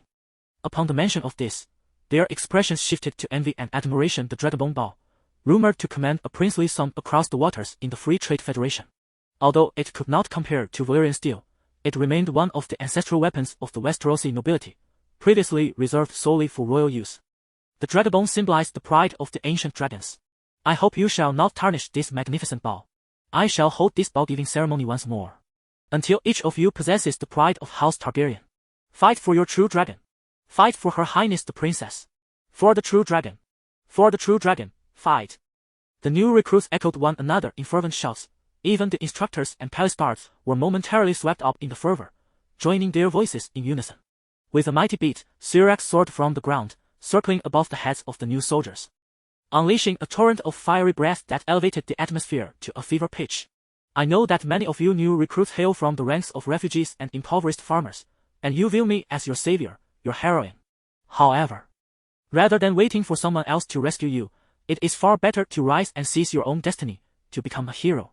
Do you aspire to be heroes within the walls of King's Landing? To be champions of the Crownlands? To be remembered throughout the Seven Kingdoms, feared by all enemies? A moment of silence enveloped the crowd, until disparate voices from the front to the rear began to coalesce into a singular, resolute, thunderous chant, Hero! Hero! Hearing the fervent cries of his comrades, Leon vowed that he would indeed become a knight revered and remembered by the realm, and a hero. Thus, the Dragon Riders embarked on their journey and forged their legend. Chapter 53, Dragonfire and the young dragon accompanied by Rhaenyra. Rhaenyra approached the hills of Rhaenys with a heart full of trepidation. Once a grand cathedral, it had been demolished by Maegor during the Wars of the Faith and now served as the Dragon Pit of House Targaryen. The apex of the pit was adorned with an opulent, religiously themed dome, allowing sunlight to stream through the stained glass, yet the interior remained shrouded in darkness and silence. Scholars widely believed that the Dragon Pit had stunted the growth of the last generation of dragons, and subsequently, the flourishing dragons of House Targaryen were hunted down by mobs wielding mysterious weapons, armor, and dragon-slaying techniques. Within the dim confines of the Dragon Pit, a faint flicker of fire illuminated the faces of those present, accompanied by a delicate roar reminiscent of a lamb. Well done! Rhaenyra softly encouraged, caressing the cerulean creature that lay upon her shoulder, exhaling a stream of flame. The young dragon had just hatched a day prior, witnessed by Rhaenyra, and others gathered around the pyre, as they beheld the birth of Rhaenyra's second dragon. The fire that had been kindled at dawn continued to blaze until dusk, casting a radiant glow upon the emerald dragon egg. In Rhaenyra's mystical vision, the intense fiery magic was nearly exhausted, causing the temperature of the flames to diminish significantly. Make the fire burn brighter, Rhaenyra urged the guard tending the flames, who, drenched in sweat, replied, there is no way to make it larger, or we'll set the entire courtyard ablaze. The ferocity of the fire even colored a portion of the sky above Dragonstone. As curious onlookers in King's Landing paused their tasks to marvel at the spectacle. Before the fire burned out entirely, a crack suddenly appeared on the surface of the dragon egg, drawing the rapt attention of Rhaenyra and the others. As anticipated, a nascent dragon's head, adorned with budding horns, broke through the shell, emitting a faint cry, his god. He was born naturally, Rhaenyra exclaimed joyfully, lifting the hatchling from its egg. In her moment of exuberance, she scarcely noticed a sharp scale that had grazed her hand, causing a small cut from which blood quickly vanished, likely evaporated by the dragon's intense body heat. Rhaenyra, no one has ever hatched a second dragon in adulthood. You have shattered the family's history. Rhaenyra remarked, gazing at the hatchling, which was already scavenging for the blood offerings Rhaenyra had commanded to be cast into the flames. This act merely required a touch of draconic essence to ensure a successful hatching. I merely facilitated it. Observing the hatchling's features, Rhaenyra reaffirmed her belief that, like Dragonfire and other dragons, it was a descendant of Vhagar. Moreover, as it was born of the warrior maiden in her later years, blessed with formidable power and magic, this male hatchling had inherited his mother's tenacity. As for the identity of the dragon's father, Rhaenyra shook her head, pondering who could possibly have sired offspring with Vhagar, fearing that any contender would have been devoured before even reaching the Valkyrie. Dragons are enigmatic and complex creatures. Some scholars contend that true dragons are beyond the confines of gender. Dragons are devoid of gender distinctions, rather, they are categorized according to human whims. Rhaenyra speculated that, akin to male dragons occasionally laying eggs under certain circumstances, dragons might also engage in parthenogenesis in specific situations. However, she did not dwell extensively on this notion, for the mysteries surrounding dragons are manifold and yet to be explored. Since the hatching of her dragon, Rhaenyra has nurtured it closely, never straying far from its side. She harbors a fear that once the dragon matures, it may no longer share the same bond with her, which explains her current habit of perching it upon her shoulder like an ornament. Her apprehensions are not unfounded. A dragon typically recognizes only one master for a considerable duration and will heed no commands from others. Just as Maegor lost the protection of Vhagar upon losing his mother, Queen Visenya, so too would Vhagar forsake the king and friends of Rhaenys when she was taken by the pains of childbirth. The immense figure, sprawling on the ground, cast a palpable pressure upon all present, yet it appeared significantly smaller than its counterpart, Vhagar. This was a dragon that had once dwelt within a dragon's lair, Dragonfire, with whom Rhaenyra had encountered multiple times. Dragonfire was adorned with stunning silver blue scales that shimmered in the sunlight, radiating a metallic sheen as if coated in silver. Her crown resembled a diadem crafted from platinum, making her a remarkably splendid female dragon, once considered an omen of good fortune for the Seven Kingdoms. She now remained without a dragon rider, residing within the lair alongside her companions.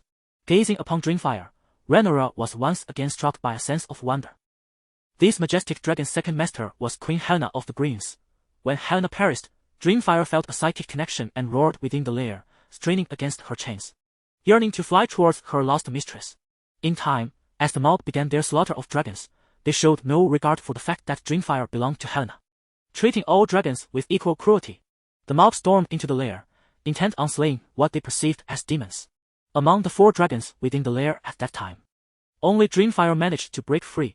The other 3 remained shackled to the ground and ultimately fell victim to the mob. Dragonfire ascended to the skies, attacking the marauding mob below, yet the lair's domed ceiling constrained her movements. Nevertheless, she claimed more lives than the combined toll of the other 3 dragons. Trapped within the lair, Dragonfire was bombarded by a hail of arrows from the mob. Each time she landed, she was compelled to take flight once more, besieged by the relentless throng. Eventually, a bolt struck her eye, which, instead of incapacitating her, drove the half-blind dragon into a frenzy. She soared upward, desperately attempting to escape the confines of the lair, and after enduring multiple assaults from Dragonfire, the dome finally succumbed to the onslaught. The upper portion of the lair collapsed, burying both man and dragon beneath a cascade of rubble. Thousands of frenzied and starving civilians, led by a prophetic shepherd, invaded the lair, slaying Syrax, Moondancer, Tarak, Dragonfire, and the subsequent arrival of Vhagar. Thousands of civilians also perished, leaving the lair as nothing more than a smoldering ruin. After several bloody civil wars, the remaining dragons of House Targaryen have been reduced to a mere shadow of their former glory. The blood dragons have decimated all adult dragons. Silverwing is reluctant to return to Dragonstone, the ship-stealer has vanished, and Dawn does not reside on Dragonstone, resulting in the absence of any other adult dragons on the island. The Greedy One has faced no hindrance whatsoever, and thus, the kingdom's last embers of hope have dwindled. On Dragonstone's Dragonmount, approximately 20 dragon eggs once held the promise of a brighter future, but soon, all were lost. The Targaryens had once fled from disaster, prophesied in dreams, nurturing their dragons, only to later see their instruments of governance extinguished under the funeral pyre of Dragonfire, the very dragons they relied upon for survival. Dragonfire, how exquisite she is! Leonel's gaze brimmed with admiration, reverence, and affection as he softly uttered these words. In the eyes of the dragonkind, each dragon possesses an awe-inspiring charm that captivates them far more than any mortal could, and Leonel is no exception. The blood of dragonkind flows with a fervent love for fire, blood, and the sky, and even the illegitimate son of the future Tyrion Lannister cannot escape this fervor. However, there is one exception, Aegon Targaryen, the son of the king of old, who joined the citadel as a dragonless man. He renounced his claim to the throne and never laid eyes upon a dragon. Just as the Targaryens have their share of lunatics and eccentrics, so too does Aegon embody this peculiar lineage. It is truly a pity that Dragonfire has been without a master for so long. Lano lamented, for Queen Rhaenyra had passed many years ago, and in her prime. Dragonfire had enchanted the hearts of the Seven Kingdoms. Now, it seems the people have long forgotten her existence. Ha! Queen Rhaenyra. Rhaenyra chuckled oddly from the side. This dear friend of the queen has laid a great trap for us dragonkind. Chapter 54, The Past of the Dowager Empress, Part 1. Rhaenyra gazed at Rhaenyra with a look of bewilderment. In response, Rhaenyra said, "Cease your pretense. Your father, Count Coleus, has been aware of this matter for quite some time. The old king once entrusted him with a secret mission, did he not? If he knows, undoubtedly the Valyrians are also in the know. Besides, this issue stirred quite the uproar at the time." A shy and abashed smile finally graced Rhaenyra's exquisite features as she playfully stuck out her tongue at Rhaenyra, whispering, "Nothing escapes your notice. The Seven Kingdoms nearly found themselves at war with the Free Cities, specifically with the Braavosi, or rather, engaged in a conflict of dragons. The origins of this turmoil lay with Wildfire and its mistress, Dowager Empress Rhaenys. At that time, the conqueror Aegon's son, Aenys, had ascended to the throne, while his brother, Rhaenyra Targaryen, had fled abroad, leaving the regency to Queen Visenya. Princess Rhaenys, the eldest daughter of King Aenys, was both intelligent and valiant, earning the favor of the regent, Queen Visenya. The queen had once harbored hopes for Rhaenys to wed her son, Rhaegar, yet faced opposition from the clergy. Ultimately, Rhaegar married the niece of the High Septon, a lady from the Hightower family, who was a decade his senior. King Aenys resolved to unite his eldest daughter Rhaenys with his second son, Aegon. However, this union sent shockwaves throughout the Seven Kingdoms and sparked widespread outrage. The Targaryen tradition of close kin marriage was perceived as a provocation to the church and a challenge to the boundaries set by the great noble houses. While the throne belonged to the Targaryens, did the queen not also need to be of Targaryen blood? The great lords chose to pledge their loyalty to Aenys rather than to Rhaegar due to Aenys' amicable nature and gentle demeanor, contrasting starkly with Rhaegar, who bore a closer resemblance to their father, Aegon, a man of iron will and cold resolve, evident in Rhaegar's insistence on taming his father's dragon, Black Drat, Vhagar. The wedding drew vehement opposition from the church, yet to everyone's astonishment, the typically mild-mannered Aenys displayed an iron will, refusing to yield an inch. As this was a tradition passed down from Valyria, the laws of ancestors must not be altered. This defiance left many nobles disheartened, and the church began to harbor dissent. As the tides of public sentiment began to shift, at this juncture, Queen Visenya presented Aenys with two options. The first was to annul the marriage and never speak of it again, opting for another bride. The second was to mount your great dragon, Silverwing, and fly to Old Town, allowing the High Septon and the cathedral to experience the crucible of fire. However, Aenys chose neither option. He had long harbored trepidation towards his brother Rhaegar and his brother's mother, Queen Visenya. Thus, not only did he disregard the restless Old Town and the church, but in a fit of madness, on the very day of the wedding, he publicly announced before Queen Visenya the annulment of Rhaegar's title as Prince of Dragonstone, transferring it to his own son, Aegon. The principle of securing one's own realm before confronting external threats was well understood by Aenys. This action incensed Visenya to no end. During Aenys' reign, the governance had been entrusted entirely to Queen Visenya and the king's hand, Orys. Now that Orys Baratheon had passed, with Visenya serving as regent, one could say she was the very pillar of the Iron Throne. However, Aenys renounced her son's princely title, prompting Visenya to depart in a huff and swiftly ascend to Dragonstone on Vhagar. With Visenya gone, the church no longer hesitated and openly rebelled against Aenys. The feeble Aenys could hardly hold the capital of King's Landing for long before it fell. Upon fleeing back to Dragonstone, King Aenys was welcomed by the Dowager Visenya. Yet when Aenys learned that his son Aegon was trapped by a gathering of the impoverished in the Westlands, he fell gravely ill. At this juncture, Visenya had no choice but to tend to Aenys at his bedside, hoping for his recovery, but Aenys succumbed to his anxieties and passed away. Scholars slyly suggested that the Dowager's practice of dark magic was the cause of King Aenys' demise. In truth, Visenya had been benevolent towards Aenys. One should not underestimate the wisdom and strength of the founding Empress, particularly after the deaths of Miricis and her mistress, Queen Rhaenys. As Aegon's wife, Rhaenyra had shouldered immense responsibilities regarding the matters of the Seven Kingdoms. The relationship between Aegon and her was merely cordial. The realm was well aware that Aegon married her out of obligation, while his affection lay with Rhaenys. Rhaenyra was compelled to summon her son Maegor back from abroad. At this time, Maegor was astute and valiant, unlike the weak and ineffectual Innes.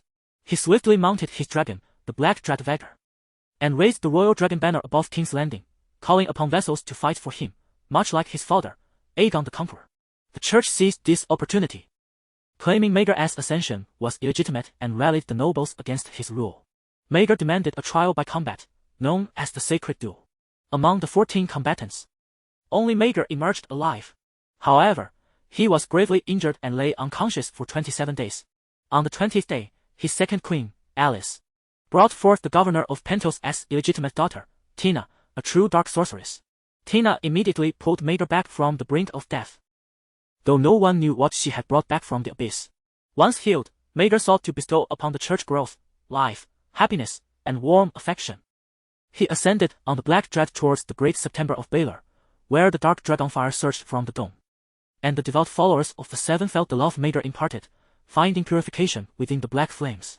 The rear of the Great September was transformed into a dragon lair, and the Archbishop of Old Town called upon the sons of warriors and the assemblies of the poor to assault King's Landing. Meanwhile, Innes's children were decidedly unwilling to accept their uncle's ascension.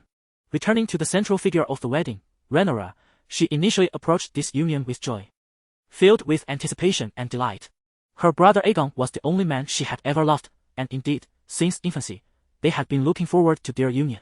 Yet, at this moment, the church's influence was overwhelming, and Innes had always adopted a policy of evasion regarding the tensions between the crown and the church, daring not to oppose their will. At the wedding venue, the majestic dragons, Silverwing and Dragonfire, bore splendid horns reminiscent of two opulent crowns. However, outside the sacred street of the wedding venue, the members of the church's warrior sons stood vigil, recording the names of every guest who would dare to attend the ceremony.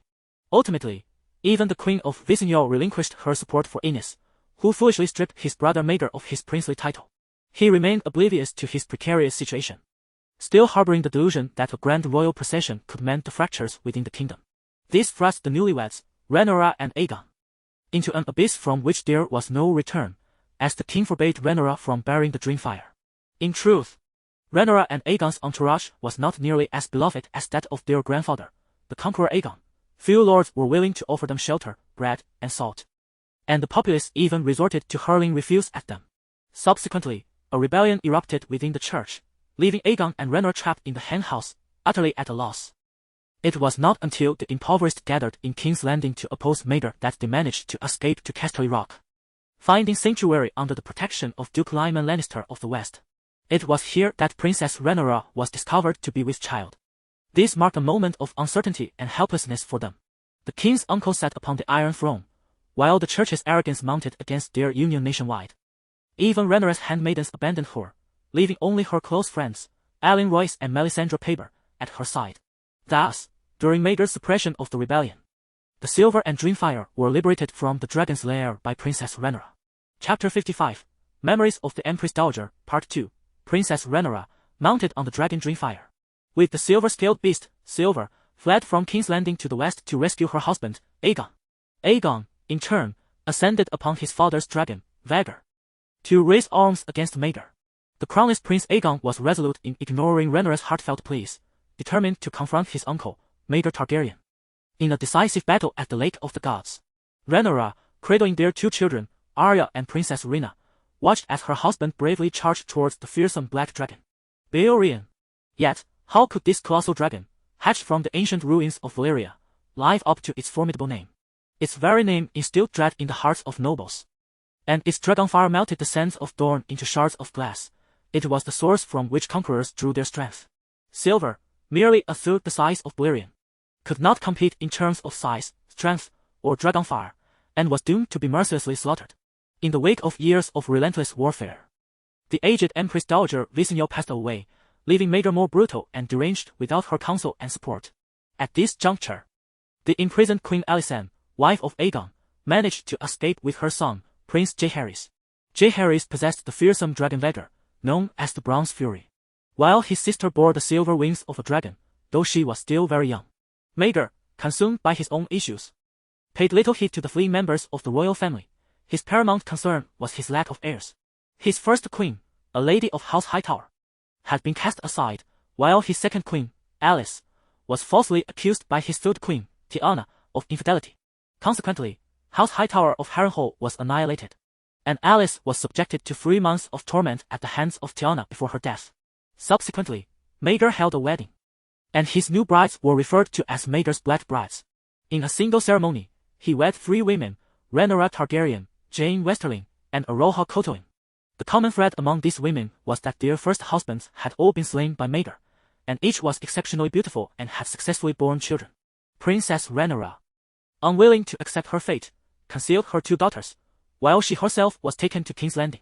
Rhaenyra found no opportunity for escape, as Tiana of House Hightower shattered her illusions by directly bringing the 2 little girls to the wedding venue, leaving Rhaenyra with no choice but to acquiesce to Maegor's desires. It was not until Tiana's treachery poisoning the other queens to prevent them from bearing children was unveiled that Maegor, in a fit of rage, ripped open Tiana's chest and fed her heart to the dogs.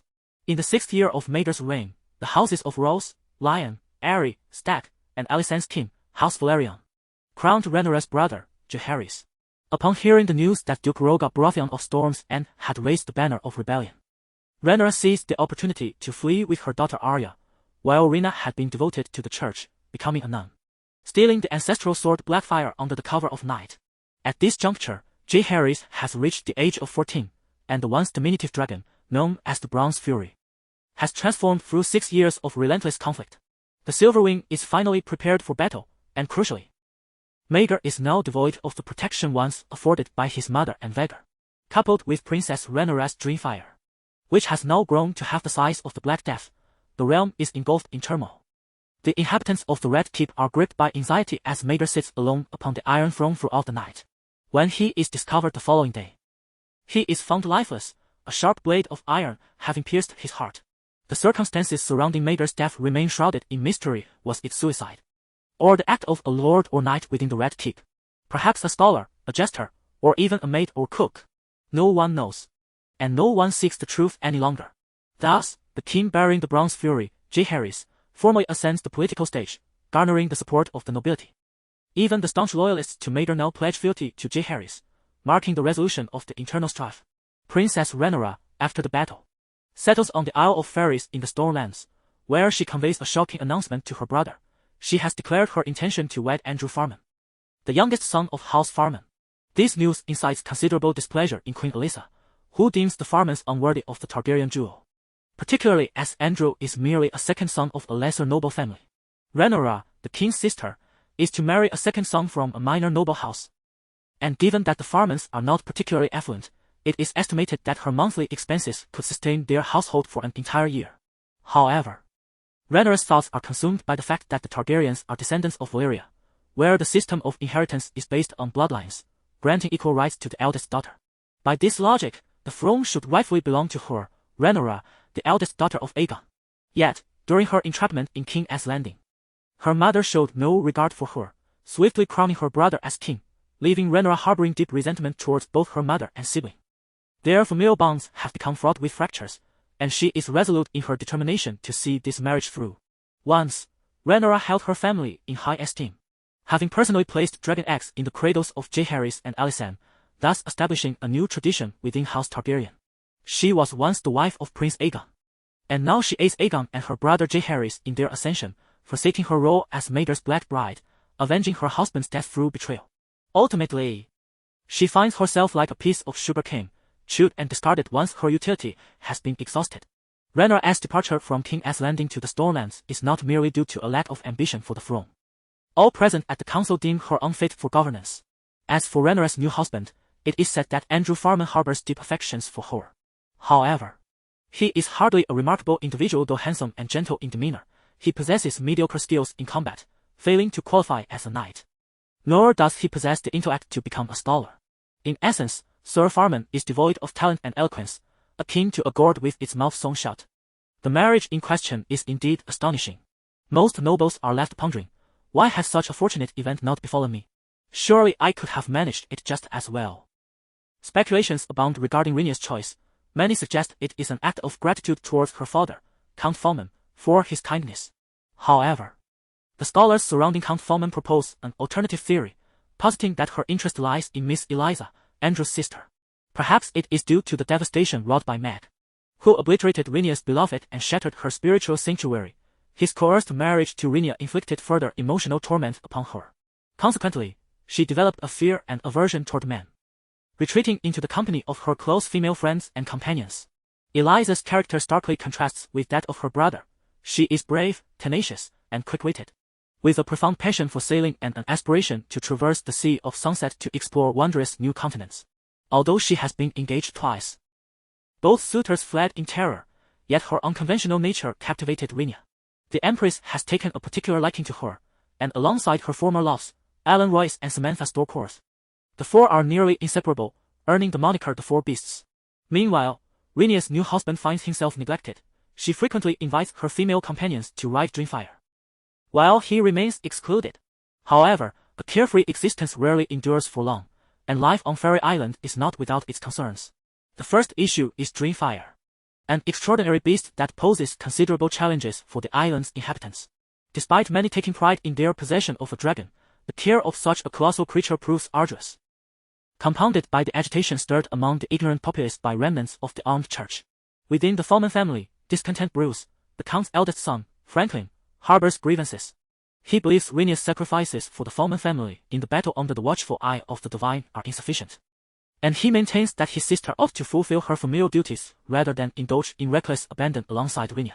Lastly, and most crucially, the Four Beasts have seemingly become the political epicenter of Fairy Island, while this legitimate heir finds his abode increasingly deserted, as visitors flock to Rhaenyra instead. Yet, as long as the old Count remains alive, tranquility may prevail, for he dotes upon his younger son, extending his affection even to Rhaenyra. Chapter 56, The Targaryen Exception. However, merely a year later, the old Count met an untimely demise, and Franklin ascended as the new Count of Fairy Island. His first decree was to issue an eviction notice to Rhaenyra, demanding that she depart the island with her husband and dragon, yet leave her sister behind. Franklin Farman's actions drew considerable criticism from many nobles. While it was acceptable to bestow a gift upon the Dowager Empress, one must do so with a modicum of grace, lest one forget the fate of those who had offended the Targaryen family burned by dragons. The memories of Harrenhal were all too vivid. Nevertheless, with Jaehaerys firmly seated upon the Iron Throne, Rhaenyra could not openly provoke a wrathful dragon. That very night, she departed Fairy Island, rightfully taking the Count as sister with her. Franklin attempted to stop his sister, but was met with a disdainful spit from Alyssa, after which he found himself unceremoniously tossed into a hold filled with cod, while Alyssa escaped unscathed. During the reign of Maegor, Count Lyman Lannister of Casterly Rock had sheltered Rhaenyra, and it was here that she discovered her pregnancy. Thus she returned once more to her former home. Rhaenyra entered with the belief that she would be greeted with warmth, yet circumstances took a turn for the worse. There is no such thing as a free lunch in this world. As time passed, Rhaenyra realized that all her handmaids were spies, scrutinizing her every move. The Count's illegitimate son, Andrew, treated her with contempt, yet paraded before her like a peacock, while the Count himself exhibited an unusual interest in the 3 dragon eggs Rhaenyra had brought from Fairy Island. The Duchess repeatedly suggested that a dragon egg could be offered as a token of gratitude to Casterly Rock, or they could purchase one from Rhaenyra. The Westlands had never been a realm of quiet submission. If given the opportunity, Lannister wealth and ambition would be inextricably linked. What of dragons, you ask? Valyria had long established its dominion, instilling fear in nations that could only tremble in its shadow. To possess a dragon is to be crowned by the world. Rhaenyra ultimately comprehended that the Lannisters' seemingly cordial hospitality concealed their ambitions. The Duke of the West was singularly focused on acquiring and hatching the dragon eggs, seeking the ancestral artifacts of the Valyrian legacy. With no refuge available, Princess Rhaenyra was compelled to reconcile with her brother. She addressed him, asserting that there was but one thing that rightfully belonged to her, a right she wished him to acknowledge, Dragonstone. Jaehaerys consented to house her at Dragonstone, yet remarked, "What I grant you is not what you deserve, but rather a gift from a brother to his elder sister." Thus, Princess Rhaenyra, along with her husband and her sister-in-law Alyssa Farman, settled on Dragonstone, becoming the Dowager Empress of the East, while her 2 daughters, Rhaena embraced the life of a nun, and Arya, possessing the fearsome Black Death Valyrian, accompanied their mother to their new home. Meanwhile, During Rhaenyra's sojourn in the West, much transpired in King's Landing. The benevolent King Jaehaerys, troubled by the union of his sister Rhaenyra and brother Aegon, which had prompted the church to declare war, found himself maturing rapidly under the weight of his responsibilities as a young sovereign. Yet love never imposes itself upon the unwilling. Jaehaerys has fallen in love with his sister Alicent, and inevitably, Alicent has also developed feelings for Jaehaerys. From a young age, they felt a fated bond akin to that of Aegon and Rhaenys. However, the opposition of the church and the rebellion of the nobility loomed before them like an insurmountable barrier. In the early days of his reign, the two could only meet in secret, exchanging whispers of longing. Their peculiar behavior soon reached the ears of the Dowager Queen, Alicia, who felt a deep unease. The downfall of her husband, Ines, was rooted in the union of Rhaenys and Aegon. If another rebellion were to arise from the Seven Kingdoms and the church, there would be no second Maegor to quell it. Determined to separate her son and daughter, the queen dispatched beautiful noble maidens as spies to Dragonstone. Yet Alicent, later known as the Good Queen Targaryen, captivated those maidens and the nuns of the church with her charisma, leading them to sever their ties with King's Landing. And Jaehaerys soon garnered a number of supporters. They believed that although Jaehaerys was still young, he was an exceptionally wise and formidable king. Alicia's anxiety grew stronger, and her new husband, the regent, Duke Rhaegar Baratheon of Storm's End, was equally incensed. Rhaegar had once sheltered Alicia and her children and was the first to oppose Maegor, supporting Jaehaerys' ascension to the throne. Initially appointed as hand of the king, he was later named protector of the realm, leading armies against the remnants of Maegor's faction. During Jaehaerys' minority, he ruled as regent alongside Queen Alicia. When Rhaenys wed Andrew Farman on Fairy Island, Rhaegar was furious that she married without royal consent. Perhaps because his youngest brother and two nephews were unmarried and of suitable age. Later that year, Rhaegar formally married Queen Alicia in King's Landing, hosting a grand celebration known as the Golden Wedding, attended by lords from the Seven Kingdoms and beyond. Rhaegar Baratheon's influence was immense, and many seized the opportunity to meet and converse with this man regarded as the most powerful in the realm, an event dubbed the Prime Minister's Gathering. Rhaegar did not seek Jaehaerys' permission to marry Alicia, believing such a request would be a sign of disrespect. Jaehaerys opposed the marriage, later admitting that he did not require a second father. After the Golden Wedding, Rhaegar and Alicia began searching for a suitable match for Jaehaerys, with Rhaegar proposing that the king wed the daughter of Lord Tyrell, a plump maiden with sea-green hair. Meanwhile, Princess Alicent was to marry Rhaegar's youngest brother, Olin. Before long, through various channels, Alicent learned of the decision made at the Royal Council. Under the cover of night, Jaehaerys and Alicent, accompanied by their dragons and the King's Guard, eloped secretly to Dragonstone, where they wed in secrecy.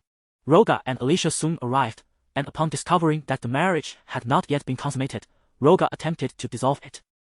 However, Jaehaerys threatened Rhaegar's knights with the King's Guard, while Alicia earnestly persuaded her husband to return to King's Landing. Jaehaerys and Alicent spent the remainder of the regency on Dragonstone, while Rhaegar kept the king's marriage shrouded in secrecy, threatening to sever the tongues of all witnesses if the news were to leak. The Duke of Rhaegar felt humiliated by his forced retreat to Dragonstone and even attempted to mount a violent assault on the fortress, but his wife, Alicent, reminded him that their children possessed dragons. Rhaegar forbade Alicent from visiting the king and queen on Dragonstone. After the king departed from court, Rhaegar and Alicent governed the realm, seeking to undermine the king's marriage by sending maidens to seduce the young monarch, yet all their efforts were in vain, as the charisma of Alicent and Jaehaerys triumphed over those who sought to tear them apart. However, during this youthful phase of the king's reign, the incompetent Chancellor Sutika struggled with the royal debts, and turmoil erupted along the Dornish borders. Ultimately, Alicent decided against supporting Rhaegar's attempts to separate Jaehaerys and herself, urging him to acknowledge their union. In a fit of rage, Rhaegar shouted at Alicent, even threatening to depose Jaehaerys and elevate Rhaenyra's daughter, Arya, to the throne. This incited discontent among the small council and the Queen Mother, leading to the resignation of the Prime Minister. Rhaegar fled King's Landing under the cover of night, initially intending to abduct Princess Arya, but his plan failed. He then devised a scheme to take Rhaenyra, the twin sister in Old Town, to impersonate Arya and thus crown her as queen, yet this too ended in failure. Captured by Lord Hightower, Rhaegar, aware of his failed coup, penned a confession, pleading to bear the consequences alone to spare his family from disgrace. However, Jaehaerys showed him mercy, stating, in the face of treasonous vassals, "I should have executed you without hesitation. Yet you are different. You once sheltered us, the orphaned and widowed, and wholeheartedly supported my ascension. You are my friend, not my foe." The terms of his forgiveness were that Rhaegar would never oppose the king and queen again and would remain a loyal husband to the king's mother, Alysanne. Deeply moved by Jaehaerys' kindness, Rhaegar reconciled with the crown, pledging his allegiance to reclaim Dorne and harboring no further treasonous thoughts, no longer opposing Alysanne's marriage to Jaehaerys. Another obstacle to the Targaryen consanguinity was the church. How did Jaehaerys address this? Maegor had long since dispatched the die-hard factions to the Hell of the Seven. And now the Archbishop of Old Town dared not publicly oppose the Targaryens, even disbanding the church's armed forces to bless Jaehaerys' coronation and sacred marriage. Yet remnants of the church's military still existed throughout the Seven Kingdoms, unwilling to acknowledge this development. Confronting these dissenters, Jaehaerys rode forth on the Bronze Fury. Extending his forgiveness to the Starry Knights, composed of commoners and the impoverished, inviting their leader to serve as his kingsguard. The armed leader did not disappoint him, fighting valiantly in his service thereafter. The Starry Knights were likewise forgiven, yet still bore guilt. When Jaehaerys decreed they don black garb, all submitted. To ensure the smooth progression of Jaehaerys and Alysanne's marriage, the church and scholars began to advocate for the Targaryen exception, that consanguinity among the Targaryens was not a sin, but rather a blessing from the Seven. This is a unique case that exists beyond the confines of the law, distinguishing it from those outside the royal sphere. Consequently, it was only then that commoners and nobles gradually began to embrace the traditions of the Targaryens. Chapter 57. The three stolen dragon eggs. Rhaenyra's two daughters were not living happy. Arya, naturally quiet and soft-spoken, found the weight of her role as the kingdom's heir unbearable, suffering greatly under the pressure. On the other hand, Rhaenyra was lively and cheerful. Yet the rigorous teachings of the church, the dullness of the governess, and the endless reading of the 7 holy scriptures caused her spirit to wither like a flower that should have blossomed but was cruelly stifled. Rhaenyra's visit to the old town marked a turning point. Rhaenyra emerged from her gloom, genuinely immersing herself in her devotion to the church, while Arya blossomed. Her laughter rang clear as she began to enjoy her life. Many believed that Rhaenyra had somehow switched the identities of her two daughters, setting the stage for another Targaryen secret to unfold later. As Rhaenyra departed from the Westlands, heading towards Dragonstone, she made a request of Jaehaerys to return Princess Arya to her side. Jaehaerys agreed. However, the long-awaited reunion between mother and daughter did not bring them joy. They felt more like strangers reunited. Rhaenyra was unaware of her daughter's preferences and habits, and they lacked common ground. Arya, too, had long forgotten the protective presence of her mother from her childhood. Moreover, Arya was a rebellious child. Having reveled in the bustling life of King's Landing and the Red Keep, how could she endure the desolation of Dragonstone without companions her own age? She was forbidden from playing with the fishermen as children and thus grew close to Elissa Farman, captivated by her tales of adventure. Elissa, too, despised life on Dragonstone. Her heart filled with dreams of adventure, the sea, and freedom. After 54 years of conquest, the tensions finally erupted. Elissa could no longer bear the life on Dragonstone and yearned to return to the embrace of the ocean. Rhaenyra felt deeply wounded by this, but her pride forbade her from uttering any words of persuasion. I once begged you to stay, and now that you wish to leave, then go. Arya, unlike her mother, was not so composed. She cried and clung to Elissa's legs, pleading to leave with her. But this request was ultimately denied. It was well known that Dragonfire had laid 3 dragon eggs, black, gold, and green. These eggs were discovered to have been stolen by Miss Elissa Farman, the princess's lover, who sold them and embarked on a journey around the world aboard the Sun Chaser. Rhaenyra's fury reached its zenith, leading to a fierce argument with her husband on Dragonstone. Rhaenyra had no choice but to travel to the Red Keep to inform Jaehaerys of the incident. He was taken aback, even harboring a hint of fear. The daughters of Valyria, those silver-haired, purple-eyed women from the free cities, had long harbored treacherous thoughts towards the Targaryen dragonlords.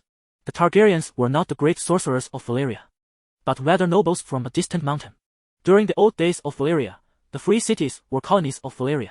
After Valyria's fall, the remnants of its nobility ruled over the colonies. Some vanished while trying to restore Valyria, others were assassinated, and some intermarried with other races, losing their Valyrian traits. Thus, it is evident to the discerning eye who possesses the more noble bloodline. Should the descendants of old Valyria succeed in hatching dragons, a fierce conflagration will engulf the continents of Westeros and Essos, for the numbers of those scions far exceed the dragon riders of House Targaryen, a disparity of monumental proportions. If afforded another opportunity to tame dragons, the once colonial territories of Valyria, now the city-states of the descendants, shall rise again to reclaim their former glory. Hence, House Targaryen faces a formidable threat. Should the dragon eggs hatch and a second, third, or even countless dragon riders emerge, the consequences will be dire. Jaehaerys, resolute, declared that if the dragon eggs were to hatch, he would bring dragons back to Westeros from the farthest reaches of the world or slay them on the spot. Newly hatched dragons would surely not withstand the likes of Vhagar and Dragonfire. Yet, Rhaenyra could only smile sadly, realizing that she was akin to Alysanne, while she herself was Visenya. In order to protect Alysanne, Silverwing would remain idle. The battle against dragons would be waged solely by her brother and herself, mirroring the dynamic between Aegon the Conqueror and his sisters. He cherished Rhaenys but wielded Visenya as his sharpest instrument. It is worth noting that while Jaehaerys loved Alysanne, he was undeniably a callous brute. After years of marriage, filled with happiness and numerous offspring, Alysanne grew older, and the perils of childbirth loomed large, much like their mother, Alyce, who had perished in childbirth due to her advanced age. Alysanne feared for her life during this perilous phase, yet Jaehaerys remained indifferent, urging her to bear him more children. Alysanne supported the claim of her granddaughter Rhaenys to the throne, while Jaehaerys disregarded the rights of the queen without a crown, which plunged the queen into profound disappointment. If His Majesty believes that women lack the power to govern the realm, then surely, His Majesty has no need for me. Alysanne rode Silverwing back to Dragonstone, and it was only after a considerable time that their daughter intervened for reconciliation, leading to their reunion. This was but one instance of their discord. Although King Jaehaerys was infuriated by the loss of the dragon eggs, he refrained from employing the faceless man to assassinate Lady Farman. This was due to the fact that the individuals who had purchased Farman were already among the denizens of Braavos. The faceless man would not turn against their own. It would be a paradox for them to assassinate the nobles of their own city. Thus, Jaehaerys resolved that regardless of who hatched the dragons, he would take every dragon capable of combat from House Targaryen to turn that place into a sea of flames, including the newly born dragons. King Jaehaerys dispatched Ser Harwin and the King of Braavos for negotiations, but the king remarked that, for House Targaryen, the stone was a dragon, whereas for them, it was merely an ordinary rock. The Sea King steadfastly insisted that what he possessed was merely a stone, not a dragon egg. The Mount Basie, understanding the futility of the situation, began to negotiate. Ultimately, Braavos absolved the royal family of their debts. Prior to the coming of age of Jaehaerys, the crown had been in arrears, a matter that had previously caused discord between the Prime Minister and the Queen Regent during a council meeting, coinciding with the Dornish rebellion. Once the royal debts were forgiven, the treasury gradually flourished, reaching its zenith during the reign of Viserys. Subsequently, the Greens began to carve up the treasury amongst themselves, with a portion even being transported to the Iron Bank. Many years later, the sea snake, Corlys Velaryon, encountered the battered ship, the Sun Chaser, in the port of Essos. He carried with him a secret mission from his initial voyage, to discreetly search for Alysanne Farman, the individuals trading with her, and the whereabouts of 3 dragon eggs. Unfortunately, Alysanne had vanished, and the dragon eggs had disappeared into the vastness of the world. These 3 dragon eggs, spawned by the Dragonfire, were likely later acquired and hatched by Daenerys, subsequently becoming the 3 great dragons of the War of the Seven Kingdoms. After many years, the dragon eggs finally returned to Westeros. Alysanne embarked on a new chapter of her life, sailing the free sea, yet her brother, Andrew Farman, found himself in a far worse predicament than before. Chapter 58, The Secret Communication. A peculiar affliction swiftly emerged on Dragonstone, as an increasing number of individuals succumbed to its grasp. The Queen's 3 handmaidens perished on the same night. However, the Queen Mother remained unscathed. Scholars speculated that it was the lineage of the true dragon that shielded her, yet perplexingly, this malady seemed to only affect women. During this tumultuous time, Andrew paid a visit to the Queen Mother, lamenting, "Will you weep for them, as you weep for me?" In response, the Queen Mother struck him across the face and commanded him to depart, stating, "As you wish, you are now alone." The truth of Andrew Farman's machinations soon came to light. It was the venom known as Tears of Lys. Even the most obtuse could discern the cause. When apprehended, Andrew displayed no remorse. "I offered them wine, and they drank it, even expressing their gratitude. Why not? Did they not perceive me as their cupbearer and servant?" Sweetheart Andrew. Jester Andrew. What else could he do but tumble from the dragon's back? Well, I could have achieved so much more. I could have been a lord. I could have enacted laws, amassed wisdom, and diligently advised you. I could have fought your enemies, just as easily as I dispatched your friend. I could have sired children with you. Rhaenyra was disdainful of his confession and ordered his castration. Andrew resisted fiercely, leaping from the window in a desperate bid for freedom. Soaring for a fleeting moment. As he fell, he bitterly remarked, "At last, I can fly." He lingered in the air for a brief spell before plummeting to the ground, where Rhaenyra commanded Dragonfire to consume his remains. If you wish to soar with dragons, then you shall become their excrement. Alas, there was a time when Andrew and Rhaenyra shared a romantic bond, a notion that now seemed unimaginable. Before the resting Dragonfire, Lyanna and Rhaenyra conversed softly about her earlier years. While the two dragon-blooded discussed their family's secrets, Elise had deliberately distanced herself with her guards, leaving the surroundings eerily silent. Save for the heavy breaths of Dragonfire, sporadically accompanied by sparks emerging from her draconic maw. Indeed, during Rhaenyra's inaugural visit to Fairy Island, she had engaged in delightful discourse with Andrew, and her marriage to him was not solely for the sake of Elisa. The once enchanting Fairy Island and the noble second son had provided her with rare solace.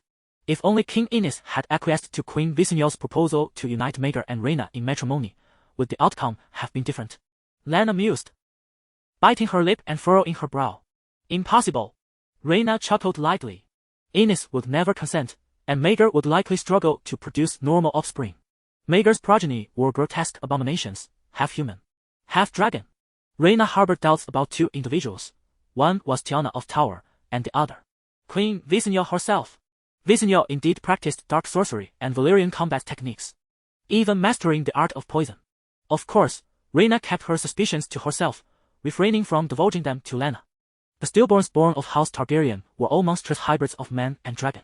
Moreover, the original body of Rhaenyra also bore a stillborn child, possessing the features of both human and dragon.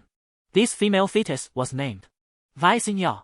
Shuddering, Rhaenyra shook her head, dispelling the faint chill that lingered in her mind. What was I thinking? Meg, the Queen Mother, and others harbored numerous secrets. Discussing these mysteries with Lyanna was a deliberate choice by Rhaenyra, partly due to their profound friendship and the likelihood that they would not become enemies in the future. Vaegon and Lyanna could both serve as her allies. After all, in the original timeline, when Rhaenyra was isolated and vulnerable, it was the wisdom and bravery of Lyanna Velaryon that mitigated some of the malice emanating from the court, preventing her popularity from plummeting drastically. The second reason was Rhaenyra's desire to enrich her knowledge of her lineage, not merely to comprehend the dragons, but also to uncover some of the hidden truths she was unaware of, even the puppet masters behind the scenes. Let us go, Lyanna. The two returned to the throne, each lost in their own thoughts, with Vaegon as towering figure not far off. In truth, there remained several secrets yet to be discussed, such as Rhaenyra's curiosity about the shepherd, the future leader of the mob, and the origins of their dragon-slaying techniques. Did House Velaryon possess any information in this regard? Some members of that dragon-slaying team appeared exceedingly skilled, as if honed through years of training, accurately identifying the vulnerable skeletal points of the dragons for a fatal strike. Indeed, instances of mortals successfully slaying dragons are rare. Otherwise, how could the ancient Valyrian dragon legions have conquered so many colonies? The chaos in the dragon pit surely involved more than just the influence of the citadel. At this moment, Lyanna's thoughts were consumed by the demise of Queen Rhaenys's daughter, Arya. Concerning this matter, King Jaehaerys had issued a gag order, forbidding anyone privy to the details from mentioning it. Since hearing about it from her father, Lyanna had developed a keen interest in the topic, as it related to the Targaryens and, indeed, to the origins of the ancient Valyrian dragons themselves. The Dragon Lords were well aware of the tome penned by the Maester Basius, which narrated the origins of dragons and even mentioned creatures such as dragonflies and pterosaurs. Such matters could not have arisen from mere conjecture. My lady, Miss Lyanna. The guards within the dragon pit greeted the two Dragon Lords in Old Valyrian.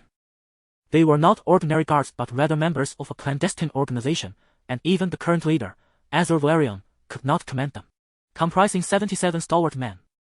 Their task was to vigilantly guard the dragons, no matter their hiding places, day and night. They donned glistening black armor, with helmets adorned with a row of dragon scales that diminished in size from top to bottom, following Princess Rhaenyra Targaryen's covert ride away on Valyrian, and her subsequent return to Westeros leading to her death. King Jaehaerys I established the Dragon Guard to ensure that such acts of dragon theft would not recur. They did not partake in daily affairs but were accountable to the royal family, operating in secrecy and communicating solely in Old Valyrian. When the turmoil in King's Landing erupted, they were the first to rise in resistance, though they were outnumbered. The Dragon Guardians of the Dragons Roost possess an unparalleled understanding of the dragons that dwell there, such as the nickname Bloodworm bestowed upon Coroxio. The fearsome visage of Coroxio resembles that of a fire dragon worm. Unlike other colossal dragons, Coroxio appears to be an atavistic throwback, exhibiting an extraordinarily elongated physique, with its favored method of attack being the relentless expulsion of Dragonfire, seemingly inexhaustible. The death of Arya. The Dragon Worm origins. Rhaenyra. Rhaenyra and Rhaenyra exchanged a subtle yet profound glance, maintaining their composure. Lead us to the abode of Vegharrow. Rhaenyra commanded the Dragon Guardians in ancient Valyrian. Chapter 59. The Dragon Guard of House Targaryen. Your Highness, please follow me. The Dragon Guards, with their expressions as cold as ice, LED'd away, moving with the mechanical precision of emotionless automatons. Yet, Rhaenyra could distinctly sense a mixture of camaraderie, respect, and something more complex in the gazes of the Dragon Guards directed at her and her king. This was due to the fact that many of these guards were the bastards of House Targaryen. They possessed heat-resistant constitutions and some even bore silver hair.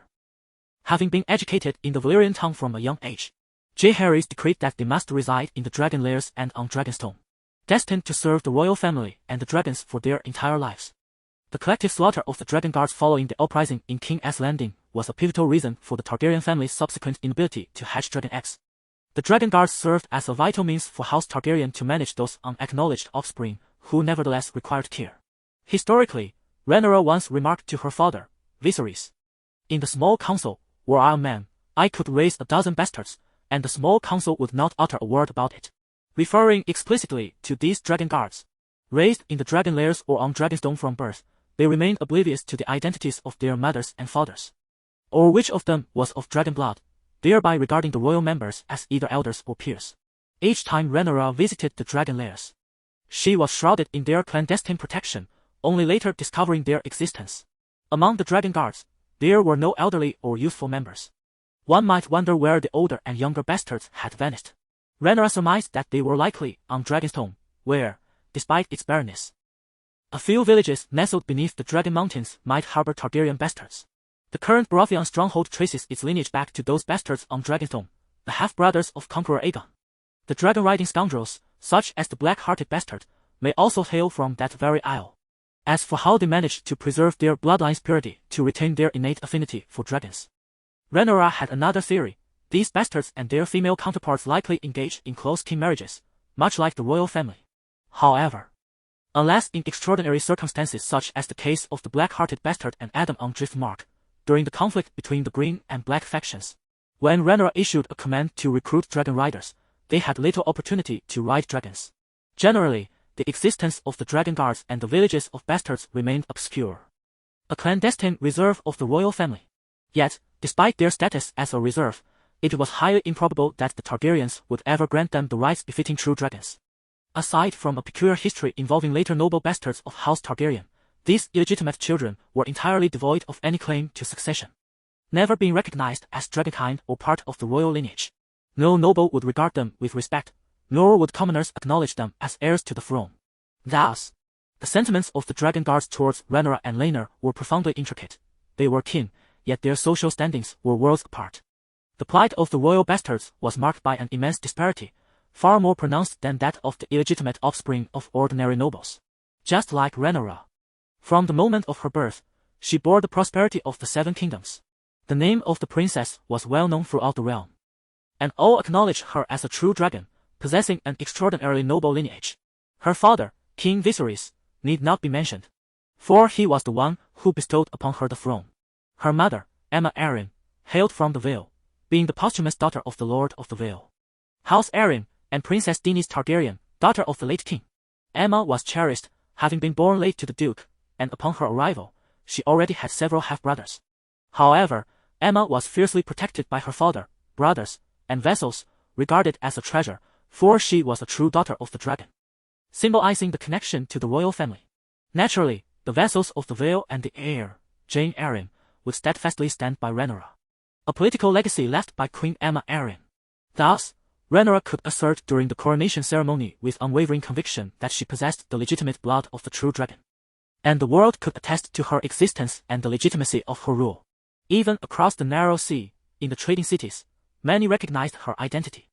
Every dragon rider would capture the world's attention, their tales etched in the memories of countless merchants, poets, mercenaries, and nobles. Of course, the illegitimate sons of great noble families often faced their own hardships, much like Jon Snow's life in A Song of Ice and Fire. They were unlikely to inherit even the slightest portion of family wealth, Lady Tully's disdain for him was palpable, and her cold demeanor sent shivers down his spine. From a young age, he understood that he was different from his siblings. His elder brothers and sisters easily garnered the praise of nobles and the affection of their parents, while the Stark and Tully families would scarcely remember Jon's existence. Had Daenerys' royal family not been overthrown and the Kingsguard still existed, Jon and the imp, Tyrion, might have spent their lives in the dragon's lair, attending to the dragon's needs, rather than being treated as significant figures in a grand scheme. Bastards did not possess the right to command dragons. Vhagar was resting. The princess and Miss Lena were advised to exercise caution. Upon uttering these words, the Kingsguard retreated into the shadows, continuing their duties. The silhouette of the dragon could be described as overwhelming. Vhagar's form towered higher than the walls of King S Landing, radiating an unmatched majesty. Within the dragon's lair, Vhagar's wings could not unfurl due to the constricted terrain, and her size and strength rendered her nearly invulnerable, with every part of her body capable of being a weapon. Even a gentle flick of her tail could inflict tremendous damage upon man or dragon alike. Her eyes, bloodthirsty and as large as cards, fixated on the unexpected visitor before her. The young dragon perched on her shoulder curled its wings in apparent fear of the elder. Yet, Rhaenyra and Lena stood resolute, with no intention of retreating. Vhagar possessed several distinctive features. In the dim light, her body appeared to emanate a color reminiscent of House Valyrian's black, but upon closer inspection, she resembled a shade of dark green bronze. The loss of youthful luster due to the aging of her skin. Due to its advanced age, the skin has lost its toughness, making the contrast between it and the younger, more vibrant dragons immediately apparent. Vhagar exudes an impression of thick, robust skin, yet it has succumbed to the effects of gravity, resulting in sagging that distinguishes its chin from that of ordinary dragons, presenting a marked droop. Much like the pelicans of Earth, this pronounced sag resembles a throat pouch that sways rhythmically as Vhagar takes to the skies. This is an emblematic visage of an elderly behemoth, symbolizing their formidable presence.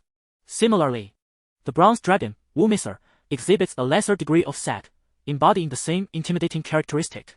Perhaps due to its extensive battles or simply the passage of time, its wings are no longer pristine, marred by numerous fractured scars.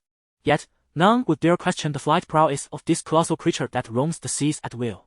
Chapter 60. The corrupt dragon Vhagar. Once Vhagar ascended into the skies, it effectively commanded the entire expanse beneath.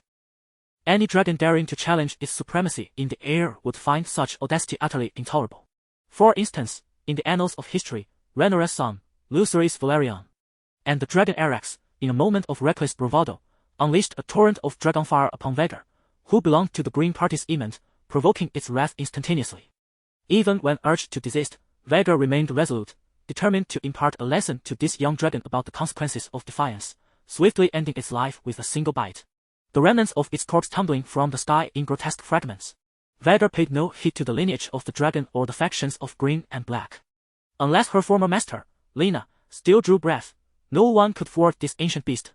This incident propelled the Targaryen family's power struggle to its zenith, heralding the commencement of the Blood and Dragon Dance. At that time, Rhaenyra's husband, Prince Daemon, proclaimed, "An eye for an eye, a son for a son." In the century and 30 years following the conquest, after a fierce aerial clash with Vhagar, the dragon Caraxes fell into a lake, meeting his demise at the age of 181.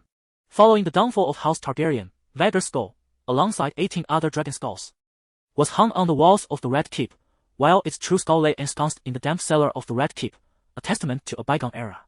Unlike Vhagar, the Dragonfire of Balerion the Black Dread was of unparalleled potency, reputed to possess the ability to melt steel and stone, transforming sand into glass. Rhaenyra and Lena accorded the ancient dragon the respect it deserved, dismissing the handmaidens and guards, and the two dragon lords remained in the shadows, careful not to provoke Vhagar with any reckless actions. A wind, heavy with the scent of sulfur and blood, wafted around them, and the two dragon lords simultaneously disowned that Vhagar bore wounds during its wanderings. Though such injuries were trivial to the ancient dragon, they appeared almost larger than a human embrace when compared to its colossal form. Lena ventured out briefly, returning swiftly, and as she approached Vhagar, Rhaenyra halted her, whispering a few words in her ear. Lena understood instinctively. With measured steps, she approached the dragon, her gentle voice spewing forth in song, breathing fire, mastering wings, heads entwined. A trio sings. By my voice, the flames do speak, sacrifice repaid, blood's mystique. Words of fire, with bright eyes grace, free unite, I sing to thy face. Dragon heads, together as one, destined to soar, free and undone. This was an ancient Valyrian melody, and as Lena softly hummed this dragon riding tune, her movements did not waver, each step drawing her closer to Vhagar.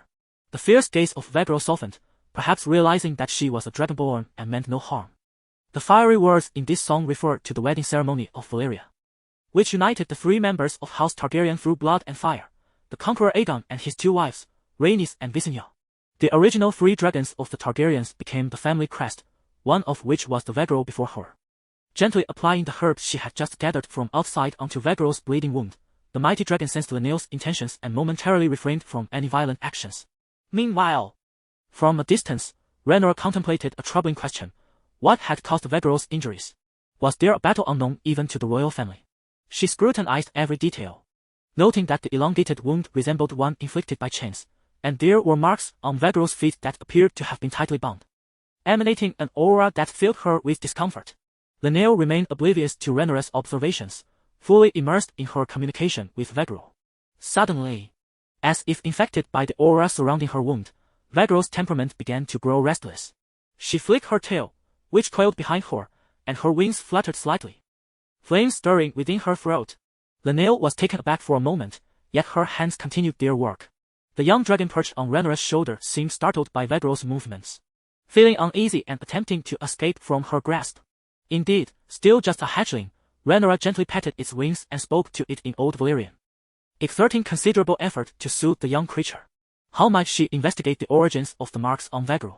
Moreover, why was the ancient dragon so irritable and prone to anger? While Rhaenyra pondered these questions, she suddenly became aware of the magic swirling within her. I possess the sight. Truly, a desperate mind seeks out remedies.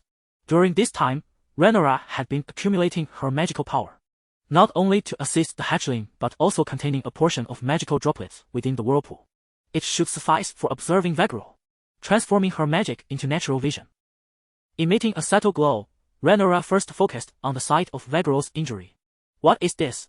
The dragon bore immense fire and blood magic, yet at the wound there lingered a faint blue light, submerged in blood. It appeared to be a remnant of water magic. However, Vhagar was in evident agony, roaring loudly, her tail thrashing violently, the sound reverberating throughout the dragon's lair. That roar startled the concealed dragon guards hidden in the shadows. Something is amiss. The water magic merely stained the wound, so why was Vhagar making such a commotion? Rhaenyra concentrated again, undertaking a comprehensive observation of the colossal ancient dragon. 7 hells! Rhaenyra exclaimed, startling Rhaenyra considerably. A deep emerald aura lingered atop the immense back of Vhagar, a swirling dance of blood magic and fire magic that dared not provoke one another. As Rhaenyra gazed upon this formidable source of power, her own magical tide surged violently. The untamed magic surrounding her was ground to dust, only to be cast into the flames of magical energy. This intense exertion left Rhaenyra somewhat overwhelmed by the repercussions of casting her spells with such fervor for the first time. Her magical droplets dwindled rapidly, soon extinguishing, and the effects of her clairvoyance faded into silence, prompting her to hastily conclude her investigation of Vhagar. This aura exuded a sense of decay, as if it had sunk into the earth but had yet to fully decompose, reminiscent of leaves stubbornly clinging to life. If Rhaenyra were to encapsulate it in a single word, it would be corruption. The oppressive stench of decay emanating from Vhagar nearly overshadowed the totality of the fire and blood magic within. What could be the cause of this? Leno's attempt to tame the dragon had unexpectedly faltered, leaving Vhagar in a state of agitation. Rhaenyra and she had no choice but to retreat, resolving to return to the dragon's lair once Vhagar's fury had subsided. The process of dragon taming was undoubtedly intricate, apart from the hatchlings that emerged from their own care. The endeavor to tame an adult dragon required prolonged and persistent effort. Any dragon under ownership must forge a bond of trust and communication with the Targaryens, as evidenced by those who had perished in the bellies of dragons during the taming process. Thus, Leno refused to be disheartened, instead rallying herself. Recognizing that aside from Vhagar's sudden wrath, this expedition to the lair had been relatively fruitful. After parting ways with Rhaenyra, she continued to prepare for the taming of Vhagar. Weighed down by the fatigue of overexerted magic, Rhaenyra returned to the Red Keep, seeking to alleviate the burden of her magical tide through sleep. The following morning, Rhaenyra gradually awakened, her body instinctively engaging in a brief moment of clairvoyance. The weariness had dissipated, and the whirlpool of magic continued to spin quietly, allowing Rhaenyra to release a significant weight from her heart. However, as she glanced out the window towards the courtyard, A look of astonishment akin to that which she had displayed while observing Vegahar returned to her face. What was that? The maid in the courtyard entered Rhaenyra's chamber, seemingly perplexed by her expression. Chapter 61. The Ancient Curse in the Eyes of Rhaenyra. The two handmaidens appeared as if they were steeped in a dark ink, a foreboding blackness so thick it seemed ready to drip, evoking a sense of dread. The twin sisters from House Strong were utterly perplexed. The princess regarded them with the same apprehension as one might have upon encountering a white, prompting them to scrutinize one another. However, their search yielded no evidence of any wrongdoing. "My lady, are you unwell?" Elise inquired with concern, suspecting that Rhaenyra may have been startled during her recent endeavor to tame Vhagar. Rhaenyra shook her head. The decay emanating from Vhagar had already astonished her, but the intense aura of malice radiating from her handmaidens heightened her unease. It was no wonder that the vision had warned her that what the eyes perceive may not always reflect the truth. This revelation was indeed disconcerting. Rhaenyra began to suspect that she had unwittingly fallen under the spell of a sorcerer. Consequently, she commanded that no one leave the courtyard. She intended to inspect each individual in her vicinity to determine if they bore the taint of this ominous magic. Yet, upon her thorough examination, she found that only the two sisters from House Strong exhibited anything amiss. Up until now, she had relied solely on her sight to assist the young dragon perched upon her shoulder and had never closely observed those around her. Ordinary individuals carried a modicum of magical essence, but they could not wield magic, rendering it largely ineffective against them, a hodgepodge of energies. However, the handmaidens of House Strong were different. The malevolence they exuded seemed almost alive, clawing and warning her through her probing gaze. The uncanny scrutiny from Rhaenyra sent the two sisters trembling with fear, and the younger handmaiden stumbled to the ground in trepidation. "Wait, Elise!" Rhaenyra instinctively called out as she noticed her handmaiden reaching toward the ominous figure. However, the dark magic surrounding Rebecca Strong did not transfer to Elise, causing Rhaenyra to blink in surprise. Subsequently, she stepped forward to grasp Rebecca's hand, who looked both astonished and slightly embarrassed. "My lady, I can stand on my own," she protested. Rhaenyra's expression shifted from one of tension to relief as she realized that this malevolence would not temporarily affect others. The atmosphere of anxiety in the courtyard dissipated instantly, and Rhaenyra, laden with thoughts, led her handmaidens and guards into the princess's quarters. After a while, the golden-robed commander Harwin Strong arrived at the residence to report the latest intelligence from the city. Rhaenyra maintained an impassive facade while discreetly activating her sight to scrutinize the strong guard. Indeed, the malevolent aura surrounding Harwin was even more potent than that of the twin sisters. Oblivious to this, Harwin continued with a calm demeanor. "The Valyrian trading vessels docked at the port today. The majority of the cargo has been unloaded, and a confidential letter has been delivered to Miss Lena." "Very well. I understand. Continue monitoring the situation in the city," Rhaenyra instructed. "Indeed, inform Yl's brother to promptly assemble personnel to transfer the goods to the industrial district, and ensure that additional provisions of grain and barrels of wine are prepared." After Harwin Strong's departure, Rhaenyra returned to the Red Keep and encountered the Minister of Justice, Leonor Strong, at the court meeting. Subsequently, she sought out Leonor's second son, the Confessor, the hunchbacked Loris, and discreetly ignited the magical fire within her. After half a day's investigation, Rhaenyra concluded that it was not a curse cast by any sorcerer upon those around her, but rather that the entire Strong family bore a sinister omen. Only the dark magic within Loris lingered faintly. However, the curse afflicting his deformed leg had materialized into a tangible form, shimmering with a black light that even an ordinary person's naked eye could discern. Loris concealed his afflicted leg beneath black bandages, never allowing anyone to witness the source of his shame. Initially, Rhaenyra felt lost, but upon contemplating the fate of the Strong family, clarity emerged. The curse of Harrenhal was indeed real. It is known that the prophecies within the realm of ice and fire have invariably come to fruition, thus Rhaenyra held a high acceptance of such prophecies. Yet, she did not anticipate that certain legends were also grounded in truth. Whether it was the Mirror Shielded Seven, fervently endorsed by Nino Sommer, or the curse of Harrenhal that she now witnessed firsthand, both belonged to the realm of folklore tales that people regarded with skepticism, mere tricks used by nurses to soothe children. However, magic is undeniably real, and power does not deceive. During the turmoil of the Seven Kingdoms, it was widely acknowledged that every household that moved into Harrenhal met their demise. Even Tywin Lannister was unwavering in this belief. To eliminate obstacles to the Iron Throne, he bestowed Harrenhal upon Peter Baelish as a thief, a covert act of malice. "You are weak, thus I shall grant you this grand domain." What? You dare to believe in the curse of Harrenhal? Such nonsense. Tywin's grant appeared as a reward, yet it was far more lethal than any military or political assault. Littlefinger's fate would be far from fortunate. The Rosby family, the Strong family, the Hightower family, the Tarly family, all who encountered Harrenhal met with untimely ends. Peter Baelish remarked to Sansa Stark. Lyonor Strong, his son Harwin, and a portion of their kin perished in a bizarre fire, while the second son Loris narrowly escaped. However, in the time of the Wolves, due to his numerous transgressions, he was executed by Cragen Stark, marking the official downfall of House Strong. Apart from this family, during the early days of the Dance of the Dragons, when Vhagar scorched the riverlands, those inheriting Harrenhal had long been reduced to ashes by Dragonfire. Seized by Daemon Targaryen of the Black Party, Rhaenyra exercised her intellect, continuing to delve into the depths of her mind regarding the circumstances of Harrenhal, which were of utmost importance to her. Subsequently, Harrenhal came to be occupied by a renowned woman, the true dark sorceress Alice Rivers. Why is she regarded as a true witch? A comparison reveals much.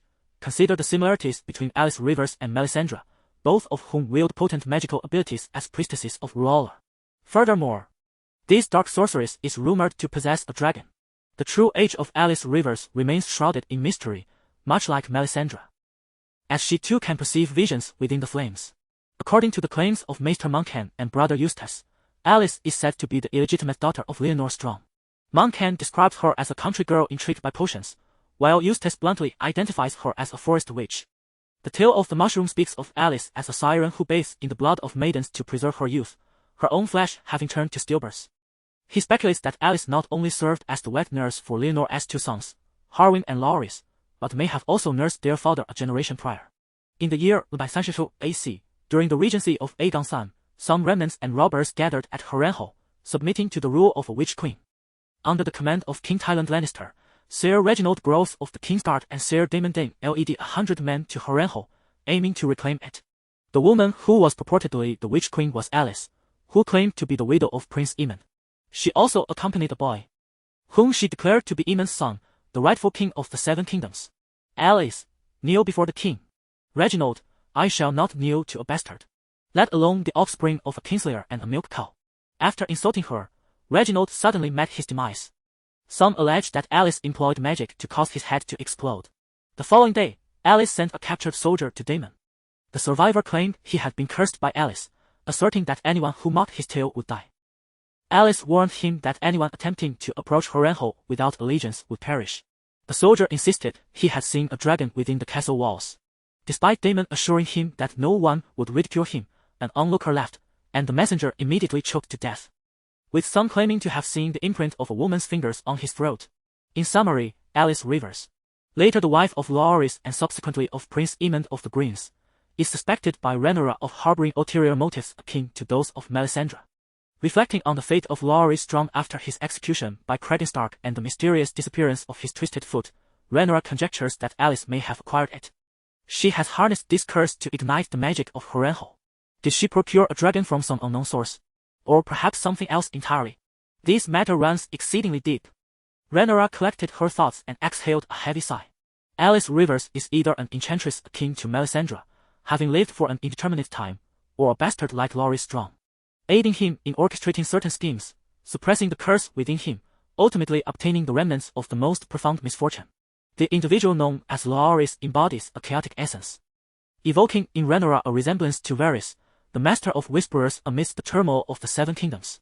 Varys would manipulate those who sat upon the Iron Throne, while Loris appears to target those who possess dragons. Furthermore, if Loris and Aerys were to be considered as half-siblings, it would draw an intriguing parallel to the Targaryens and their practice of consanguinity. Chapter 62, The Desecration of the Malicious Harem. At this moment, Rhaenyra could no longer dismiss the curse of Harrenhal from her mind. She ventured into the library of the Red Keep, poring over the invaluable records of royal history. Within the Red Keep lay a vast collection of secret histories inscribed in Valyrian and the common tongue.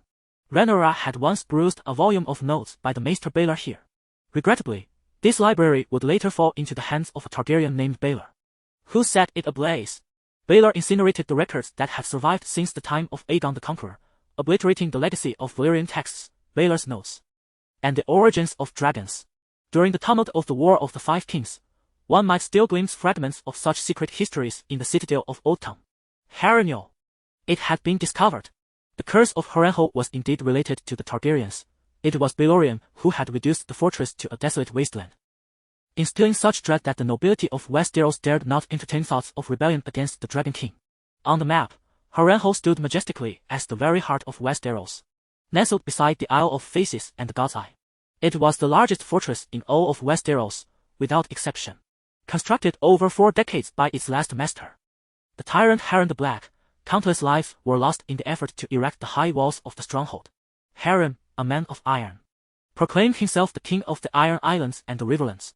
During the conquest led by Aegon the Dragon, the lords of the Riverlands, led by House Tully, defected to the Targaryens, discontented with Harren's brutal reign.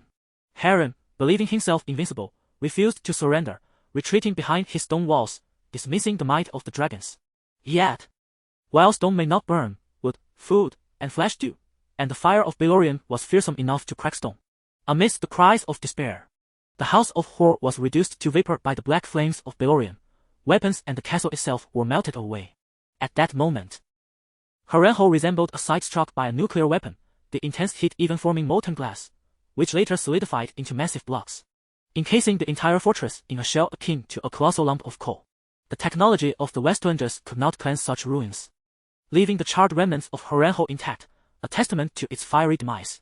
Later, when the Stark family rallied the Northern Lords to confront the Dragon army, they arrived at Harrenhal, beholding its tragic visage, and surrendered without a fight. That Stark was thereafter dubbed the King Who Knelt. Even during the War of the Five Kings, passers-by could still sense the terror of Balerion emanating from the ruins. Harren and his progeny perished in the Dragonfire, and the House of Hor became extinct. Beside the tomb on Harrenhal, Rhaenyra discovered annotations written by her ancestors in Valyrian, unassailable. From Aegon the Conqueror. Aegon forbids my participation in war. Rhaenys concluded with a whimsical mark atop the text. Blasphemer. From Queen Visenya. As Rhaenyra continued to read, she began to comprehend the true meaning of Visenya's words. However, as the last annotator, Visenya observed the words of the 2 individuals above. Indeed, the walls of Harren possess magical capabilities. It remains a mystery as to why they have faltered. This may be the reason for the cunning Blackheart Harren's confidence, rather than a mere disdain for dragons that soar and breathe fire. A vessel was appointed by Aegon to serve as a subordinate to Harrenhal. Yet this subordinate was betrayed by the populace due to the abuse of the first night rite, leading to the assassination by the successor of Blackheart Harren, Redheart Harren. This situation also touches upon matters of faith. The vessel was undoubtedly of Valyrian descent rather than of the first man, and those who acted against him likely adhered to the old gods. Speaking of the first man, there exists a significant passage in the texts. Approximately Ling years ago, when the first man landed in Westeros, the first king, known as the Ancestor King, emerged. This king of the first man, akin to the prophet Moses who once led the Egyptians to freedom, guided his people across the Arm of Thorn into Westeros. It is said that the tomb of the Ancestor King bears a curse. Any who dare to compare themselves to him shall find themselves utterly weakened. Rhaenyra recalled the families that occupied Harrenhal, who had committed no wrongs yet inexplicably faced extinction. For instance, the Riverlands House Hightower, whose daughters thrived despite their family's plight. Visenya remarked that Blackheart Harren blasphemed the gods because of his audacity. Where is Harrenhal situated? Near the Isle of Faces, which was once a sacred site of the old gods in ancient times. Moreover, Blackheart Harren and his kin diverged from traditional Ironborn practices. They did not advocate for pillage but rather encouraged trade. Not only that, but they also sought to protect the faith, aspiring to blend the worship of the Seven with that of the drowned god. What were they doing in the sacred grounds of the old gods? In the Riverlands, there exists a noble, the Blackwood family, who fervently worship the old gods. Their lineage possesses an immense weirwood tree, which, despite its demise, cannot be replanted. However, Blackheart Harren could. As a follower of the drowned god, he planted a colossal weirwood tree within Harrenhal. They even mixed the blood of infants with soil and ashes to construct the walls and employed ancient, barbaric blood rituals to appease the deities, dispatching family members to serve as night's watch at the wall. Naturally, the intention was to emulate the wall's fortifications and acquire magical prowess. This is precisely why Blackheart Harren showed no fear of Balerian's flames. Yet, ultimately, the walls proved ineffective. Rhaenyra could easily surmise the reason. Blackheart Harren had offended the old gods, the drowned god, the Seven, and the Targaryens, who worshipped the ancient Valyrian gods at that time. And what of the Ancestor King? This forefather of the Westerosi kings might possess certain abilities, after all. However, Rhaenyra found herself at a loss for any means to avert or exploit the curse. Perhaps only the priest of the Red Dot, Ruler, whom Blackheart Harren had not offended, might know. All I can do is ensure that calamity does not befall House Strong. Beyond that, I am indeed powerless. However, should I discover a means to lift the curse in the future, I would gladly assist them. The Strong family remains steadfastly loyal to the Iron Throne, with the exception of Loris, thus Rhaenyra is inclined to offer her support. The most prudent solution would be to relocate his title elsewhere. Can I devise a method to relocate Hightower? Rhaenyra is somewhat inclined to outmaneuver her rivals. However, altering the fiefdom is exceedingly cumbersome. Hightower has resided in Old Town for many years and would undoubtedly refuse. Yet, other political adversaries might attempt it. To my astonishment, could I truly employ the curse of Harrenhal? Rhaenyra was taken aback, having initially believed she had merely uncovered a fragment of the world's reality, but unexpectedly, she had acquired a weapon of law. Tywin Lannister had once wielded it and praised its efficacy. While Rhaenyra was lost in her musings, Rhaenyra also received a clandestine missive from Driftmark. From the letter, Rhaenyra extracted 2 items, subsequently beaming with a captivating smile. For now, I possess greater confidence in taming Vader. Chapter 63. The enigmatic lighthouse. Rhaenyra appeared to be languidly seated within the dragon's lair. Her gaze fixated on Lena as she presented the charred yet succulent offering of blood to Vegharl, seemingly lost in thought, while secretly channeling her mystical vision. Varl, do you feel more at ease? Lena mused to herself. Through Rhaenyra's perspective, the obsidian necklace adorning Lena pulsated with an aquamarine magic, soothing the foot of Vegharl that had been ensnared. This magical essence seemed to possess the ability to dispel the noxious aura that the Targaryens found so repugnant, fostering a growing intimacy between Vegharl and Lena. In recent days, Lena had devoted herself to feeding and calming the restless Vegharl, rarely straying from his side. Her endeavors bore fruit, for it would not be long before Vegharl welcomed a new master, and Lena would achieve renown for taming this ancient dragon. However, if Lena could not secure a marriage into the royal family, her nuptial prospects would vex Count Collius. The dragon's presence would deter certain suitors, while Vegharl's formidable power would tantalize others. Yet, Lena cast such worries aside, exclaiming joyfully to Rhaenyra, "Soon, we shall soar through the skies upon our dragon." Aside from her time spent in the lair, Lena dedicated her days at court to accompanying Rhaenyra, though she had nearly forgotten the visage of King Viserys, that kindly elder. As Rhaenyra observed the dark stone necklace adorning Lena, a fleeting thought crossed her mind. She felt as though she had encountered a similar material before. Yet, this necklace seemed innocuous. Lena had meticulously examined it when she first presented it. Father mentioned that the necklace was a gift he brought back from his voyages. Given to my mother. She wore it while taming the Red Queen, and perhaps it might aid me, she explained, to ease Rhaenyra's sorrow over her mother's loss. Lena then produced a small iron fragment. I retrieved this from the vault at Tighthead Keep. It is a cherished possession of my father's. I sensed it would be of assistance to you, so I offer it to you. Thank you, Lena, Rhaenyra replied, deeply touched by her friend's warmth, enveloping her in a heartfelt embrace. This unassuming piece of iron was, astonishingly, crafted from Valyrian steel. Though diminutive in size, Rhaenyra could feel the magic coursing within it. Inscribed upon the metal was a word in Valyrian, illusion. Rhaenyra stared at the inscription, perplexed. Illusion? At that moment, Lena spoke to Rhaenyra in ancient Valyrian. When the flame of the lighthouse of freedom ignites, the blood of the mage transforms into words. My father acquired this iron piece at an auction, unaware of its significance until the auctioneer revealed that one of his ancestors had been the mistress of a Valyrian sorcerer. Before the great cataclysm, she had surreptitiously taken this talisman. Although they could not wield its power, the sorcerer, who had held a deep affection for this mistress, left behind such intriguing information. Valyrian, being a descendant of Valyria, naturally possesses the ability to discern the truthfulness of the auctioneer's words. The blood of a mage transforms into script. Valyrian script is imbued with arcane power. When we communicate with dragons in Valyrian, we are, in essence, casting a blood spell. The writing system of Valyrian, or at least one variant of it, consists of characters. The standard practice may involve inscribing these on scrolls rather than in books. Characters can also be utilized for engraving. When an ancient Valyrian dragon horn is sounded, the inscriptions upon it ignite fiercely, each line and word exuding white flames. This represents the true application of Valyrian language. allowing the magical horn to be wielded by the Valyrians. Just as Valyrian steel is forged with incantations at the time of crafting.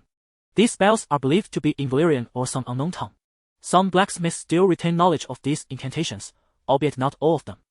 This is because those Valyrian smiths are, in fact, employing blood magic. Valyrian steel exists in two forms. The remnants we possess today are weapons that have solidified from their spellbound state, rendering them impervious to decay, sharp as ever. The Targaryens' method of dragon taming through Valyrian is merely a rudimentary application, albeit they are capable of it due to the pure dragon-riding blood coursing through their veins. Rhaenyra recalls the dragon horn that Aurelian retrieved from the smoke-filled sea. It is exceedingly large and possesses magical properties.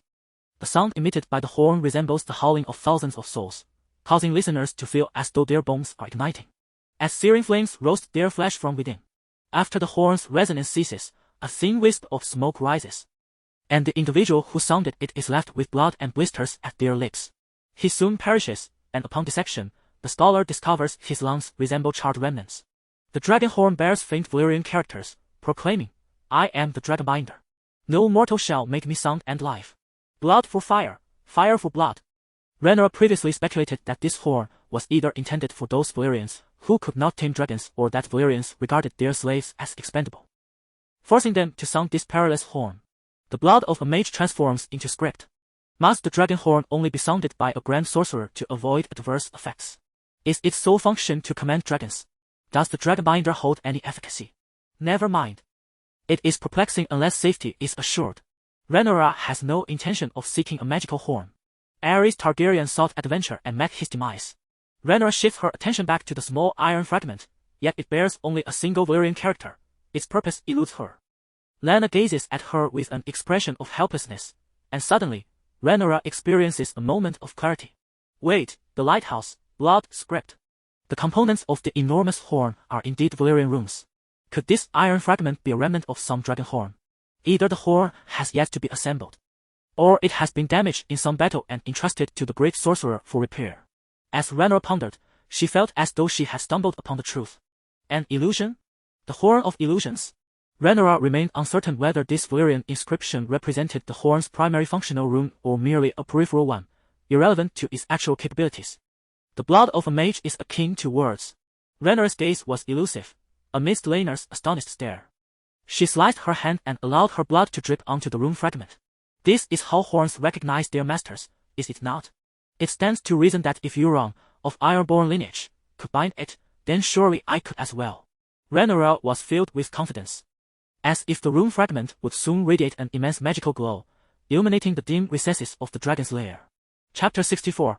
Observations of the Dornish merchant to Rhaenyra's disappointment. The runestone emitted not a glimmer of light, remaining a dull grey upon the ground. An unspoken silence loomed between the two dragon-blooded individuals. By the way, Rhaenyra, how fares our plan? Lyanna stiffly inquired, shifting the topic. The failure of the horn rune's conjecture left Rhaenyra feeling somewhat awkward. The plan is well underway. Thanks to your father's goods at Storm's End, Spice Town truly lives up to its reputation. That is splendid. I hope your scheme succeeds, Lyanna replied with a sweet smile. Of course. Just wait to collect heaps of golden dragons. Meanwhile, at Blackwater Port, the Dornish merchant Victor was astounded by the bustling grandeur of King's Landing. Had Dorne endured for so many years only to languish in the shadows? If every city were to resemble the current King's Landing, the Dornish might as well lay down their arms in surrender. Though the Dornish had yet to be truly conquered, trade and the movement of people remained relatively vibrant. Dornish merchants frequently ventured to Westeros for commerce, sometimes even seeking a livelihood. Victor was one of the few capable of undertaking long voyages, navigating routes through the stepstones to trade city-states, where he would dock and fill his holds with goods, depending on circumstances. He could then sail towards Blackwater Bay or return to Dorne, with the former promising significantly greater profits. This route required several years to establish and was subject to numerous influences, such as the impending conflict between the Seven Kingdoms and the pirates of the Stepstones, which posed a threat to trade. Nonetheless, as a Dornishman, Victor uniquely supported the royal house of the Seven Kingdoms. The pirates and those within the Trade Federation were simply intolerable. Every merchant loathed them, save for their compatriots in the island city-states. Upon arriving in King's Landing, Victor expected a lackluster experience, believing the goods to be on par with what he had previously encountered: Myrish silks, Braavosi steel swords, and fine wines among them. However, He was taken aback by the sheer vibrancy of King's Landing. It surpassed even certain trade cities, with merchant vessels bustling in and out of the port, none of which bore shallow drafts. The city was both prosperous and orderly. Countless structures rose majestically, occasionally patrolled by skilled gold-cloaked guards, while mercenaries disembarking from foreign ships dared not cause trouble. For just beyond the port, those who defied authority were laboring hard. An essential reason why foreign merchants and mercenaries refrained from showing disdain towards King's Landing was the presence of a formidable golden dragon soaring above, its massive wings beating as it approached the harbor. Oh, heavens! The dragon has arrived. In an instant, foreign merchants erupted in panicked cries aboard their vessels. Yet, Viserion paid them no heed, flying directly toward the Red Keep. The locals remained unfazed, even regarding the foreigners' commotion as excessive. Ah, it is the prince's dragon. Today, the dragon returned from its hunt remarkably early. Long live the true dragon! The air was filled with the cries of the common folk at the port, which caused the foreign merchants to perceive their excitement as rather exaggerated, had they truly begun to regard the dragon as their guardian deity. However, they soon found themselves too occupied to ponder this, for their eyes were met with an abundance of goods arriving from the kingdom. This area had been transformed into a wholesale market on the orders of Rhaenyra, specifically designed for the storage and sale of vast quantities of merchandise, while officials from the princess's court busily attended to their tasks. Cement, refined salt, plush textiles, fabrics, garments, cheese. Oh, and here were glass products, crafted with remarkable skill. Royal spirits. At the official's gesture, Victor took a tentative sip, nearly choking on the rich flavor of the liquor. Indeed, it was exquisite. A wine merchant from Dorne was taken aback. Despite hailing from a renowned wine-producing region, he found this liquor to be more potent than anything he'd encountered elsewhere. He surmised that not only would mercenaries appreciate this strong drink, but it would also be well received by merchants and nobles alike. Indeed, Rhaenyra had toiled for quite some time to perfect the art of distillation. To this end, she had gathered numerous competitors from various regions, discovering that high-proof spirits held a significant market appeal. According to the vessels and mercenaries, Winterfell entertained guests with large mugs of strong dark beer and autumn ale, while a brewery near White Harbor was famous for its rich, flavorful dark beer, occasionally selling to Braavos and the port of Eben. Sweet beer was among the beverages served at the Red Keep. The Crossroads Inn offered a robust brown ale, while the cities of Storm's End and Driftmark supplied deep brown alesh. Brown beer could also be found in Braavos and sister towns, and the Riverlands produced barley beer. The Night's Watch could enjoy brown ale and pale ale. The Dothraki favored pepper beer, while Pentos had white ale. Volantis offered fruit beer and bittersweet dark beer, and travelers sometimes indulged in sour ale. It was commonplace for beer and ale to have numerous competitors, as brewing techniques were not yet refined, and many farmers were known for producing low-proof beverages at home. Apart from Dorne and the Arbor, territories celebrated for their wines, Dorne's climate being particularly suited for grape cultivation. Even divided into 4 distinct regions, most areas relied on farmers for brewing rather than establishing a dedicated product line. Experience the power of savory technology. Of course, Rhaenyra would not deter farmers from cultivating hops. Beneath the strong spirits, there existed a plethora of beer and ale for sale, though Victor had not yet turned his attention to those. Initially expecting to hastily load some goods at the port and set sail as before, Victor's heart brimmed with joy. I shall place a large order for various liquors. Additionally, cement, glass, and easily storable food. Victor led his men, fully loading his merchant ships. The goods originally destined for Dorne were quickly offloaded. What a jest! With the goods in King's Landing, only a fool would cling to such items. Victor gazed at the cargo being loaded onto the merchant ships, his eyes sparkling with the brilliance of gold dragons. After a brief period of bustling activity, an unusual impulse to stroll through King's Landing surged within him. Without hesitation, he set off with his bodyguard toward Shoemaker's Square. Indeed, King's Landing had transformed. It was no longer the same place, nor was it as many had imagined. The bustling port was merely a facade. This city thrummed with vitality. What had transpired in Targaryen? Had the 7 gods manifested? Victor was filled with perplexity. According to officials, they were all subjects of the princess, a truly formidable figure. Miley, I have brought you a considerable supply of fine wine. Oh, is that not my esteemed guest Victor? Victor entered a tavern and greeted the proprietress.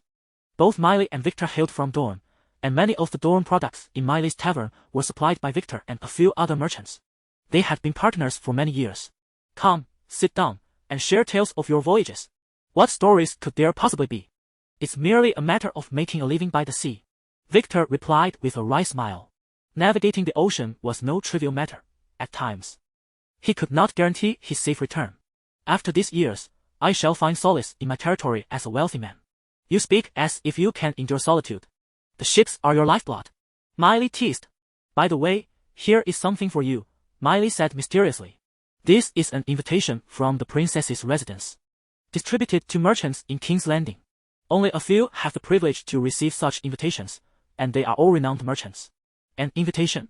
As he opened the envelope, a delightful fragrance enveloped the air, startling Victor with its allure. What is this?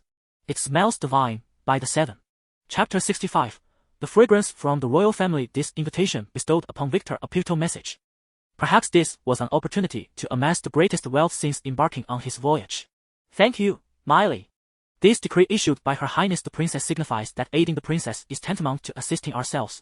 We, the lords of the realm, are well aware of this. Although Miley was originally from Dorne, she had long resided in King's Landing, having come to regard it as her true home. Within the princess's residence, the handmaidens, including Ely, Yelpo, and Rebecca Stone, were tirelessly engaged in their preparations. Let us arrange the seating in a most splendid manner. Have the chefs gathered all the ingredients for the feast? They were determined not to allow the princess to suffer embarrassment before the nobles and merchants, thus diligently directing the servants and subordinates. As time progressed, more guests arrived, and the ladies in waiting along with the guards began meticulously scrutinizing any potential inconveniences within the princess's abode. The sumptuous banquet prepared by the chefs of the Red Keep included chestnut soup, crusty warm bread, a salad of apples and pine nuts, eel pie, honey-glazed ham, buttered carrots, white beans with bacon, and roasted swan stuffed with mushrooms and oysters. Although extravagant, such is the nature of the nobility, and Rhaenyra could hardly offer them black bread. Before entering the banquet, the guests partook of a piece of bread sprinkled with a hint of salt at the entrance. Seated at the head of the table, the princess addressed her guests. Welcome to the invitation banquet at the princess's residence. We are grateful for your highness's invitation. The merchants and nobles rose in respect, displaying utmost humility towards the royal heir. As the atmosphere of the banquet grew increasingly convivial, the merchants felt emboldened, raising their glasses and engaging in merriment with nearby friends. Unperturbed by any potential disfavor from the princess, no guest would forsake the rights afforded by bread and salt. Subsequently, as the banquet was cleared, the guests were made aware that the evening's theme was about to be unveiled. The purpose of this soiree was to introduce an important royal product, primarily aimed at the indulgent nobility. We shall extend the royal products to the families and territories along your trade routes, ensuring substantial profit for you. It is a mutually beneficial venture. Rhaenyra signaled to her handmaiden to distribute the products to each guest. Victor steadied himself, gazing at the exquisite glassware before him, within which lay shimmering liquid. I have named this perfume, capable of dispelling body odor and unpleasant scents, with a fragrance that lingers delightfully. For the nobility, this represented both etiquette and honor. The distillation process yielded not only the perfume but also alcohol, a valuable commodity for its disinfecting properties, capable of mitigating the ravages of war and curing certain ailments. The perfume, too, was a byproduct of this endeavor. Initially, Rhaenyra had not given it much thought, but upon the arrival of Lana, she recalled her past experiences with her companions in the Red Keep, where they crafted deodorants from fresh flowers, thus uncovering this lucrative venture. The Lana family spice town also housed a wealth of the raw materials she required.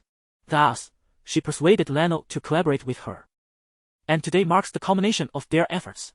The nobles held a piece of white glass, meticulously crafted to resemble a block of ice. This perfume, inspired by the North, piqued curiosity as someone opened the bottle, releasing an enchanting fragrance that enveloped him. The crisp sense of mint and pine evoked memories of a wintry landscape, as if one were amidst the tundra, where the raw essence of bitter, desolate wilderness was distilled from the nascent growth of flora. The nobles hailing from the north were instantly captivated, while individuals from other regions expressed their keen interest in this aromatic concoction. Victor picked up a bottle adorned with a red serpent motif, instantly recognizing it as the essence of Dawn. The Dornish are known for their penchant for snake stew and spicy fare. Upon gently uncorking it, a fragrance wafted forth once more. It resembled the dry, granular scent of amber resin from the desert, reminiscent of the sweltering air above this arid land. The vessels from the riverlands, not to be outdone, unveiled a bottle of rose-hued green perfume, reveling in the aromas of roses, preserves, and rich cinnamon. They too were quite pleased with the representative scent of their own lands, conjuring images of innocent, charming riverland maidens. The nobles from Storm's End opened a bottle engraved with a castle amidst a tempest, experiencing the duality of blooming flowers amidst torrential rain and the sweet aroma of ale. Meanwhile, the affluent Lannisters, with eager anticipation, opened a glass vial inscribed with images of gold mines and lions, becoming enraptured by its serious, opulent fragrance. Representatives from the Iron Islands attended the soiree as well, a unique subset of their kind, inclined towards commerce. Rhaenyra accorded them the respect they deserved, crafting a scent that embodied the essence of smoke, gunpowder, and the sea. For many merchants, who spent their lives amidst foul odors, the experience of inhaling such exquisite perfumes was sheer bliss. Moreover, this commodity known as perfume, if introduced to various vassal territories and city-states, would undoubtedly gain the fervent approval of the nobility. However, Rhaenyra had yet to conclude her presentation from the dais. Next, she unveiled the royal fragrance. This distinctive potion was etched with the image of a golden dragon, infused with sulfur, dragon's breath, and frankincense, symbolizing the majesty of dragons and the Iron Throne. Exclusively for royal use, commoners were forbidden from employing it. Yet, who among the common folk would ever indulge in perfume? As long as one could procure it with ample gold dragons, Rhaenyra would merely turn a blind eye to any noble clandestinely utilizing royal fragrance. This was but a ruse. If a merchant heeded her words and refrained from stocking up, only then would she truly be vexed. There remained another bottle, its silver and purple exterior filled with pale golden liquid, inscribed with an unintelligible script. This perfume was named Valyrian. From it, one could discern the aromas of burning, flames, antiquity, and parchment, exclusively for the trade cities of the Valyrian descendants. In conclusion, Rhaenyra cast a knowing glance at the merchants with trade routes to the city-states, and they promptly understood her intent. This is the royal offering. What are your thoughts, Your Highness? I believe that perfume will become a luxurious commodity all the rage among the nobility. Victor spoke first, yet he was not the only one to perceive this opportunity. The air was abuzz with fervent discussions. Your Highness, this truly is a magnificent innovation. Your Highness, allow me to relay a message to my father, urging him to come to King's Landing to acquire the perfume. Indeed, perfume is nothing short of a formidable weapon, a single bottle capable of enchanting all women. To create varied fragrances, one merely needs to alter the ingredients.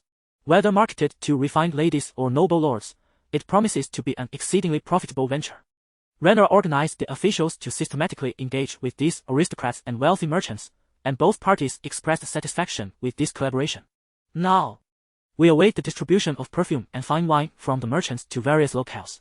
Previously, King's Landing was a weak link in the trade network, but thanks to Rhaenyra's efforts, this situation is poised to transform. However, these are merely high-end product lines, sufficient only to enhance the royal treasury's gold reserves. To govern the realm effectively, agriculture and handicrafts must still be developed. With the advent of perfume, soap must surely follow. In this era, people have learned to utilize animal byproducts for cleaning supplies, and industrializing this process could yield substantial income.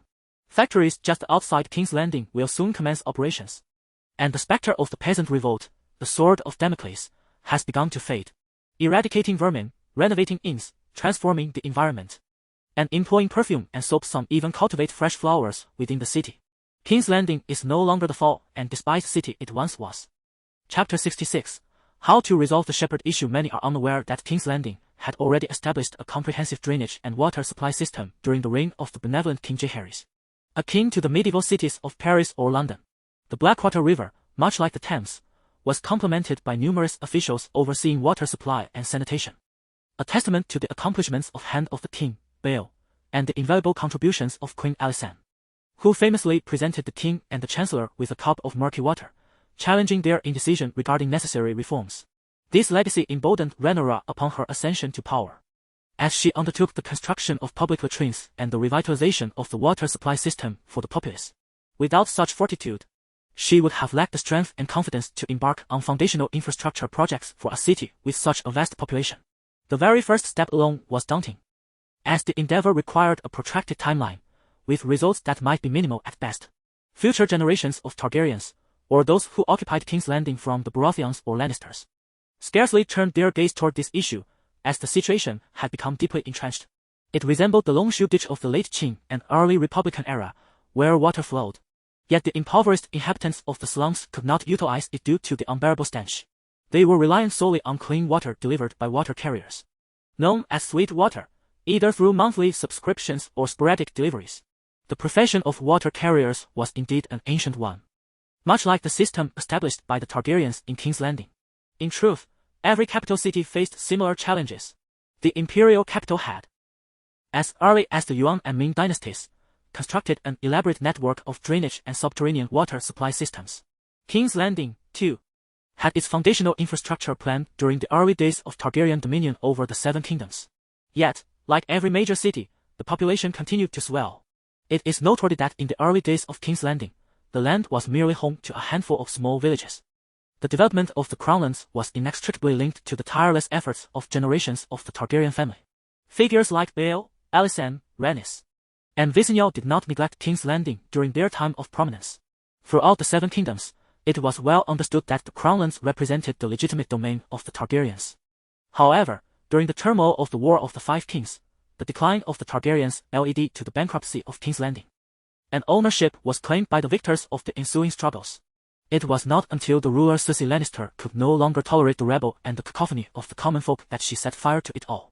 Cersei's disdain for King's Landing and her reluctance to seek counsel from her advisor stemmed from her lack of political acumen.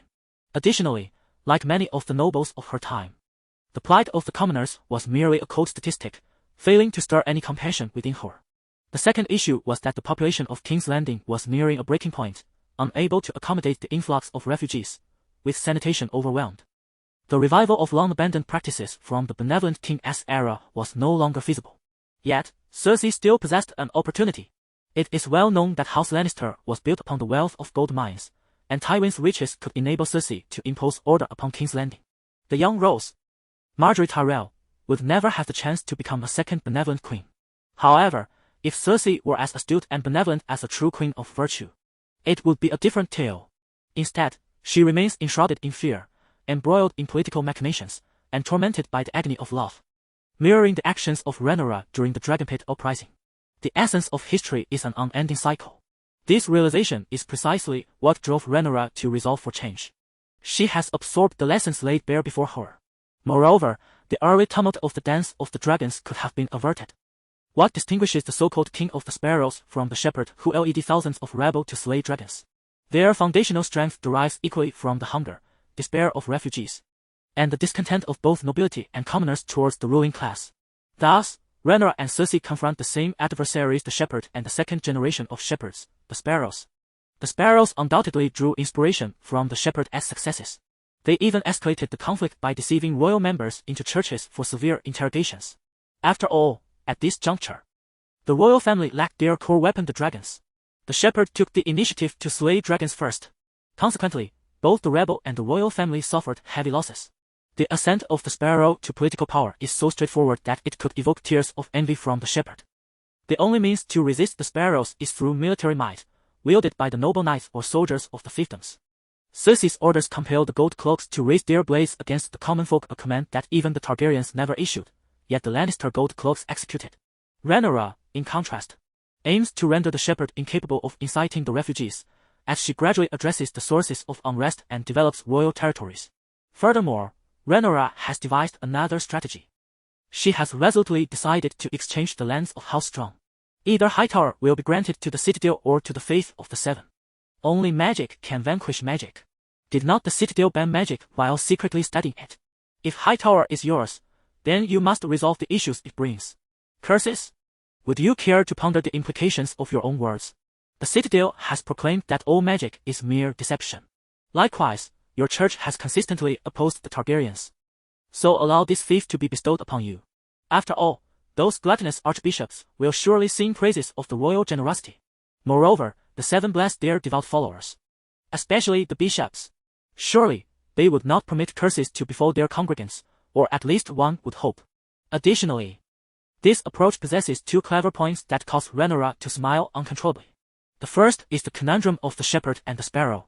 It is crucial to recognize that their religious leadership lacks financial resources. How did the sparrow sustain his followers? Beyond the generosity of a few nobles, they covertly organized efforts to exploit the royal woods. The royal woods, a prime piece of land belonging to the crown and historically untouched by others, is the personal property of the king. Moreover, The royal family's utilization of it is minimal, merely hosting a hunting tournament to fulfill social obligations. The flora and fauna within the royal woods could undoubtedly sustain a myriad of sparrows. Upon learning of this matter within the Red Keep, Cersei was incensed, her fury erupting like a tempest. The imperial forest is none other than the private estate of the royal family, a treasure trove for her and her son. They had scarcely convened any hunting or tournament gatherings when the sparrow began surreptitiously exploiting and devouring the resources belonging to the crown. It is no wonder that Cersei is incensed, given that both the sparrow and the shepherd are in dire need of funds. They would undoubtedly aspire to seize the lands of Harrenhal, which fall under the church's jurisdiction. Despite its ominous reputation, the vast expanses of land developed by the noble lords and the grandest castle in Westeros hold immense value. It would be delightful for Rhaenyra to observe the ensuing chaos as the bishops, who indulge in youthful pursuits, and the scheming sparrows clash fiercely over Harrenhal. Furthermore, Rhaenyra's reputation would soar to unprecedented heights. Historically, no Targaryen has ever bestowed lands upon the church or the citadel. The lands donated by King Aegon and Alysanne were granted to the Night's Watch. Either Rhaenyra would earn a name for her benevolence and support of scholars, or she would be universally acknowledged throughout the Seven Kingdoms for her piety and compassion.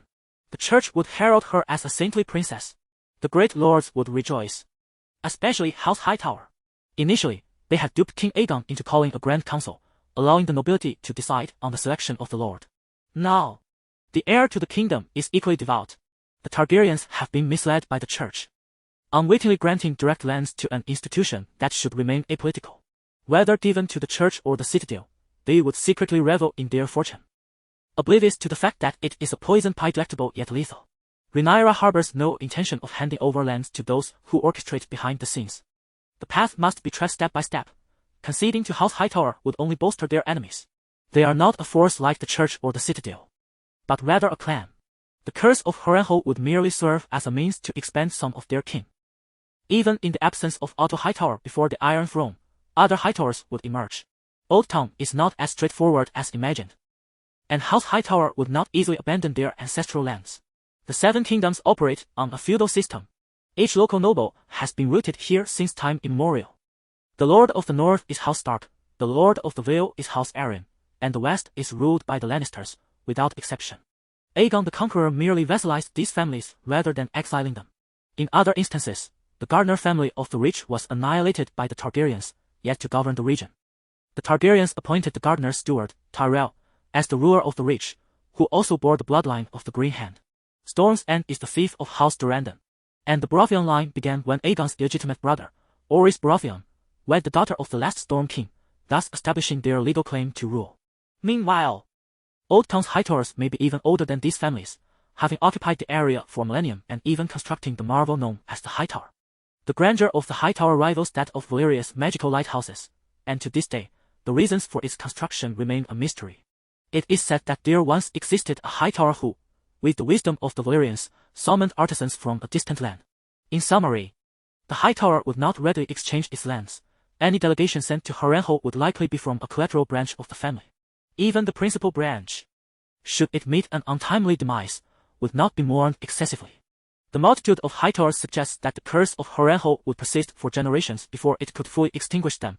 Indeed, one might as well unleash a dragon to raise the city. Thus, such a subtle maneuver should either be directed towards the citadel or the face, as this represents the most prudent consideration. Moreover, even if the Hightower were to fall under the weight of a curse, there may well be means to dispel it. Let us not forget that during the War of the Five Kings, the few who delved into the arcane arts included the venerable Old Town Elder, Hightower, and his eccentric daughter, who devoted decades to the study of magic in Old Town. Individuals akin to him are likely innumerable throughout history, for they too possess the glass candles of Valyria. Chapter 67, The Rebel Clement, Exercise Caution. At this moment, the Dragon Cavalry was engaged in fierce combat with bandits, and Leon, as the captain of the scouting detachment, was diligently executing reconnaissance duties. After feeding his steed a handful of beans soaked in brine, Leon called out to his comrades stationed ahead. They had already penetrated deep into enemy territory. This encampment served as the largest gathering of bandits along the banks of the Blackwater River. After a series of thorough sweeps, the bandits had become utterly terrified, and thus this location had attracted a multitude of scattered bandits fleeing the battlefield. These marauders, unlike the foolish half-brothers of the noble Owen from Blackwater, were imbued with foresight and intelligence. They were acutely aware of what could be looted or burned. Yet they treaded cautiously, mindful of the nobles' threshold for extermination. The arrival of the dragon cavalry shattered this precarious equilibrium. They were more elite than the private soldiers of the nobility, and their morale surpassed that of ordinary knights. Should these bandits be pursued by such formidable foes, it would indeed become a nightmare for them. Moreover, these horsemen understood the art of plunder better than the bandits themselves. Under the pounding hoofs of the soldiers, the bandit camp was rendered barren. Women and children were relocated to unclaimed lands for cultivation, and the wealth confiscated from the bandits was transported in droves from the Blackwater River to the royal capital, resulting in revenues that far exceeded the costs of war since the dragon cavalry's deployment. Rhaenyra had acquired several vessels on the Blackwater River, positioning herself as one of the major stakeholders in maritime trade.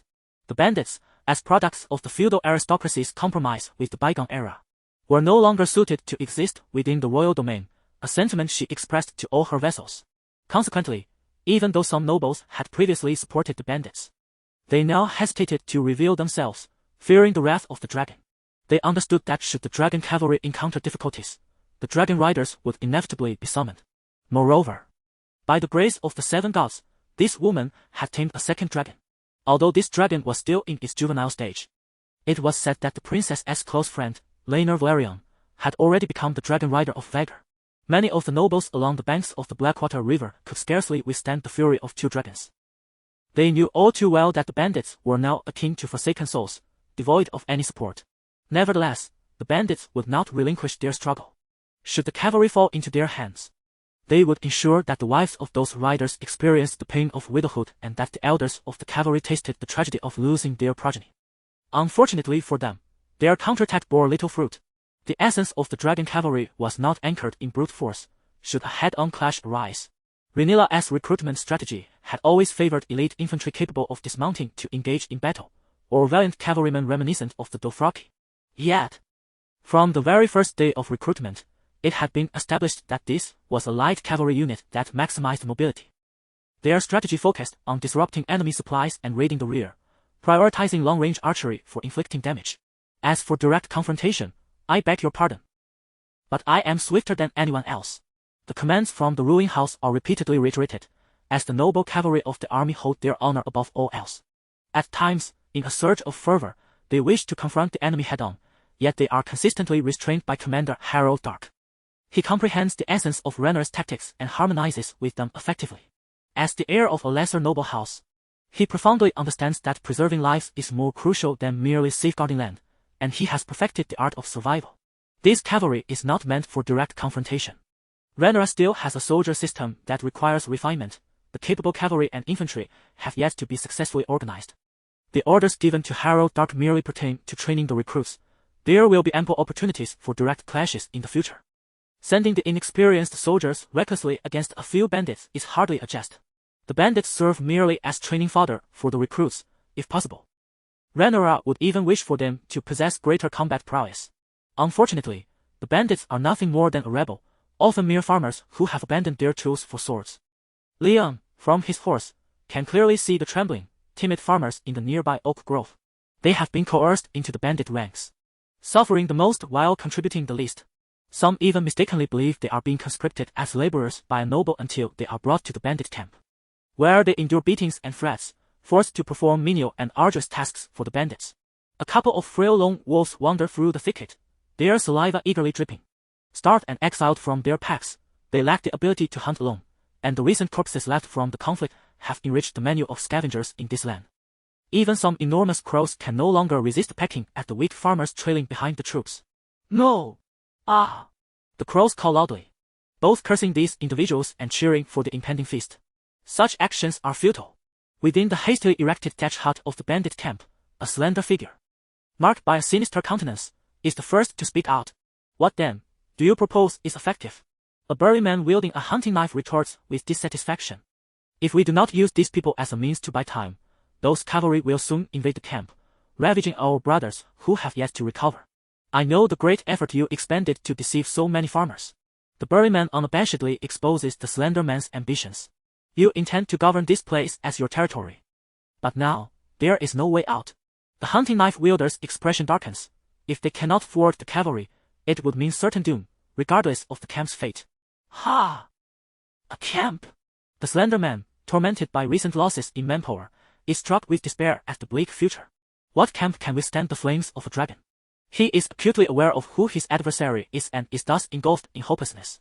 I told you not to recruit the fleeing bandits. Now look. We shall capture them all. No one shall escape. It is too late to speak of anything now. The gaze of the Hun warrior gradually transformed into one of resolute determination. The rhythmic sound of hoofbeats drew nearer. What was the matter with those wretched farmers? Even with 100 pigs, it would take them half a day to catch them, wouldn't it? As expected, 2 bandit leaders appeared outside the dwelling. Their eyes fell upon the scene where the cavalry had already ventured from the forest bordering the camp towards the center. The farmers, deemed expendable, harbored no desire for death. They hastily discarded their weapons and knelt in surrender, hoping that the noble lords would spare their lives. Leon had already dispatched his comrades to relay the intelligence and captives from the forest to Harrow Dark. Chapter 68, The Aftermath of Hatching the Young Dragon. The news of the second dragon hatching from its egg, shattering family records, not only brought joy to the monarch upon the Iron Throne and the loyal nobles of the royal party, but also filled the common folk in King A's Landing with a sense of pride for Rhaenyra. The benevolence of the light of the kingdom had touched the 7 gods, bestowing upon her the unique honor reserved for House Targaryen, as the tavern conversationalists speculated. However, Hand of the King Otto Hightower found no joy in this momentous news. Instead, he brooded alone in his residence. I had initially believed that sending away Daemon Targaryen was a strategic move, removing a valuable ally from the Iron Throne. Yet it had inadvertently aided that young girl immensely. In truth, the relationship between Daemon and Viserys was exceedingly delicate. Both were descendants of Prince Aegon. Yet their circumstances were fraught with turmoil. Viserys once rode the fearsome dragon Balerion, but by the time it reached him, the great beast was nearing its natural demise and soon perished. Queen Aemma Arryn, though of dragon lineage, had never tamed a dragon of her own.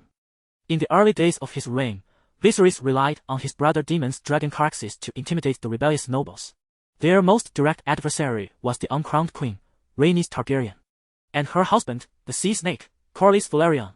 The uncrowned queen hailed from noble lineage, being the firstborn of Prince Aemon of Dragonstone and Lady Jocelyn Velaryon. Aemon was the crown prince, while Jocelyn was the half-sister of the late King Jaehaerys, the last child of Duke Roga of Storm's End and Queen Alysanne. Just as the Vale stood beside Rhaenyra, the Baratheons of Storm's End resolutely defended the rights of the uncrowned queen. The Red Queen, Meleys, was the swiftest dragon in Westeros, unmatched by any other. Like her brother, Bloodworm, she possessed a fierce temperament and formidable flames. Once a mount of Rhaenyra's grandmother, she was recommended to the young princess over the aging, slower Balerion by the Dragon Knights, and she did not disappoint. Her prowess was acknowledged throughout the 7 kingdoms. Later, the uncrowned Queen Rhaenys inherited this dragon and even insisted on riding her during her wedding to Corlys, showcasing her power and status as a dragon rider. Many regarded her as the second in line to the Iron Throne, just behind her father. When Queen Alysanne Targaryen first cradled her, she referred to the infant as our future queen. During the Grand Council, not only did her uncle, Borros Baratheon, rally in support of Rhaenys, but Duke Eddard Stark of Winterfell also became an advocate for Rhaenys and Corlys. Moreover, Rhaenys garnered the backing of House Destin from the Barrowlands and House Manderley from White Harbor. Yet, neither the uncrowned queen nor her eldest daughter, Lena, were considered candidates by the Iron Throne and the great nobles. Ultimately, Rhaenys' son, Laenor, triumphed over numerous adversaries, emerging as one of the final 2 candidates for succession. Rhaenys and Corlys wielded their wealth and influence to persuade various lords to cast their votes for Laenor. This time, they secured the support of notable figures such as Lord Borros Baratheon, Lord Manderley, Lord Dustin, Lord Blackwood, Lord Hightower, and Lord Velaryon. Meanwhile, in King's Landing, Daemon Targaryen rallied his vassals, riding his dragon to champion King Viserys. From the outset, the atmosphere between the 2 factions was charged with tension. Ultimately, Laenor's votes fell short compared to those garnered by Baelon's son, Viserys. In the aftermath, the jester Mushroom, who had frequently belittled female rulers, posed a soul-searching question: what does Viserys possess that she lacks? Is it that one appendage which confers kingship? If such a thing could grant one the throne, then surely I should be chosen. Mine is thrice the size of Viserys' ass. Mushroom referred to Rhaenys as the queen who never was, a title that gained widespread traction among the common folk of the 7 kingdoms. During Viserys' reign, Rhaenys wielded significant influence over half the realm, while the presence of the sea snake, Corlys, remained a thorn in Viserys' side. The gentle-natured Viserys, therefore, found himself reliant on his only brother, leading to numerous tales of discord and reconciliation. The relationship between the brothers was complex, characterized by both affinity and dependence, as well as a shared ambition for the throne. The younger brother, Daemon Targaryen, yearned for his elder brother's attention and validation, much like Stannis toward Robert, yet their emotional bond would not fracture, provided Daemon relinquished his obstinacy. Viserys would gladly extend a welcoming hand, setting aside grievances to embrace him at the Red Keep, saying, "Welcome home." However, Daemon Targaryen remained unyielding. He was the wayward prince, abandoning his first wife for a mistress, humiliating Hightower, and mocking the memory of Viserys' child who had perished a mere day after birth. Like Corlys, he would never cease his fierce struggles. Whether the absence of external forces, such as the Sea Snake's family, would have led to a fraternal relationship akin to the tragic events of the Gate of the Black Tortoise remains uncertain. Ultimately, however, the two brothers bore together the burdens of fate and trials. Under the formidable influence of the Queen who never was, they leaned on each other following their parents' demise. Yet their bond lacked the harmony found in Dorne-esque grass and serpents or the Heart Tree and Ravens of the North. Only one victor could claim the Iron Throne. The Red Queen was not a queen, and while dragons are indeed mightier than worms, Rhaenys and Daemon had already missed their chance at sovereignty. Yet, true dragons do not fade into obscurity. The Seven Kingdoms have not forgotten their existence, for they remain one of the most significant pawns in the game of power. Otto Hightower, calculating in the shadows, quietly tapped his abacus. The era of the Queen who never was had passed. The long-lived king had buried Rhaenys' last vestige of hope beneath his stable reign from youth to old age. Moreover, a wise queen did not align with the expectations of the great nobles. It was a frail monarch like Viserys who attracted the favor of schemers. Daemon, that fellow, would find no opportunity. He was fit to be a warrior and a leader, yet entirely unsuited to be a king. Hightower reached a conclusion. Although he was vigorous and one of the favorable heirs to the Iron Throne, what of it? No one would support the next Maegor. He aspired to be king. And so be it. Otto wore a sinister smile. Alas, he had rejected the marriage alliance and humiliated Hightower. Had Alicent become Daemon's wife, the king and the dragon would undoubtedly have been within the grasp of our families. Recalling the gem of the old lord's line, his daughter, Otto's expression darkened further. If Alicent remains unclaimed, I shall resort to desperate measures. No one can resist the allure of a tender maiden's embrace. Alicent had always been a crucial pawn in Otto's schemes. In the original history, Viserys wed her largely out of desire. Rumors swirled that the king's brother Daemon had entangled himself with Alicent, and perhaps both brothers. Even their grandfather, the venerable King Jaehaerys, in his twilight years, sought solace in the company of a young Hightower girl during his estrangement from Queen Alysanne, a secret of the court. Alicent Hightower spent her days locked within the Red Keep after the Dance of the Dragons, her spirit faltering after the loss of her children. In her final days, she never once mentioned her husband Viserys, instead often reminiscing about the venerable king, repeatedly recounting Jaehaerys' praises of her singing and the gentleness of her youth. My adversary has changed. The hatching of the second dragon has become uncontrollable. By the time the third and even fourth dragons emerge, who could challenge her position? Rhaenyra's recent actions have left some nobles lurking in the shadows of the Red Keep trembling. They had assumed this wild girl, who preferred riding dragons, would not be a competent political player, easily manipulated by their whims. Yet, they were taken aback as everything transformed. Rhaenyra's position is remarkably secure. Her greatest rivals, Daemon and Rhaenys, have become mere relics of the past. Many nobles who once supported them have now turned their favor towards the current princess of Dragonstone. As long as Rhaenyra's younger brother does not intervene. If Rhaenyra were to learn of Otto's intentions at hand of the king, her assessment would merely be, "You think too highly of me. A third dragon, a fourth dragon." It is important to note that the hatching of the hatchlings was indeed an accident for her. The natural decay power that still eludes her comprehension, emanating from Vhagar, fostered this dragon egg, and she merely aided its emergence through the natural elements in her visions. A mere coincidence. She possesses neither the means to stabilize the hatching of the young dragons nor the methods to tame wild dragons without masters. If she could, she would certainly wish to hatch all the dragon eggs remaining in the dragon lair and on Dragonstone. Hatching a dozen or even dozens. What fear would she have of the commoners and nobles? At that moment, she could transform into the mother of dragons, shading the skies with your wings, my children. Meanwhile, far away on Dragonstone, Prince Daemon, basking in the sea breeze, remains oblivious to Otto's scathing criticism. Even if he were to learn of it, he would not give it a second thought. His attention is entirely focused on his mistress, Xiaomei, who is on the verge of giving birth. It is likely that his youngest will make their entrance into the world in the coming days. How could a true dragon exist without the company of a great dragon?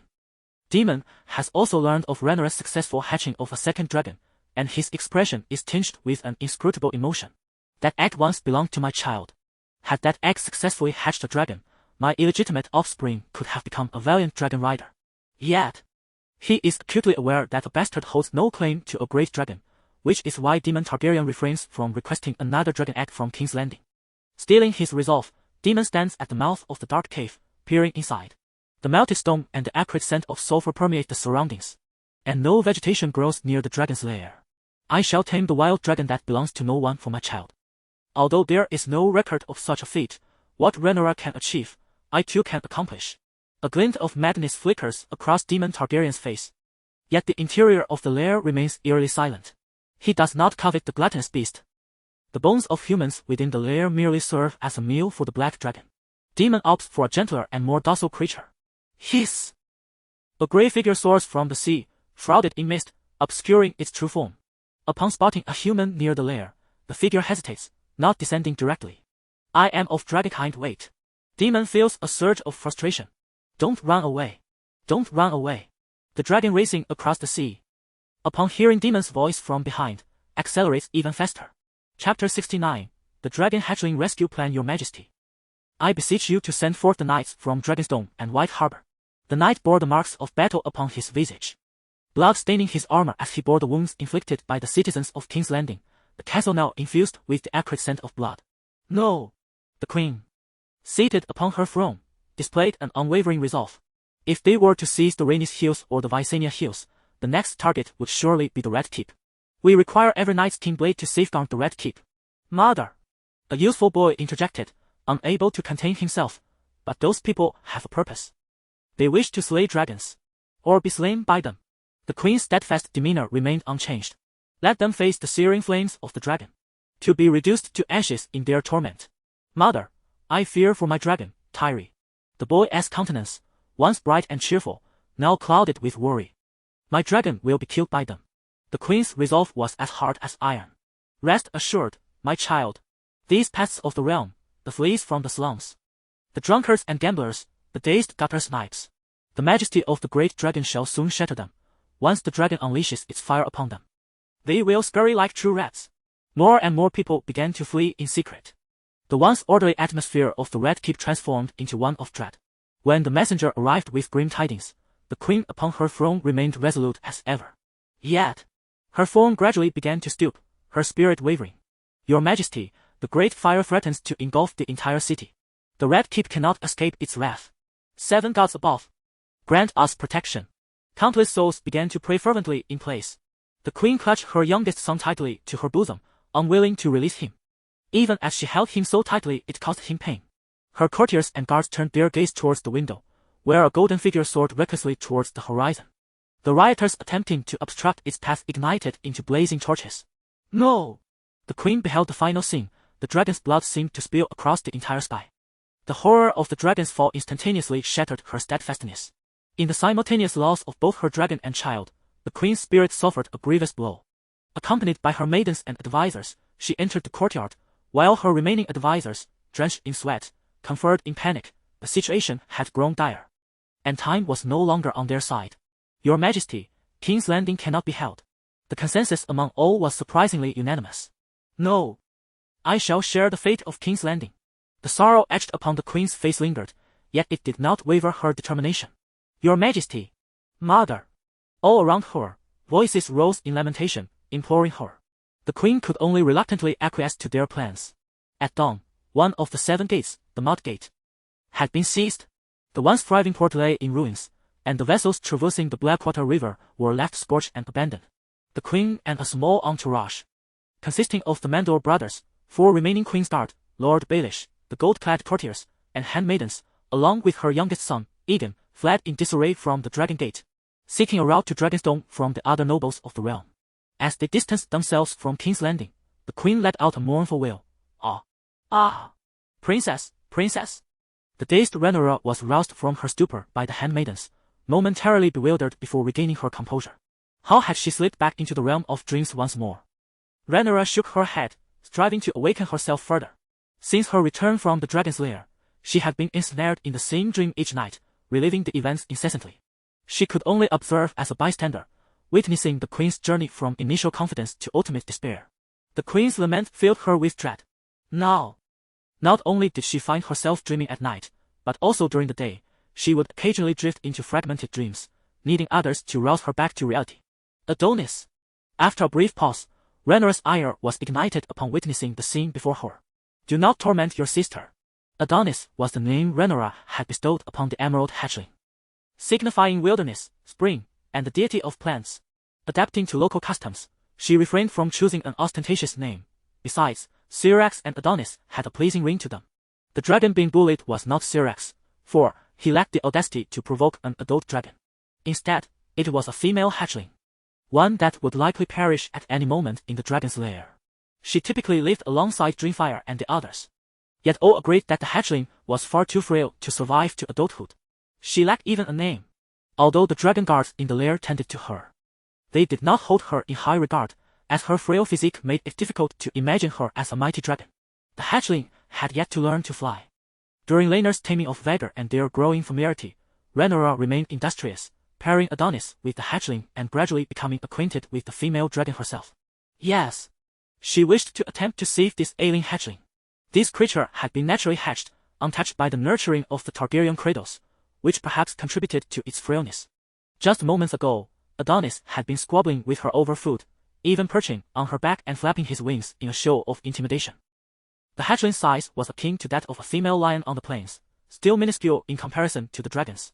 Adonis, born much later, would soon outpace her and leave the hatchling far behind. Sir Sommer, Rhaenyra pondered before speaking. What do you believe is the cause of this hatchling's inability to grow? Its incomplete development. Hearing this, Jan Sommer from the Alchemist's Guild ceased his scrutiny of the two hatchlings at play and replied, Your Grace, I have observed that this hatchling has not breathed fire even once since our arrival. The magical advisor demonstrated his prowess, and upon my confirmation, it appears that this young dragon is severely lacking in the fiery magical essence that is typically abundant within the great dragons. Ah! A dragon can indeed lack fire magic. This truly broadened Rhaenyra's horizons. A dragon's inability to breathe fire is akin to a human's incapacity to consume food or a lion's failure to hunt an anomaly within its kind. The young dragon gently flapped its wings, exuding a human-like sorrow. As long as Rhaenyra turned a blind eye to it, it would not be long before it became a mere addition to the Dragonbone collection in the Red Keep, joining its ancestors in eternal repose. Sir Harwin, how can we rescue this fledgling? Your Highness, this young dragon, began Sir Harwin, pausing momentarily. Perhaps we should take it to Dragonstone and see if it can absorb the fire elements from the magma. No! As soon as the wise elder uttered the name Dragonstone, Rhaenyra felt a sense of foreboding. Young dragons are considered a delicacy for greedy predators, as long as the fledgling lacks any significant combat prowess. It would merely become prey for the adult wild dragons upon arrival at Dragonstone. A faint, wispy sound escaped the young dragon, as if it were echoing Rhaenyra's sentiments. Chapter 70, The Changes in the Royal Forest Prince. Greetings. The dragon guards from King's Landing exchanged pleasantries with Demon, who was struggling with the arduous task of retrieving molten stones cooled by the surrounding lava. Sulfur, firestone, dragon crystal. The dragon guards muttered the commands relayed from the princess, their brows glistening with sweat from the oppressive heat. What is this girl up to? Is she playing house? Demon pondered, his curiosity piqued.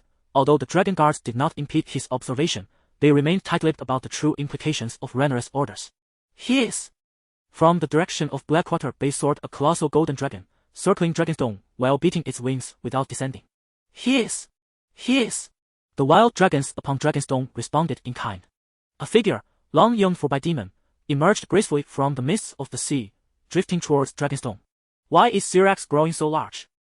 Demon Targaryen gazed at the magnificent golden dragon with a mixture of gravity and confusion. What has it been fed? This is excessive. Rhaenyra too was perplexed by Syrax's transformation.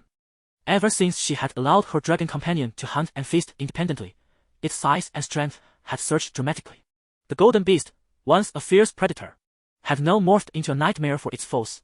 Yet, Demon soon diverted his attention from Syrax as the wild dragon he had recently sought to connect with approached slowly. As he opened his arms, donning a calm smile to greet this wild dragon, Grey Shadow hesitated. Instead, it danced around Syrax atop Dragonstone. attempting to capture the attention of the majestic creature. Clutched in its claws was a freshly caught fish from the sea, offered as a gesture. However, Syrax disdainfully roared in response, hiss! Hiss! The sound of grey shadow conveyed a sense of grievance that even the busy dragon guards could discern. Demon Targaryen found himself momentarily bewildered. Had Rhaenyra been present, she would have realized that the wild dragon, which had been stealthily following Syrax during its solitary hunts, was indeed grey shadow, a mystery unveiled. At that moment, from the largest nest atop Dragonstone, a massive dragon claw emerged. Roar! The sky ignited with dragonfire and smoke. The silhouette of a dragon soaring forth from the lair, confronting Syrax in a dramatic standoff. The golden dragon hovered with an air of seriousness, flanking the black dragon on either side. Grey shadow circled around Syrax, seemingly eager to join the impending battle against the wild dragon. The tension in the atmosphere was palpable. Demon Targaryen's heart raced with both anxiety and exhilaration. Let the battle commence. I wish to witness rivers of blood. Behind him, Caraxes too was eager, yearning to remain by his master's side for protection, yet the spectacle above ignited its bloodlust and fervent desire for combat. However, the atmosphere did not remain as tense as they had anticipated for long. The black wild dragon descended upon Dragon Mountain, claiming the prime position, its massive silhouette declaring sovereignty. The golden figure ascended, carrying the firestones salvaged by the dragon guards from the magma and caverns, heading towards King's Landing. Meanwhile, the grey shadow, as before, concealed itself within the mists at the edge of the sea, eluding any attempt to discern its form, forever elusive. Demon was exceedingly displeased, akin to a cherished toy being snatched away. What was the matter with this grey shadow? I understood its aversion to humans, yet I had not expected that after so many days of effort, it would still flee from me as if I were about to devour it. You would have demon abandoned this pursuit for other wild dragons, but those possess far greater flaws. The grey shadow is reclusive, while the gluttonous one is beyond consideration. The sheep thief is only interested in pilfering the plump sheep of farmers, indifferent to the food offered by dragon tamers. Other dragons would retaliate with dragonfire against those who disturbed them, while Demon continued to fret over his colossal illegitimate child. Rhaenyra had already received the dragon crystals and firestones brought by Syrax. She intended to personally construct a new nest for the ailing hatchling. The geothermal elements from Dragonstone could replenish the hatchling's energy, aligning more closely with the habitat of dragons. This endeavor might enhance the hatchling's constitution, preventing it from descending into the abyss of death. Like the fire, with the princess's attention, this hatchling would receive special treatment from the inhabitants of the lair. A fire would burn ceaselessly beside the nest, and Rhaenyra would occasionally visit to personally feed it, providing additional sustenance. In truth, Rhaenyra's intentions were unmistakable. She had taken a shortcut and acquired Adonis. Perhaps this was also a shortcut to taming a wild dragon without a master. Once she healed this severely flawed hatchling, which all dragon species spurned, it could become one of her sources of strength. Not necessarily a dragon rider, but as long as their relationship flourished, it could assist in battle. You may disregard it, but I see great potential. Rhaenyra's inner calculations were so evident that even Demon on Dragonstone could perceive them. Moreover, this endeavor would not demand significant resources. It merely required nurturing and care. The lair had never ceased to provide for this hatchling, albeit with little success, leaving everyone devoid of hope. The hatchling chirped joyfully, nestled by the fire. Adonis stealthily entered the new nest, intent on claiming it for himself. Come out! The mischievous nature of this hatchling worried Rhaenyra greatly. This was not your nest. Quickly emerge, or I shall whip you. The emerald hatchling exhaled a wisp of dragonfire, its eyes radiating visible disdain. Be obedient, good child. I shall build you a new nest upon my return to Dragonstone. Just as Demon and Rhaenyra were laboring tirelessly for their dragon-taming endeavors, some commotion arose in the royal forest adjacent to the king's domain, as an uninvited guest hurriedly flitted by. Why must they disrupt our lives? Only the Brotherhood can ensure our safety. Perhaps we should kidnap an official and demand a ransom. The murmurs of the crowd persisted, their expressions resolute, and their gear increasingly refined, a stark contrast to their initial ragtag appearance. At this juncture, the leader of the hunters reached a definitive conclusion. It was time to rise and fight. If circumstances did not favor us, then we shall raise every brick and stone wall within King's Landing. Yet, how can we contend with the well-trained soldiers? A voice of dissent arose. Do you believe those soldiers have not hunted us down before? They simply have never kept pace with us. This is our territory. No goat can escape our blades, and no maiden can elude our grasp. What say you? Upon hearing the words of a song that circulated beyond the royal confines, the crowd resolved with determination. This was their haven, where they thrived like fish in water, and outsiders would merely be harvested by these roving souls. Their next course of action was to abduct officials from the Red Keep, demanding a substantial ransom of gold dragons, just as they had done in times past, knowing the king would attempt to eradicate them, yet return empty-handed. However, this time, they had truly stirred a hornet's nest. Chapter 71, The Kingsguard Brotherhood. Your Majesty, please allow the Knights of White Harbor and Dragonstone. Rhaenyra could only proceed with the process, waiting for the dream to awaken. Observing the queen's transition from initial confidence to a howl of despair, the dream did not continue to the next scene, yet she knew the ultimate outcome. Through the unwilling reception of a noblewoman, the queen made her way to Dragonstone, only to be consumed by the sun's flames. Upon awakening, Rhaenyra shook her head incessantly. For most of the dragons in those caverns still bore chains, how could they contend with trained, coordinated dragon slayers? The Targaryens placed too much faith in their mighty dragons. If they were on level ground, true dragons unbound by chains, with the Dragonfire dragons unimpeded by the confines of the caverns, there might still be a chance. As for why the queen harbored such confidence, such steadfastness, and an obstinate belief that she could secure the Red Keep and King's Landing, well, she was a Targaryen. It is said that upon the birth of each Targaryen, the gods cast a coin, one side great, the other mad. Compared to many Targaryens, her affliction was relatively mild. For instance, some Targaryens sought to become dragons through wildfire, while others were devoutly pious to the Seven, bolstering the church's power to the point of resurrecting Maegor from his grave. Some would hurl dragon eggs at their brothers, wishing them dead. And others would legitimize all their bastards on their deathbeds. Truly, there are few normal Targaryens. Aegon the Just and Viserys might be considered benevolent rulers. Yet their convening of the Great Council and the marriage to Hightower directly led to the dance of the dragons. Thus, Rhaenyra could firmly believe in the defensibility of the Red Keep, and she could resolutely reject the King Asgard, Criston Cole, in her youth, pushing him toward the scheming Alicent. Likewise, she could fall deeply in love with her uncle at a tender age. Such is the nature of a Targaryen. However, Rhaenyra believed that her refusal of Cole was justified, even though her manner of doing so was so hurtful that it led to his corruption. I am a Dragon Lord. The world acknowledges my authority. You expect me to forsake Syrax, relinquishing my duties as the heir to the kingdom, to wander as a vagabond in the trade federation with you. Initially, they were undoubtedly in harmony, but how would they live thereafter? Each day would be filled with worries over mundane needs, lacking the skills for survival, waiting at home for his return.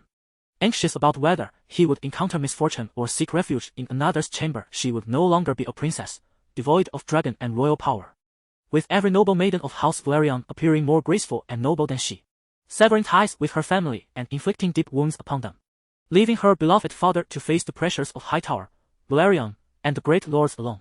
Eloping sounds romantic. Yet she was not the illegitimate daughter of a certain Targaryen. Aegon the Just, in a literal sense, had Celis smuggled across the narrow sea to become a harlot and madam, forsaking her power to command dragons.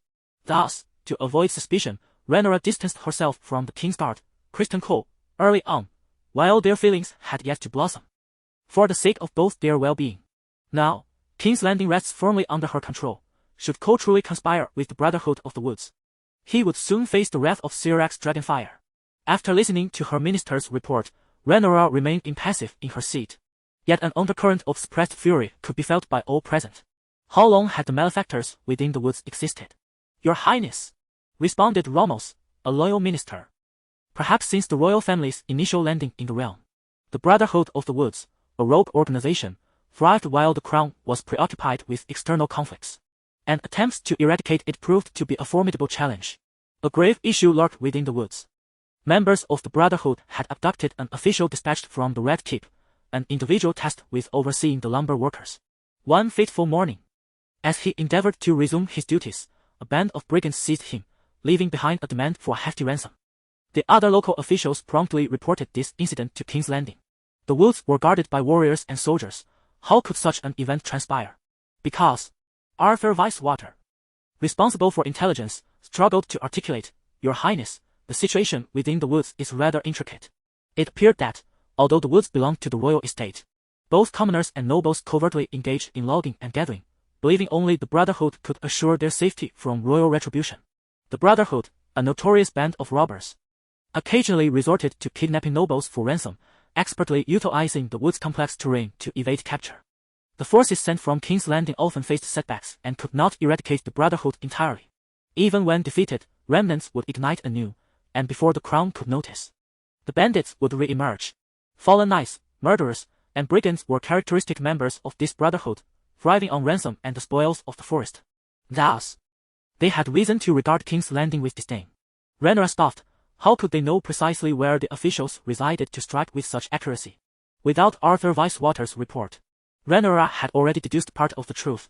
The soldiers within the woods might well turn a blind eye to the Brotherhood's activities.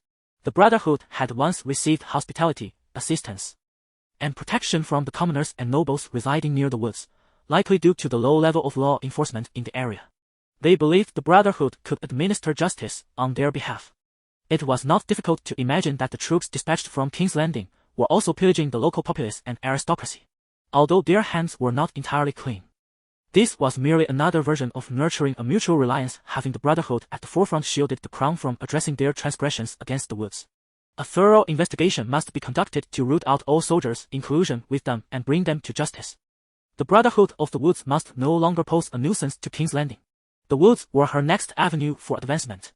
Not only did the cavalry require wooden bows and arrows sourced from there, but industries such as logging, gathering, and husbandry were also intertwined with the woods. Therefore, the stability of the woods was of paramount importance to King's Landing.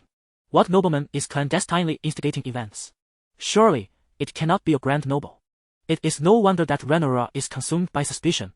Indeed, the nobility of this era bears little distinction from brigands.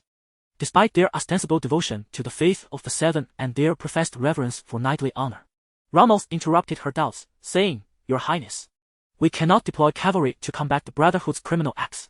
Upon hearing his counsel, Rhaenyra furrowed her brow, realizing the truth in his words. The royal woods are fraught with complexity, dense with underbrush, and inhabited by wild creatures, presenting a formidable battleground for ordinary soldiers. Moreover, her newly formed troops are primarily trained in mounted archery, ill-suited for the confines of the thicket. "Fear not, I am well aware of where to acquire my next contingent," proclaimed the individual seated at the head of the assembly, brimming with confidence. Chapter 72. The Clans of the Crab's Claw Peninsula. A girl, perched upon the back of a dragon, wielded a Valyrian steel sword while soaring swiftly over lush jungles. Before her departure from King's Landing, her father entrusted her with a Valyrian sword for her protection, Blackfire. As for the other ancestral sword, Dark Sister, it was last wielded by Visinio and now resided in the hands of her uncle Demon. Rhaenyra harbored hopes that Dark Sister would not fall into the hands of Demon as illegitimate offspring, thus preempting the legacy of honorable bastards. Blackfire had once been wielded by Maeder, subsequently inherited by the king, and remained a cherished heirloom of the royal family. Ultimately, it was acquired by Rhaenyra's brother, Aegon Au, bolstering the legitimacy of his claim as a half-brother. Rhaenyra had intercepted Blackfire en route. The two ancestral swords of House Targaryen have faced tumultuous fates throughout history. Some assert that Blackfire symbolizes royal power. During the scandal of the noble bastards, it mysteriously vanished into the trade city-states, while Dark Sister disappeared with the vanishing of Brandon Stark. In this era, dragons served as remarkably effective means of transportation.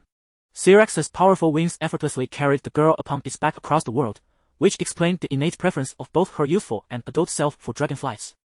Remaining blissfully indifferent to the affairs of state, in the lowlands, clans were conducting a grand funeral. Adorned in furs from their hunts and wielding polished spears that glinted in the light, they appeared to have yet to fully abandon their primitive foraging lifestyle. The young warriors stood resolutely behind a chieftain, while the clan elders danced beside a bonfire amidst the crowd. "Fool! Fool!" the clans howled, expressing their respect and remembrance through primal dances. Such communal gatherings indicated the passing of a significant figure. Not far from the crowd, in a hollow, stood a weathered stone statue with an indistinct visage, its features blurred by years of wind and rain. Yet, one could still discern a female figure, brandishing a steel sword, accompanied by a great dragon. The Crab's Claw Peninsula lies in the northeastern portion of the Crownlands, extending into the narrow sea. The peninsula is desolate and barren, rife with swamps and pine forests, where the clanfolk have dwelt for generations, excelling in combat within the woods and marshes. Each shadowy valley on the peninsula is ruled by its lord, and both lords and their subjects harbor distrust toward outsiders. Most are descendants of ancient ancestors. When the Undos attempted to conquer the Crab's Claw Peninsula, they faced repeated failures. Ultimately, They recognized that they could achieve what swords could not through strategic marriages. The kings of House Darkling from Duskendale once sought to subjugate the peninsula, as did the Mootowns of Old Town and later the Seetica family of Crab Isle. All met with defeat. A most unwelcome guest appeared in the sky, drawing the attention of the elders and chieftains at the funeral, rendering them unable to avert their gaze. The young clansman at the center of the crowd possessed a gaze as keen as a hawk's, sweeping over the dragon and its master, momentarily revealing a glimmer of awe, tinged with fear and reverence. The dragon's leathery wings cast a vast shadow across the land. As the dragon descended gracefully, amidst a blend of fear and reverence from the onlookers, the clan leader approached, accompanied by the elders. "The Clab family extends their heartfelt greetings to the royal family and the dragon," proclaimed the youth, his brown eyes reflecting awe and admiration for the creature. From this young man's words, Rhaenyra discerned that she had indeed reached her destination, Whispering Hold, the gathering place of the clans on the Crab's Claw Peninsula. In the realm of the Seven Kingdoms, the common folk inhabiting this peninsula were unique. Although they acknowledged their rulers, they lived in a state that was only semi-civilized. While they did not resort to cannibalism, their untamed nature was undeniable. They preserved much of their primitive lifestyle, while also distinguishing between nobles and leaders. The young noble who approached to pay his respects was the inheritor of the Whispering Hold estate, thus the clan leader. However, it appeared that his ascension to this position had not been without considerable strife. Blood trickled from his arm, and his steps were unsteady, suggesting that he had recently emerged from battle. Upon inquiry, Rhaenyra learned that this was a customary duel held during the funeral rites of their former leader, a means of honoring their ancestors buried beneath the earth with blood. An elder of notable stature politely inquired about the royal family's purpose in Whispering Hold. Rhaenyra, unreserved, divulged her intentions. The Targaryens sought to expand their dominion in the Kingswood, yet faced the threat of rogue knights and marauders, necessitating the aid of the clans of the peninsula. "I require soldiers skilled in combat within forests and marshes. Only the warriors of the clans can assist me in overcoming this challenge," she asserted, praising their valor known throughout the Seven Kingdoms. Though the semi-wild inhabitants of the Crab's Claw Peninsula often waged war amongst themselves, they united against external foes, ensuring that no noble could dominate here. It was not until the conquest that Prince Aegon dispatched his sister, Rhaenyra Targaryen, to pacify the peninsula. Upon hearing of King Harren's demise, the lords capitulated, kneeling in submission. The queen accepted them as her direct vassals, and henceforth, the Crab's Claw Peninsula remained steadfastly loyal to House Targaryen. The locals proudly regarded themselves as exemplary subjects of the dragon lineage. There was a reason for selecting Whispering Hold as her first stop. The Clab and Blan families had been staunch allies during the Dance of the Dragons, serving Rhaenyra loyally. Furthermore, the young clan leader's elder, Sir C.L. Ment Clab, had been a member of King Jaehaerys' Ice King's Guard, renowned for his martial prowess and often tasked with safeguarding Rhaenyra and managing affairs in King's Landing. Earlier, the elder had communicated with the crown, and the young leader, understanding the intent of the girl before him, immediately dispatched messengers to gather several clan leaders from the nearby castles to meet with their princess. He then invited Rhaenyra to remain and observe the sacrificial ceremony. With the attention of royal members, the young men and women at the festival exerted themselves even more fervently. However, Rhaenyra found herself bewildered by their dances and their wild howls. Once the elders confirmed that everything was in order, they returned to their respective positions to preside over the ceremony. Stealthily, Rhaenyra utilized her mystical sight and was astonished to discover that there was indeed a flow of magical energy coursing through them. The clan members, descendants of the ancients, held no faith in the seven gods, instead venerating the old gods and their ancestors through the generations. The elders brought forth a selection of wild animals and domesticated livestock, using daggers to sever their flesh, which was then piled together. A copious amount of blood flowed slowly from the heart tree into the earth, creating a rather sinister spectacle. Fortunately, it was not a human sacrifice, otherwise, this eerie scene would have incited within Rhaenyra a strong urge to vanquish malevolent spirits. This ritual, seemingly barbaric and sanguinary to outsiders, was an ancient tradition among these clansmen. It was uncertain whether the lack of human sacrifice was due to scarcity of captives or the presence of outsiders, but the bloodiness of the ceremony felt somewhat diminished. Should it be the latter, Rhaenyra would regard this young leader with greater esteem. To command such authority within the clan at such a tender age, earning the respect of both elders and the youthful warriors, demonstrated remarkable prowess and courtesy, leaving no one to suspect that he was but a half-wild man. Chapter 73, The Statue of Whispering Fort. Within the ancestral castle, Arnold Clab graciously hosted the numerous clan leaders who had come to pay their respects to the princess. The relationships among these clans were far from amicable. Having been neighbors for centuries, none had yielded to the other. Alliances were formed, and wars ignited. But submission was never an option. Since Visenya arrived to govern the clans on the Crabclaw Peninsula, few royal members had ventured to solicit their allegiance. The people of the Seven Kingdoms looked down upon the wildlings, even those who had submitted to feudalism. In the courtyard of Whispering Fort, the assembly gazed upon the distant dragon knight. An elderly leader approached to exchange pleasantries.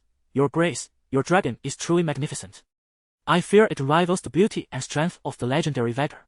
Rhaenyra smiled faintly, retorting that it could hardly compare to Vhagar of yore, the dragon of their ancestors, one of the three that belonged to the royal lineage.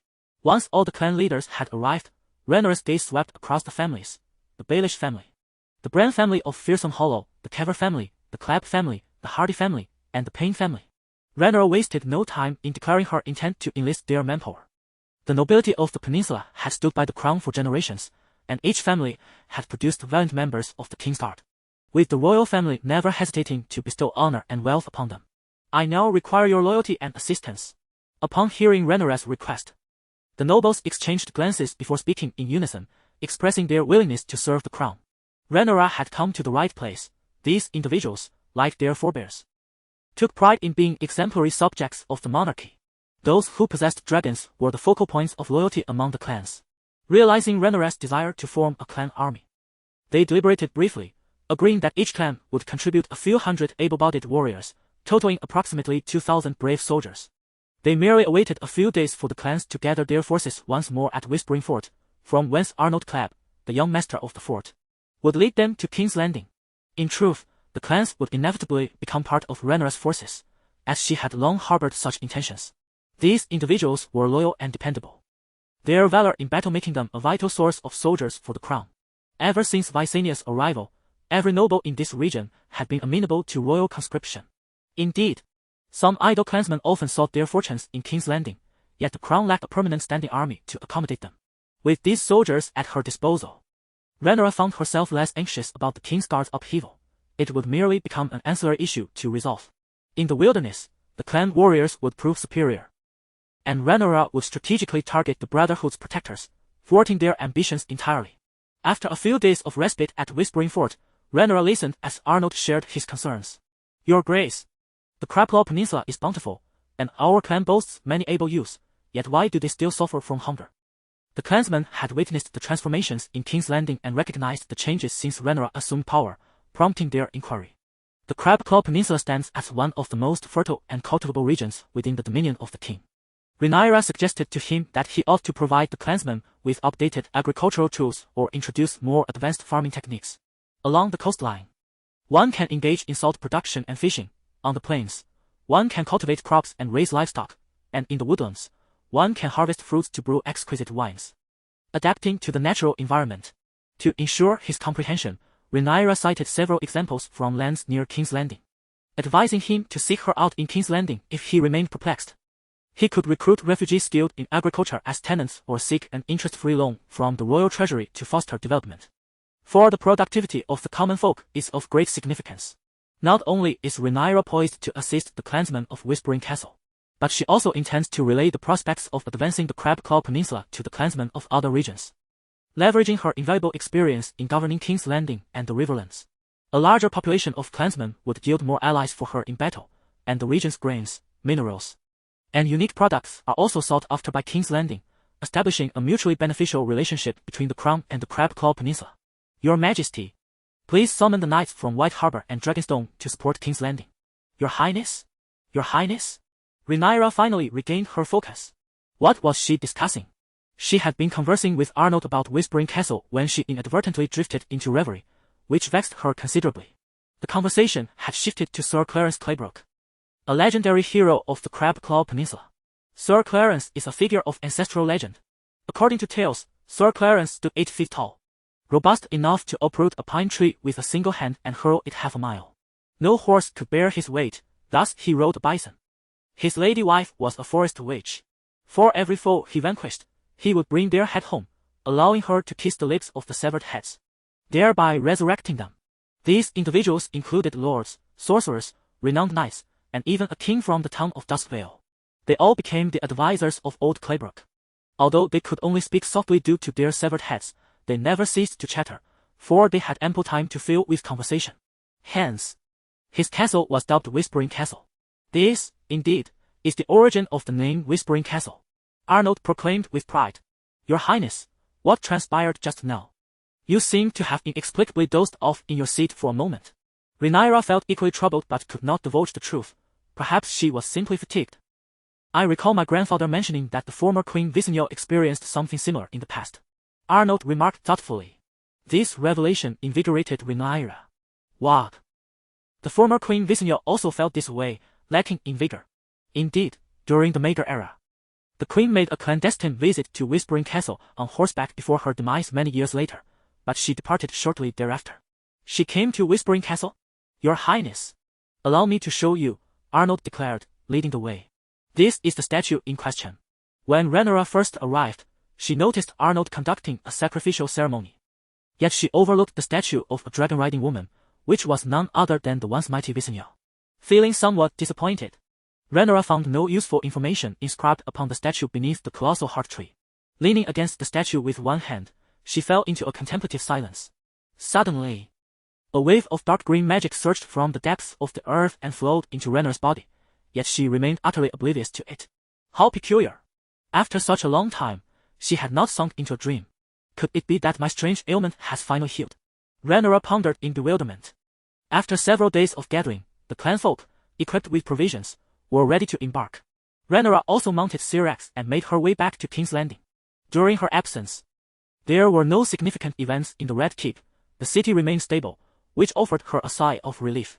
Exhausted, Rhaenyra entered her courtyard and fell into a deep slumber.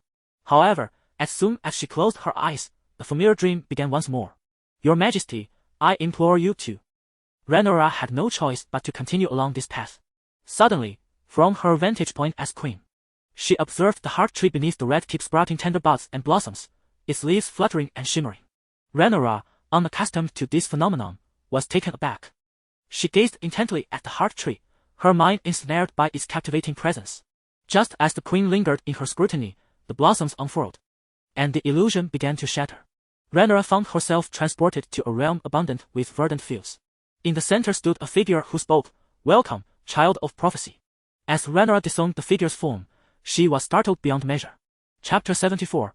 The Last Garden of the Old Gods. The figure before her bore the rough, gnarled lines reminiscent of ancient trees, its body entwined with creeping vines and roots, standing rigidly in the heart of the verdant meadow, adorned with decayed leaves and flower buds of the heart tree. This individual, Rhaenyra recalled having seen this visage among the portraits of her ancestors within the Red Keep. Much like the illustrious dragon, Balerion the Black Dread, born from the ruins of Valyria, she was one of the last Targaryens close to the glorious era of Valyria. Legend spoke of her mastery over ancient combat techniques and sorcery, as well as her profound knowledge of poisons and warfare. This was Visenya, the wife of Conqueror Aegon, the mother of the tyrant Maegor, and one of the 3 dragons of House Targaryen. Though Visenya had lived for centuries, the figure in the center of the meadow appeared remarkably youthful. Child, do not be afraid. A gentle voice resonated. She had witnessed the others. How could this ancestral figure still be alive?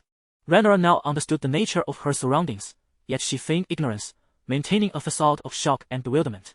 But wait. Could it be that Queen Visenya was an ancient Green Seer? During the tumult of the War of the 5 Kings, the Green Seer was Bran the Broken, a Targaryen bastard, and the time for his birth was yet far off. Rhaenyra's mind raced with the thought, could it be that this venerable ancestor had passed her mantle to the 3-eyed raven? Stunned by her own conjecture, she recalled that the prophets of the old gods were from House Stark. The Starks of the North were descendants of the first men, devoted for generations to the heart trees, endowed with the old gods' favor shapeshifters, with Bran Stark succeeding the 3-eyed raven. As you perceive, just as trees have roots, leaves are destined to decay. I, Visenya, remain in this realm to fulfill the Targaryen legacy. Seemingly attuned to Rhaenyra's thoughts, Visenya spoke of her origin in a tranquil tone. I am not the Visenya of old, merely a phantasm from a bygone era, or perhaps, a remnant of the soul. Primordial return. The term surged in Rhaenyra's mind, knowledge she had gleaned from the notes of summer during her visions. Descendant, you may not grasp where we currently stand. This is the liminal space between reality and fantasy, where light and darkness intertwine, the heart's green meadow, the green dream, the verdant vision. The children of the forest and humanity have bestowed upon it differing names. Here lies the last garden of the old gods. After allowing Rhaenyra a moment to digest this information, the figure continued, "Your presence here signifies your identity." A glimmer of anticipation suddenly illuminated the figure's countenance. "You are the song of ice and fire that all Targaryens await, the prophesied child of destiny." Witnessing the uncontainable joy on her ancestor's face, Rhaenyra felt a wave of embarrassment. She was certainly not that so-called prophesied child. The ancient prophecies of the Ashaya foretell that after the long summer, the stars shall weep blood, and the prophesied child will be reborn in a land of smoke and salt. This individual is none other than the reincarnation of Azor Ahai, who shall draw forth the burning sword from the flames, banish the darkness, and bring an end to the long night. Yet, the true birth of the prophesied child is still a distant prospect, and it seems the esteemed ancestors may have mistaken the identity of this savior. Rhaenyra is acutely aware that the genuine prophesied child is none other than the seemingly oblivious Jon Snow. Why do the Targaryens await the song of ice and fire? It is because, prior to the coronation ceremony, her father, King Viserys, confided in her a secret meant to be safeguarded by the royal heir. The Targaryens fled from Valyria to the shores of Dragonstone not solely to escape the cataclysm, but also due to this prophecy of world salvation. However, the Targaryens remain oblivious to when the long night shall occur. Essentially, the identification of the prophesied child relies solely on intuition. King Viserys fervently believed that his progeny, whether himself or Rhaenyra's offspring, would be the prophesied child, rather than Prince Daemon or anyone else. During the turmoil of the Seven Kingdoms, the Mad King Aerys and his queen shared no affection, yet it was said that their union could produce the prophesied child, thus facilitating their marriage. Both the Mad King and Prince Rhaegar believed him to be the prophesied one, as on the day of Rhaegar's birth, smoke arose from the flames of the summer hall, and tears shed by the living for the dead became the salt. Subsequently, Rhaegar became convinced that his son Aegon fulfilled the prophecy when he beheld a shooting star as Lyanna Martell bore him. They were all mistaken. It is Daenerys Targaryen, born upon Dragonstone, who is the true child of smoke and salt. In the ancient tongue, the term for prince and princess is one and the same, indicating that the prophesied child is not a prince, but a princess, whose dragons affirm her identity. The Night's Watchman, Aemon Targaryen, persistently seeks Daenerys. He had believed his entire family annihilated, yet hope has been rekindled as he searches for his last surviving king. Regrettably, the elder is weary and near the end of his life, and during his long maritime journey through Pentos, the port of Tyrosh, and the Stepstones, he ultimately meets his demise. Following the blood-soaked dance of dragons, also known as the Death of Dragons, many dragons perished, and the dance concluded, leading to the extinction of dragons from the world. It is said that since the death of the dragons, winter has grown increasingly prolonged.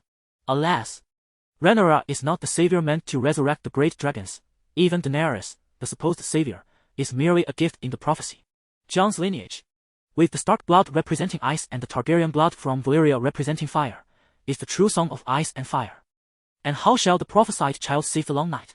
With the hero's red sword, he summoned his beloved wife, Nyssa, plunging the smoking sword into her beating heart, infusing it with her blood, soul, and courage. This is the hero's red sword, the beacon of light. Daenerys is indeed Nyssa. The sacrifice is the essence. The hero's red sword. Rhaenyra recalled the tale of the prophesied child, increasingly struck by the striking resemblance between the crimson sword and the red blade of the red goddess arcane art that hung at her waist.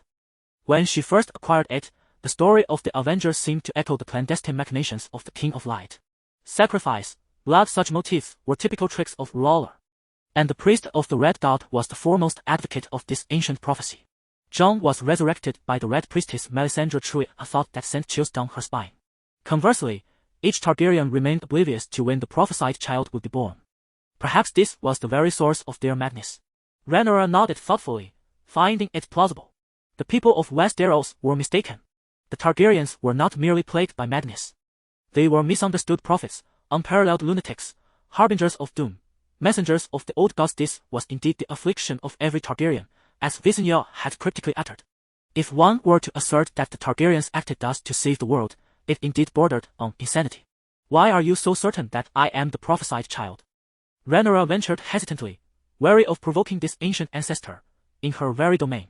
Why is there such a grand heart tree within the Red Keep? Visenya countered. Dreams are a force of nature and the most evident omen. You must have gleaned the truth of world salvation from your own dreams to traverse the green pathway I have conjured. Visenya's demeanor softened, her voice gentle. Only the prophesied child can manifest prophetic dreams. The Targaryens are not forest witches, They lacked the ability to track this verdant realm. Yet the woman before her understood she was not the prophesied child. Would her expression suddenly shift? It was evident that Rhaenyra had awaited someone who never arrived. When the tide of magic ebbed, her contingency, or any magical ploy, would become ineffectual. She had presumed the prophesied child would be born in the Red Keep, gaining access to the dream realm as pathway. This too was erroneous, for the Targaryens had been exiled from their ancestral lands, and that heart tree had likely been felled by successors or marauding soldiers long ago. Rhaenyra believed she had received knowledge of world salvation from her dreams, thus deeming herself the prophesied child. In truth, within Rhaenyra's prophetic dream lay a historical vision, the usurper crowned upon the ashes of the dragon's lair, while she, like a banshee, emitted heart-wrenching wails. It bore no relation to the salvation of the world. As for how she had entered this pathway. Chapter 75. Rhaenyra's dreaming in the illusions. The ethereal side is the key to the forces of nature, serving as the gateway to the dream realm. Moreover, the statue of Whispering Keep, which has absorbed the powers of faith and ancestry over the years, remains unused by Rhaenyra. The source of it all lies within the Valyrian rune, named Illusion, resting in the palm of her hand. Indeed, Rhaenyra discovered that this rune was indeed useful, forming part of the horn. Upon awakening from the dream, she found this relic from the Twisted Lands, brought by the sea serpent Varys, in her grasp. Suddenly, a small shadow emerged from the distant green meadow, prompting an exclamation of delight from a nearby figure. Rhaenyra recognized it at once. Adonis. The emerald-hued young dragon swiftly soared to Rhaenyra's shoulder, gently nuzzling her cheek as if greeting her or inviting her to play. However, the state of the young dragon was peculiar, appearing several sizes smaller and in a spiritual form. It dawned on her that this little creature, upon seeing the ethereal form of the young dragon interrupting their conversation, Rhaenyra understood immediately. Why was there a young dragon here? Rhaenyra was astonished by Adonis's appearance. Rhaenyra smiled softly. Look over there. Following Rhaenyra's gesture, Rhaenyra focused her gaze and gasped. A multitude of colossal dragons in spiritual form lay before her. Sea Smoke, Sunfire, Vhagar, Syrax. Yet, they were all in a dormant state, unlike the lively Adonis flitting about. Do you not know how the eggs of dragons in their cradles hatch? In truth, we Targaryens can communicate with the hatchlings within the eggs through the power of the meadows. However, this is limited to their infancy, and they will soon forget this experience. Without any eggs beside the newly hatched Targaryens, the resting giants and unborn dragons remained undisturbed, not awakening or taking on spiritual forms. Adonis had also assisted Rhaenyra in entering the illusion, observing it frolicking rather than slumbering in the meadow led Rhaenyra to sense its extraordinary nature. These fortuitous circumstances facilitated her entrance into the meadow, where she encountered her ancestor and uncovered the truth. Are we not the descendants of Valyria? How is it that we can harness the power of the old gods' meadows? Rhaenyra could not comprehend. Do you know the name of the former master of this last garden of the old gods? He is. Adonis seemed to grasp their words, diving back into the greenery, disappearing momentarily, only to return shortly thereafter. Yet, it brought along several companions from the meadow. Rhaenyra could hardly believe her eyes. A unicorn, a mammoth, an ice wolf, and among many long-extinct magical creatures, a griffin too. Rhaenyra's voice resonated at just the right moment. The nest of 1,000 birds, the homeland of countless beasts. All that can soar through the sky or run upon the earth must call this city their mother. Once, Westeros was filled with dragons, indeed, in a time long past.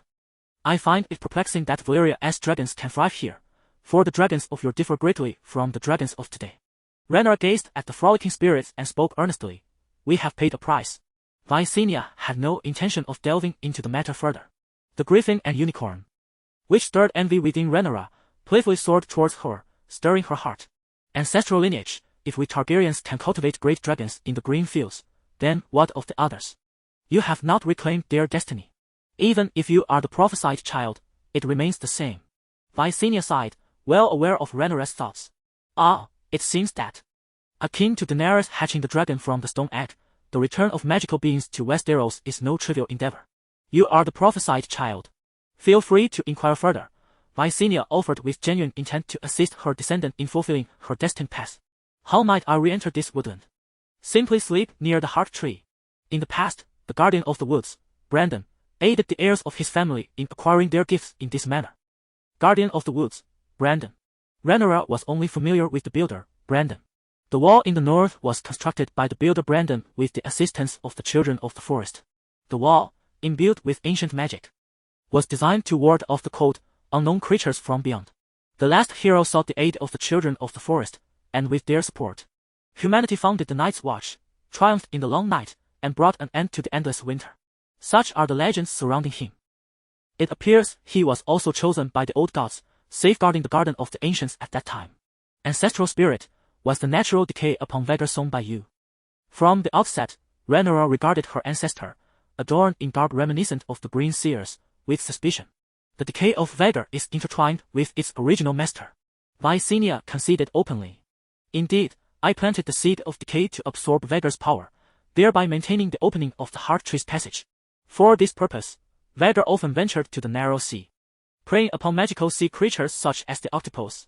Suddenly, Rhaenyra grasped the entirety of the situation. You may wonder why the gentle forces of nature yield a corrupting effect. The true God is real and dual-natured, embodying extremes. The tree mirrors the human heart, the more it yearns for the lofty light. The deeper its roots must delve into the soil, into the shadowy abyss. The tree's stillness invites sedimentation, and sedimentation beckons decay. Unlike water, which flows incessantly, the tree must not linger. Thus, the genuine divine force of nature, the power of decay, the dark roots all constitute true divinity. The true God embodies duality. Rhaenyra contemplated the information she had absorbed. Indeed, Rhaenyra represents the union of the Lightbringer and the Shadowbinder. The Red God, the Old Gods, and even the Seven Gods, all embody this duality. The Seven Gods, but are they not merely 7 statues, 7 pieces of wood? Visenya smiled enigmatically. No. The 7 gods are indeed real. However, while the 7 gods are true, they are not wholly true. The 7 gods are in the process of being conceived. Originally, the 7, as artificial deities, lack divine status. However, the magical tide, which constitutes the fundamental logic of the world, has begun to respond to all beings on Westeros. Thus, the 7 have come into existence. Every sacred vow, every marriage pact, and all the dogmas of the 7 serve to refine both the doctrines and the true essence of these deities through practice. Suddenly, Rhaenyra is struck by a profound realization. The curse of Harrenhal may very well stem from the power of the stranger. The 7 demand, yet they also bestow. Larissa's clubfoot is indeed a blessing from the stranger, the mark of the stranger. As for why the false gods of the Ungols have transformed into true gods, it is undoubtedly due to the unique nature of this land. After all, the site of the true god's fall lies within Westeros. The Green Seer speaks in a calm tone, yet the implications of his words are substantial. Chapter 76, The Sun or the Moon. Westeros is a unique realm. Our Targaryens relocated from the center of power in the world Dragonstone to the periphery of the empire, not merely to fulfill the prophecy of the Dreamwalker Daenerys. This is the land where the true gods fell, a place once supported by an ancient deity, where the tides of magic resonate with the dreams and desires of all beings upon the continent. Rhaenyra came to understand that all the doctrines and tales of the 7, validated in Westeros, imbue the 7 wooden idols with a semblance of faith. Stories, such as that of the Red Chef, a tale of an Undol king who betrayed the sacred rites of hospitality, illustrate the inviolability of holy matrimony and oaths, while cautioning against the fates that befall regicides and kinslayers. This land was once ruled by the children of the forest, then the giants, followed by the first men, and later the Undols. Thus, the tales of ancient wet nurses, of the children of the forest and the elusive Fae, have faded into legend. For the Dominion has shifted to a new protagonist, humanity, the children of this age, whose desires and perceptions have transformed the ephemeral into the tangible. To put it simply, does Harrenhal bear a curse? Indeed, it does. Yet the potency of this curse pales in comparison to the annihilation of entire lineages. Nevertheless, the inhabitants of the 7 kingdoms are united in belief. The curse transcends mere superstition and has evolved into something akin to a decree, intertwining with the power of the 7. Although the 7 remain largely ethereal, this does not qualify as a miracle. The miracles of the Red God, Rhaenyra, are far more palpable. To devout followers of the 7, witnessing such phenomena leads them to proclaim that Harrenhal is not a curse but a blessing. For one cannot resist. One must merely endure. The divine favor bestowed is indeed a blessing. The cursed blade once brought ruin to a family. Yet when this tale reaches the red-robed monks of the Red Temple in the trading cities, they merely smile and declare it a manifestation of the Lightbringer's grace. Had the true God perished in Westeros? Rhaenyra was intrigued by this ancient mystery. It seemed the master of the garden had long since departed from this realm. The Green Prophet sighed softly and pondered, in darkness, how will your fire burn? Will it warm the weary, guide the blind, offer shelter to the homeless and powerless? You may choose how long to burn and how brightly to shine. The true god chose self-dissolution. It was a heart-wrenching image, the mother tree of Westeros. The embodiment of all living beings' dreams, rooted between heaven and earth, ablaze in fierce flames.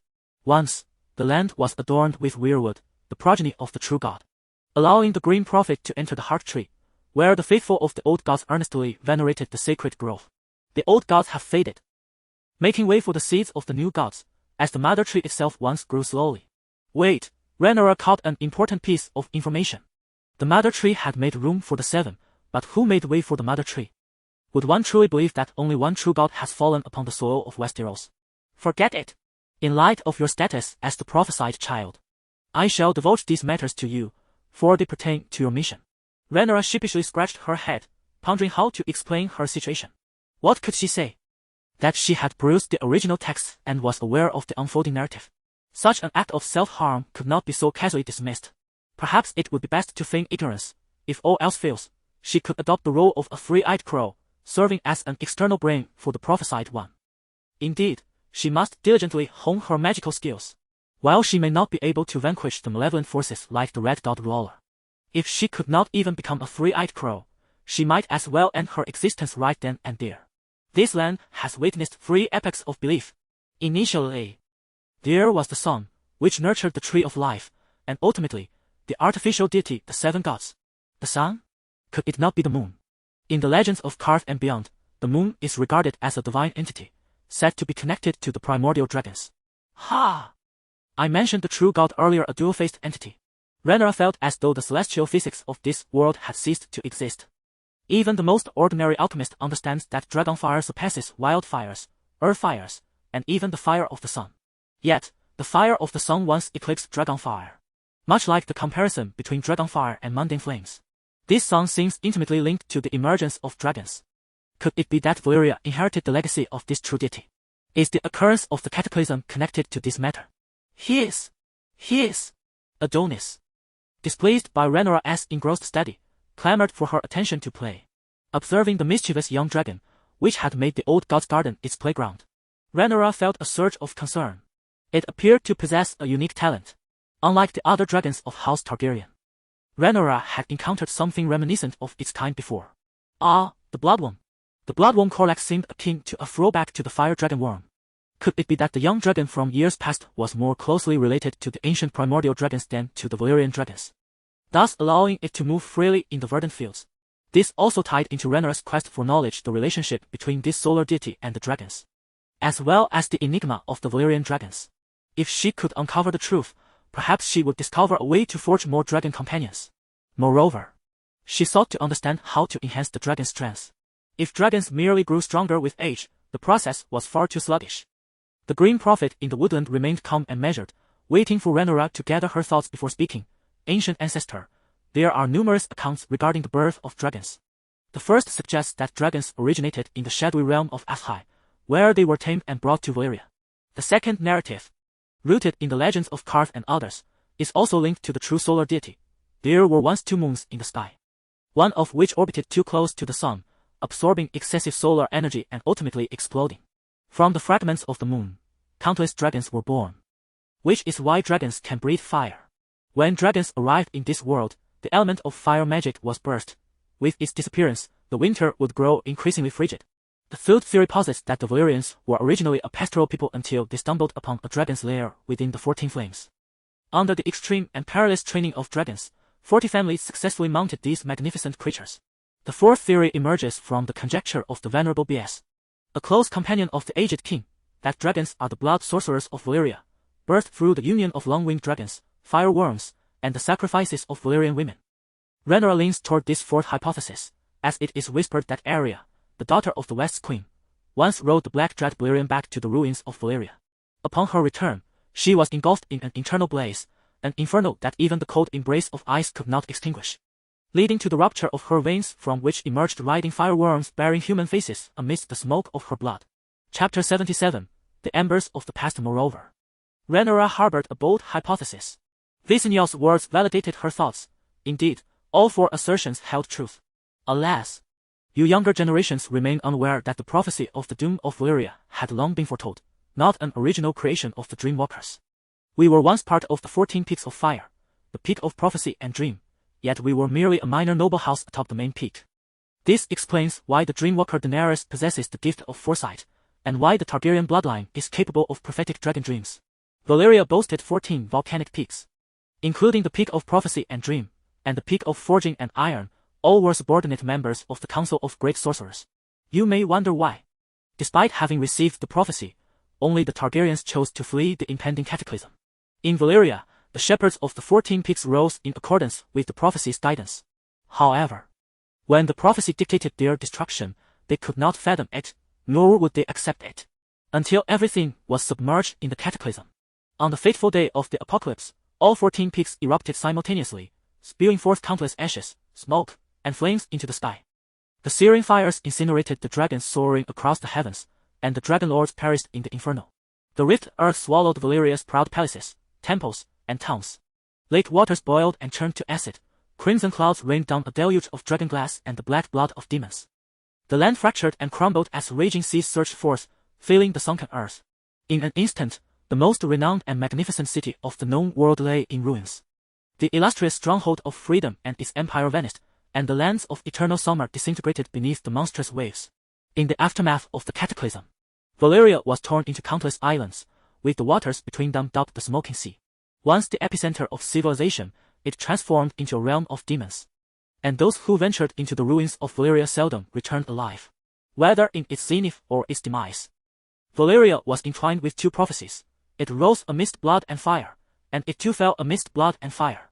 The Valyrians failed to recognize reality. They sought to resist it, even to the extent of slaughtering cities and, at times, attempting to slay gods. The great dragons of Valyria, of course, differed from the dragons birthed by the true god, the sun. The latter paid no heed to the great sorcerers of Valyria, while the former were their companions. The cataclysm was not merely the result of natural disasters, nor solely due to the sudden failure of the spells of the 14 peaks. The gods also played their part in the calamity. It must be understood that the Valyrians were not only adept at dragon riding but also practiced blood magic and other dark arts. They delved deep into the earth, seeking secrets better left buried forever. They fused the flesh and blood of humans and beasts, unwittingly creating grotesque and unspeakable abominations. For these transgressions, the wrathful gods brought about their destruction. The power of miracles comes at a price. The Targaryens, too, are descendants of Valyria. And do we not often give birth to half-dragon, half-human monstrosities? The Valyrian sorcerers conducted research and practiced the art of inducing unions between beasts and female slaves to produce half-beasts. It is said that any offspring born dead from the Targaryen lineage inevitably manifests as terrifying monsters, adorned with scales. It is crucial to note that not all Valyrians possess the ability to ride dragons. Only the 40 families of the 14 Flames can claim such a gift. Although blood magic once flourished in its golden age, it is not without its instabilities. Even dragons may exhibit ancestral traits. Rhaenyra suddenly recalled the wild dragon known as the Devourer, whose age is comparable to that of the Black Death, yet no one has managed to tame him. Perhaps he embodies the ancestral characteristics of ancient dragons, remaining aloof from all dragonkin, rendering the Valyrian tongue ineffective in dragon mastery. Thus, the shattering of the sun heralded the emergence of primal dragons, which roamed the world during epochs long before humanity's existence. As the ages progressed, the Dawn Age, the Heroic Age, and into the present New Age, these primal dragons gradually faded from existence. It was not until Valyria forged its own war machines, the unique dragons of the 14 Flames, that the tide began to change. Nonetheless, vestiges of the primal dragons still linger in the distant lands of Asai and beyond, albeit exceedingly elusive. Rhaenyra pondered the innate talent of the Dragon Mother, Daenerys, to hatch mighty dragons from petrified dragon eggs. A gift that might allow her to command both the primal and Valyrian dragons, a destiny that even deities would envy. The concept of artificial deities is not a novel occurrence in history. The Undos were not the first to innovate in this regard. My dear child, are you not curious about how dragons gain their strength? The Valyrian gods represent the initial creation of artificial deities, and even after Valyria's downfall, their names continue to wield influence within the sea of magic. This explains the royal custom of naming dragons after deities. Valyrian fairies souls to the underworld. Vhagar wreaks havoc in battle, and Meraxes soars through the skies performing their divine duties akin to the 7 gods. In the unique realm of Westeros, while one cannot attain divinity, their power and stature can indeed be significantly augmented. It becomes clear that Vhagar's recent surge in size and strength is due to Rhaenyra inadvertently aiding the fulfillment of several divine roles inherent in her name. such as those of the god of wine and the god of festivities. This is the legacy of Valyria's artificial deities. However, relying solely on this method, Vaegar's growth could not occur at such an astonishing pace. Moreover, factors such as the concentration of magical energy, the potency of spells, and the blood of kings all contribute to enhancing the might of dragons. Our Valyrian ancestors were not merely a name without substance. Rhaenyra undoubtedly possesses the blood of kings, and its significance is far from trivial, as she is the rightful heir. Yet, this is a double-edged sword. While dragons gain strength from it, those with nefarious intentions, sorcerers, priests, and even deities covet the blood of kings as a potent elixir without adverse effects. For instance, the Red God Ruler fervently encourages his followers to sacrifice royal blood, perhaps as a means to manifest numerous divine wonders. A chill ran through Rhaenyra. She felt as if she were the coveted flesh of a monk sought after by every malevolent creature. My dear child, your time is fleeting. In the depths of the forest, a figure spoke earnestly. Under the fateful decree of the Valyrian Dragon King and the annihilation of the Dragon City, the mere possession of dragons becomes a solemn responsibility. Even a bestiality can seek the seeds of the ethereal dragon in the realm of dreams. Every miracle demands a price. We are destined to pay this cost. Prophecies are imbued with magic. They represent the edicts of the seven gods, the desires of the old gods, and the legacy of the sun. Through the generations of Targaryens, prophecies have intertwined with the fate of our entire lineage. To save the world, that is the price we must bear. In the dimly lit chamber of the Red Keep, Rhaenyra stirred from her slumber, rubbing her eyes as if awakening from a mere dream. At the foot of her bed, nestled within a nest crafted from dragon glass, a vibrant green hatchling emerged, blinking playfully at her. I know this is not a dream, she exclaimed, somewhat irritably, to Adonis. Reflecting on the ancestors she had encountered in her dream within the verdant fields, Rhaenyra felt a sense of unease. Saving the world is indeed a formidable challenge. 2 true gods have fallen as a consequence. Moreover, much like my desire to ascend as queen, not all deities are allies. The true god Eternal Sun, whom humanity has never encountered, has his own hidden reasons for his fall. The usurper king, the thief of fire, the gods. It is not only Prometheus who steals the spark of fire. It may also be Larlo. Chapter 78, Receiving the legacy of the Green Prophet. The obsidian-hued room iron block lay quietly in Rhaenyra's palm, its edges curled as if scorched, bearing the marks of time's passage. At first glance, it appeared to be nothing more than an ordinary scrap of discarded material. Yet, it was the key item that would grant Rhaenyra access to the verdant dreamscape. No tangible entity could traverse the realm of dreams, nor could anything from that ethereal domain return to reality. However, this room-imbued iron block defied convention, capable of existing in both realms simultaneously, thus revealing its extraordinary nature. It was a fragment of a horn from one of the Valyrian peaks, and Rhaenyra speculated that it might very well be associated with the prophetic and magical horn of Dream Peak, though its precise function remained a mystery. Within the freehold, the Targaryen family possessed no authority over the horn that symbolized the lordship of the peaks, nor was there any record of such matters within the family archives, leaving Rhaenyra in ignorance. However, as merely a portion of the horn, one could only wonder at the extent of its powers. The fact that a Valyrian could discover this runestone amidst the ruins of a city or island suggested that a cataclysm had left behind a wealth of relics in the freehold. With this realization, Rhaenyra's task expanded. In addition to gathering Valyrian spells, she would also need to collect the scattered rune fragments in hopes of reconstructing the complete horn or learning of others. The rune had proven to be immensely beneficial. Rhaenyra reflected gratefully. Had she not inadvertently awakened the phantasmal rune block, the vision of green crafted by some green prophet within the Red Keep might have faded into obscurity, lost to the annals of history. By fortunate coincidence, the Targaryen family indeed ranked among the nobility of the Horned Peak, allowing this rune to immerse Rhaenyra in prophetic dreams. Yet, due to the horn's incompleteness, she found herself unable to harness its power, trapped within the dreamscape. In a twist of fate, Rhaenyra inadvertently accessed the Garden of the True Gods, gathering a wealth of crucial information. In the realm of magic, knowledge equated to power. And she was not alone in her entry into the verdant dreamscape. The frog folk of the swamplands, the worshippers of the old gods in the north, the green folk of the thousand-faced isle, and the forest witches all possessed similar abilities to glean prophecies from dreams, utilize the visions of the heart tree, or commune with shape-shifting magical beings. They were the established forces of their domains, devoutly adhering to the old gods for untold ages. The number of those who could access such abilities was scarce, each favored by the old gods, imbued with a semblance of destiny. In comparison, Rhaenyra felt like an interloper, having gained entry through a backdoor. Her connection to her ancestors was facilitated by donning the garments of the prophesied child. Had she been merely an ordinary Targaryen or a follower of the old gods, Rhaenyra would not have squandered her hard-won magical essence to manifest in the realm of green.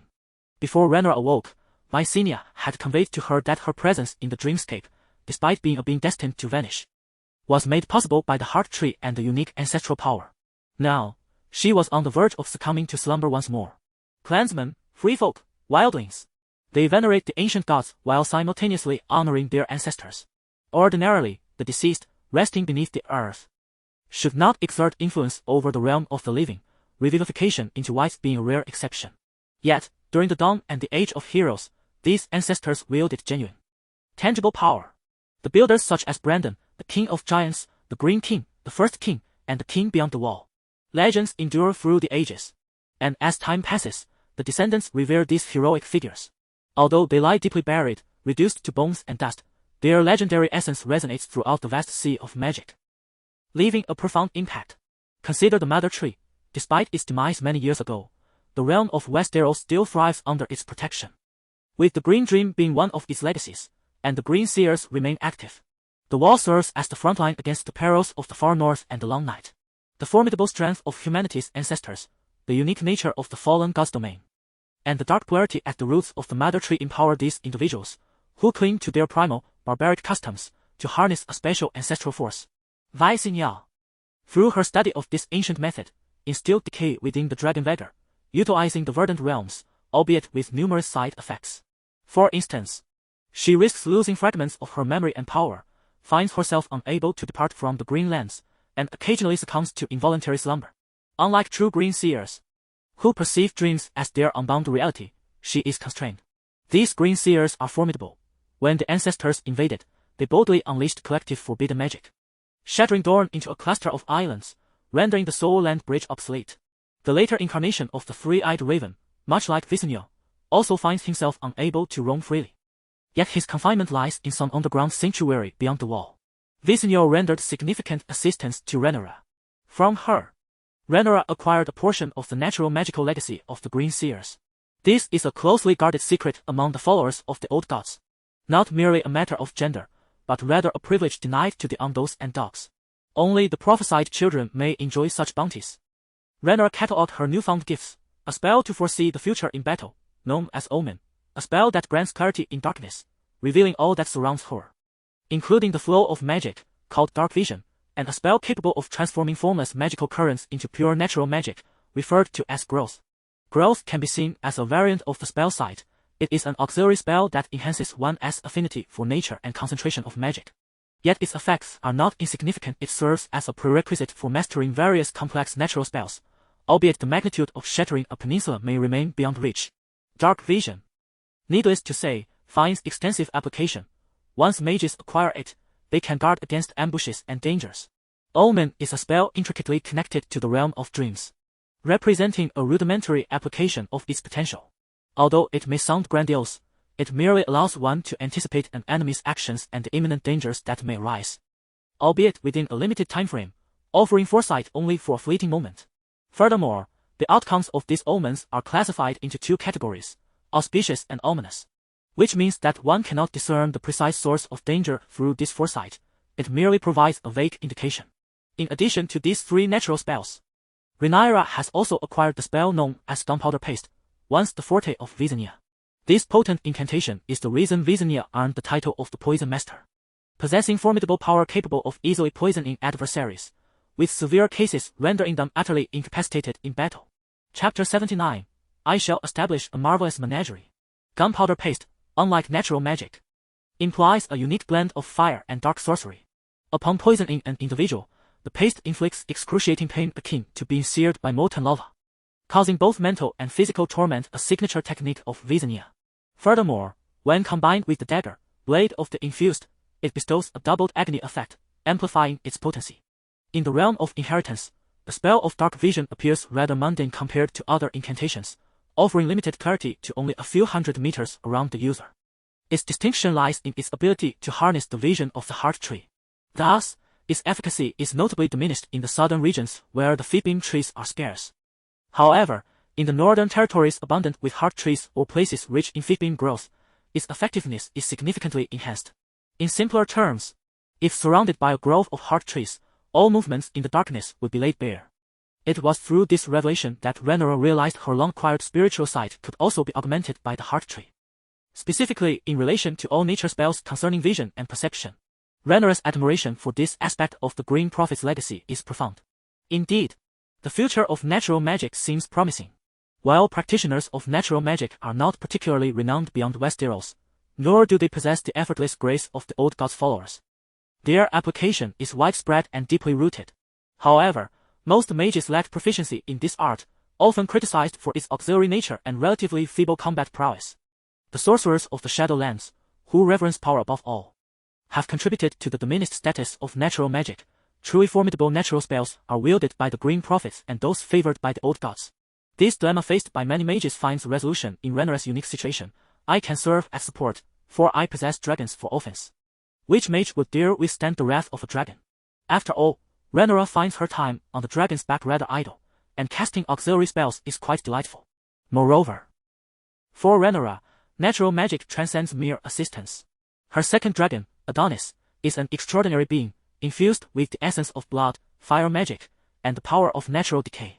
Practicing natural magic not only deepens her bond with Adonis but also enhances his might. The potency of natural magic can expedite his maturation, enabling him to achieve the combat strength of an adult dragon ahead of schedule, and perhaps even more beyond that. This young dragon, though still a mere hatchling, holds great promise for the future. Rhaenyra's pursuit of natural magic harbors even deeper ambitions. The Greenlands are the garden of the old gods, a divine legacy. It can be regarded as one of the greatest treasures of Westeros. To claim that Rhaenyra harbors no aspirations would be utterly implausible. Hope must always be nurtured. The former builder of cities, Brandon, once served as the guardian of the woods. Why should I not aspire to become the sovereign of the Greenlands? Certainly. If she were to truly inherit the legacy of the true god, she would undoubtedly continue the divine will, safeguarding this land and preventing the encroachment of eternal night, striving for the happiness of all humankind. This is a matter for another time. Yet what looms closer are those magical creatures. Much like dragons, they possess ethereal forms within the realm of dreams: unicorns, shadow lynxes, ice wolves, mammoths, griffins, and colossal lions. One should not dismiss these wondrous beings simply because the dragons exist.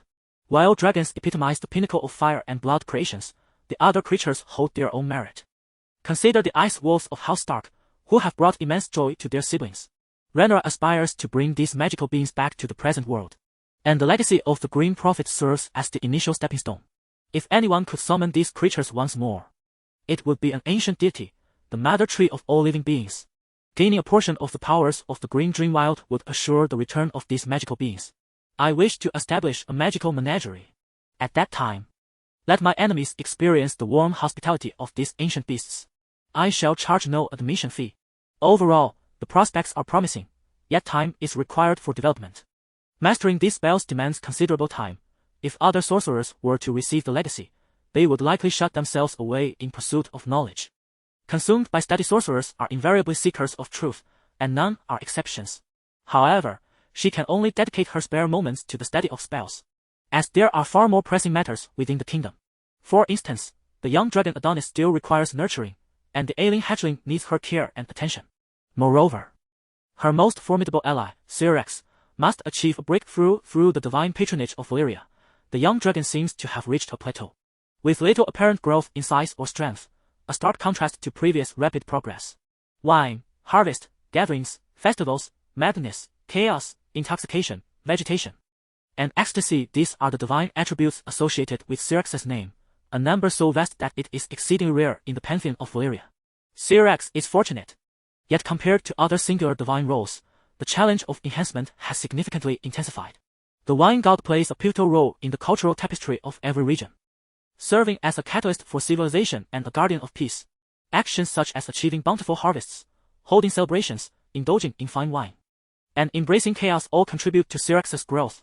For Syrax to become a weapon of war akin to Balerion, his master must maintain a stable rule, ensuring both commoners and nobles live in peace, while delivering formidable strikes against enemies, forcing them into madness and chaos.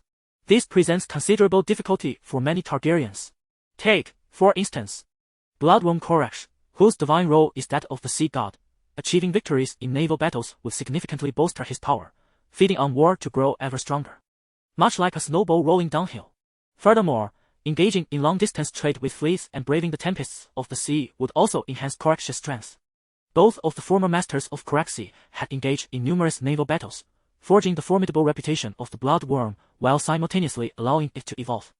In comparison to the arduous task of governing a realm, this endeavor appears relatively straightforward. Thus, it implies that only when my governance progresses to a new level, or when I unleash chaos and frenzy upon the enemy in a significant conflict, can Shilak's potential be fully realized. Meanwhile, the dragon riders conducting the eradication of the bandits along the Blackwater River are en route back to King's Landing. With the successful conclusion of their cleansing operation, the recruits have adopted a renewed spirit, gradually transforming into an elite force.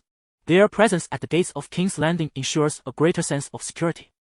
They are one of the bulwarks against the Brotherhood of the King's Guard, and those who wish to instigate turmoil within the city will find their efforts futile. The officials harbor a covert anxiety regarding the kidnapping incident. However, the person in command remains unfazed, having mysteriously departed from King's Landing. Now, the truth has been unveiled. 2,000 valiant clan warriors are steadily gathering outside the city, and the officials under the royal princess's command feel increasingly confident about stabilizing the situation within and around the King's Guard. The abducted official is expected to return soon, and the perpetrators of this noble kidnapping will soon face their reckoning. At this moment, both inside and outside the city, officials are bustling about, tasked with disbursing wages to the cavalry and accounting for casualties. The clanfolk must also adhere to directives from above, ensuring proper arrangements and equipment changes. Your Highness! An official rushed back from outside, urgency in his voice. There is trouble. Sir Strong and the clansmen have clashed. The golden-robed men and the wildlings are about to come to blows. Chapter 80. The Virgin deceives you outside the Dragon Gate. Two factions stood in stark opposition, while the citizens dared not approach, content to observe from a distance. Tensions flared among the men. Apologize to my soldiers. Howin stood and thrust his heavy sword into the ground, his gaze growing ever colder. Those familiar with him recognized this as a true manifestation of his fury. Howin, known among his peers as the honest man, was not to be trifled with. In the internal contests of the Gilded Robes, his prowess was unmatched, consistently overpowering his opponents. What if I refuse? Arnold Clabb retorted with a scornful glint in his eyes, dismissing Howin with disdain. You barbarous clansmen! Do not overstep your bounds. We are the wild ones. I shall speak for you. Arnold gestured for the tribal members behind him to lower their spears and bows. His expression shifted slightly upon noticing the Gilded Robes responding in kind, drawing their long swords and round shields. Arnold was not intimidated by Howin. Both were of similar age, embodying youthful bravado. Howin was a noble heir, while Arnold held substantial power as a lord of Whispering Keep and clan chieftain. However, the Gilded-Robed men were all seasoned warriors clad in fine armor, whereas Arnold's tribesmen were merely garbed in wooden armor, resembling peasants from the countryside. Should a genuine conflict arise, not only would the capital hold them accountable, but they would also find themselves at a disadvantage. We wild ones possess pride and honor. We fight for the princess. A voice cried out from behind. Pride and honor. Is seizing our weapons a display of pride? Is threatening merchants for food an act of honor? Howin's nostrils flared in indignation. He understood the princess had painstakingly gathered a force and appeared intent on utilizing them. Yet these individuals were far too unruly. What is happening? A commotion erupted from the back of the crowd, and amidst the cheers of the citizens, the owners of the two armies, Rhaenyra, arrived on the scene, visibly displeased. Your Highness, they... Howin interjected, eager to voice his grievances. It seemed these half-wild men still believed this was the old King's Landing, acting with reckless abandon. Some attempted to steal the gilded armor and weapons. Others sought to rob the pie and bread vendors, and even more, relieved themselves indiscriminately. Howin and his group had witnessed these unlawful acts and intervened, but Arnold, standing nearby, was displeased with the punishment of his tribesmen or their expulsion from King's Landing. Such behavior is certainly unacceptable. Howin, you acted correctly, Rhaenyra declared, adjudicating the conflict, as murmurs of approval rippled through the crowd of Gilded Robes. A glance revealed several familiar faces. Bai Chi, Jeffrey. It appeared some officers were engaged in team-building exercises here. The unruly tribesmen were to be temporarily detained and subjected to hard labor. The group felt momentarily dejected. Yet they did not incite dissent. For them, their leader's word was law, devoid of ulterior motives. The gilded robes have performed admirably. Continue enforcing the law to ensure the stability of King S Landing. Yes. The soldiers dispersed, and the conflict, which had not yet reached its zenith, hastily concluded. Arnold, come with me, commanded the clan leader, who had no choice but to follow the closely guarded Rhaenyra through the Dragon Gate and into the city. Clave's expression was uncomfortable, as if he felt shame for the barbaric actions of his tribesmen and worried about Rhaenyra's disdain. A mixture of emotions played across his face, and his steps were somewhat erratic, giving Rhaenyra the impression of a wayward student caught by the principal.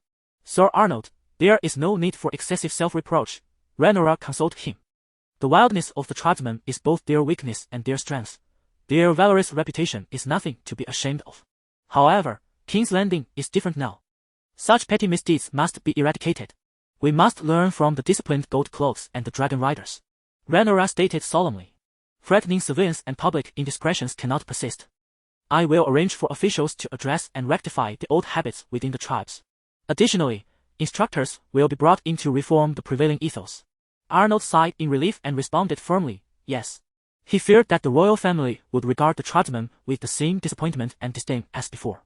Yet Rhaenyra not only refrained from any noble contempt but instead praised their courage and wildness. As the clan leader, he understood the significance of Rhaenyra's orders. It was to place her own people in positions of authority, thereby gaining complete control over the army. Nevertheless, he bore no resentment. For the tribesmen had come to King's Landing to pledge their loyalty. If Rhaenyra did not install her own personnel to manage the troops, it would suggest that she viewed the 2,000 men as mere trifles.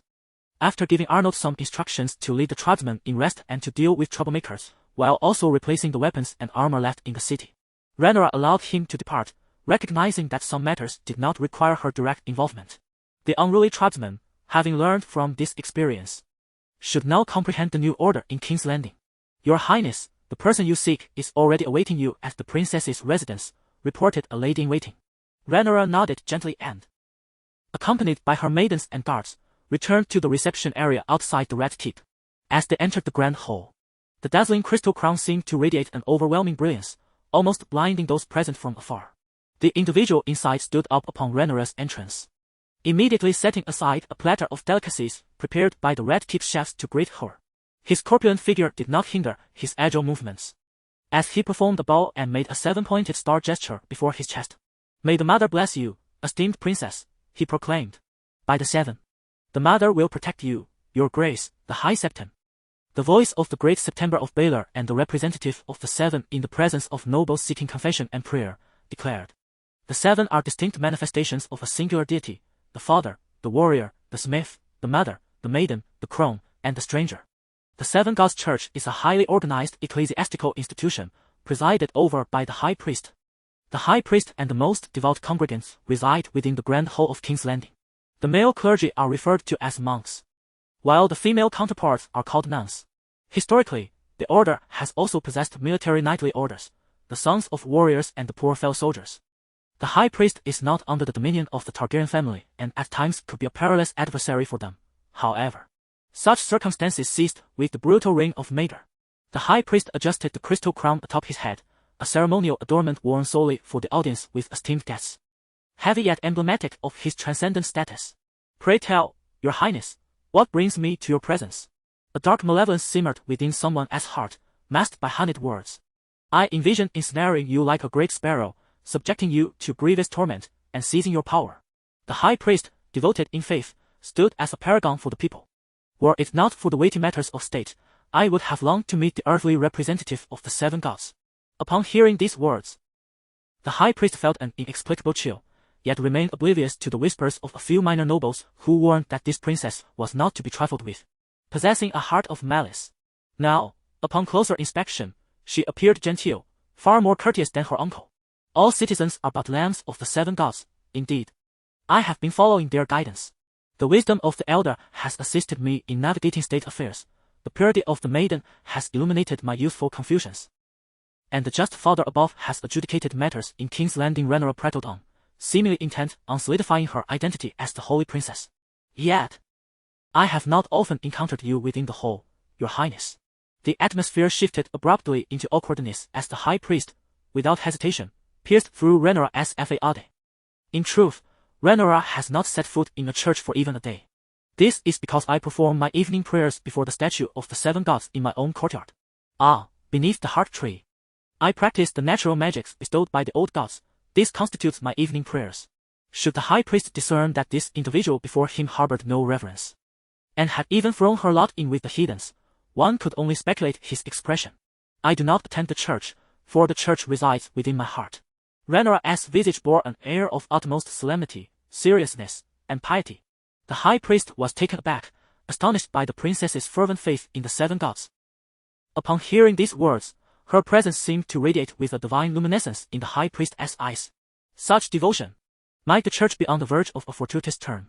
Then, the pious princess, seizing a moment when the high priest's attention wavered, discreetly activated her sight. Indeed, this rotund figure possessed not an ounce of magical prowess. What a high priest he was! The church of the 7 gods paled in comparison to the red temple of our healer. The high priest there wield true power. How could one so winded from merely running be deemed worthy of such a title? Were Melisandre present, she would likely incinerate this portly individual for a direct offering. Chapter 81. The poison honey. It remains uncertain whether the royal family is content with the current state of the church. The archbishop pondered briefly, expressing concern regarding the stance of the Iron Throne. Traditionally, the archbishop is elected by the high priests. However, the Targaryen kings have occasionally exerted their influence over these elections. King Viserys, seated upon the Iron Throne, maintains a moderate disposition towards the church, refraining from interfering in the electoral process. Yet he does not permit the church to engage excessively in the affairs of the 7 kingdoms. In the present political landscape, the church appears almost invisible. Ever since the brutal reign of Maeder, the church has had no choice but to remain in the shadows. The power belongs to the Targaryens, while the spiritual authority lies with the church. A tacit understanding. In King's Landing, the great September stands tall, yet the smaller temples abound. The archbishop has his preferred successor in mind, but the other high priests are not to be underestimated. This cadre of ecclesiastical leaders is not comprised of pious ascetics. They hold sway over the pathways to power, and rumors abound of their indulgences in the brothels and gambling houses of King's Landing, each one well-fed and prosperous.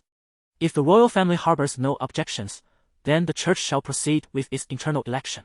The archbishop bowed his head in contemplation, fearing that this time the process would be fraught with conflict and bloodshed, engaging in exchanges of interests with other influential figures. Nevertheless, the position of the High Septon remains firmly in the hands of a select few, ensuring that the bounty remains within their grasp. Princess Rhaenyra, composed and undeterred, has no desire to meddle in the church's internal affairs at this moment, as such interference would only serve to unify them against external threats. In truth, these high priests are intentionally allowed to flourish by the Targaryens, akin to raising pigs to a state of dependency. These clerics possess neither family ties nor surnames. The monks of the church must relinquish their familial names, while the newly appointed archbishop is required to forsake his secular identity. This custom stems from the belief that the individual holding the office of High Septon is no longer merely a person but rather a divine representative of the celestial deities. However, this practice complicates the differentiation of successive archbishops, as people can only refer to them through descriptive epithets, such as the Mason archbishop or the Fat archbishop, or the one preceding the latter. Rhaenyra recalled a jest her uncle, Daemon Targaryen, once slyly remarked to his gold-cloaked man that this portly archbishop resembled the type of noble who, during worship of the 7, would surreptitiously pocket a golden dragon that had inadvertently slipped from someone's grasp. A well-meaning citizen, having overheard this, returned home to regale his family with the tale, prompting a devout woman to scoff and retort, "Beware, lest a stranger cast you down to the 7th circle of hell and pluck out your tongue." Rhaenyra smiled, continuing, "Your Grace, I have summoned you here for a matter of great importance." "Oh!" The guest perked up, sensing that intrigue was afoot. "Which side does the church currently stand on? We are all astute individuals. How could the church, having played the role of the invisible man in this game of power, remain indifferent?" The archbishop savored a sip of wine, relishing its flavor. "It seems, Your Grace, you are mistaken in your inquiry.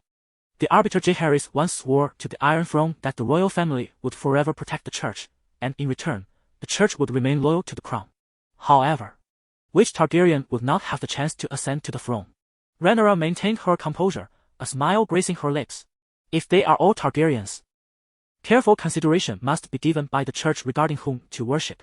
Much like Aegon's Landing, when the High Septon secluded himself within the starry September of Old Town, praying for 7 days and nights, subsisting only on bread and water. Upon his emergence, He proclaimed that the church would not oppose Aegon and his sisters, for it was the old woman who illuminated his path with the golden lamp. In truth, should Old Town rise in rebellion, Dragonfire would reduce the bustling city, the citadel of learning, the towering spire, and the starry September to ashes. Lord Hightower was a devout man. Your Grace, the bishop, Rhaenyra interjected, cutting through his incessant prattle. The seven-pointed star scripture states that the people pay homage to their lords, who in turn pay homage to the king, while the king and queen must pay homage to the one true God. No one is more pious than I in my devotion to the seven, Rhaenyra declared without hesitation. The glory of the seven requires the maintenance of a king. That is an undeniable truth. The High Septon flushed, breathing heavily. What will the royal family do? Concerning the laws of Maegor? The laws of Maegor shall persist. Rhaenyra mercilessly shattered the High Septon's illusions. These pampered swine, once given color, are bound to open a dye house. One of my rivals is my uncle Demon, is he not? Rhaenyra said innocently. The High Septon's expression shifted. For Demon Targaryen resembled a second Maegor. Moreover, he had certainly heard of Demon's mockery. This just ignited his fury, yet even with 100-fold courage, he would not dare to offend Demon and the mighty dragon Carxes. He could only pretend he had not heard. Demon Targaryen must never become king. The High Septon silently screamed. However, he recalled a recent visit from a certain guest. This visitor, exuding an air of high station, spoke in a calm tone that made one easily trust his words. He was the gentle hand of the king, Lord Otto Hightower. The church has heard of the birth of that whelp dragon. Lord Otto Hightower lowered his brow, speaking awkwardly. On which side does the church stand? The current princess of Dragonstone. High Septon, you must consider this carefully, Otto Hightower warned, for this Targaryen is even more formidable than Demon. Now, with but a stamp of her foot, the very capital would tremble beneath her. Given time, the entire realm. The invitation to ally with the hand of the king lingered in the High Septon's mind, leaving him in a haze. He prepared to rise and take his leave, feeling somewhat adrift in the current turmoil. Your Grace, our discussion is far from over. Do you not desire a fief? Rhaenyra's words rooted the bishop's legs to the ground, rendering him unable to move. The fief of Harrenhal is a grand gift I bestow upon the church. Yes. This gift, I hope you will relish. I have already conferred with my father and secretly conferred with Duke Strong, who has agreed to the exchange of lands. Whom shall the esteemed archbishop steadfastly support now? Rhaenyra, or shall he retain his previous demeanor, adorned with a cheerful smile? Yet, the words that escape his lips seem to him like honey laced with poison. Despite the venom, he must grit his teeth and swallow. Your Highness, our church possesses no armed forces, and thus, we are unable to offer you any assistance, the rotund archbishop said with great difficulty. Chapter 82. Your Highness is the Holy Princess. The fief of Harrenburg shall belong to the church. The archbishop could scarcely believe that such a delectable morsel had fallen from the heavens. Rhaenyra tirelessly affirmed, indeed, the fief of Harrenburg shall henceforth be governed directly by the church for generations to come. The seven gods shall recognize your piety and devotion. The rotund bishop proclaimed loudly, his face beaming with joy, a stark contrast to his earlier apprehension. Every devout soul in the seven kingdoms shall hold you in gratitude and embrace you as their true and sole sovereign. This is precisely what I require, Rhaenyra stated solemnly. To obtain what one desires, one must be willing to give, for the seven gods demand both sacrifice and reward. I shall ensure that my name of mercy and faith resonates throughout the seven kingdoms. This was Rhaenyra's foremost objective.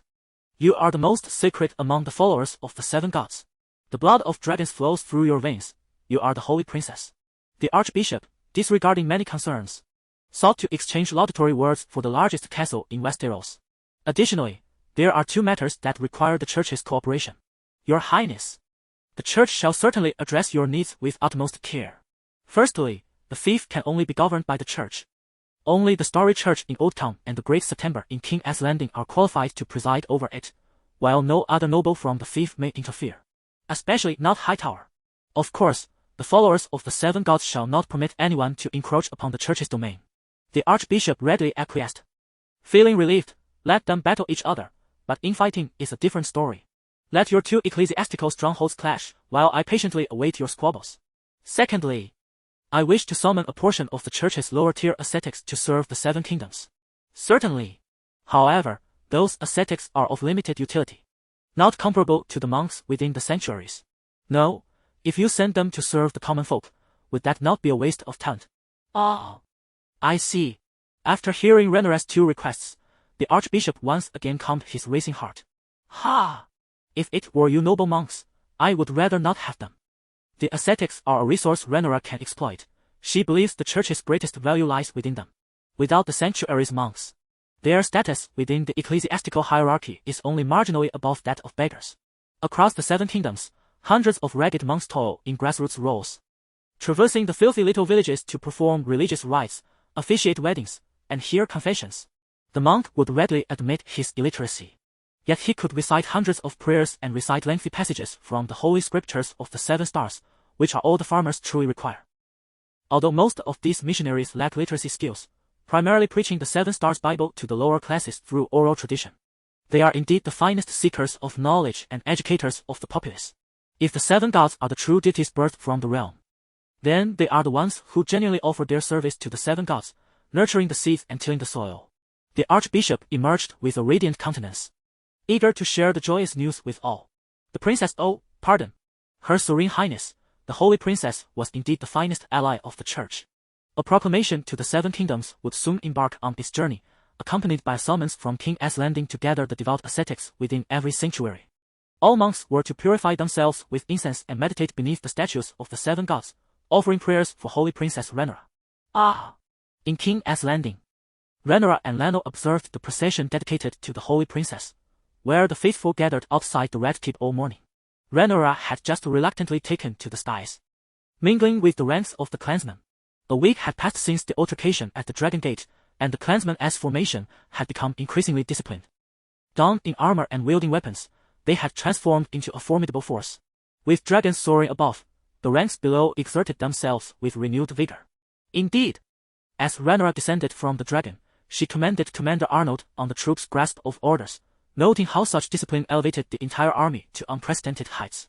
Your Highness! Rhaenyra stiffened at this address. Simply call me Princess or Your Grace. Very well, Your Grace. Arnold hesitated, sensing her discontent with the earlier title. Yet the citizens of King's Landing seemed delighted to refer to her thus. Your Grace, the officials have been rescued, and the troops are prepared. The clansmen are poised to march upon the royal woods and eliminate the marauding brigands.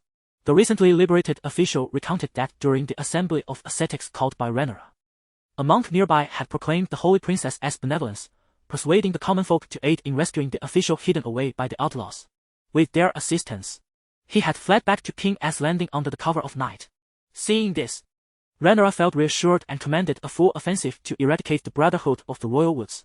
Moreover, she aimed to rectify the prevailing injustices in that region. The complexities of human relations there had led both commoners and nobles to rely on brigands for the execution of justice, perpetuating a cycle of violence. Rhaenyra resolved to transform this dismal atmosphere. The ascetic who had rescued the official had already met with Rhaenyra, and she had sought his counsel. He was willing to proclaim the Grand Code to the common folk of the Royal Woods while serving the 7 gods. However, this would require him to attend the court of law in King's Landing for a period, under the tutelage of officials to learn the intricacies of the Grand Code. Indeed, the 7 kingdoms boasted a comprehensive legal framework, crafted by the hand of a familiar figure. After 55 years of conquest, the Bastard Code began its revisions, proclaiming that the 7 kingdoms, now united under a singular monarch, were deserving of a unique legal system. This monumental task consumed 2 full years just for the collection, organization, and study of existing laws. Subsequent revisions would span decades, but ultimately, the perfected laws of the 7 kingdoms were declared complete. Brother Bast was indeed a capable servant of the realm and a humble ascetic born the son of a blacksmith. The Archbishop and the bishops did not acknowledge his identity and prowess, nor could he splendidly demonstrate his abilities, bringing forth 40 years of prosperity and stability to the realm of King Viserys. This is yet another reason why Rhaenyra believes that the pious are the church's greatest treasure. Talents like Baelor merely await the patronage of noble patrons. After expending considerable resources to assemble an army, the treasury remained affluent and healthy, which stands as a testament to Baelor's governance. He successfully wrote off the debts owed to the Iron Throne from Braavos. Rhaenyra gleaned this secret from his notes. Baelor, appointed as the new prime minister, journeyed to Braavos to negotiate with the Sea King. The Sea King, refusing to relinquish the dragon eggs, was met with Baelor's incisive presentation of evidence. Well then, let us not be unreasonable. I absolve you of all debts to the Iron Throne. The Sea King retorted, you see, before they hatch, they are merely stones. Does your king truly hesitate to part with 3 beautiful stones? Unless I indeed possess 3 chicks. I fail to grasp his concerns. The Sea King had better pray they remain mere stones, J. Harris declared sternly. Should I hear any rumors of chicks hatching, the first to be scorched shall be his palace. Meanwhile, the chick Adonis frolicked joyfully in the dreamscape, accompanied by a multitude of magical beings. Rhaenyra did not intervene. Rather, she discreetly advised the chick and his companions to maintain good relations. Naturally, she also yearned to communicate with these wondrous creatures. But her own natural magic was insufficiently potent, resulting in slow progress. She encountered the same predicament as her uncle Demon. The griffin fled at the sight of her. Remarkably skittish, Rhaenyra steadied herself, seated in the heart of the dreamscape, commencing her evening prayers to the 7. Magic surged around her, the models of spells gradually taking shape, creating an invisible breeze in the dream realm that rustled the grass. She was enveloped by a green force of nature, breathing as if she were a mighty tree rooted in the earth. This was the growth she had just initiated. With the foundation of her spiritual side established, the difficulty of learning growth diminished significantly. However, the most crucial aspect was that her intuition was correct. In this verdant dreamscape, she could indeed wield and practice nature magic. No wonder the Green Prophet was so formidable. While others slumbered, they were secretly honing their magical skills. This ancient garden of the old gods bestowed yet another surprise upon Rhaenyra. Now, she need not fret that her magical abilities would progress sluggishly to a standstill. Even in her dreams, she could attain growth. Chapter 83. The death of the traitor. The soldiers of King's Landing swiftly arrived at the Imperial Forest, and it became apparent to all discerning minds that the royal family had resolutely decided to eradicate the band of the Brotherhood. Solid Snake, the leader of the Brotherhood, sensed an impending crisis amidst the recent commotion. The nobles who had once sheltered and aided them were now gripped by fear, hesitant to make clandestine contact. The common folk were in a state of panic, according to the laws of the 7 kingdoms. Those who unlawfully appropriated the possessions of the royal family and the great nobles faced the dire penalty of having their hands severed. If the king truly intended to enact such a brutal punishment, they might as well embrace death immediately. Life was already arduous, and losing their hands, the very truth of their survival, rendered existence meaningless. At least they would not drag their families into suffering alongside them. In times past, the populace remained silent, and officials turned a blind eye. Who among them had not gathered firewood or hunted deer within the Imperial Forest? Now, the time for reckoning had arrived. With gritted teeth, many chose to join the Brotherhood, opting for a desperate gamble. Solid Snake remained passive, observing as the Imperial Forest's surroundings were fortified. Secretly, he welcomed a portion of the commoners. Those were men of valor, unlike the others who trembled at the mere sight of a blade. Scree! Ah, it's the dragon! Cried the nearby commoners in alarm. Rhaenyra descended on her dragon Syrax, landing beside the camp adjacent to the Imperial Forest. What is the situation, monk? Some commoners have joined the Brotherhood and refused to return, fearing your highness will punish them for their thievery, replied the ascetic dame, from the depths of the Imperial Forest. Your highness, permit me to speak candidly. Unlike the gentle and mild-mannered scholar Ramos, Gain relished forthrightness, even in the presence of the holy princess. Though the commoners had sinned, if they were all to have their hands severed, the Imperial Forest would surely run red with blood. By the 7, what a horrifying scene that would be. Gain's complexion paled, as if Rhaenyra had already commanded a bloodbath. Turning from her bow as she tested her weapon, Rhaenyra responded. When did I ever say I would slaughter the commoners? I am the holy princess. I embody the compassion of the Holy Mother. No need for you to mention it. I shall soon issue a decree to pardon the commoners for their thievery. However, from now on, any hunting in the Imperial Forest must be reported to you ascetics or officials. To punish commoners for chopping down a few trees or hunting small game with such a brutal sentence was excessively cruel. If Rhaenyra were to conduct her duties with such severity, the goodwill she had painstakingly garnered would surely shatter. As for those truly responsible for the misdeeds within the Imperial Forest, Rhaenyra had already devised her plans. A number of nobles had been summoned to the camp of the elite troops. Their expressions betrayed no hint of anxiety, as if unaware they were walking into a trap. Yet, it seemed their legs trembled slightly. A minor noble fervently traced a 7-pointed star with his fingers, silently invoking the names of the 7 gods. This was the first time he had prayed with such earnestness since his birth. Indeed, you are all loyal vassals. A broad smile graced the lips of the seated figure, revealing her ulterior motives to anyone observant enough. Delivering secret messages to the Brotherhood, inciting the commoners to rebel against the crown, perhaps even conspiring to abduct my officials. Rhaenyra shook her head. Now, feigning a facade of virtue, pretending to distance themselves from the Brotherhood, who are they trying to deceive? Rhaenyra scorned their clumsy theatrics. Previously, King's Landing had remained passive, but I am no longer blind. With a disdainful snort, Rhaenyra observed as Syrax, her dragon, strode forward, exuding an air of intimidation beside her. Do you have anything further to say? If not, then be on your way. The dragon's bloodthirsty gaze fixed intently upon them, while the well-armed guards subtly gripped their blades. Your Highness! 2 minor nobles fell to the ground, sobbing and pleading for mercy. It was the Brotherhood's leader who coerced us. We wish for you to intercede on our behalf. We did not condone the bandits. Of course you would say that, Rhaenyra replied, twirling the blade at her waist. Henrik, why did you not voice such concerns when you threatened commoners to poach deer in the royal woods, or when you carelessly allowed a laborer who broke his leg while working, to be devoured by beasts of the forest?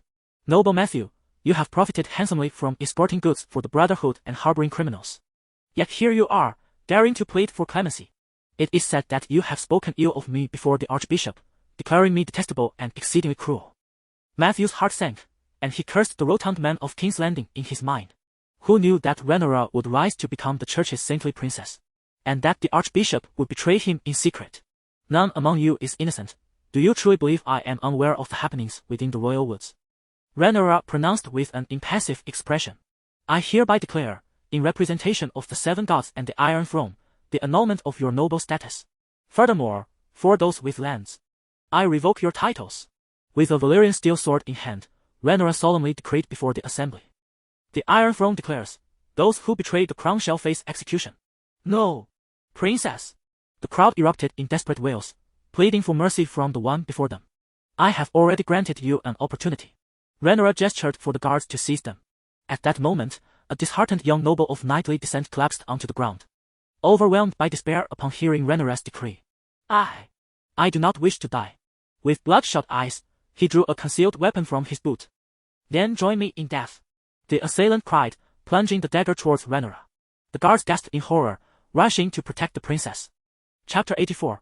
The Wrath of the Dragon. Stephen Darkling, the Iron Guard of the Royal Forest, tightened his grip on the hilt of his sword, his gaze icy with resolve. He was acutely aware that in mere moments, he would strike down the weapon of the fallen knight. In truth, he had begun his silent vigilance the instant the nobles were ushered into the camp, his focus unwaveringly fixed on the figure of authority before him. As a member of the white-robed Iron Guard, he had sworn fealty, prioritizing his duty above his very life. However, before the Iron Guard could make his move, a searing pillar of crimson fire, tinged with darkness, descended from the heavens. Crack! The iron armor of the assailant targeting Rhaenyra was rendered glowing red. And before the knight could utter a cry of agony, he was ignited, transformed into a flaming torch, reduced to charred bones amidst the inferno. Scar! Syrax entered a state of furious wrath, unleashing a plume of swirling dragonfire into the sky, elevating the temperature within the camp to an unbearable degree. Its tail lashed against the ground, causing violent tremors, while its fearsome maw, lined with razor-sharp teeth, targeted the quivering young nobles who had collapsed in terror. The nearest individual could already glimpse the impending flames emanating from the cavernous throat capable of swallowing a cart, accompanied by the acrid scent of sulfur, a harbinger of death. Dragonfire! Rhaenyra commanded impassively in High Valyrian. Scar! The explosive dragonfire consumed all traitors, their wails of terror echoing hauntingly in the air. Scar! A young dragon, eager to join the fray, leapt forth, unleashing a stream of fire upon the traitors, intensifying the conflagration. After a moment, the figure of authority regained composure and ordered those attending to cleanse the site. The dragon paid no heed to the charred corpses. The fury of Syrax rendered the onlookers cautious, yet the once rampaging beast coiled its wings and returned to rest behind Rhaenyra. It sensed that the crisis had passed, and the burnt remains required no intervention from Rhaenyra, as it possessed no desire to feast. Adonis, having just awakened from slumber, did not return to the confines of the basket within the camp but instead sought refuge beneath the protective wings of its elder. Rhaenyra understood that the young dragon could not stray from her side for long. Thus, upon arriving at the royal forest from King's Landing, she had instructed her servants to craft a basket covered with grass, placing Adonis within and securing it with Syrax's claw. Though the dragon was formidable, its vulnerability during its juvenile stage was pronounced. Its wings and bones were far more fragile compared to other formidable threats, relying solely on flame to capture small prey. Yet, Once the dragon matured, few could truly rival the might of the dragonkind unless, of course, they were another dragon. Rhaenyra was acutely aware of her safety, whether in King's Landing or at this camp. Unlike other Targaryens, her dragon slumbered within her courtyard rather than being confined in a dragon pit with chains. Such traitors were merely courting death. Thus, to inflict harm upon her, one could only target her dragon. Rhaenyra knew that many would covet the destruction of the princess's dragon.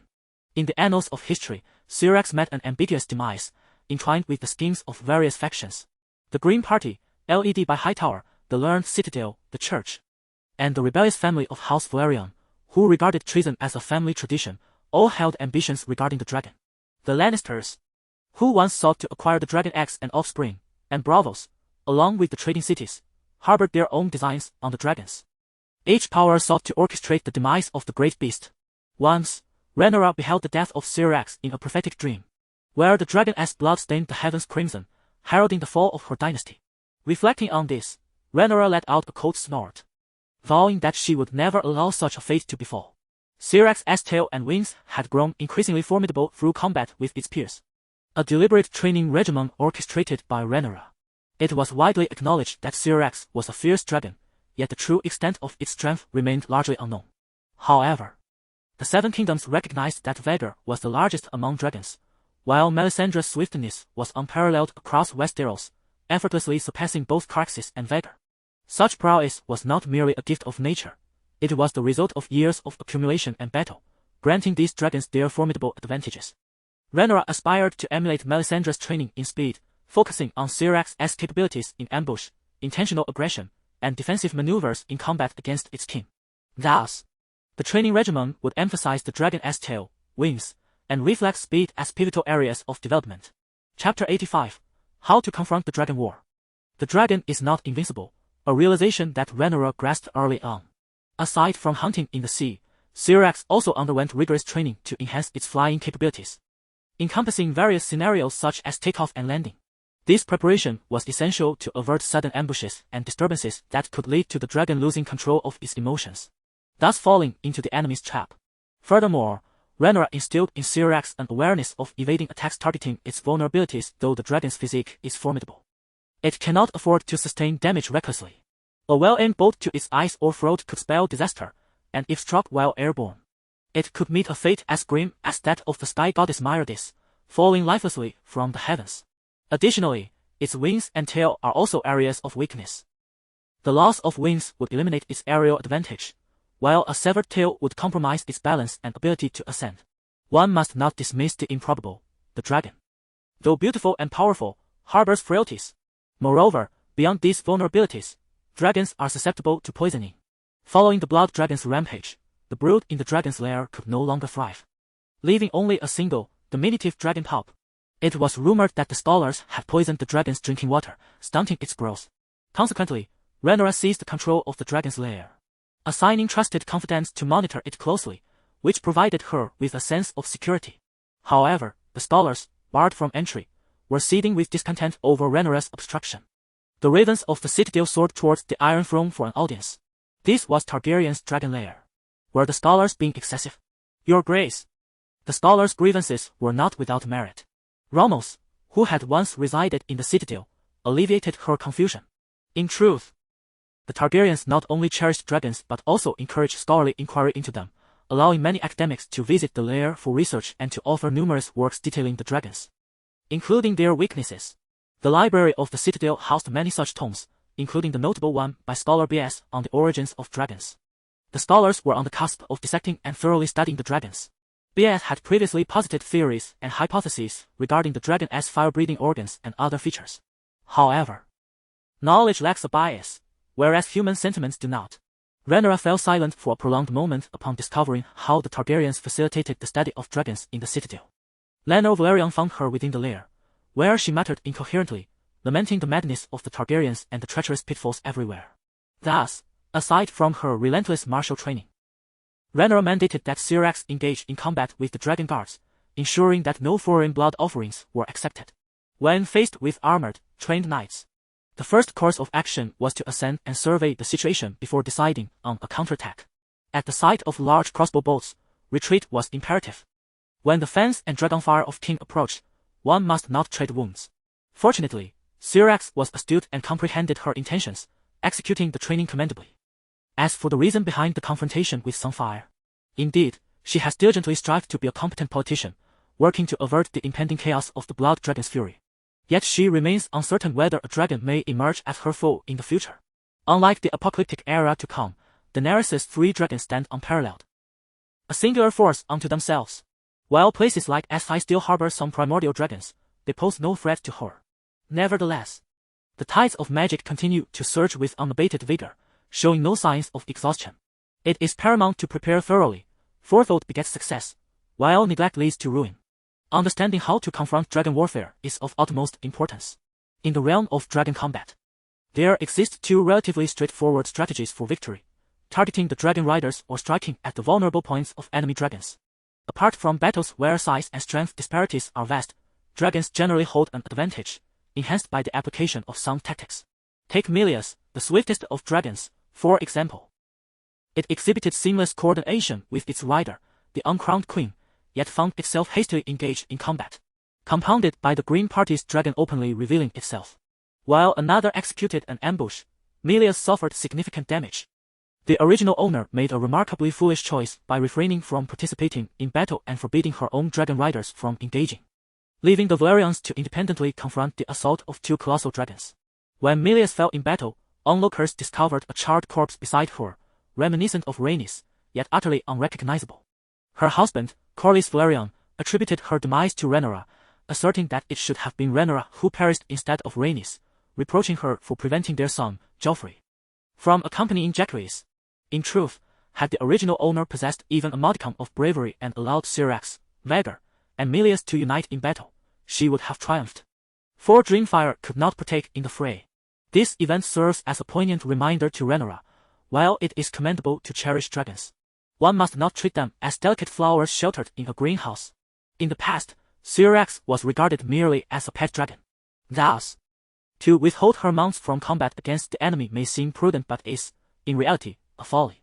If only dragons could don armor for protection. As Rhaenyra sat in the camp awaiting news from Stouts, she fell into deep contemplation. However, the considerable size of dragons poses 2 challenges. First, their size varies greatly. And second, armor would hinder their flight, potentially exposing their weaknesses. How did the Valyrians safeguard their dragons in battle? Rhaenyra envisioned a scene of dragon riders and dragons clad in magical armor. Perhaps only the artisans of Dragonstone possess such arcane technology. Alternatively, could there be some form of barrier or protective spell? It is said that the lands of eternal summer are shielded from curses by a colossal protective dome, a work of divine intervention.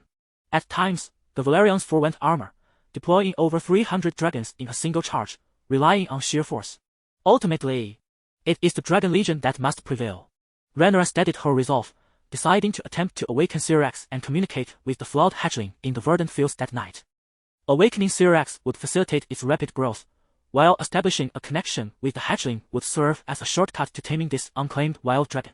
As for the other dragons, such as Sunfire, Vhagar, and Dragonfire, Rhaenyra has yet to master these sentient adult dragons. They choose their own masters, unlike the young dragons that Rhaenyra could manipulate. The generals and soldiers were still in conference when Arnold and Lord Loras Velaryon roused Rhaenyra, who had been lost in thought upon the throne. Upon her arrival at the camp of the Kingsguard, Rhaenyra granted forgiveness to the common folk, who had been driven to desperation for their livelihoods.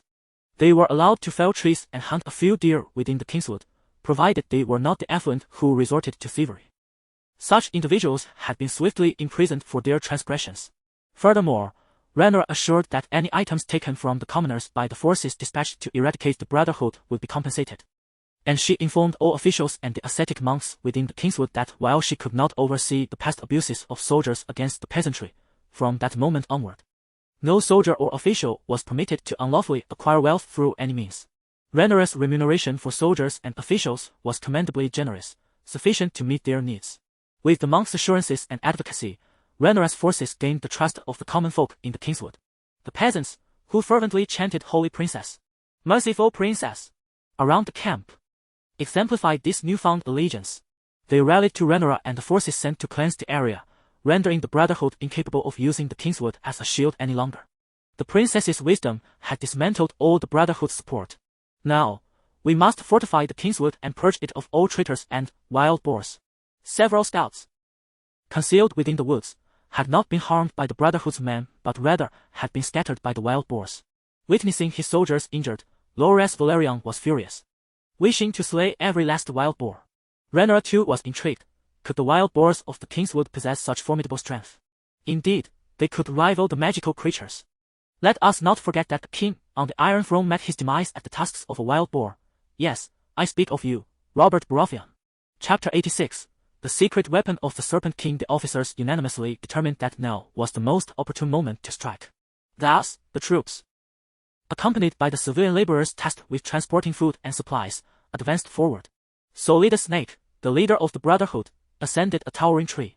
From his vantage point, the army appeared as mere ants marching onward, and soon, they would devour those traitors among them.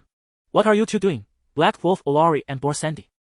Snake exclaimed, baring his teeth in frustration as he observed his subordinates' actions from the tree. Each member of the Brotherhood bore a title inspired by the creatures of the forest. The Black Wolf was a fallen knight who had long followed Snake in plundering and killing, rumored to be the illegitimate son of a Stark. Sandy, a female thief, was mocked as a wild boar due to her unappealing appearance. However, she took no offense to the moniker. Whenever someone called her by her title, she would instinctively shake her ample bosom and grin foolishly, exposing her buck teeth. How fierce the wild boar is, stronger than most men I have encountered. To Solidus' astonishment, Sandy and Olari were engaged in a passionate kiss and other intimate acts in a secluded clearing of the forest. Are you two lovebirds oblivious to the impending danger? Is now the moment for flirtation? Olari paused his activities, panting, and replied, Brother, what is the rush? Isn't this the essence of life killing, plundering, and MMM? Sandy had silenced Olari's chatter with her buck-toothed kiss. Cease this at once, Solidus exclaimed, torn between exasperation and a fleeting calm as he sought to steady his racing heart. This is the moment that will determine our fates. We have lived brilliantly, and now we face our final challenge. Whether we endure this trial depends on you. Crow Raven also chimed in. The Brotherhood has come this far. We must stand united. Suddenly, a colossal dragon roared in the distance, circling above the army. In an instant, all activities, whether sharpening swords, indulging in flirtation, napping, or gazing into the distance, were interrupted as if they had been jolted awake, eyes widening in helplessness. Quickly, assemble. Solidus' heart tightened. In the ranks of soldiers, well-equipped officers shouted loudly, advance at full speed, do not fall behind. The clan members adorned their faces with some form of plant pigment or animal blood. Their heads wrapped in tribal insignia, wielding weapons that had claimed the lives of beasts or men in the forest. For the Whispering Clan. For the Crow as nest leader. For the princess. The fervor of these wild warriors for battle was never absent. The members of the Brotherhood understood that relying on the protection of commoners and nobles was no longer viable. They could only depend on the forest for combat. Yet, it seemed that their adversaries were even more adept in the woods. What were they to do? In addition to that, the terrifying colossal beast swirling in the sky. All members, heed my command and disperse to attack. The Serpent King Solidus has not conceded defeat. Among his ranks are 500 brothers forged in the fires of battle, and another 500 comprised of the most ruthless scoundrels he has gathered in recent years. Furthermore, he possesses a secret weapon. A glint of malice flickered in his eyes, a tool acquired from a noble at a great cost. Crows and black wolves, hurry to the ballista and prepare to load the arrows. The pressures of life have forced the black wolf to abandon the wild boar Sandy, responding loudly with, yes. Next, let us not be swept away in one fell swoop. Let us strive to survive. Scar. Unbeknownst to Rhaenyra, perched upon the dragon's back, her plans were not shared. Syrax circled above the soldiers, observing the Brotherhood as they gathered and dispersed. Syrax, increase the distance. Let us confront those brigands. As they soared toward the woods, Rhaenyra took special note of the creatures resting within the forest. To her dismay, she did not spot the fearsome wild boars. Animals, too, are drawn to safety, and this battlefield, soon to erupt in conflict, appeared perilous in their eyes. Moreover, lingering here might render them mere snacks for the dragon. Ascend, Rhaenyra commanded, gripping the saddle tightly. The rushing wind filled her ears. This was a scenario she and Syrax had rehearsed. The thicket was shrouded in darkness, obscuring the view of the opposite side. For safety's sake, it would be prudent to rise higher. Pausing at a secure distance, Rhaenyra assessed the enemy's movements. The soldiers were already engaged in combat, the situation leaning heavily in one direction. The Brotherhood believed themselves well concealed. Yet the clansfolk have lived amidst the woods since birth. This is their savage nature. The Serpent King Solidus was ready, signaling his men to utilize their hidden weapon. And the one he sought to hunt had ceased the use of growth, commencing the use of clairvoyance. Within the woods, employing nature spells would shorten the casting time. The clairvoyance following growth would aid Rhaenyra in discerning the shadows within the thicket. However, what Rhaenyra employed next was not a nature spell, but gunpowder. Removing a specially crafted bow from her back, designed for downward dispersion, it was lightweight yet powerful. Albeit lacking in lethality, merely capable of grazing the skin. Intense flames and dark magical energy began to surge upon the arrowhead as Rhaenyra slowly drew back the dragonbone bow. Ah! This is the enchantment I desired. Gunpowder can be applied not only to daggers but to any metallic weapon. The Serpent King Solidus urgently urged his men. As the dragon hovered mid-air, unable to unleash fire due to the dense woods, an opportune moment to blind it. Almost there, Chief. 1, 2. The Black Wolf was diligently loading the massive arrows, but suddenly, calamity struck. Ah! The Black Wolf has been struck by an arrow from an unknown source. Witnessing his brother writhing in pain on the ground, the crow was drenched in sweat. The colossal crossbow requires the strength of 2 individuals for its operation, one to load and the other to aim. Without the Black Wolf, he is rendered powerless. Are you alright? The crow rushed over to assist the Black Wolf, only to discover that he bore a trivial wound. You wretched beast, are you jesting with me? At such a critical juncture, even the most temperate crow could scarcely tolerate such folly. Yet, the Black Wolf continued to writhe on the ground, his consciousness fading. You! Ah! The finely crafted iron sword in his hand struck the traitor, who faced away from him, bringing him down to the earth. Arnold, the foremost clan leader, cast not a glance at the fallen crow but raised an eyebrow, observing the Serpent King Solidus attempting to stealthily retreat. Greetings! My military achievements. Solidus happened to overhear this remark but chose not to engage in combat with the mocking savage. In the past, as the most ruthless brigand of the Brotherhood, he would have surely tormented and slain anyone who dared to offend him. However, now, with an increasing number of Brotherhood members captured or slain, his secret weapon had inexplicably failed. Behind him, Arnold seemed to hunt through the jungle, playing with the slippery Solidus. You scoundrel! Were it not for the dragon above, you would already be dead. The pursuit could only curse the relentless savage leader chasing him from behind. Arnold remained silent, which only served to heighten Solidus's anxiety. Chapter 87, The Brotherhood's Downfall. Crack. The trees in the dense forest emitted a feeble sound as a colossal beast descended from the sky. The silhouette upon the beast once more surveyed the surroundings with keen perception, ensuring safety before dismounting from the dragon saddle. At this moment, Rhaenyra felt immensely grateful for the abundant practice time afforded by the dreaming greenfield, where the powder paste and growth had proven effective. Although her archery skills still required refinement, her quiver, once brimming, now contained merely a few solitary arrows. Sacrificing lethality had led to a decline in accuracy during her aerial assaults. And with each arrowhead coated in a toxic substance, the reservoir of magical droplets in Rhaenyra's vortex had diminished significantly. Nonetheless, this was entirely worthwhile, for from a distance, she could ascertain that this great crossbow was a finely crafted weapon. After a brief wait, the guards and the figure in golden robes arrived together. You come at the perfect time. Rhaenyra signaled for her subordinates to carry the immense crossbow away, as it was one of the spoils of war. If it proved unnecessary in the future, it would be melted down and reforged into other industrial goods. Additionally, there were 2 bound brigands at her feet, one a raven and the other a black wolf. The raven bore wounds stained with blood, while the black wolf had succumbed to pain and fainted. Fearing that the black wolf still possessed combat capabilities, Rhaenyra administered a blow enhanced with the effects of the powder paste. Having tidied up the area, Rhaenyra ascended once more, searching for the hidden brigands. In the forest, the great dragon was unable to descend for fiery assaults, yet it served as a conspicuous beacon, guiding the soldiers on their path. Squeak! A young brigand, rushing out of the thicket in panic, was so frightened that he ran amok, neglecting to retaliate with his weapon. Syrax effortlessly lifted him with a claw and soared into the sky. The brigand, in a state of utter disarray, was soon tossed into the camp where soldiers took control of him. The game of the dragon catching the chick could not last long. As the leader of the Brotherhood began to organize a counterattack, despite their chief's mysterious disappearance. However, these counterattacks were quickly proven futile, as the clanfolk emerged from the forest, claiming their lives with each encounter. The unexpected poison arrows that whistled from the depths of the thicket, and the formidable forest warriors, shattered the brigands' once proud confidence, as they had previously traversed the royal woods as if they were their own back gardens. The flames of battle raged on, during which Rhaenyra repeatedly launched assaults, capturing and slaying several brigands, with good news arriving time and again. It was anticipated that before long, the countless brigands hidden within the royal forest would face total annihilation. What audacity do they possess to engage us in a frontal confrontation? Rhaenyra pondered in perplexity while resting within the camp. Logically, if these brigands had dispersed into the royal woods, who, apart from a few seasoned hunters, could possibly track their whereabouts in the desolate wilderness? Your Highness, there is something you may not be aware of, replied the ascetic Dane. The Brotherhood of the Royal Woods gained notoriety after inflicting defeats upon the armies of King's Landing on several occasions, thus becoming one of the most infamous brigand groups in the vicinity of the royal territory.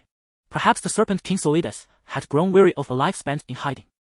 Believing he had garnered the camaraderie and support of the nobility, coupled with a disdain for a young princess such as myself. Underestimating one's opponent is a grave error in the art of warfare. Solidas had evaded capture his entire life. Yet should he fall into the clutches of the law even once, it would spell his demise. Your Highness, I bring good news. Clan leader Arnold has successfully apprehended the leader of the Brotherhood. Excellent. Splendid. Sir Arnold shall be duly recognized for his merits. Upon hearing that this notorious brigand, who instilled terror in the hearts of the surrounding populace and vexed the royal family, had been captured, the weary Rhaenyra could not help but break into a broad smile. Your Highness. Soon, Arnold and Solidas the Snake entered the camp, the latter bound hand and foot, stripped of all weapons. Arnold bore the marks of the forest, with scratches from serrated leaves and branches, and his feet bore wounds from snares and traps. Clearly, capturing the Serpent King was no trifling endeavor. The clan of Whispering Fortress had demonstrated their loyalty. The captives and wounded outside served as the finest testament to their valor. Scholar Ramos and his apprentices tended to the wounds of the injured within the camp, along with several devoted monks. Were it not for the absence of precious potions such as the tears of Rhys and Scorpion Lion's venom, you would have perished 1,000 times over. Solidas, brought into the camp, continued to issue threats, clearly humiliated by his defeat and capture within the royal forest. Arnold, preoccupied with disinfecting his instruments, did not lift his gaze, as if even granting him a glance would be an utter waste of time. Syrax sneezed, and a spark flew from behind the throne.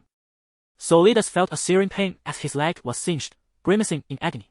The throne's occupant spoke softly, Serpent King. A gulp passed through Solidas as he realized his fate was surely grim. Hence, upon his arrival at the camp, he had feigned defiance solely towards Arnold, but no. The pretense was slipping away. The individual upon the throne was no bashful daughter of a commoner, nor a thieving peasant like Sandy the Boar. He dared to steal only furtive glances from the corners of his eyes. Clad in armor adorned with the sigils of 3 dragons, her head adorned by a crown, and remnants of earth and foliage clinging to her form, she exuded an undeniable presence. An immense dragon stood guard behind her, casting a vast shadow over the nearby sky. And beside her rested a young dragon. Was this the might of House Targaryen? Solidas felt a deep sense of despair. He had initially believed that, given the circumstances in King's Landing, the royal forest would be under his clandestine control, and further, he could breach the walls of the city, demonstrating to the nobility the true power of the Brotherhood. Alas, his grand designs had crumbled to dust, failing as spectacularly as a child's game. Amidst the turmoil, Rhaenyra mused to herself about mere farmers and native knights, devoid of any strategic military acumen, merely existing day by day, unable to make a significant impact. Solidas, do you still hold any respect? She spoke coldly. As for the royal family, of course, I respect it, Solidas replied, fully aware of his defeat and resigned to his fate. However, my actions were driven by necessity. I rebelled against the royal rule to aid the common folk in leading better lives. My intentions were noble. Upon hearing Solidas' feeble justifications, Rhaenyra retorted icily. Do you believe I am ignorant of your true nature? Indeed, when the Kingsguard Brotherhood was newly formed, they intervened against injustices, but subsequently, they devolved into a den of thieves. The pious brother Dane had thoroughly relayed the intelligence regarding the Serpent King to Rhaenyra and her commanders. Solidas was originally the son of a tavern keeper, his family running a modest establishment. One fateful day, a nobleman, accompanied by soldiers, visited their tavern. Solidas' father, fearing disrespect, welcomed them with warmth, and for a time, the atmosphere remained convivial. However, the mood soured when Solidas' sister served drinks to the guests. I shall purchase this maiden's maidenhood for a golden dragon. The noble's avarice materialized, fixating greedily upon the common girl. Left with no recourse, her father could only bow and stammer, My lord, My daughter is not a harlot.